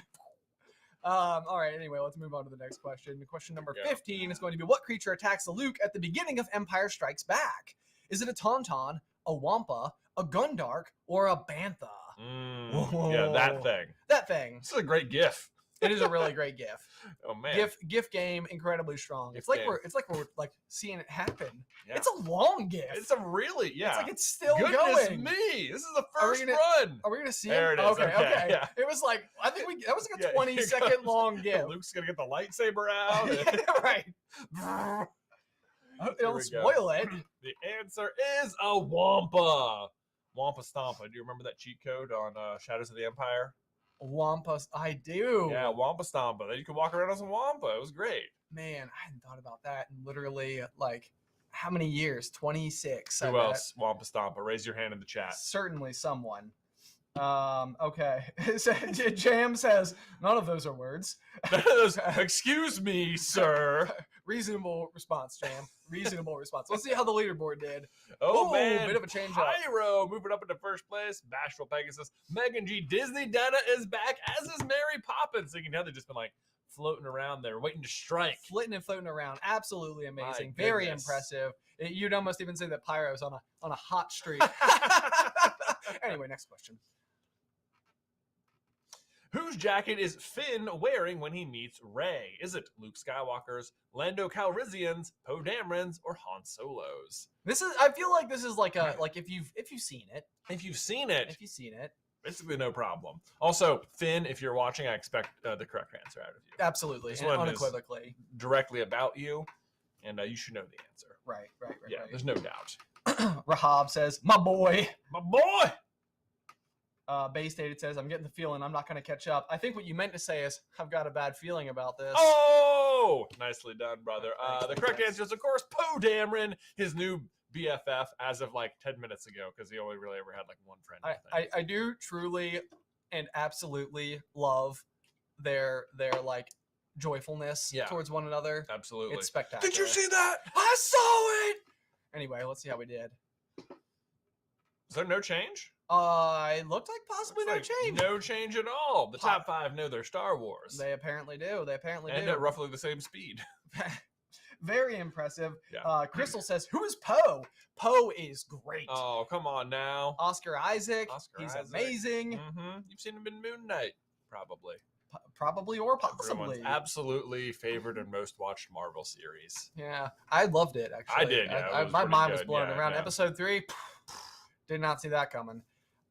Question 17. Which clone does Palpatine first command to execute Order 66? Is it Fives, Tup, Cody, or Rex? This is hard. Yeah, there's no doubt. This is hard. Guess like the wind, Bullseye. 66. Execute Order 66. Is anybody currently watching The Bad Batch? Season 2? I've been watching some of season 2 lately. Nice. I quite enjoy it. It's a good one. It's very fun. I still haven't finished season 1 myself, but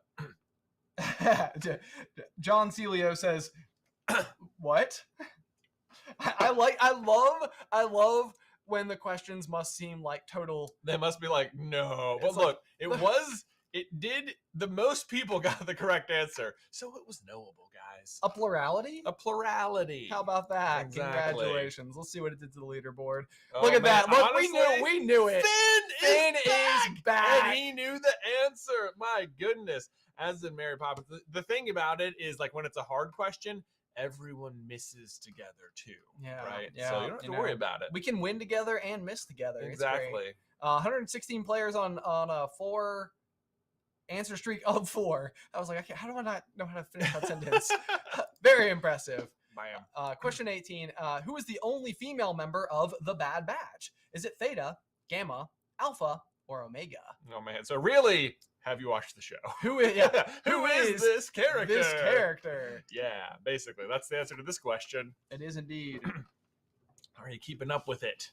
I feel like this will end up being one of the great mysteries of the series is how did they come to be? How did they come to be? What's the story? How did it happen? This is from the Bad Batch. Yeah, on Disney Plus. I actually did not realize that this question was coming when I asked that question before. So just truly brilliant timing. Yeah, really. Yeah, almost gave it away. I know. Almost did. I wish I had, actually, because then we could have had a plurality here as well. Yeah. The correct answer is, in fact, Omega. Let's see how we did. Oh, Excelsior. Excelsior? Excelsior. That makes better. Excelsior. Excelsior. See what they're going for. I feel like that's also an SCB person because I remember I've had trouble saying your name before. Yes. Excelsior. But look at that. Pyro still sitting on top, Man. edging ahead with about each question's worth 1,000 points. So we're about 400 points ahead at this point in time. Almost a half question lead. Man, it's pretty good. It's pretty good. All right, let's see here. And then we're into Marvel, just like that. Into the Marvel. You guys ready? You see Ant-Man yet? What powers the arc reactor when Loki uses it to open the Chitauri's portal? This is from Avengers 1. Is it the Eternal Flame, the Tesseract, the Annulax batteries, or the Power Stone? Ooh. I think you guys got this one. I think so. Yeah. I think so. Everyone saw Avengers 1. Absolutely. The Quantum Mania. You guys seen it this weekend? We saw it last night. We did see it last night. See our review right now. Gleep 1984 says, "My Kahoot is scolding me like disappointed parents." Oh no! It's like, I think you could do better. Maybe the Kahoot's actually saying, "I'm not disappointed. I'm mad." Dude, people do some Marvel. Here How we go. about that? The How about Tesseract is, that? of course, the correct answer. Easy peasy, lemon squeezy. Yeah, Very. right. Whoa! Uh-oh, bashful. I love how that wasn't a bunch of nonsense words, you know? Yes. Yeah. This is kind of amazing though, because we had Pyro, who was sitting in that top spot, as I just said. Wow. Completely dropped off the Completely leaderboard. Must missed have that missed one. it. They gotta be lurking around. Gotta be. We got Bashful Pegasus, Mary Poppins, Disney Dena, Adam Snake, and Finn. Adam Snake and Finn. Finn is back again. Which You can't keep him down. It only stands to reason that the Marvel universe takes place after the Star Wars universe, because Finn must have been there to see it as well. Sure. Yeah. That's now headcanon. Yep. Who was Thor captured by at the beginning of Thor Ragnarok? Was it Scourge, Surtur, Loki, or Hela? One of these is slightly spelled wrong. Yeah, it is. Just ignore that. Don't worry about it. The It's blue fine. one is Surtur. I absolutely love this scene. I feel like this is where Taika Waititi was basically just like coming out, like swinging for the Coming fences. out, Like, yeah. you think you know Thor. You do not know You're Thor. wrong. Thor, Odin's son. Yeah. Son of. Is that a eyebrow? Yeah. Is that a crown? It's a crown. It is Surtur. It is It Surtur. is the guy who blows up Asgard at the end. Sorry for the misspelling of that, but it looks like at least people were able to figure out what we were going for. You guys So that's figured great. it out. Also, Hela was also misspelled, so we just really whiffed on that question ourselves. Oh dear. Okay. Well, it looks like no change to the leaderboard. whatsoever. So at the very least, we're safe with the top 5 people, which is good to know. Sarah F. Johnson says, "Oh, my pout face is back. Oh. Shucks be darned. The good news is a new question is just right around the corner."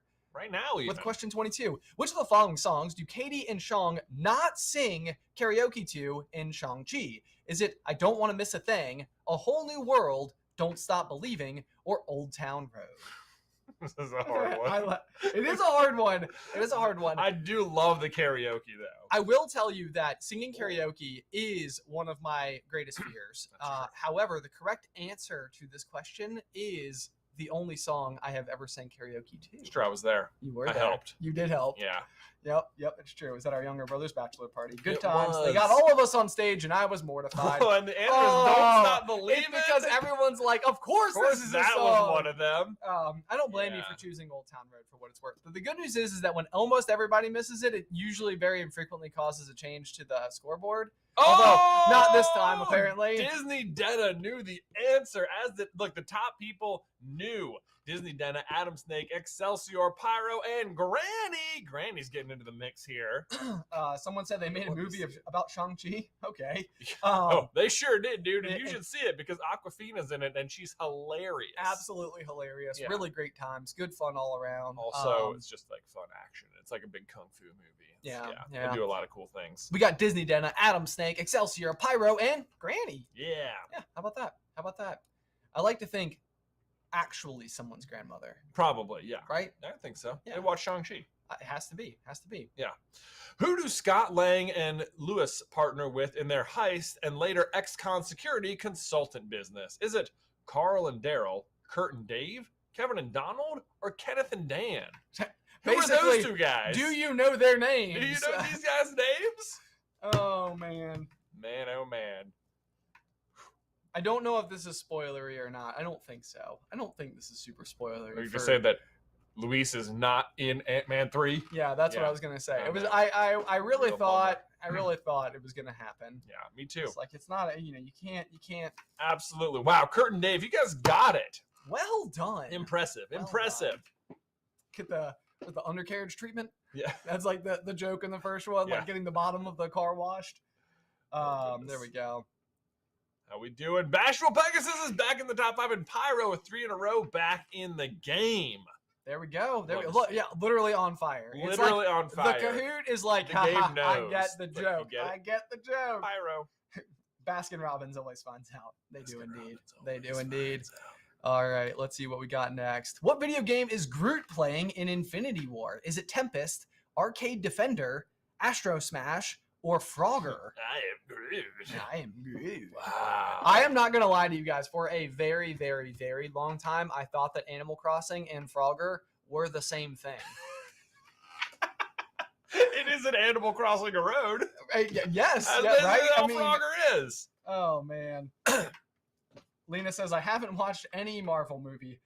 I will say, Lena, I can see where it would be overwhelming to try to step into that arena. Yeah, it's difficult. It is definitely not Frogger, aka Animal Crossing. Groot is playing Arcade Defender for most of Infinity War before sacrificing his arm to make Stormbreaker.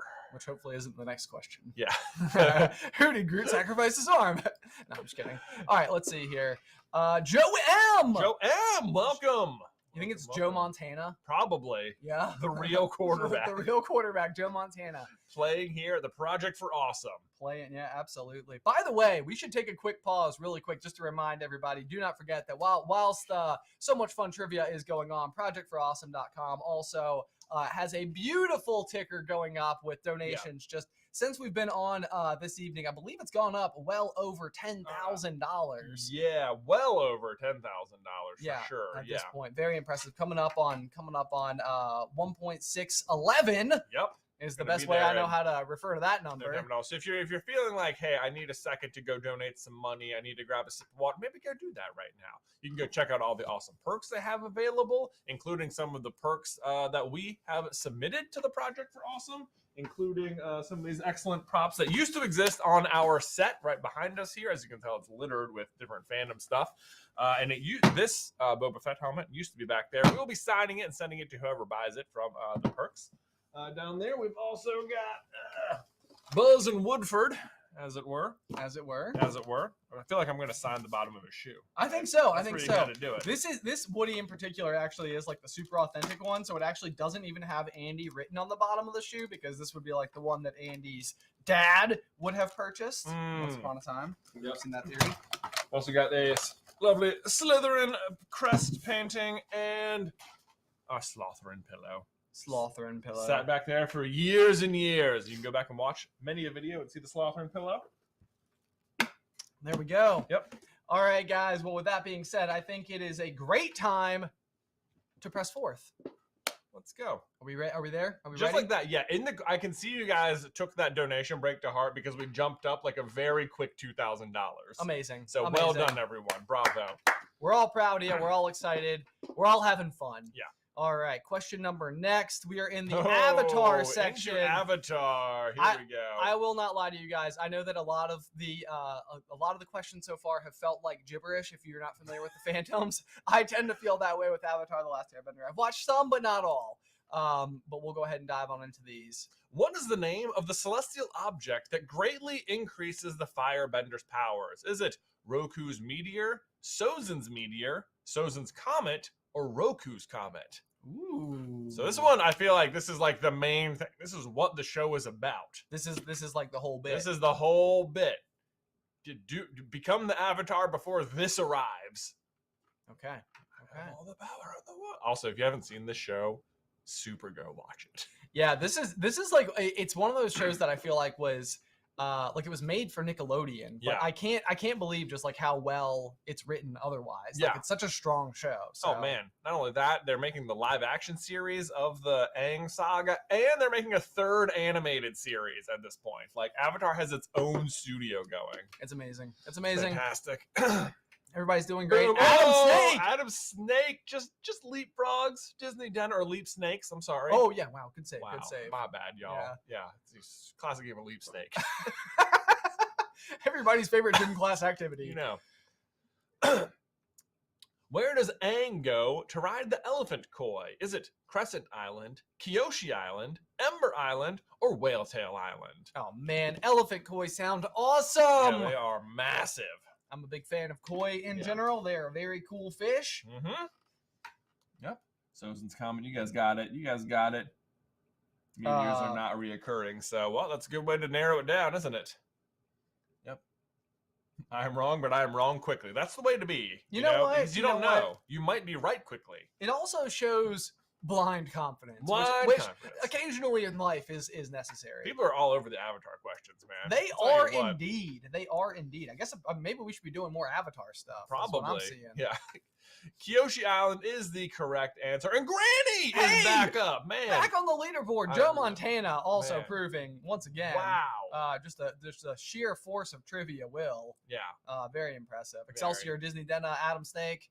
Let's see what else we got. Boom. Which team do Cora and the Fire Ferrets face in the Pro Bending Finals? Is it the Rabbaroos, the Platypus Bears, the Wolf Bats, or the Badger Moles? This is a Legend of Korra question, so now you got to watch the sequel series. But I'm sure you have. I'm sure you have. Based on your answers so far, you guys are all over this. This audience likes Avatar. I can tell.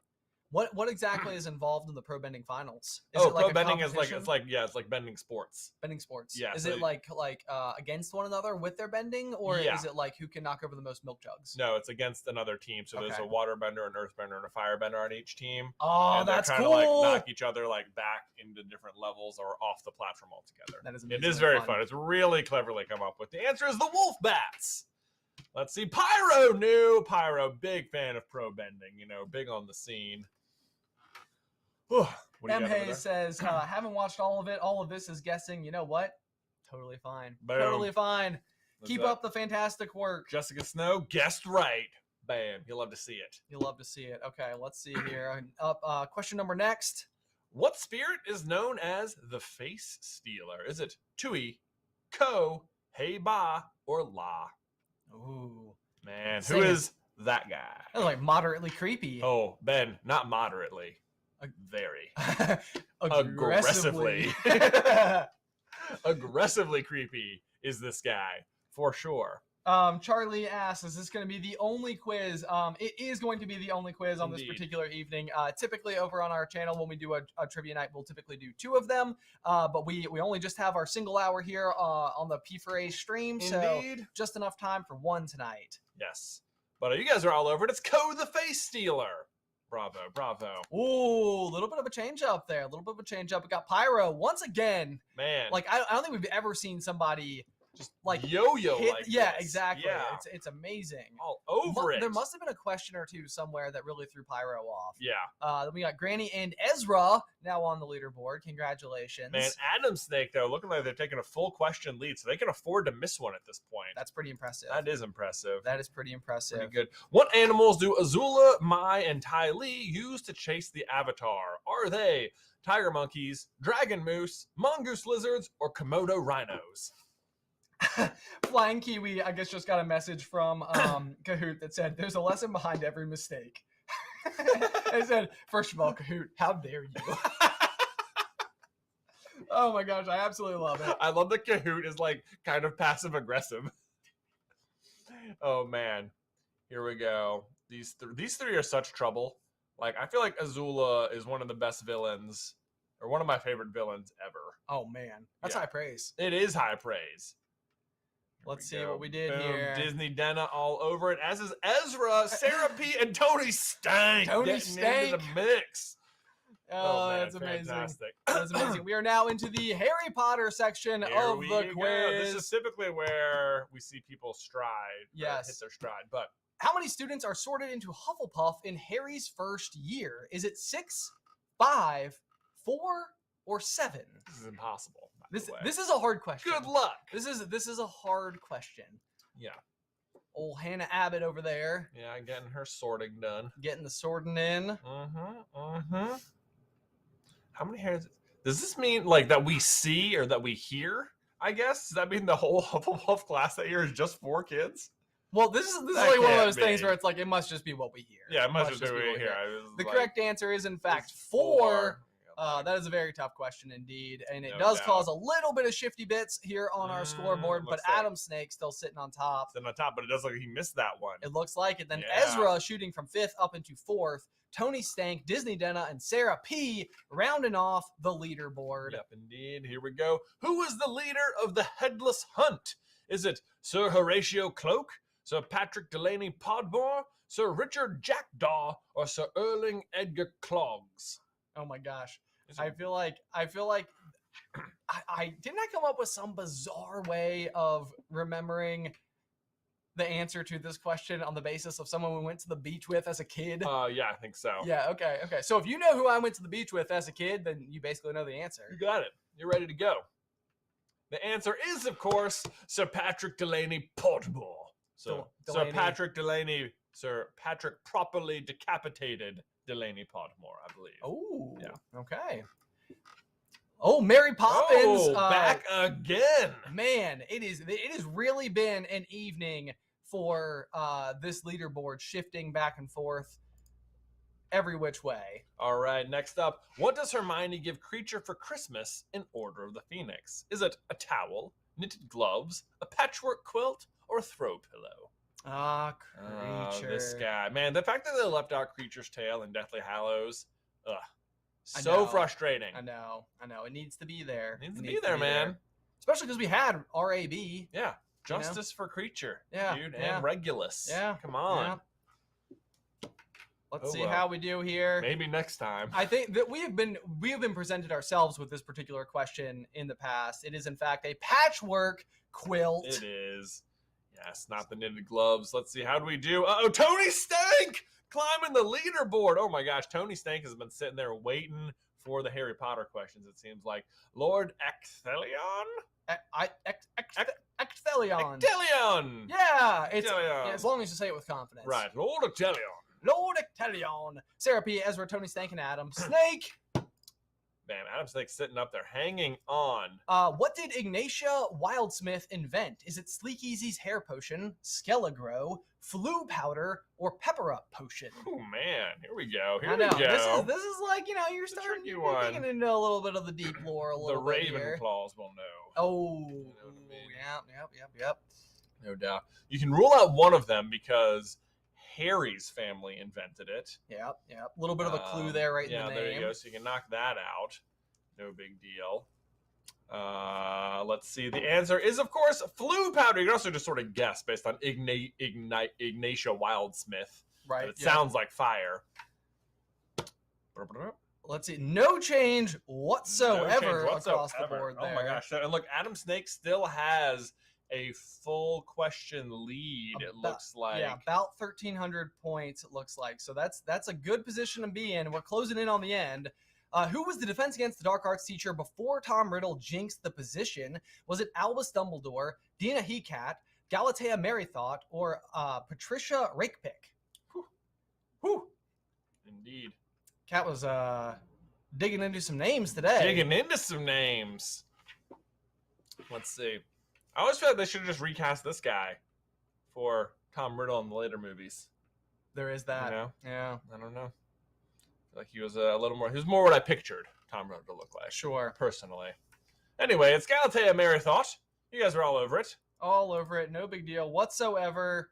Oh, Sarah B. Granny is back. She's paying attention. I feel like we've definitely found ourselves in like the stage of the scoreboard where like we're starting to like know the names. There's no doubt. Yeah. I want to say it says 36 out of 38, but one of those slides might be the title screen for the bonus. Oh question. yeah, Is so that this right? could be okay. Look So at this. I think Adam Snake might have locked in, but nonetheless, we have a single bonus question here from the name of the win. This is the last question. The last question. Absolutely fantastic series by Patrick Rothfuss. If you have never read it before, it is just like so very, very, very carefully written all the way throughout. Lots of really fun connections to be made. So be sure to check that out. Also, if you are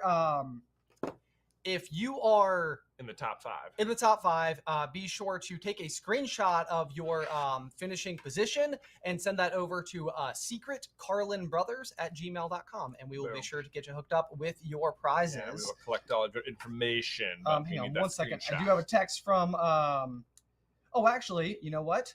Oh, hold on. We have our featured video for Project Bear.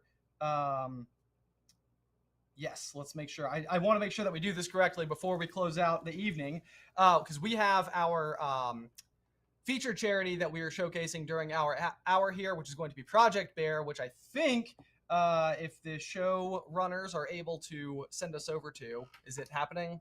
I don't know, actually. I can check. Let me take a quick peek. Hang on just 1 second. Oh, boom.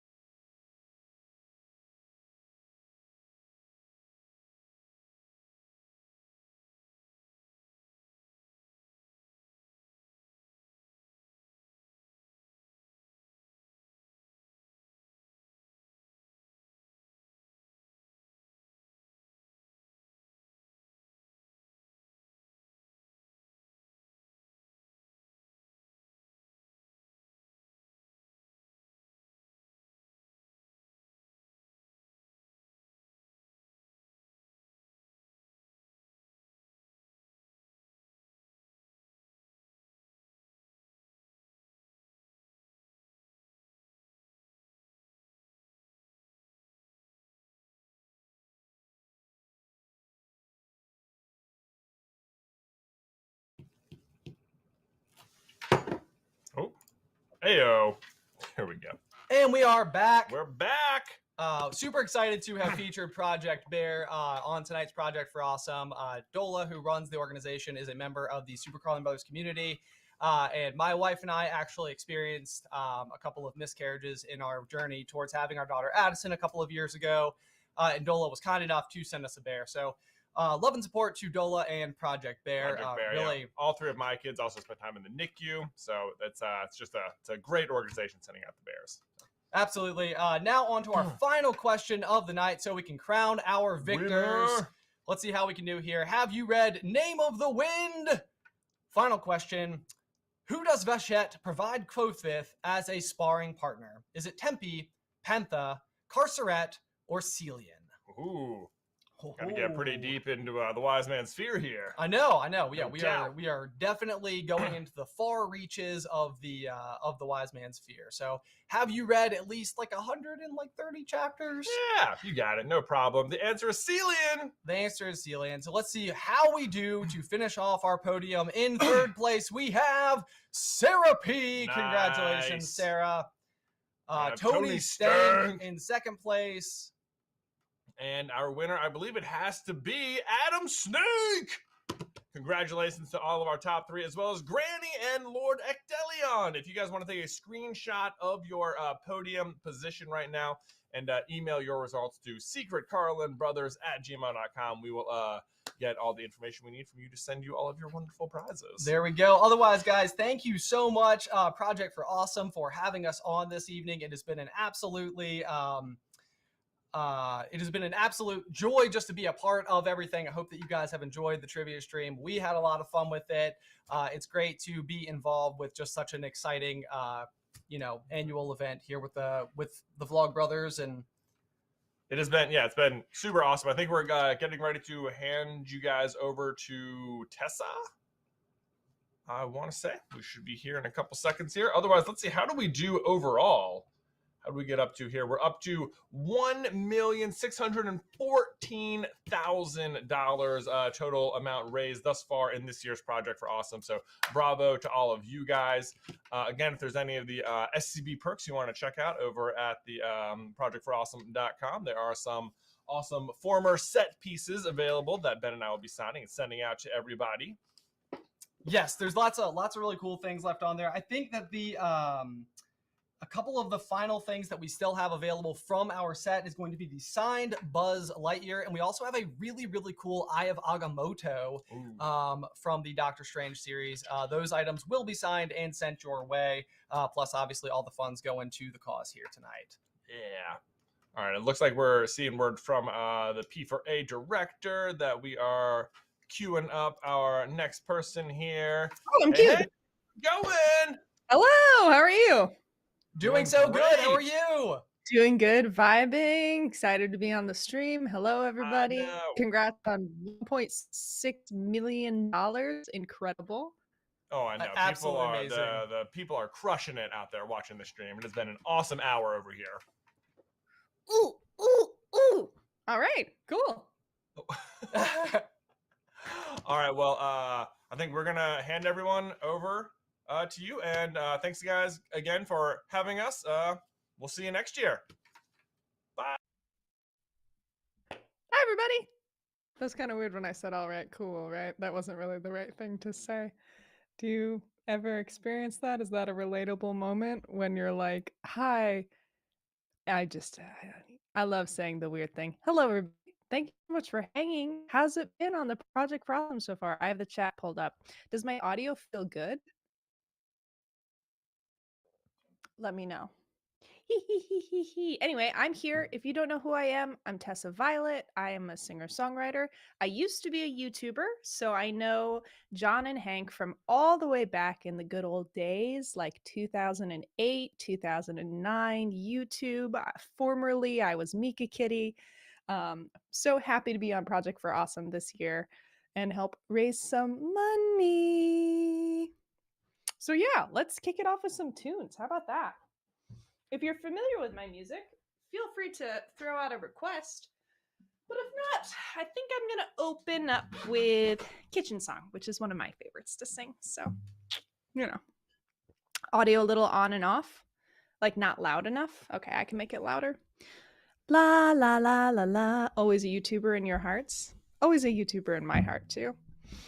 Somebody told me every now and then I get the question of like, do you ever feel embarrassed about being a YouTuber? Or, I don't know, just a sense. Do you have any negative feelings around it? And I'm like, no, why would I have any negative feelings around it? It's awesome. But then people are like, do you miss it? And I'm like, literally never. But thank you. Ooh, that is not in tune. Here, I thought I was all set up. The sound is much better. Awesome. Thank you so much. May I request Wonderwall? Okay, true story. I had not heard Wonderwall until I was like 28. I don't think I can play covers in the stream, though maybe I can. Brooke can let me know if that's okay. Let me get this guitar in tune real quick so we can play some tunes. Dumb ways to die. Does anybody in the stream dance?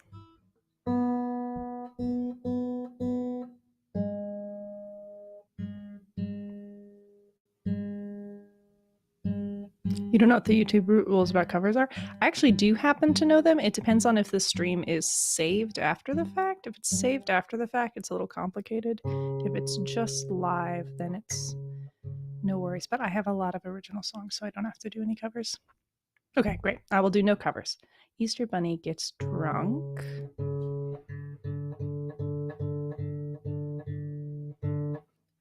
At Easter.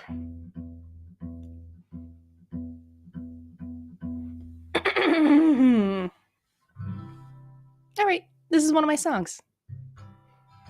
Ooh, should I put some reverb on? Of course I should. What are we doing? If I don't have a little reverb, what's going on, you know? Sorry. No, that's a throwback. You did Silk's routine to Yes Mom?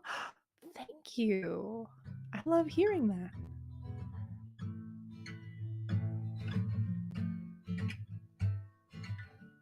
This is a song about falling in love with your best friend.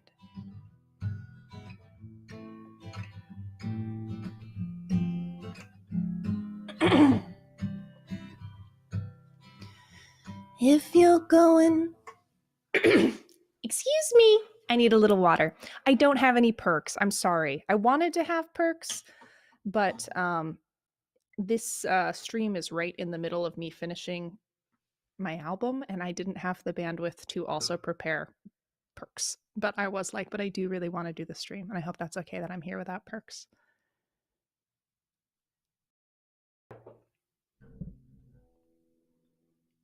That's what you said when it was requested at the El Rey? Slay.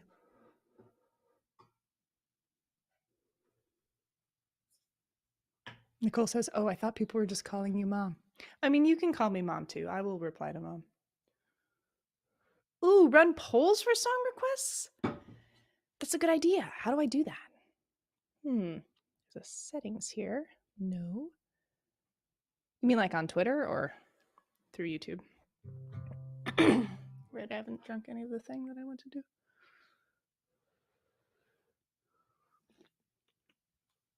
What's up, Vernon? Ooh, okay. We're singing some songs now.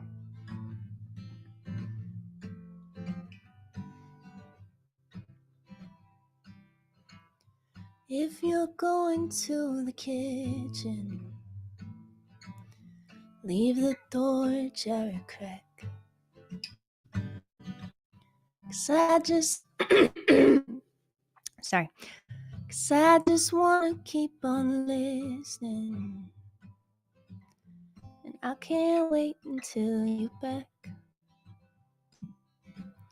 God, I love it when you're near me. I love the lines around your eyes. And all at once I see it clearly. And I spend a lifetime by your side. and I'll give you all my love. I'll give you all my love. Ain't no symphony, no VIP, there ain't no sweeter drug than just giving you my love.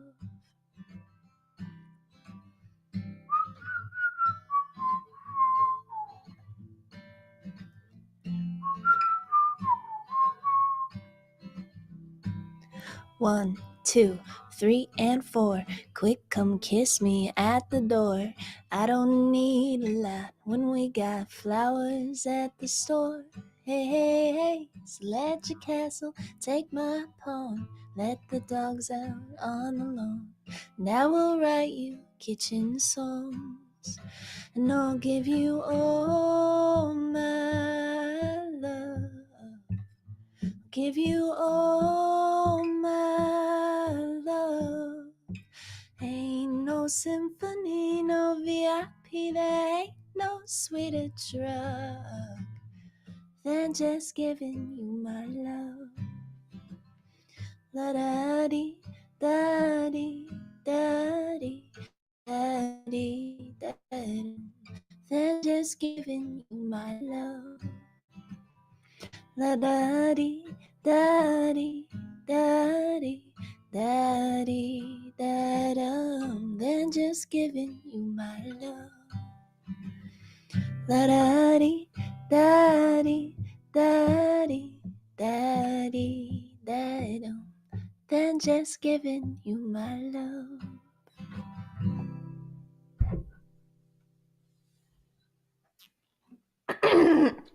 Wee! Okay, I saw you guys talking about there's a way to vote for songs where we vote by donating, but I could not actually read it and process it while singing at the same time. Are you hardly hearing the guitar? Sorry about that. I'll adjust on my end for the next song. Do I want to plug in another microphone? No, I think I'm just going to move this one away. Sorry about that.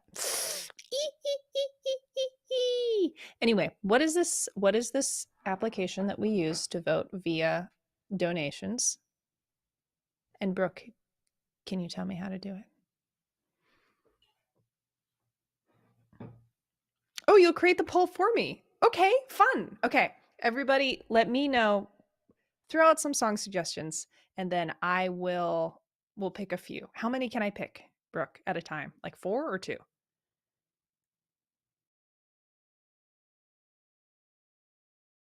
5 is the max. Okay, 5 feels like too many. So we'll just start with 4. Thank you, though. Okay, Yes Mom will be one of them. Great choice. Crush will be one of them. Make Me Robot will be one of them. And Bad Ideas will be the 4th one. This is fun. Yay!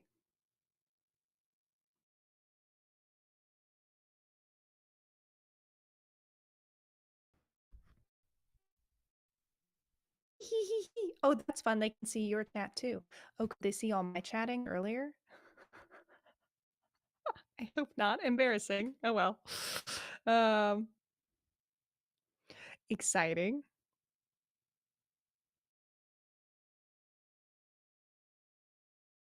Not over you. I'm bored.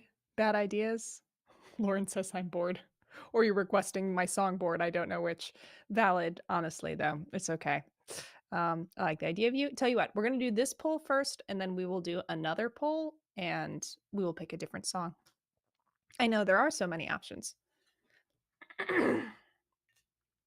Poll is up. It's happening.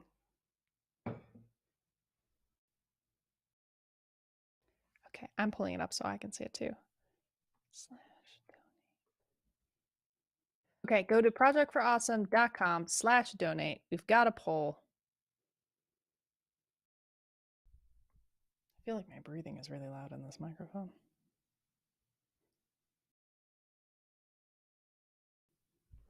Y'all, when I woke up this morning, I felt like my brain fog was extra thick, and I am still kind of experiencing that.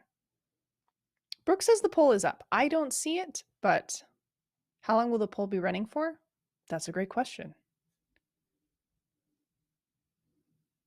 Brony, my name is Tessa. Tessa Violet. Okay, Brooke says it's up now. It wasn't up before. projectforawesome.com/donate. Thank you, Brooke. I'm refreshing so I can see too. This is exciting. While we wait for the poll, water break. Smart. Maybe I have to make this bigger to see the poll. Oh, polls. Oh, fun. Fun. How long does the poll go for? That's a great question. Ooh, we got one vote for yes, mom, for $1. However long I want. Okay, so really I could stop it when I'm ready to play or when just one is winning. Someone, $20 for yes, mom? Can I see where they're coming in? I bet I can. Wow, this is exciting. I am so excited. $5 for Make Me a Robot. Maybe we'll give it like 5 minutes. And whoever's in the lead in 5 minutes, that will be the next song I play. And I can't play all the songs. There's just not enough time in my hour. Exciting.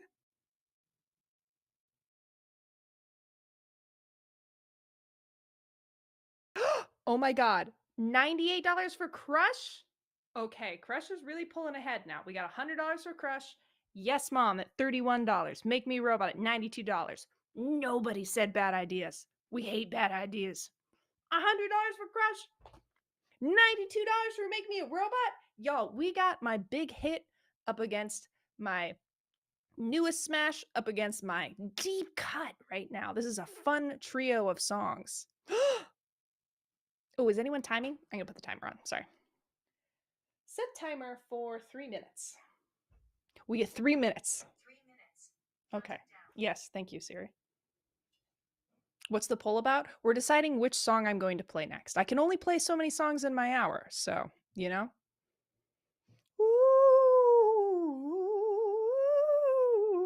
Would I ever put Maybe Chat Mostly Trouble back on Spotify? I don't know what that is. What is that? Yeah, we're a song auctioneer right now. We got 160. Yes, Mom. We got $250 on Crush, $219 Make Me a Robot, $21.22 on Bad Ideas. Sorry, $240.43 on Crush, $219.69. Nice on Make Me a Robot. What's it gonna be? Zeebity bop, beep bop, beep beep beep beep beep beep. Crush still pulling ahead. Crush pulling ahead big time. Followed by Make Me a Robot. The numbers are running real.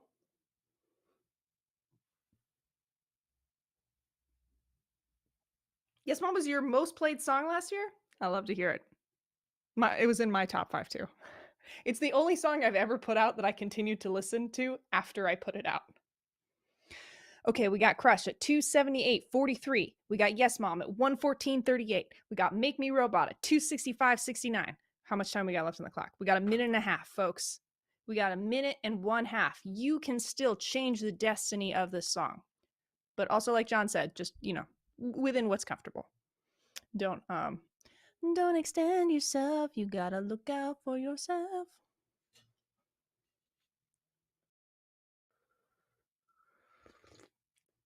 Make an unreleased song a perk? That's a really good idea. I don't think that I can make a perk at this point. I think I needed to make that plan about 3 weeks ago. But I love that idea. Yes, I did get the pink beanie. Thank you. Liv says, I am fighting for bad ideas. Okay, Make Me a Robot right now in the lead. 3:35. How much time we got left on this clock? Let me check. 48 seconds. Zibbity bob, zibbity beep, beep, beep, zibbity beep, beep, beep. I'm going to turn off my low power mode so that I can watch it tick down. Okay, we got 38 seconds. Make Me a Robot in the lead. Crush following. Then Bad Ideas. Then Yes Mom. Dude, Yes Mom with clear winner at the front. Now trailing behind. Trailing behind. We got 26 seconds. If anyone wants to pull it in right at the last second, now's your opportunity. Ooh, Make Me a Robot crushing. Make Me the Robot lead in the lead by $80. We got 14 seconds. 13, 12, 11, 10, 9, 8, 7, 6, 5, 4, 3, 2, 1. Make me a robot. Fucking Slade. Oh, am I allowed to say the F word? Sorry about that if I'm not supposed to say bad words. Okay, you guys, thank you everybody so much for donating. Yo, that is, if I can math, right? That's $1,000. Wow, exciting. And since we're in the first half of the Project for Awesome, that's actually $2,000, right? Our goal is $777,777.77. Very exciting. We met our matching total already. Never mind, but still very cool. Okay, make me a robot. This goes out to, okay, sorry, I'm trying to pull up the chat. Ooh, do I have it in Safari for some reason? I do, because I make strange choices.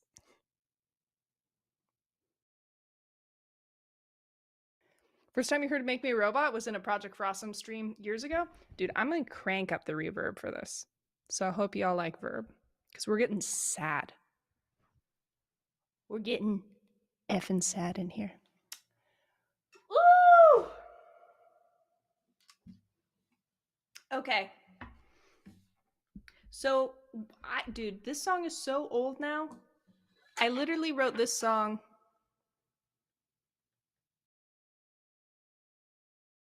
10 years ago this spring. And when I wrote it, I was depressed. But I don't know. Do I do the whole speech? I feel like it's so much better in person than when you're doing it over a microphone.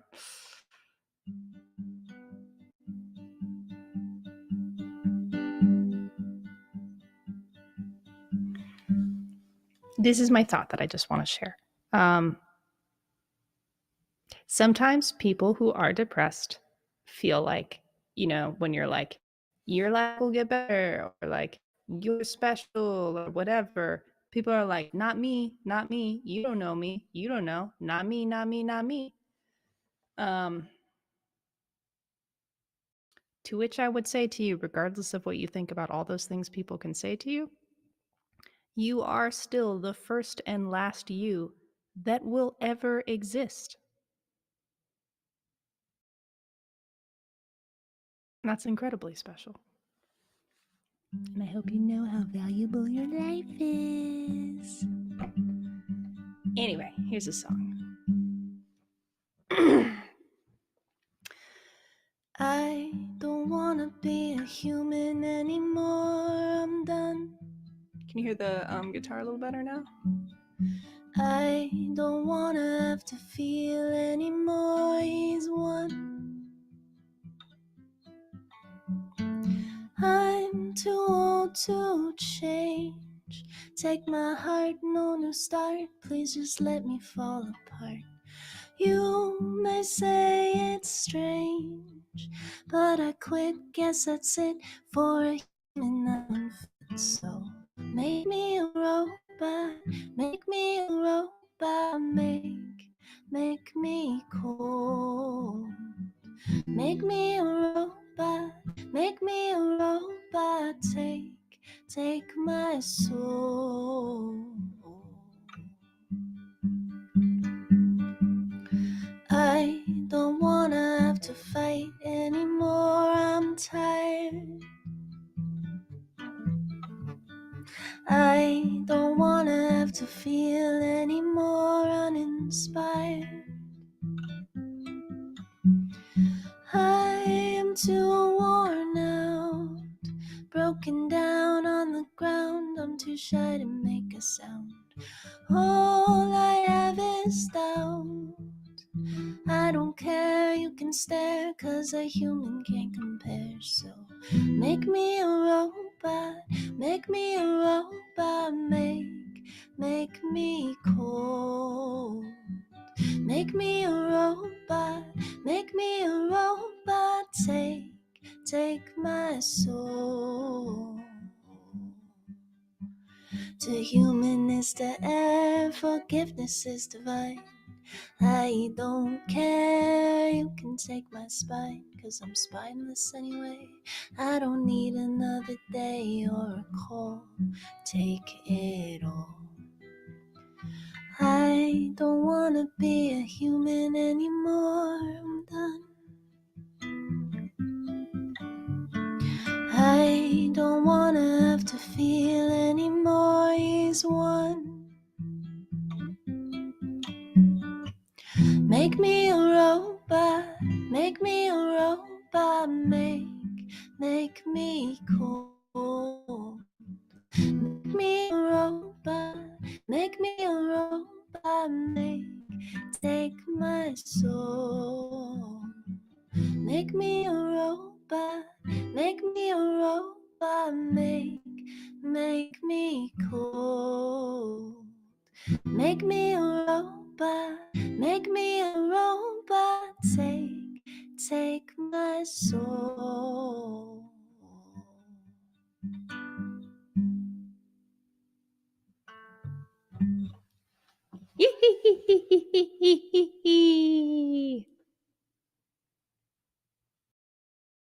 That's Make Me a Robot. Thanks for requesting that, guys. It's been a second since I played that one. I only played that one once, I think, when I was out with Cave Town on tour. When was that? Spring? Summer? I did a headline this summer. It must have been spring. Wow, what an insanely fast year. I can't believe it's been a year since last spring. That is bizarro land. Thank you, Ray. My name is Tessa Violet, formerly known as Mika Kitty, which I feel like is not usually how I would present myself, but within the context of a Vlogbrothers event, I must, I must. Okay, those songs were great, but do I have any sad songs? I mean, I feel like that. Do I have any sad songs?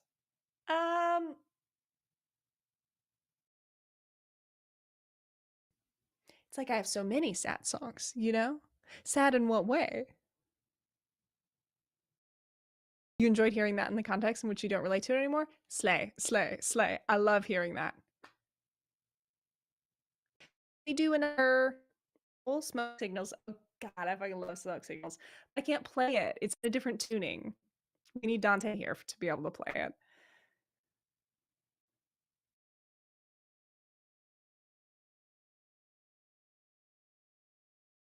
Ooh, actually, I have a really sad one. Should we do a poll for the sad one? Should we do another? Let y'all vote? Oh yeah, Interlude 3. I have a really sad one, though. But I know that the most popular one's just going to win. Okay. Brooke, I'm ready for another poll, if that's okay.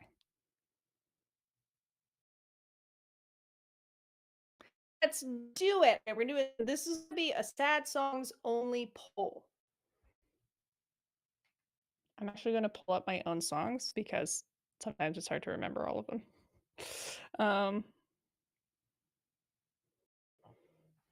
Excuse me. Okay, let's do.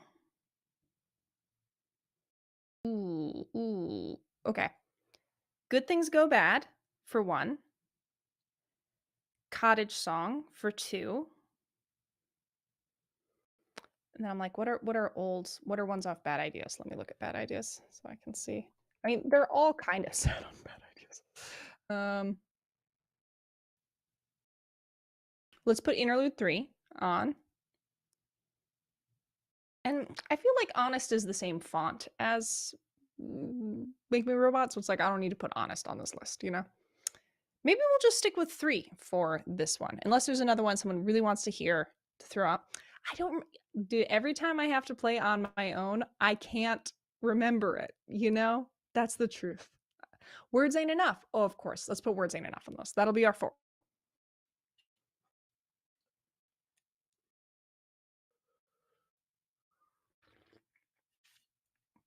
I don't get to say I love you anymore. That is a sad one. It's kind of a sweet one though, too. It's like bittersweet. Anyway, y'all, we got a new poll coming up. Whichever poll gets the most votes in the form of money, go to projectforawesome.com/donate. Click on polls to see it. Am I allowed to sway with which one I want to sing? We'll let it get going, and then I'll let you know which one I want to sing. Pulling it up. All right, we got Good Things Go Bad. That's a new one. That's off my new record. We got Cottage Song. That's also off the new record. And Interlude versus Interlude 3 and Words Ain't Enough off Bad Ideas.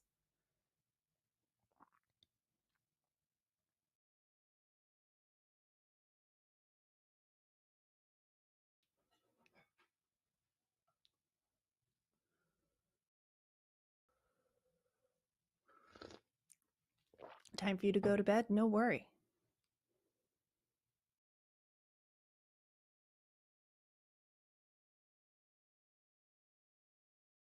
Ooh, okay, so we're gonna do this, and then we're gonna go to a featured video, baby. Ooh, okay, we got it coming in. Strong Lead Interlude 3 with $43. I'm gonna let you know the one that I want to sing is Good Things Go Bad, because I think that it is the most devastating of the 4. But I will sing whatever the poll, goes. Whoever wins, I will sing. Set timer for 4 minutes. 4 minutes. We're gonna give it 4 minutes. Interlude 3, still pulling ahead, strong. $68. Cottage Song, $20. Words Ain't Enough, $15. No vote for Good Things Go Bad. Maybe I gotta get in there. Maybe I need to put a little vote in there. I wonder if Chrome has my credit card stuff saved. No, it doesn't. I'll have to do my donation after the stream. Ooh! And polls! Okay, we got one vote for 732 for Good Things Go Bad. We still got time. I could still get to play that song.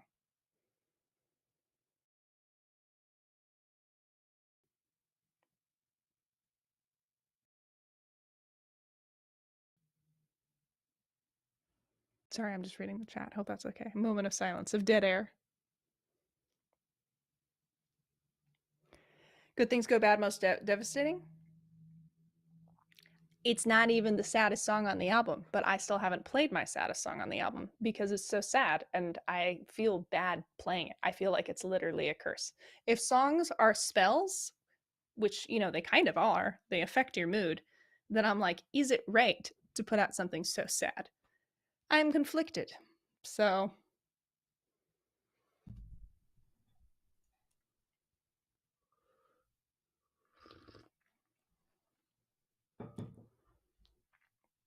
Good Things Go Bad being released will be your Joker.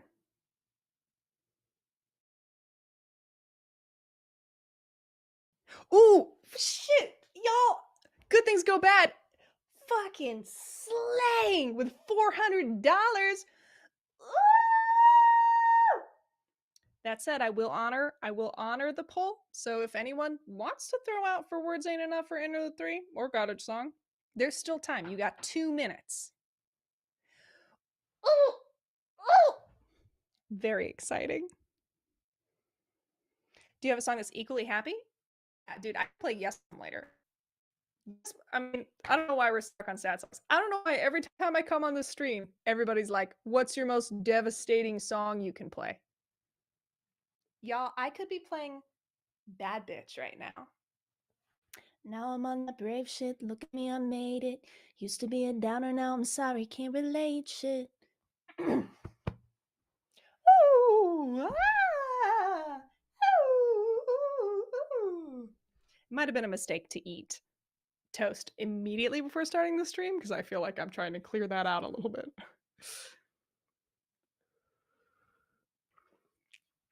Gayla, can you believe it's been 3 years since I sent out?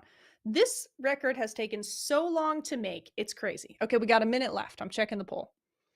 Ooh, okay, we got Good Things Go Bad at 400. Interlude 3, though. Creeping up behind. 148. Words Ain't Enough. 145. Exciting.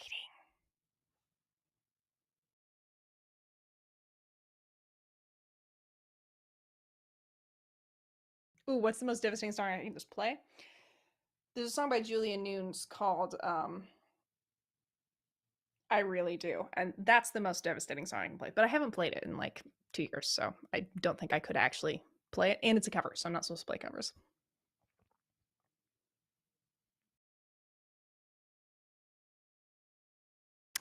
Me too, Perry. Thanks for coming back.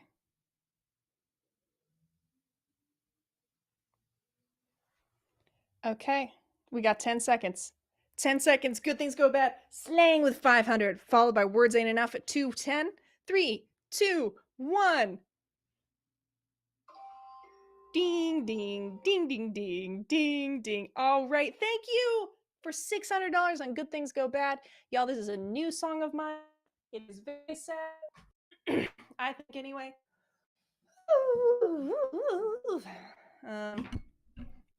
And it's about being a pessimist. Y'all, I used to tell myself that I was a realist because I was like, you know, it's just realistic that everything ends. That's just a fact of reality, you know? So I don't know why other people think I'm a pessimist. And then it occurred to me that, maybe I use pessimism as a way to save myself from disappointment. If I can know how something's not going to go well, then I won't be disappointed when it inevitably ends. But you know what? It's a trap. Because you do still feel disappointed.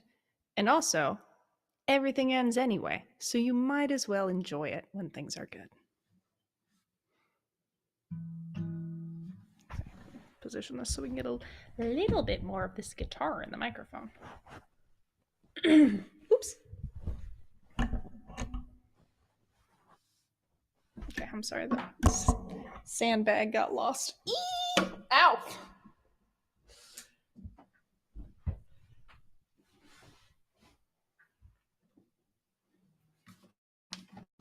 Okay.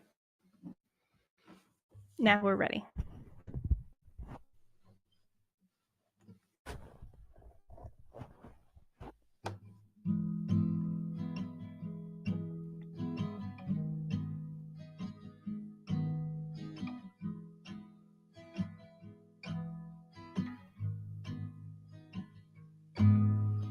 I got something people wanna see. I grew up to be someone that I would want to be. But still I'm always looking for the bad. Like if I collect it all, maybe I won't be so sad.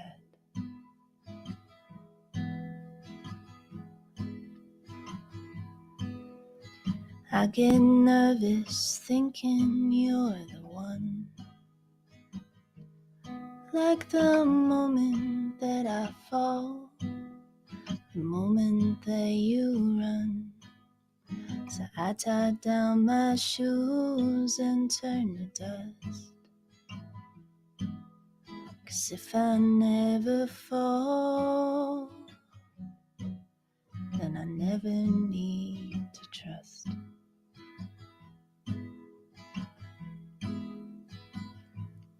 Oh, everything I do, I'm always coloring it blue.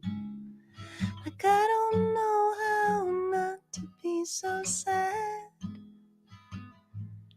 And yes, I know it's true that it's not helping me get through. I've got a knack for figuring out how good things go bad.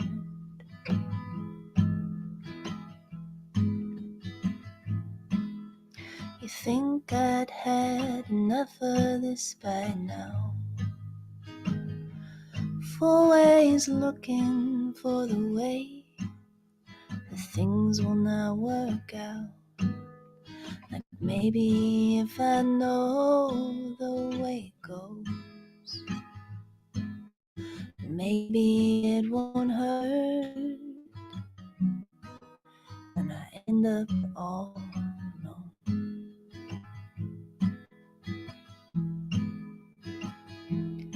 Oh, everything I do, I'm always coloring it blue. Like I don't know how not to be so sad. And yes, I know it's true that it's not helping me get through. But I've got a knack for figuring out how good things go bad.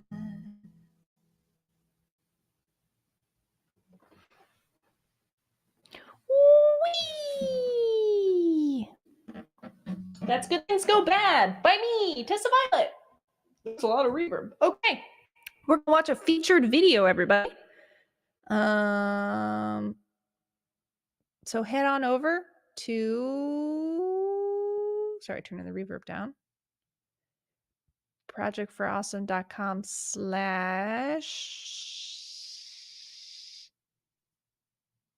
featured. That was easy.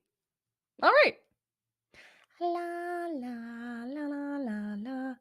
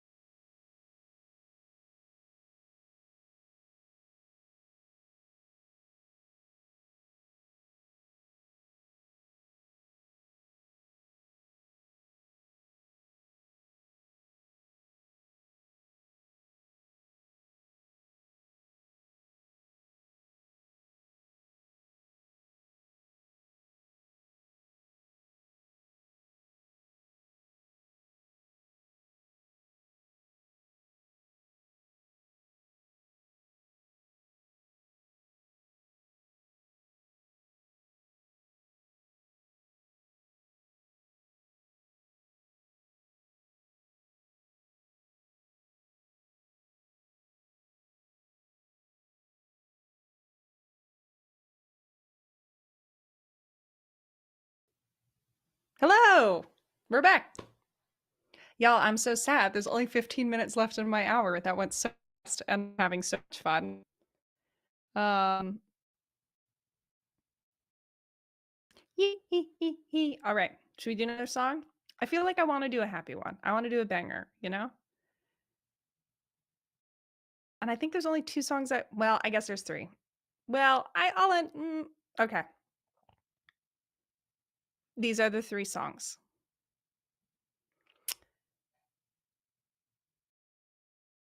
Yes, Mom. Bad Bitch. Crush. And I already played Kitchen Song, so if I hadn't played Kitchen Song, I would put this in this one too. Bangers. Yes, that's what we're doing now. We're playing bangers. Only bangers allowed.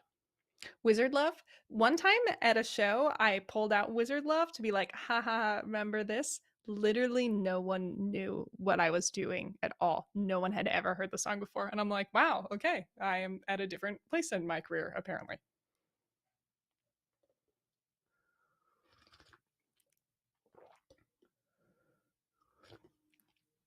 Y'all, if you would like to vote on which songs to, those songs are Yes, Mom,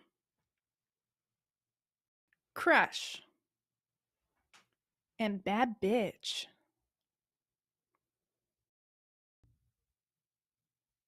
And My God. Let's throw My God in there, even though I know no one's going to pick My God.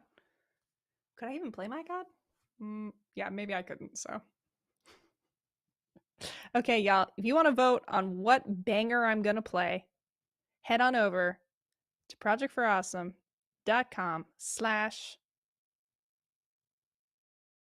I've forgotten. /donate. Thank you. And click polls. You can throw some money in the pot. Pick a song, you know? I think the poll's not live yet, but it will be.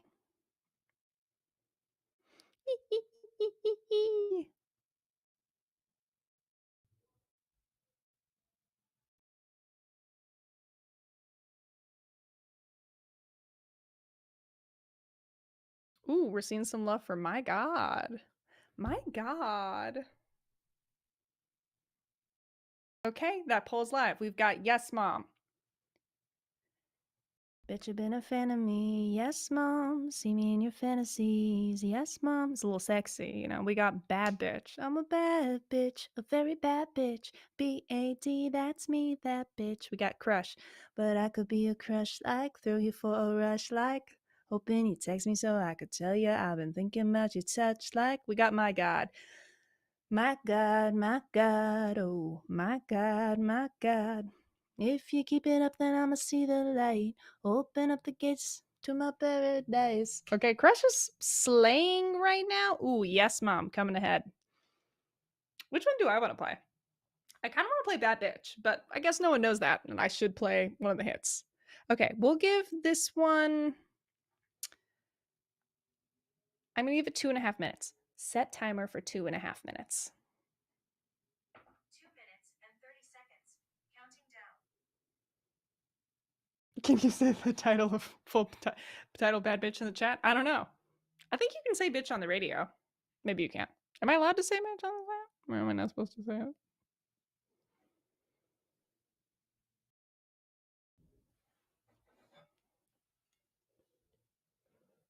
Am I giving you previews like 3 student on iTunes? Yes, literally that's exactly what I'm doing. Just put in 7 Crush. Elizabeth, thank you. Okay, we got Crush in the lead, but Yes, Mom, not far behind. Then we got My God at 69. Nice. My God's about, you know, if you know what I mean. So it's funny to say 69 number. Then we got Bad Bitch at 22. People hate Bad Bitch. They don't want to hear it.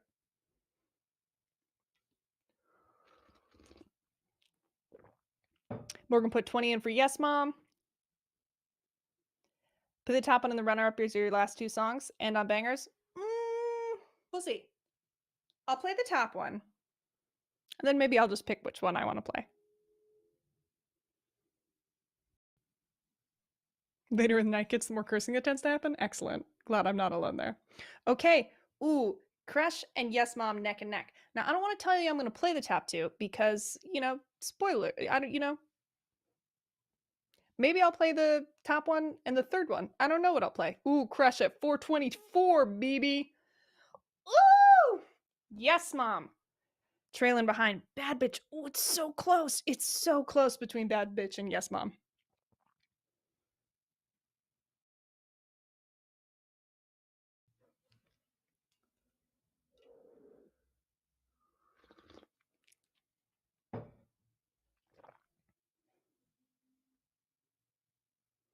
More evenly split than you thought it would be? Yeah, it's been fun. I'm enjoying the dude Crush fucking slaying. Yes Mom pulling ahead. Seep, seep, seep, seep, seep, seep. Okay, can we do it? Come on, y'all. Throw it in. What do you want me to sing? I only got 9 minutes left on the stream. I got time for 2 more songs. What 2 are they going to be? I don't know.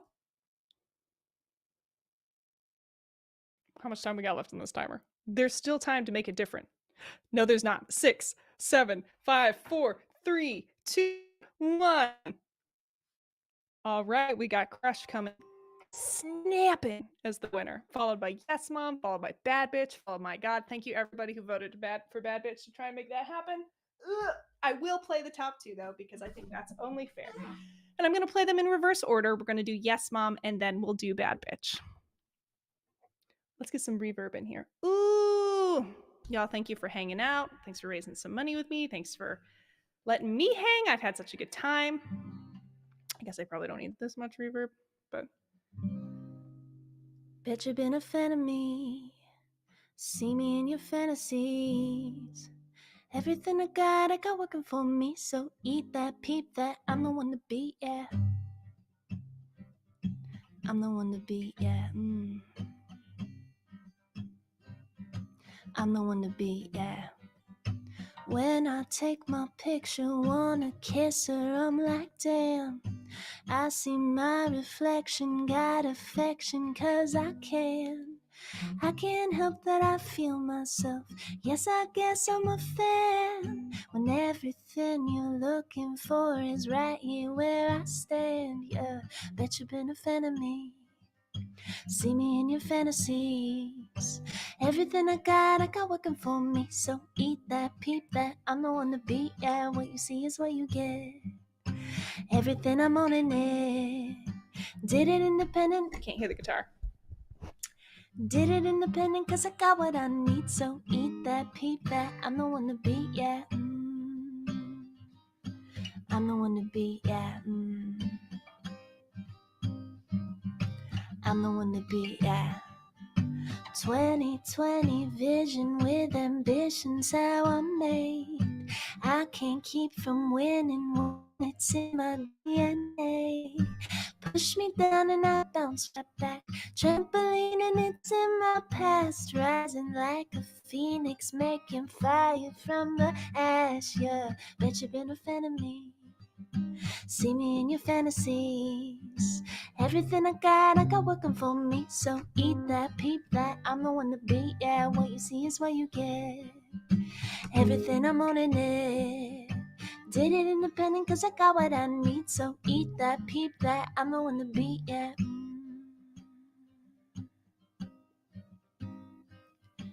God, it's such a treat. Just getting to be me. Spending all my time on what I want. Looking in the mirror, I'm so glad I'm here. I'm the one to beat, yeah. I'm the one to beat, yeah. Eat that, peep that. I'm the one to beat, yeah. I love, I love, I love, I love, I love, I love, I love me.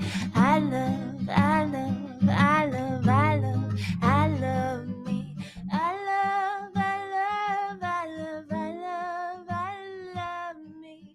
I love, I love, I love. Eat that, peep that. I'm the one to beat, yeah.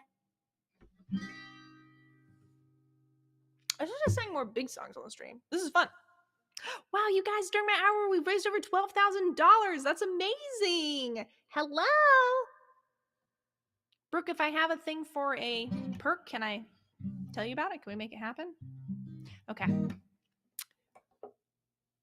How about some Crush? Brooke says yes.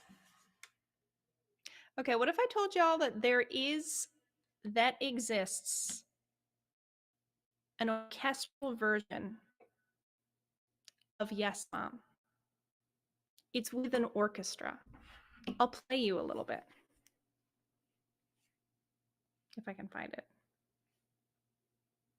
What's a good price for this perk? No one's ever heard it before.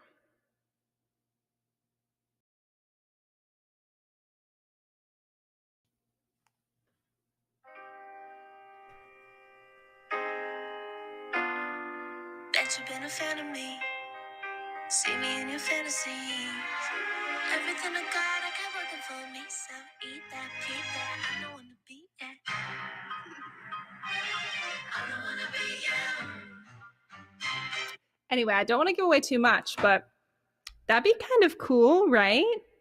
No one's ever heard it before. What do we think? Brooke, what do you think? Totally up to you. We've done podcasts for 15-inch, but I think we could do that one for 25. It is pretty special.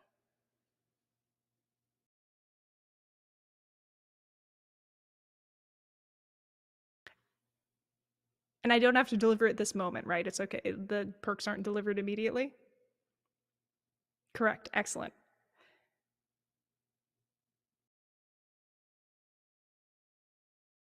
Chat is into it. Anam says 25 plus you get the digital bundle. I don't know what the digital bundle is, but what do we think?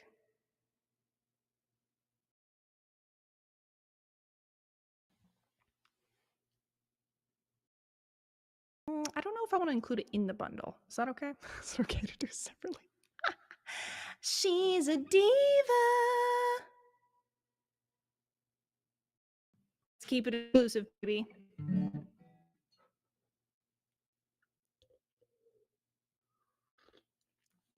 But if they do this, they also get the bundle, right? Nope. Okay. Maybe let's just do this one for 20 though. Then feels like a 20. Is for charity. Slay. All right, it's going up. Meanwhile, I'm gonna play Crush. How's this song go? I don't know. I can't focus on what needs to get done.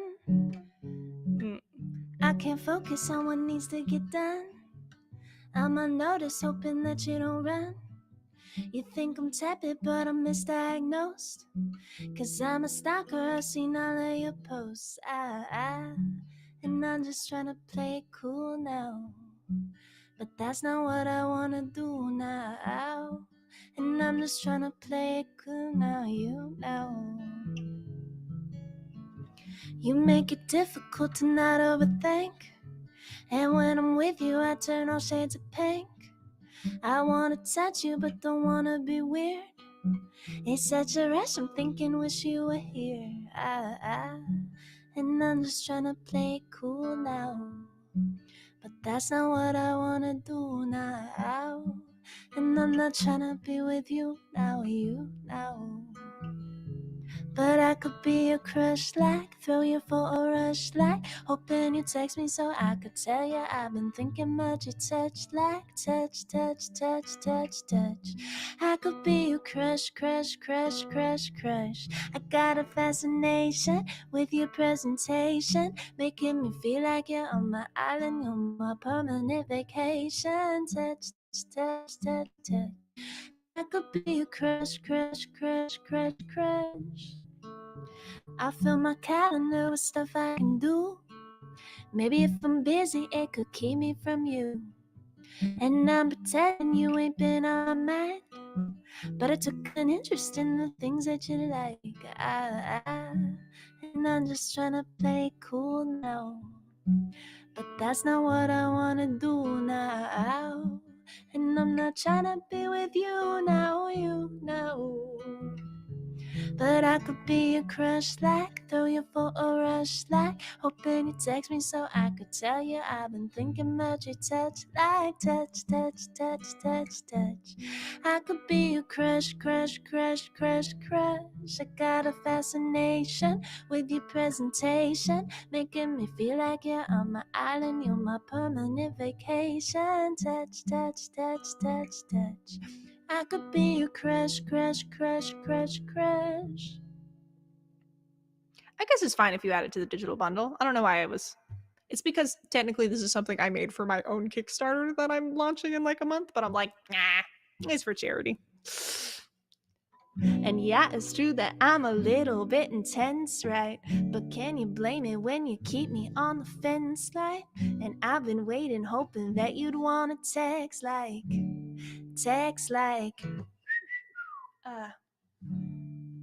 and I'm just trying to play it cool now, but that's not what I wanna do now. And I'm just trying to be with you now, But I could be a crush like, throw you for a rush like, hoping you text me so I could tell you I've been thinking about your touch like, touch, touch, touch, touch, touch.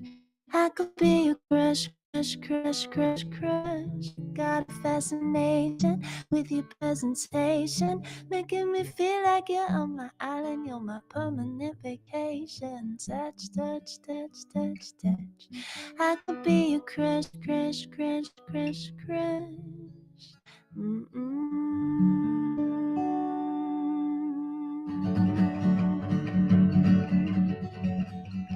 Thank y'all for hanging out for my hour. Check out that perk. Dude, get that orchestral version of Yes Mom. Thanks for voting for my songs. My name is Tessa Violet. You're amazing. I love John and Hank, and I love Project for Awesome. So thank you for having me. Thank you for having me, Brooke. We're going to transition over to the Gregory brothers. Pew, pew, pew, pew, pew, pew, pew, pew. Oh, but first we're going to watch a featured video, I think. What are we going to do? Not yet. We're hanging out. Oh, just say bye. Bye. Do I have to do something? Yeah! We made it in after a seamless transition. Thank you. Did. I'm just honored that we got that acoustic rendition of Crush. And the air horns. I've never been air horned in an intro before. In I fact, think it was an acoustic air horn. Steve. This is our first time hosting Project for Awesome in 3 different locations at once. We're just gonna see. We're just gonna see how it goes. Can you guys hear the piano? I did a little witchcraft to plug the piano up into the live stream. Can you guys hear this okay?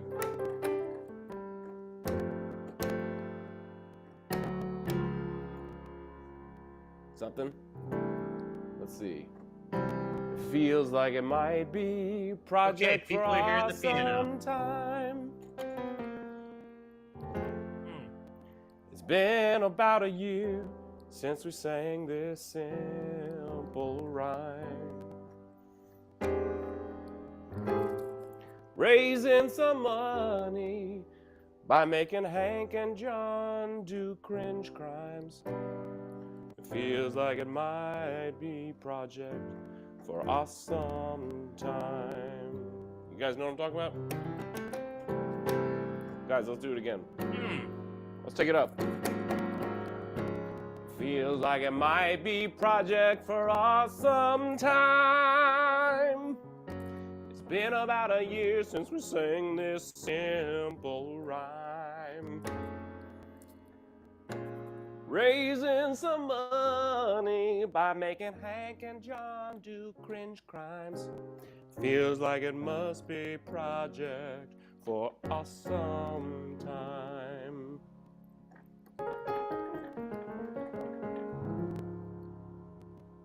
Woo! Cringe crime time. Let's go.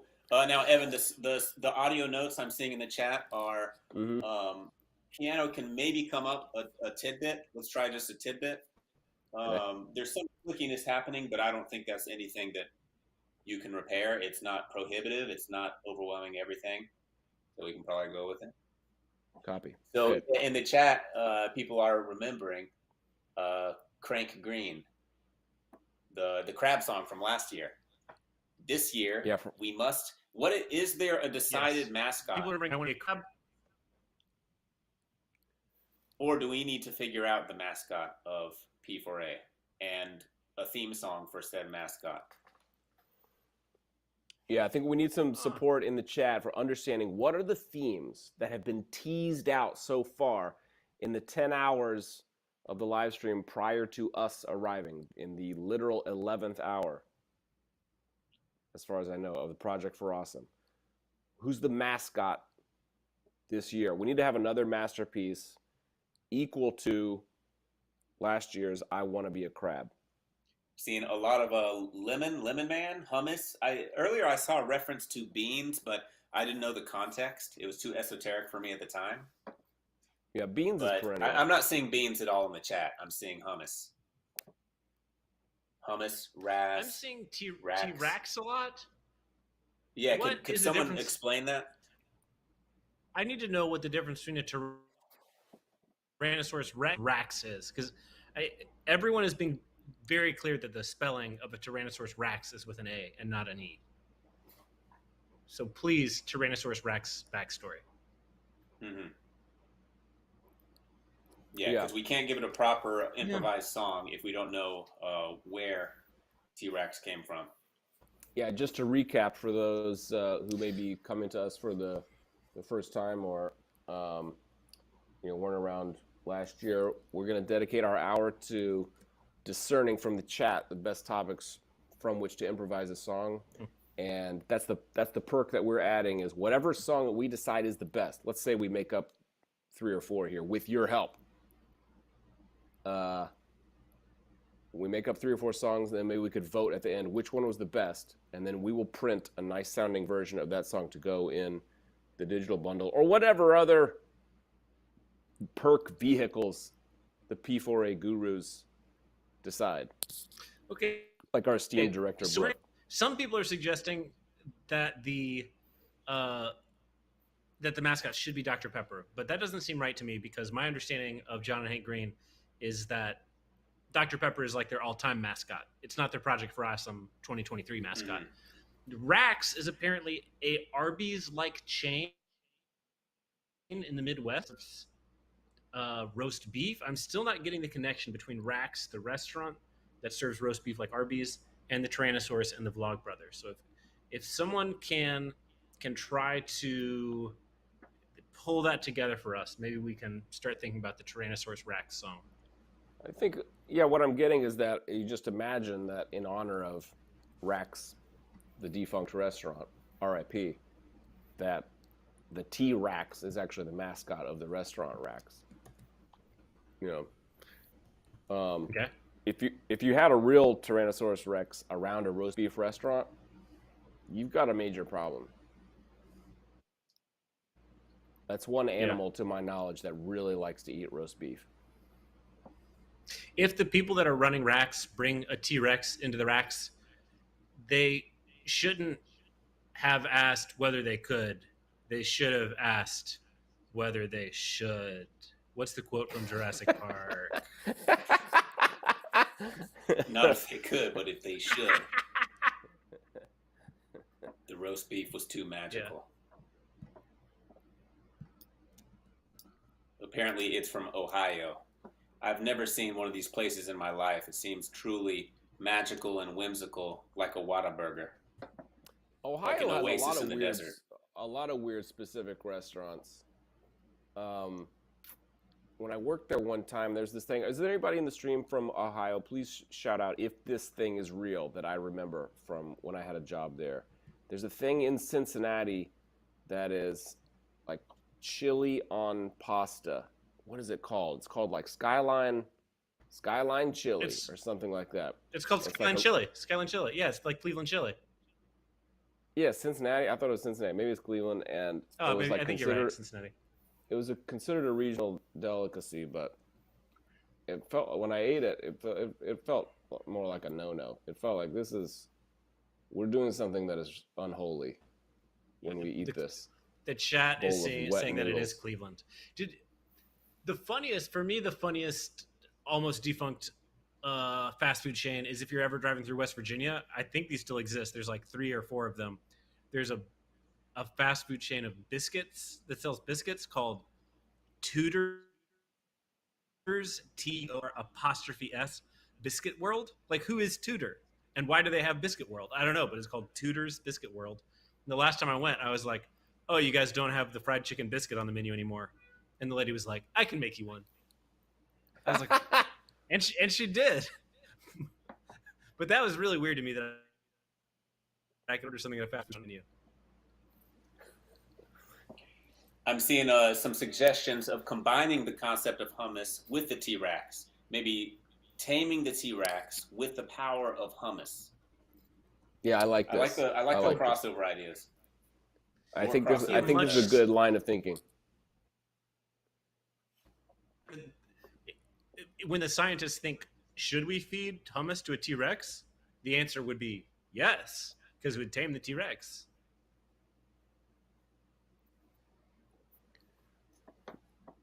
Flying Kiwi has a very nice suggestion that we revive Punch Up the Jam, the podcast that Andrew and I just got retired from, and do a custom episode for the digital bundle. I'll think about it.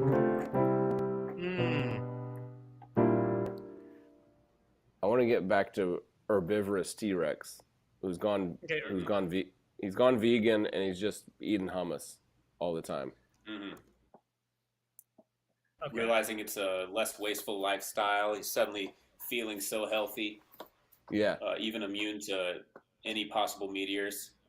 He's a carbon neutral T-Rex because he's eating hummus. John and Hank would love that. A carbon neutral T-Rex. Mm-hmm. This is extremely P4A on brand. Okay, let me start thinking about this song. Any suggestions in the chat are welcome, because this is a complicated setup for a song of vegan T-Rex. This we can pull it off. It's going to be a song. Now it might be a terrible song, but then it's all the better, because if you see something polished at this point in this media landscape, it's just ordinary. It's much more remarkable to see something terrible. So when Evan gets going, keep the rhymes coming in the chat. If you guys have rhyme ideas or more verse ideas, we will, because we can't all be in the same place this year, like usual. Andrew's in Florida right now. I am in Virginia, where we grew up. We're going to be like the man in the van in Mission Impossible or Spider-Man or whatever. We're going to be like hacking the mainframe with the chat. So, specifically being ranked Impossible franchise. I think that's always Ving Rhames. Yeah, we'll be the Ving Rhames, or who's the other guy who was in Shaun of the Dead, who joined Mission Impossible? One of those guys. What is that guy's name? Hacking Simon Pegg. Simon Pegg. Andrew got it. So even when the song is ongoing, you can still get your suggestions into the song. It's not too late. Yeah, let's see what we have ideas about little Jurassic Park riffs if they fit. I switched over to a little Rhodes piano here because this to me feels like a ballad because it's about the T-Rex finding himself. Let me see what we can figure out here.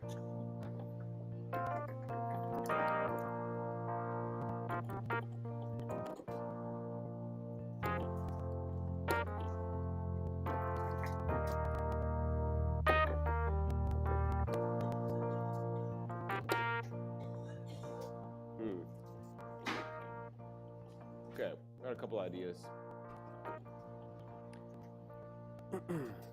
Long time ago, T-Rex used to eat a ton of roast beef. Wash it down with 80 gallons of bone marrow every week.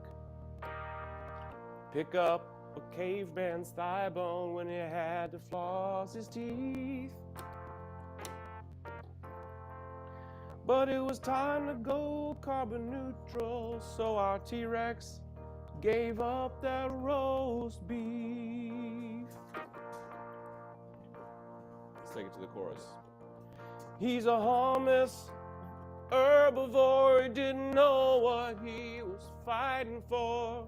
The world can finally be at peace until a asteroid came and turned him into Pete. That's right, he's a hummus-eating herbivore. Found out what he could have for lunch. The most delicious option was a lemon he could crunch.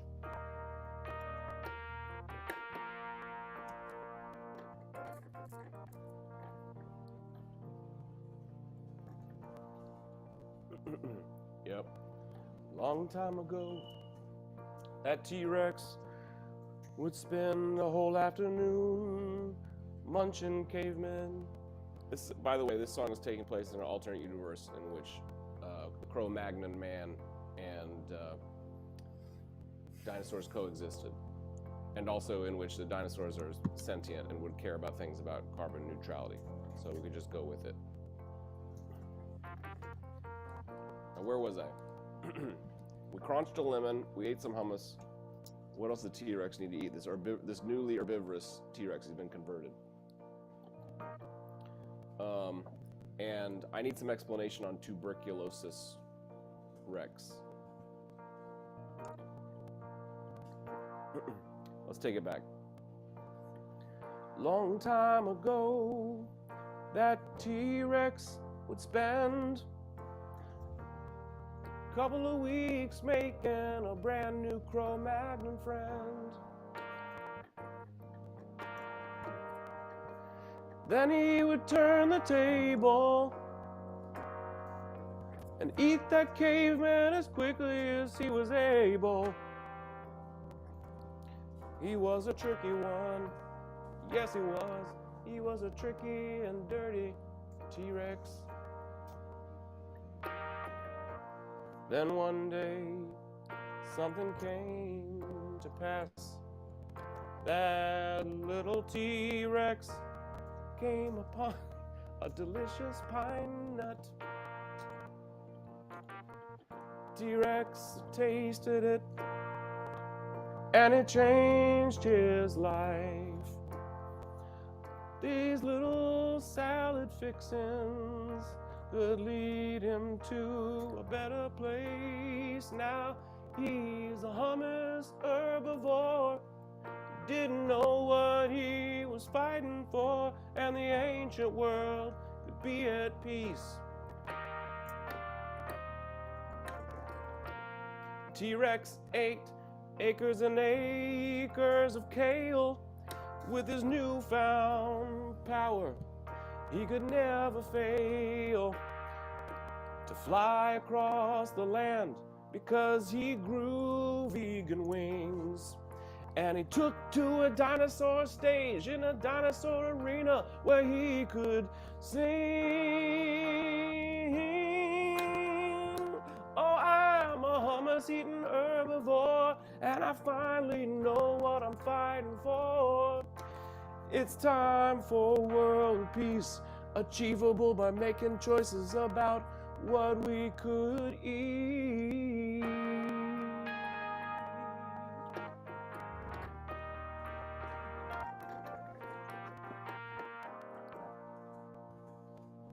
I don't think you're gonna do better than that song when it comes to writing songs about T-Rexes changing their diet. Can I add a final rhyme? Yeah, please. You didn't talk about tuberculosis, did I? Did you? Am I being redundant? No, I didn't get there. I saw it in the chat. Lindsay says massive slay. Lindsay, I appreciate it. I will take any compliment I can get. We're out here working for charity. If you like songs about T-Rex, call your mom and get her to donate for the P Freight, because I know you already emptied your bank account. Call your friends and get them to donate. I did not catch in the chat the origin of the tuberculosis Rex, but now I'm seeing that it's just a joke that the T in T-Rax stands for tuberculosis Rex. I'm down with that. The T in the T-Rex stands for tuberculosis. And only his closest friends know this. That's just a little outro. Just a little sauce. Evan,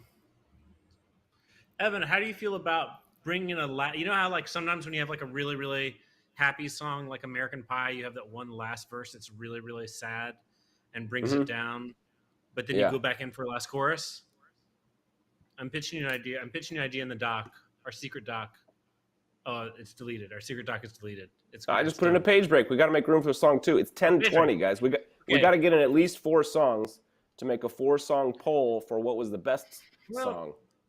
Okay. I forgot about the poll. We got to move on. We can do a whole new song about tuberculosis. Now everyone's talking about John being interested in tuberculosis. This, I think of it as like the Victorian disease that took Louis Braille from us. Joel is right. American Pie is not a happy song. It's just kind of upbeat. It's upbeat. It's not happy. Mm-hmm. It's happy. If this were a theme album, If this were a theme album, it would just keep going, and you would follow the journey of this species of T-Rexes. The album would end with Yucatan Impact. I'll also note, just American Pie coincidence, I was born on the day, quote unquote, the day that the music died when Buddy died. And it always sucks to hear about it on your birthday. Every birthday you have, everyone on the news is like, today's the day the music died. Buddy Holly died 65 years ago. It's been a long ass time, but it's always going to be the day the music died. I have to say, music is still, for something that is dead, music is still going really strong. There's actually a lot of music. There's actually a lot of music out there today. You have to look hard for it, but there is a lot of music out there. Yeah, and we're going to make some right now, even. Yeah. I'm okay with improvising a song about tuberculosis because it is a disease that does still exist, even though in first world countries we have it mostly under control. It still exists, but tough to improvise about without getting really weird and morbid. That might be one we don't want to touch. I want to skip it. Let's just assume that implicitly, the whole time we were singing about the T-Rex, it was the tuberculosis Rex, but we just didn't mention it. So implicitly, that song was already about tuberculosis. Yep. What is the beanhole? It's number 2 killer in the world. I'm not going to go to Wikipedia to verify that, but what's number 1? Probably malaria. Yeah. I want to know about the beanhole. What is the beanhole? Is that just a thing at Rax? You go to Rax and they're like, would you like the roast beef sandwich? Or do you want to visit the beanhole? It's Rax's version of have like mystery options on the menu like that. Even like a McDonald's, you got your on the left side of the menu, it's like Big Macs. On the right side is where they have all the side dishes and like the apple pie and stuff that you forget exist. In the middle should just be like mystery stuff, like stick your hand in the bean hole. Okay, so I'm seeing a lot of lemon hit lips, no hips, because Hank ate a lemon. His lips swelled up after he crunched a lemon, which I will note sounds like a cringe crime, which we discussed in a theme song of Project for Awesome at the top of our hour. That cringe crime confirmed. Crimes. But what I don't understand is what does your lip swelling up have to do with no hips? Lemon lips. I get lemon lips, but what is the no hips? Other than the fact that the chat is trying to feed us rhymes already. You might need overalls. I like the idea of a song that's just titled Hank would have been getting song up and titled dancing. Lemon Lips. Yeah. Lemon lips, no hips. Okay. Why doesn't Hank wear more overalls? I think that would really help his brand in general. If he was just always in overalls, people would be like, "Oh yeah, the overalls." I think it would really work for him.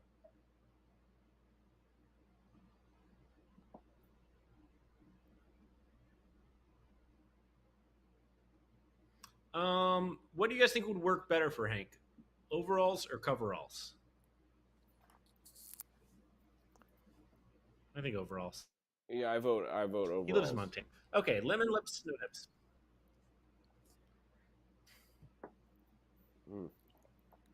Okay.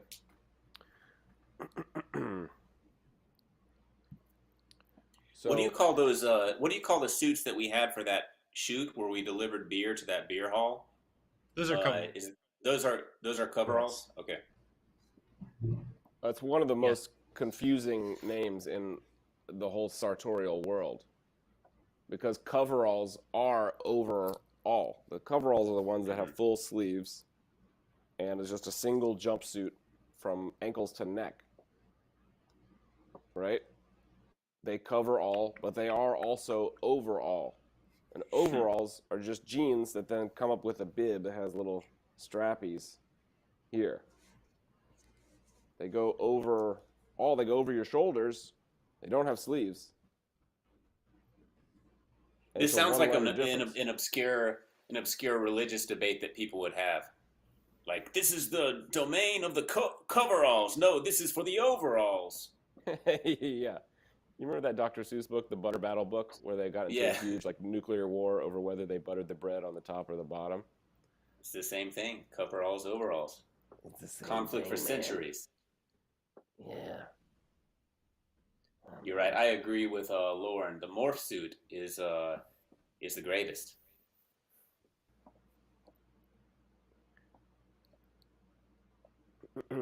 Okay.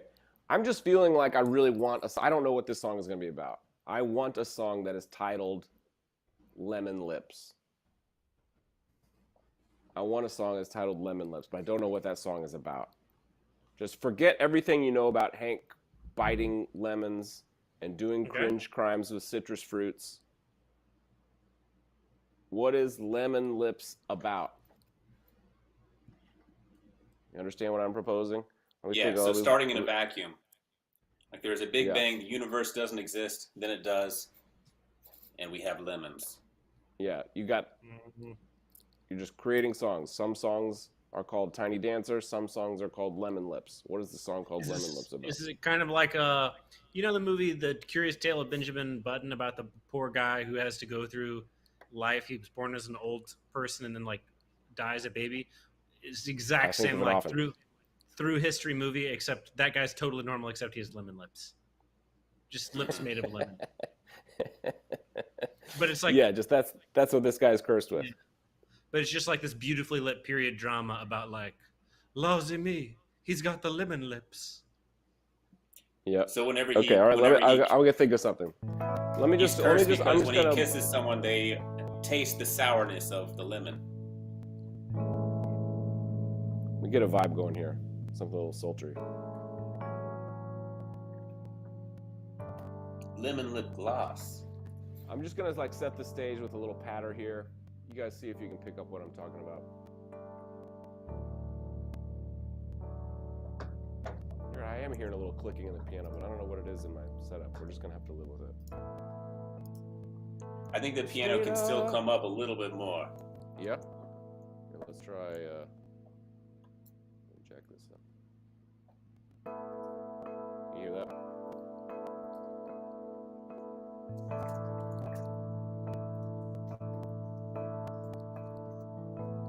We stayed up late, talking till 3. Everybody had left, was just her and me.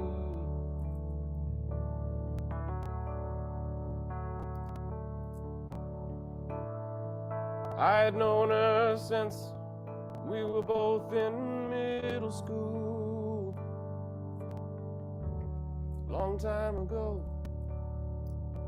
I didn't know what was cool.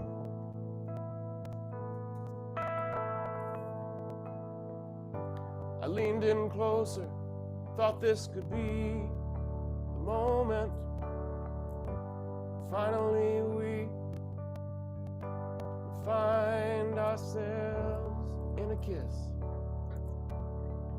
Just one thing that I'd forgotten.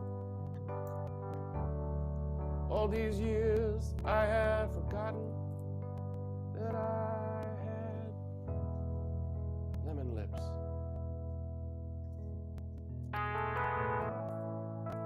I kissed her and she ran away.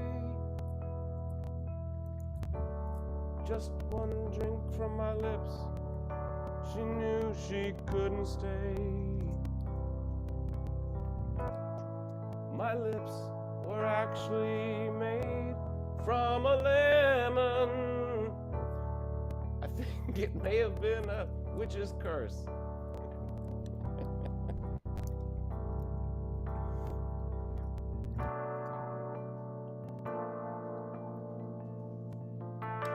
In fact, when my mom was pregnant, she was visited by another lemon lip man who raised a lemon in his hand and touched her. And he passed on the curse.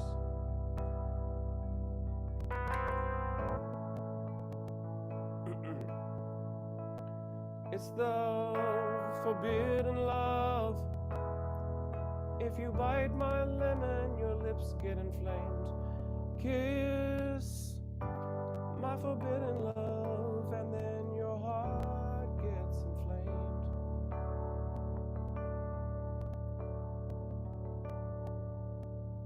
I hope you're a sucker for my pucker. If you like tangy, my kisses are the sweetest sucker. That's SUCCOR. Here's the other sucker. I'm over here drinking iced tea in my suit made of seersucker. Kisses so sour, you'll shudder. If your life is filled with too much sweetness and love, well, there's only one fix. You gotta kiss me. I'm lemon lips. If your life is filled with too much sweetness and love, well, there's only one fix. You gotta kiss me. I'm lemon lips.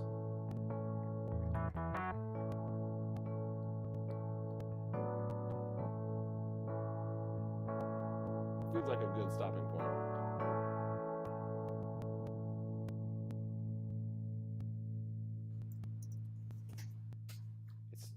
It started off sad. It got weird. But the point is, we finished on Lemon Lips. That's the name of the song. Man. The name of the song is Lemon Lips. If so, at the end of our hour, we're improvising all these songs. At the end of our hour, you're gonna vote on one. It's gonna become fully written, fully produced, and go in the digital bundle. Everyone who gets the digital bundle is gonna get one of these. You guys are gonna vote on which one it is. And I just want to shout out a rhyme that barely missed making in the song. I hope you don't mind. My lips are made of a linen wrap. That really killed me. So that is from, who typed that? Shrish Jawadewar. So no, that's someone else. No, it is Shrish Jawadewar. So if we will get that in if this one wins and the poll and makes the digital bundle. But as it is, we've only got about 12 to make 2 more improvised songs. We've got to move on to the next one, right? The delight of the improvised song is that I'm just going full stream of consciousness on this, and I started off with this idea of like kissing someone in a high stakes situation. You know, you finally are about to kiss your crush, and then she found out that you have lemon lips, and that to me was really funny. But then I lost the thread, and I got stuck on this idea of, why do you have lemon lips? It must have been a witch's curse. It must, like, the only possible reason I could come up with is that you were cursed, a la like The Village, or like Midsummer or something like somebody touched your mom's pregnant belly. We did stop before the scurvy verse, where Yes. you saved an entire ship of sailors from getting scurvy by making out with every single one. You'll Well, never get scurvy speaking with of me. diseases that we thought were eradicated but actually are still a scourge. They're still around because people are not kissing lemon lips people. Kissing normal lips people. Boring. Been there, done that. Boring. Okay, new suggestions. Song about a person who wants to cover the whole walls. Okay. Lauren Eggleton says, "I like to blame my flaws on a prenatal witch's curse." That's, obviously a reference to the previous song, but it could be the theme of the next song. Yeah. The epic tale of the overalls versus the coveralls tribe, kind of a butter battle. Dr. Seuss.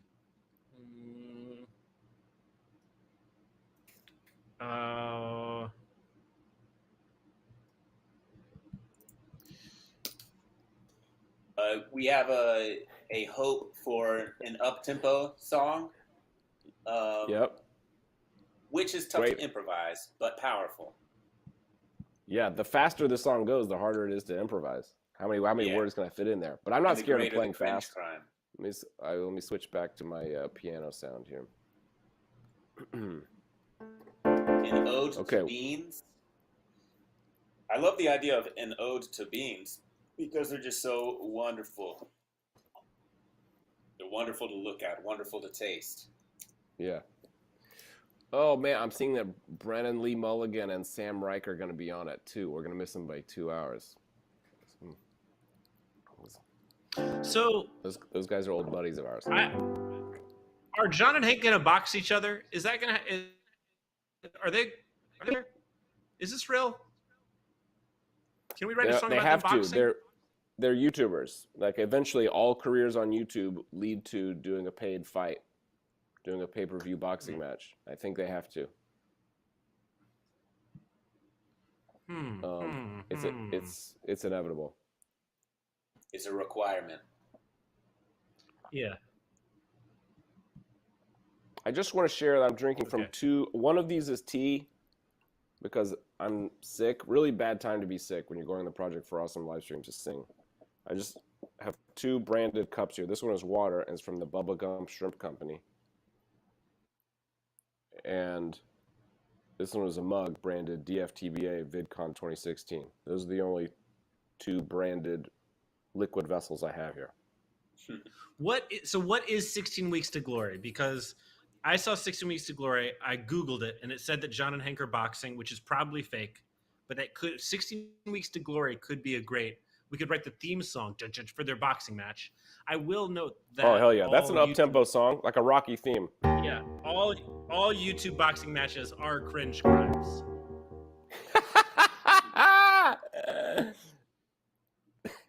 The ultimate cringe crime is going on YouTube pay-per-view to do a boxing match with another YouTuber.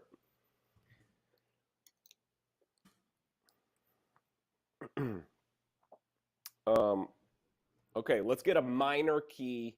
I've just been noodling around major keys here. 16 Weeks to Glory is a great name for a song that's on the soundtrack of a boxing movie. Like it's not actually a song. It's just the instrumental that plays when Rocky is running up the steps, And then if you bought the soundtrack album, you would find out that instrumental theme was called 16 Weeks to Glory. Track 5, training montage. Track 6, Rocky meets Adrian.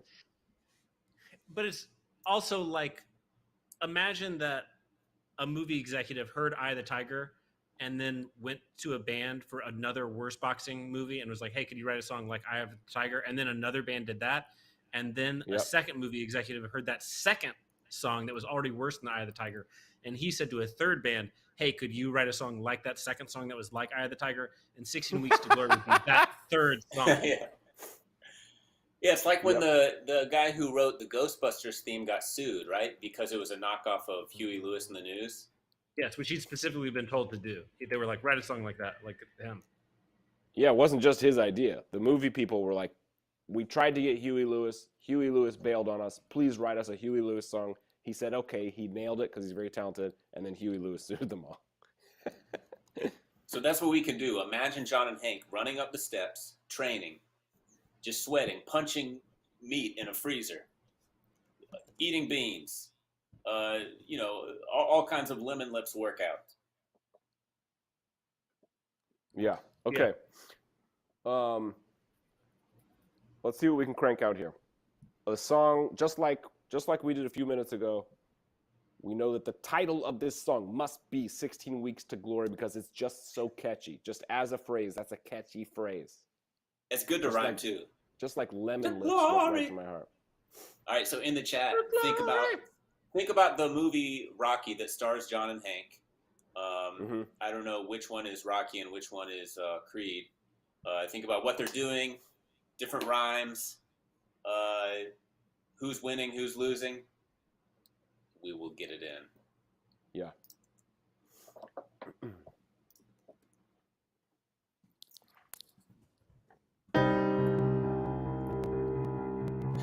I saw the chat said up tempo. We're gonna do up tempo.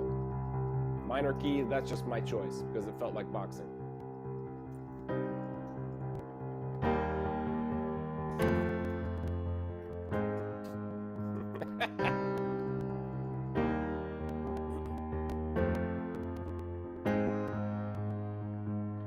Waking up at the crack of dawn.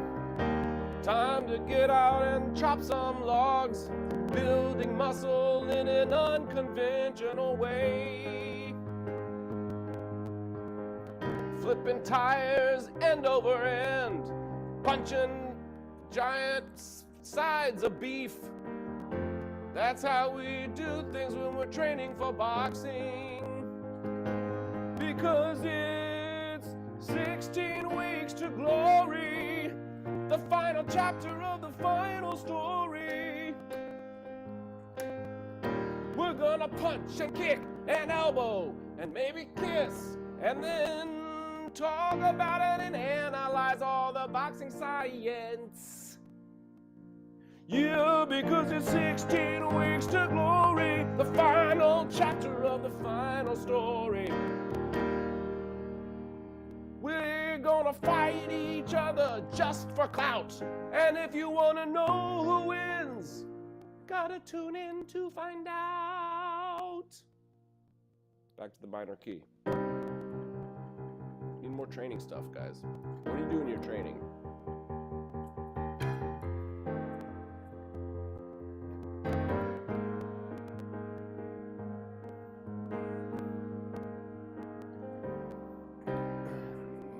I'm starting to look pretty good. Better take my shirt off. Well, maybe on second thought, gonna put my shirt back on. 16 weeks to glory is a lot of weeks. About 4 months, in fact. But to get a lot stronger, you really gotta punch a lot of meat. Yeah, 16 weeks worth. Eating beans, downing Dr. Pepper, the diet of champions. No one can ever tell me that it can't be done. Burning out those delts, filming TikToks. You gotta hold your phone for a really, really long time. Seeing how much pain you can take from the hot, hot heat of a Chinese manufacturer made ring light. Get those forearms absolutely ripped. Signing the first page of your new YA novel with a Sharpie in your lazy boy. Because it's 16 weeks to glory, the final chapter of the final story. We're gonna punch each other. Definitely, that's something we're gonna do. After all this training, we just can't miss. Because it's 16 weeks to glory. We're absolutely gonna fight each other, and it's not a bluff at all. It's 16 weeks to glory.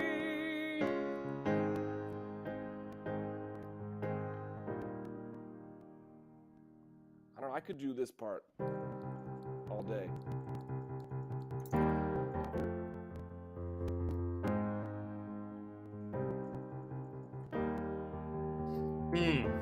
Just nerds training for a boxing fight is the greatest thing. Take off your glasses. You better put your contacts in. Sorry, Andrew, go ahead.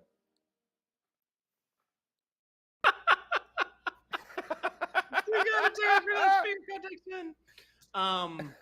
Later, if this wins the poll, and this is the one that we produce to be hopefully the theme song of John and Hank's boxing match, I really want to rhyme signing book plates with a Sharpie in your lazy boy with later you'll take those very hands and your brother's glasses you'll destroy. Well, listen, what I'm scared about is like, are we gonna have to tone this down a little bit? We're just cracking on John and Hank's physiques here. This is really bad juju for our friendship with them. We're not cracking on their physiques. We're cracking on their workout regimens. Their known workout regimens of filming TikToks and signing book plates. I don't mind cracking on the cultural phenomenon of YouTuber boxing matches, though, as well. Like we could drag that. Okay, very limited time, guys, for us to bang out a fourth song, and then we must run to a poll. Brooke, I guess we would just list for you the 4 song titles to put in a poll, and vote on what the best song is. Okay, that's what we'll do, guys. Let's try to do I gotta say, a shorty. Your suggestions for this one are so good. We have a lot of stuff that didn't get sung, but if it wins the poll, we'll slip it in. There's stuff like Clash Course, which I love. Glasses off, gloves on. That was so good. We have the concept of the workout concept of so much hand strength from signing books, which is true. That's not even a fiction. That's just true. I'm sure, like, you know, if I don't know what that would like if I thumb wrestled either of the Green brothers, I would just get crushed because of their riding powers. Yeah. Silly so Pixie is saying suggestions. Silly Pixie is saying that the poll could just be 3 songs, but it's not gonna be. It's gonna be 4 because we're gonna do another one. But I do want to just thank the people that suggested 16 Weeks to Glory because that ended up, in my opinion, being very funny. Thanks. Okay, baked beans. What if we did one for the bean hole? No, that's the thing at T-Rex. We already did a song about T-Rex. Bean hole is so funny, but if we title a song Bean hole, it's just gonna go to a bad place, and you can put that on my tombstone. Okay.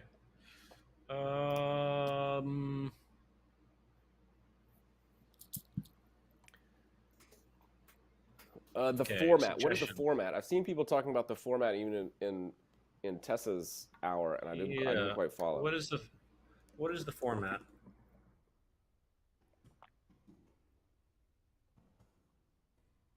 You must tell us what the format is. It's for charity. The one player chess something? One player chess obstacle? I don't know what that is.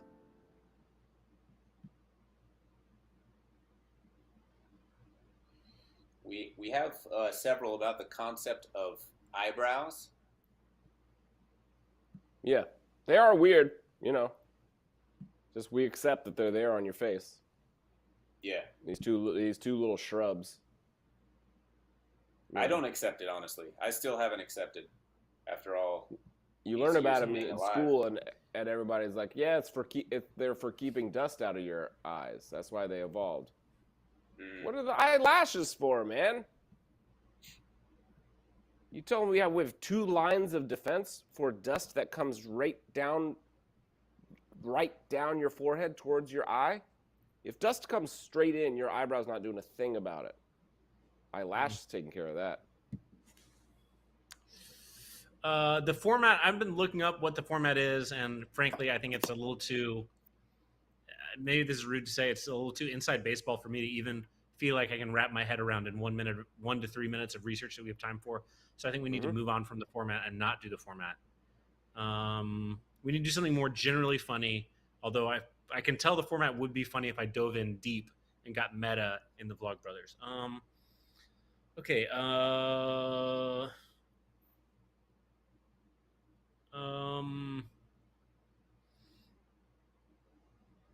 Dinos in space. That's part of the rock opera of the T-Rex. Yeah. Yeah, the T-Rex he's enlightened. He's enlightened, and eventually he goes to space.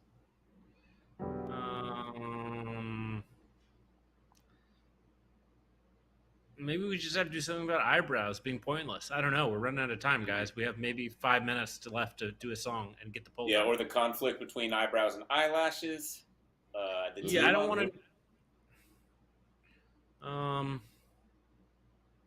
Or I want to be a crab too. I still want to be a crab. I still want to be a crab. I did think about that today, about like a sequel to I Want to Be a Crab that was along the lines of like, I didn't really go too far down this road, but it was something along the lines of like, oh, it's been about a year since I've been a crab. And I want to be a forward-walking creature. That's the primary feature that I've been missing this whole year. I was just revisiting our work from last year and thinking about it, like how tough it would actually be being used to being a human. Like I've been a human for a while now, and then switching to crab would actually be really quite difficult. That'd be tough existence. The grass is always greener. You know, you always want to be somewhere else. So maybe it's about how I want to be a human now. Yeah.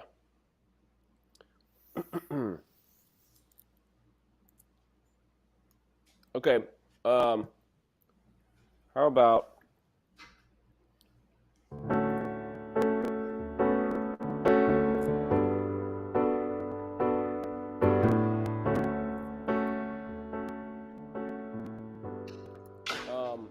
if we can't choose, I get to choose because I'm the one with the piano. I'm just gonna surprise you with it. Once he starts, just keep the rhymes coming. Yeah, you don't even know if we could sing about eyebrows. I don't care, but you don't know where I'm about to go, which is been stuck down here for nearly a year. Gotta admit, starting to like it. I hope this is the beanhole. Sitting here in a pile of frijoles. Can't remember how I even got here. That's right, I'm in the beanhole. I'm living in a beanhole.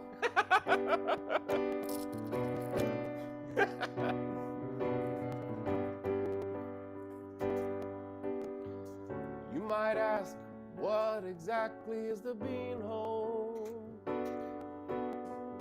And I gotta admit, I don't really know. But I will just describe it to you, and you can do your best to imagine it. Picture it in your mind's eye, and then you'll know. It's about 10 feet on a side, with rough-hewn dirt walls, sort of like my dungeon master would often describe. There's approximately 250 gallons of baked beans that I'm sitting in, sort of like the Korean spa. Imagine there's a beanhole. It's easy if you try.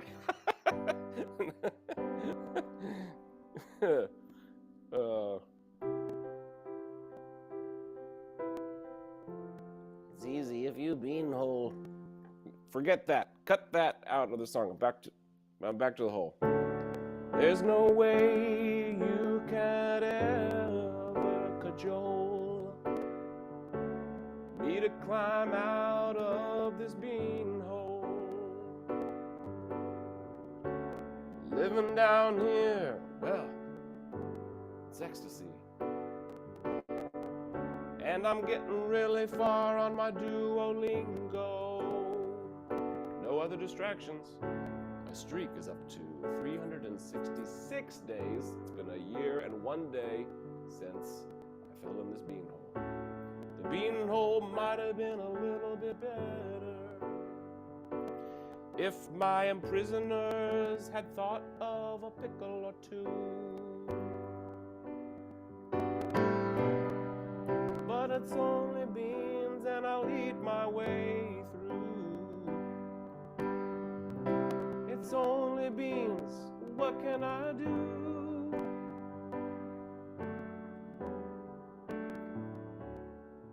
That's right, now I described this bean hole. Hopefully you could picture a little bit of what it's like.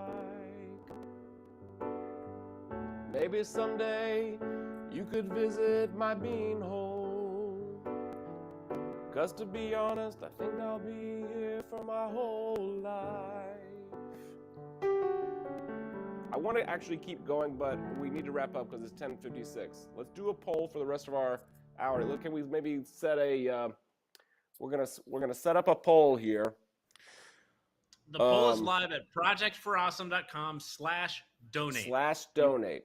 You have to go over to the tab that is the donate tab or the poll tab, and then you can donate to vote on which 4 of the improvised songs we did is in the digital bundle. And we have the 4 songs were, let's see if I can remember them.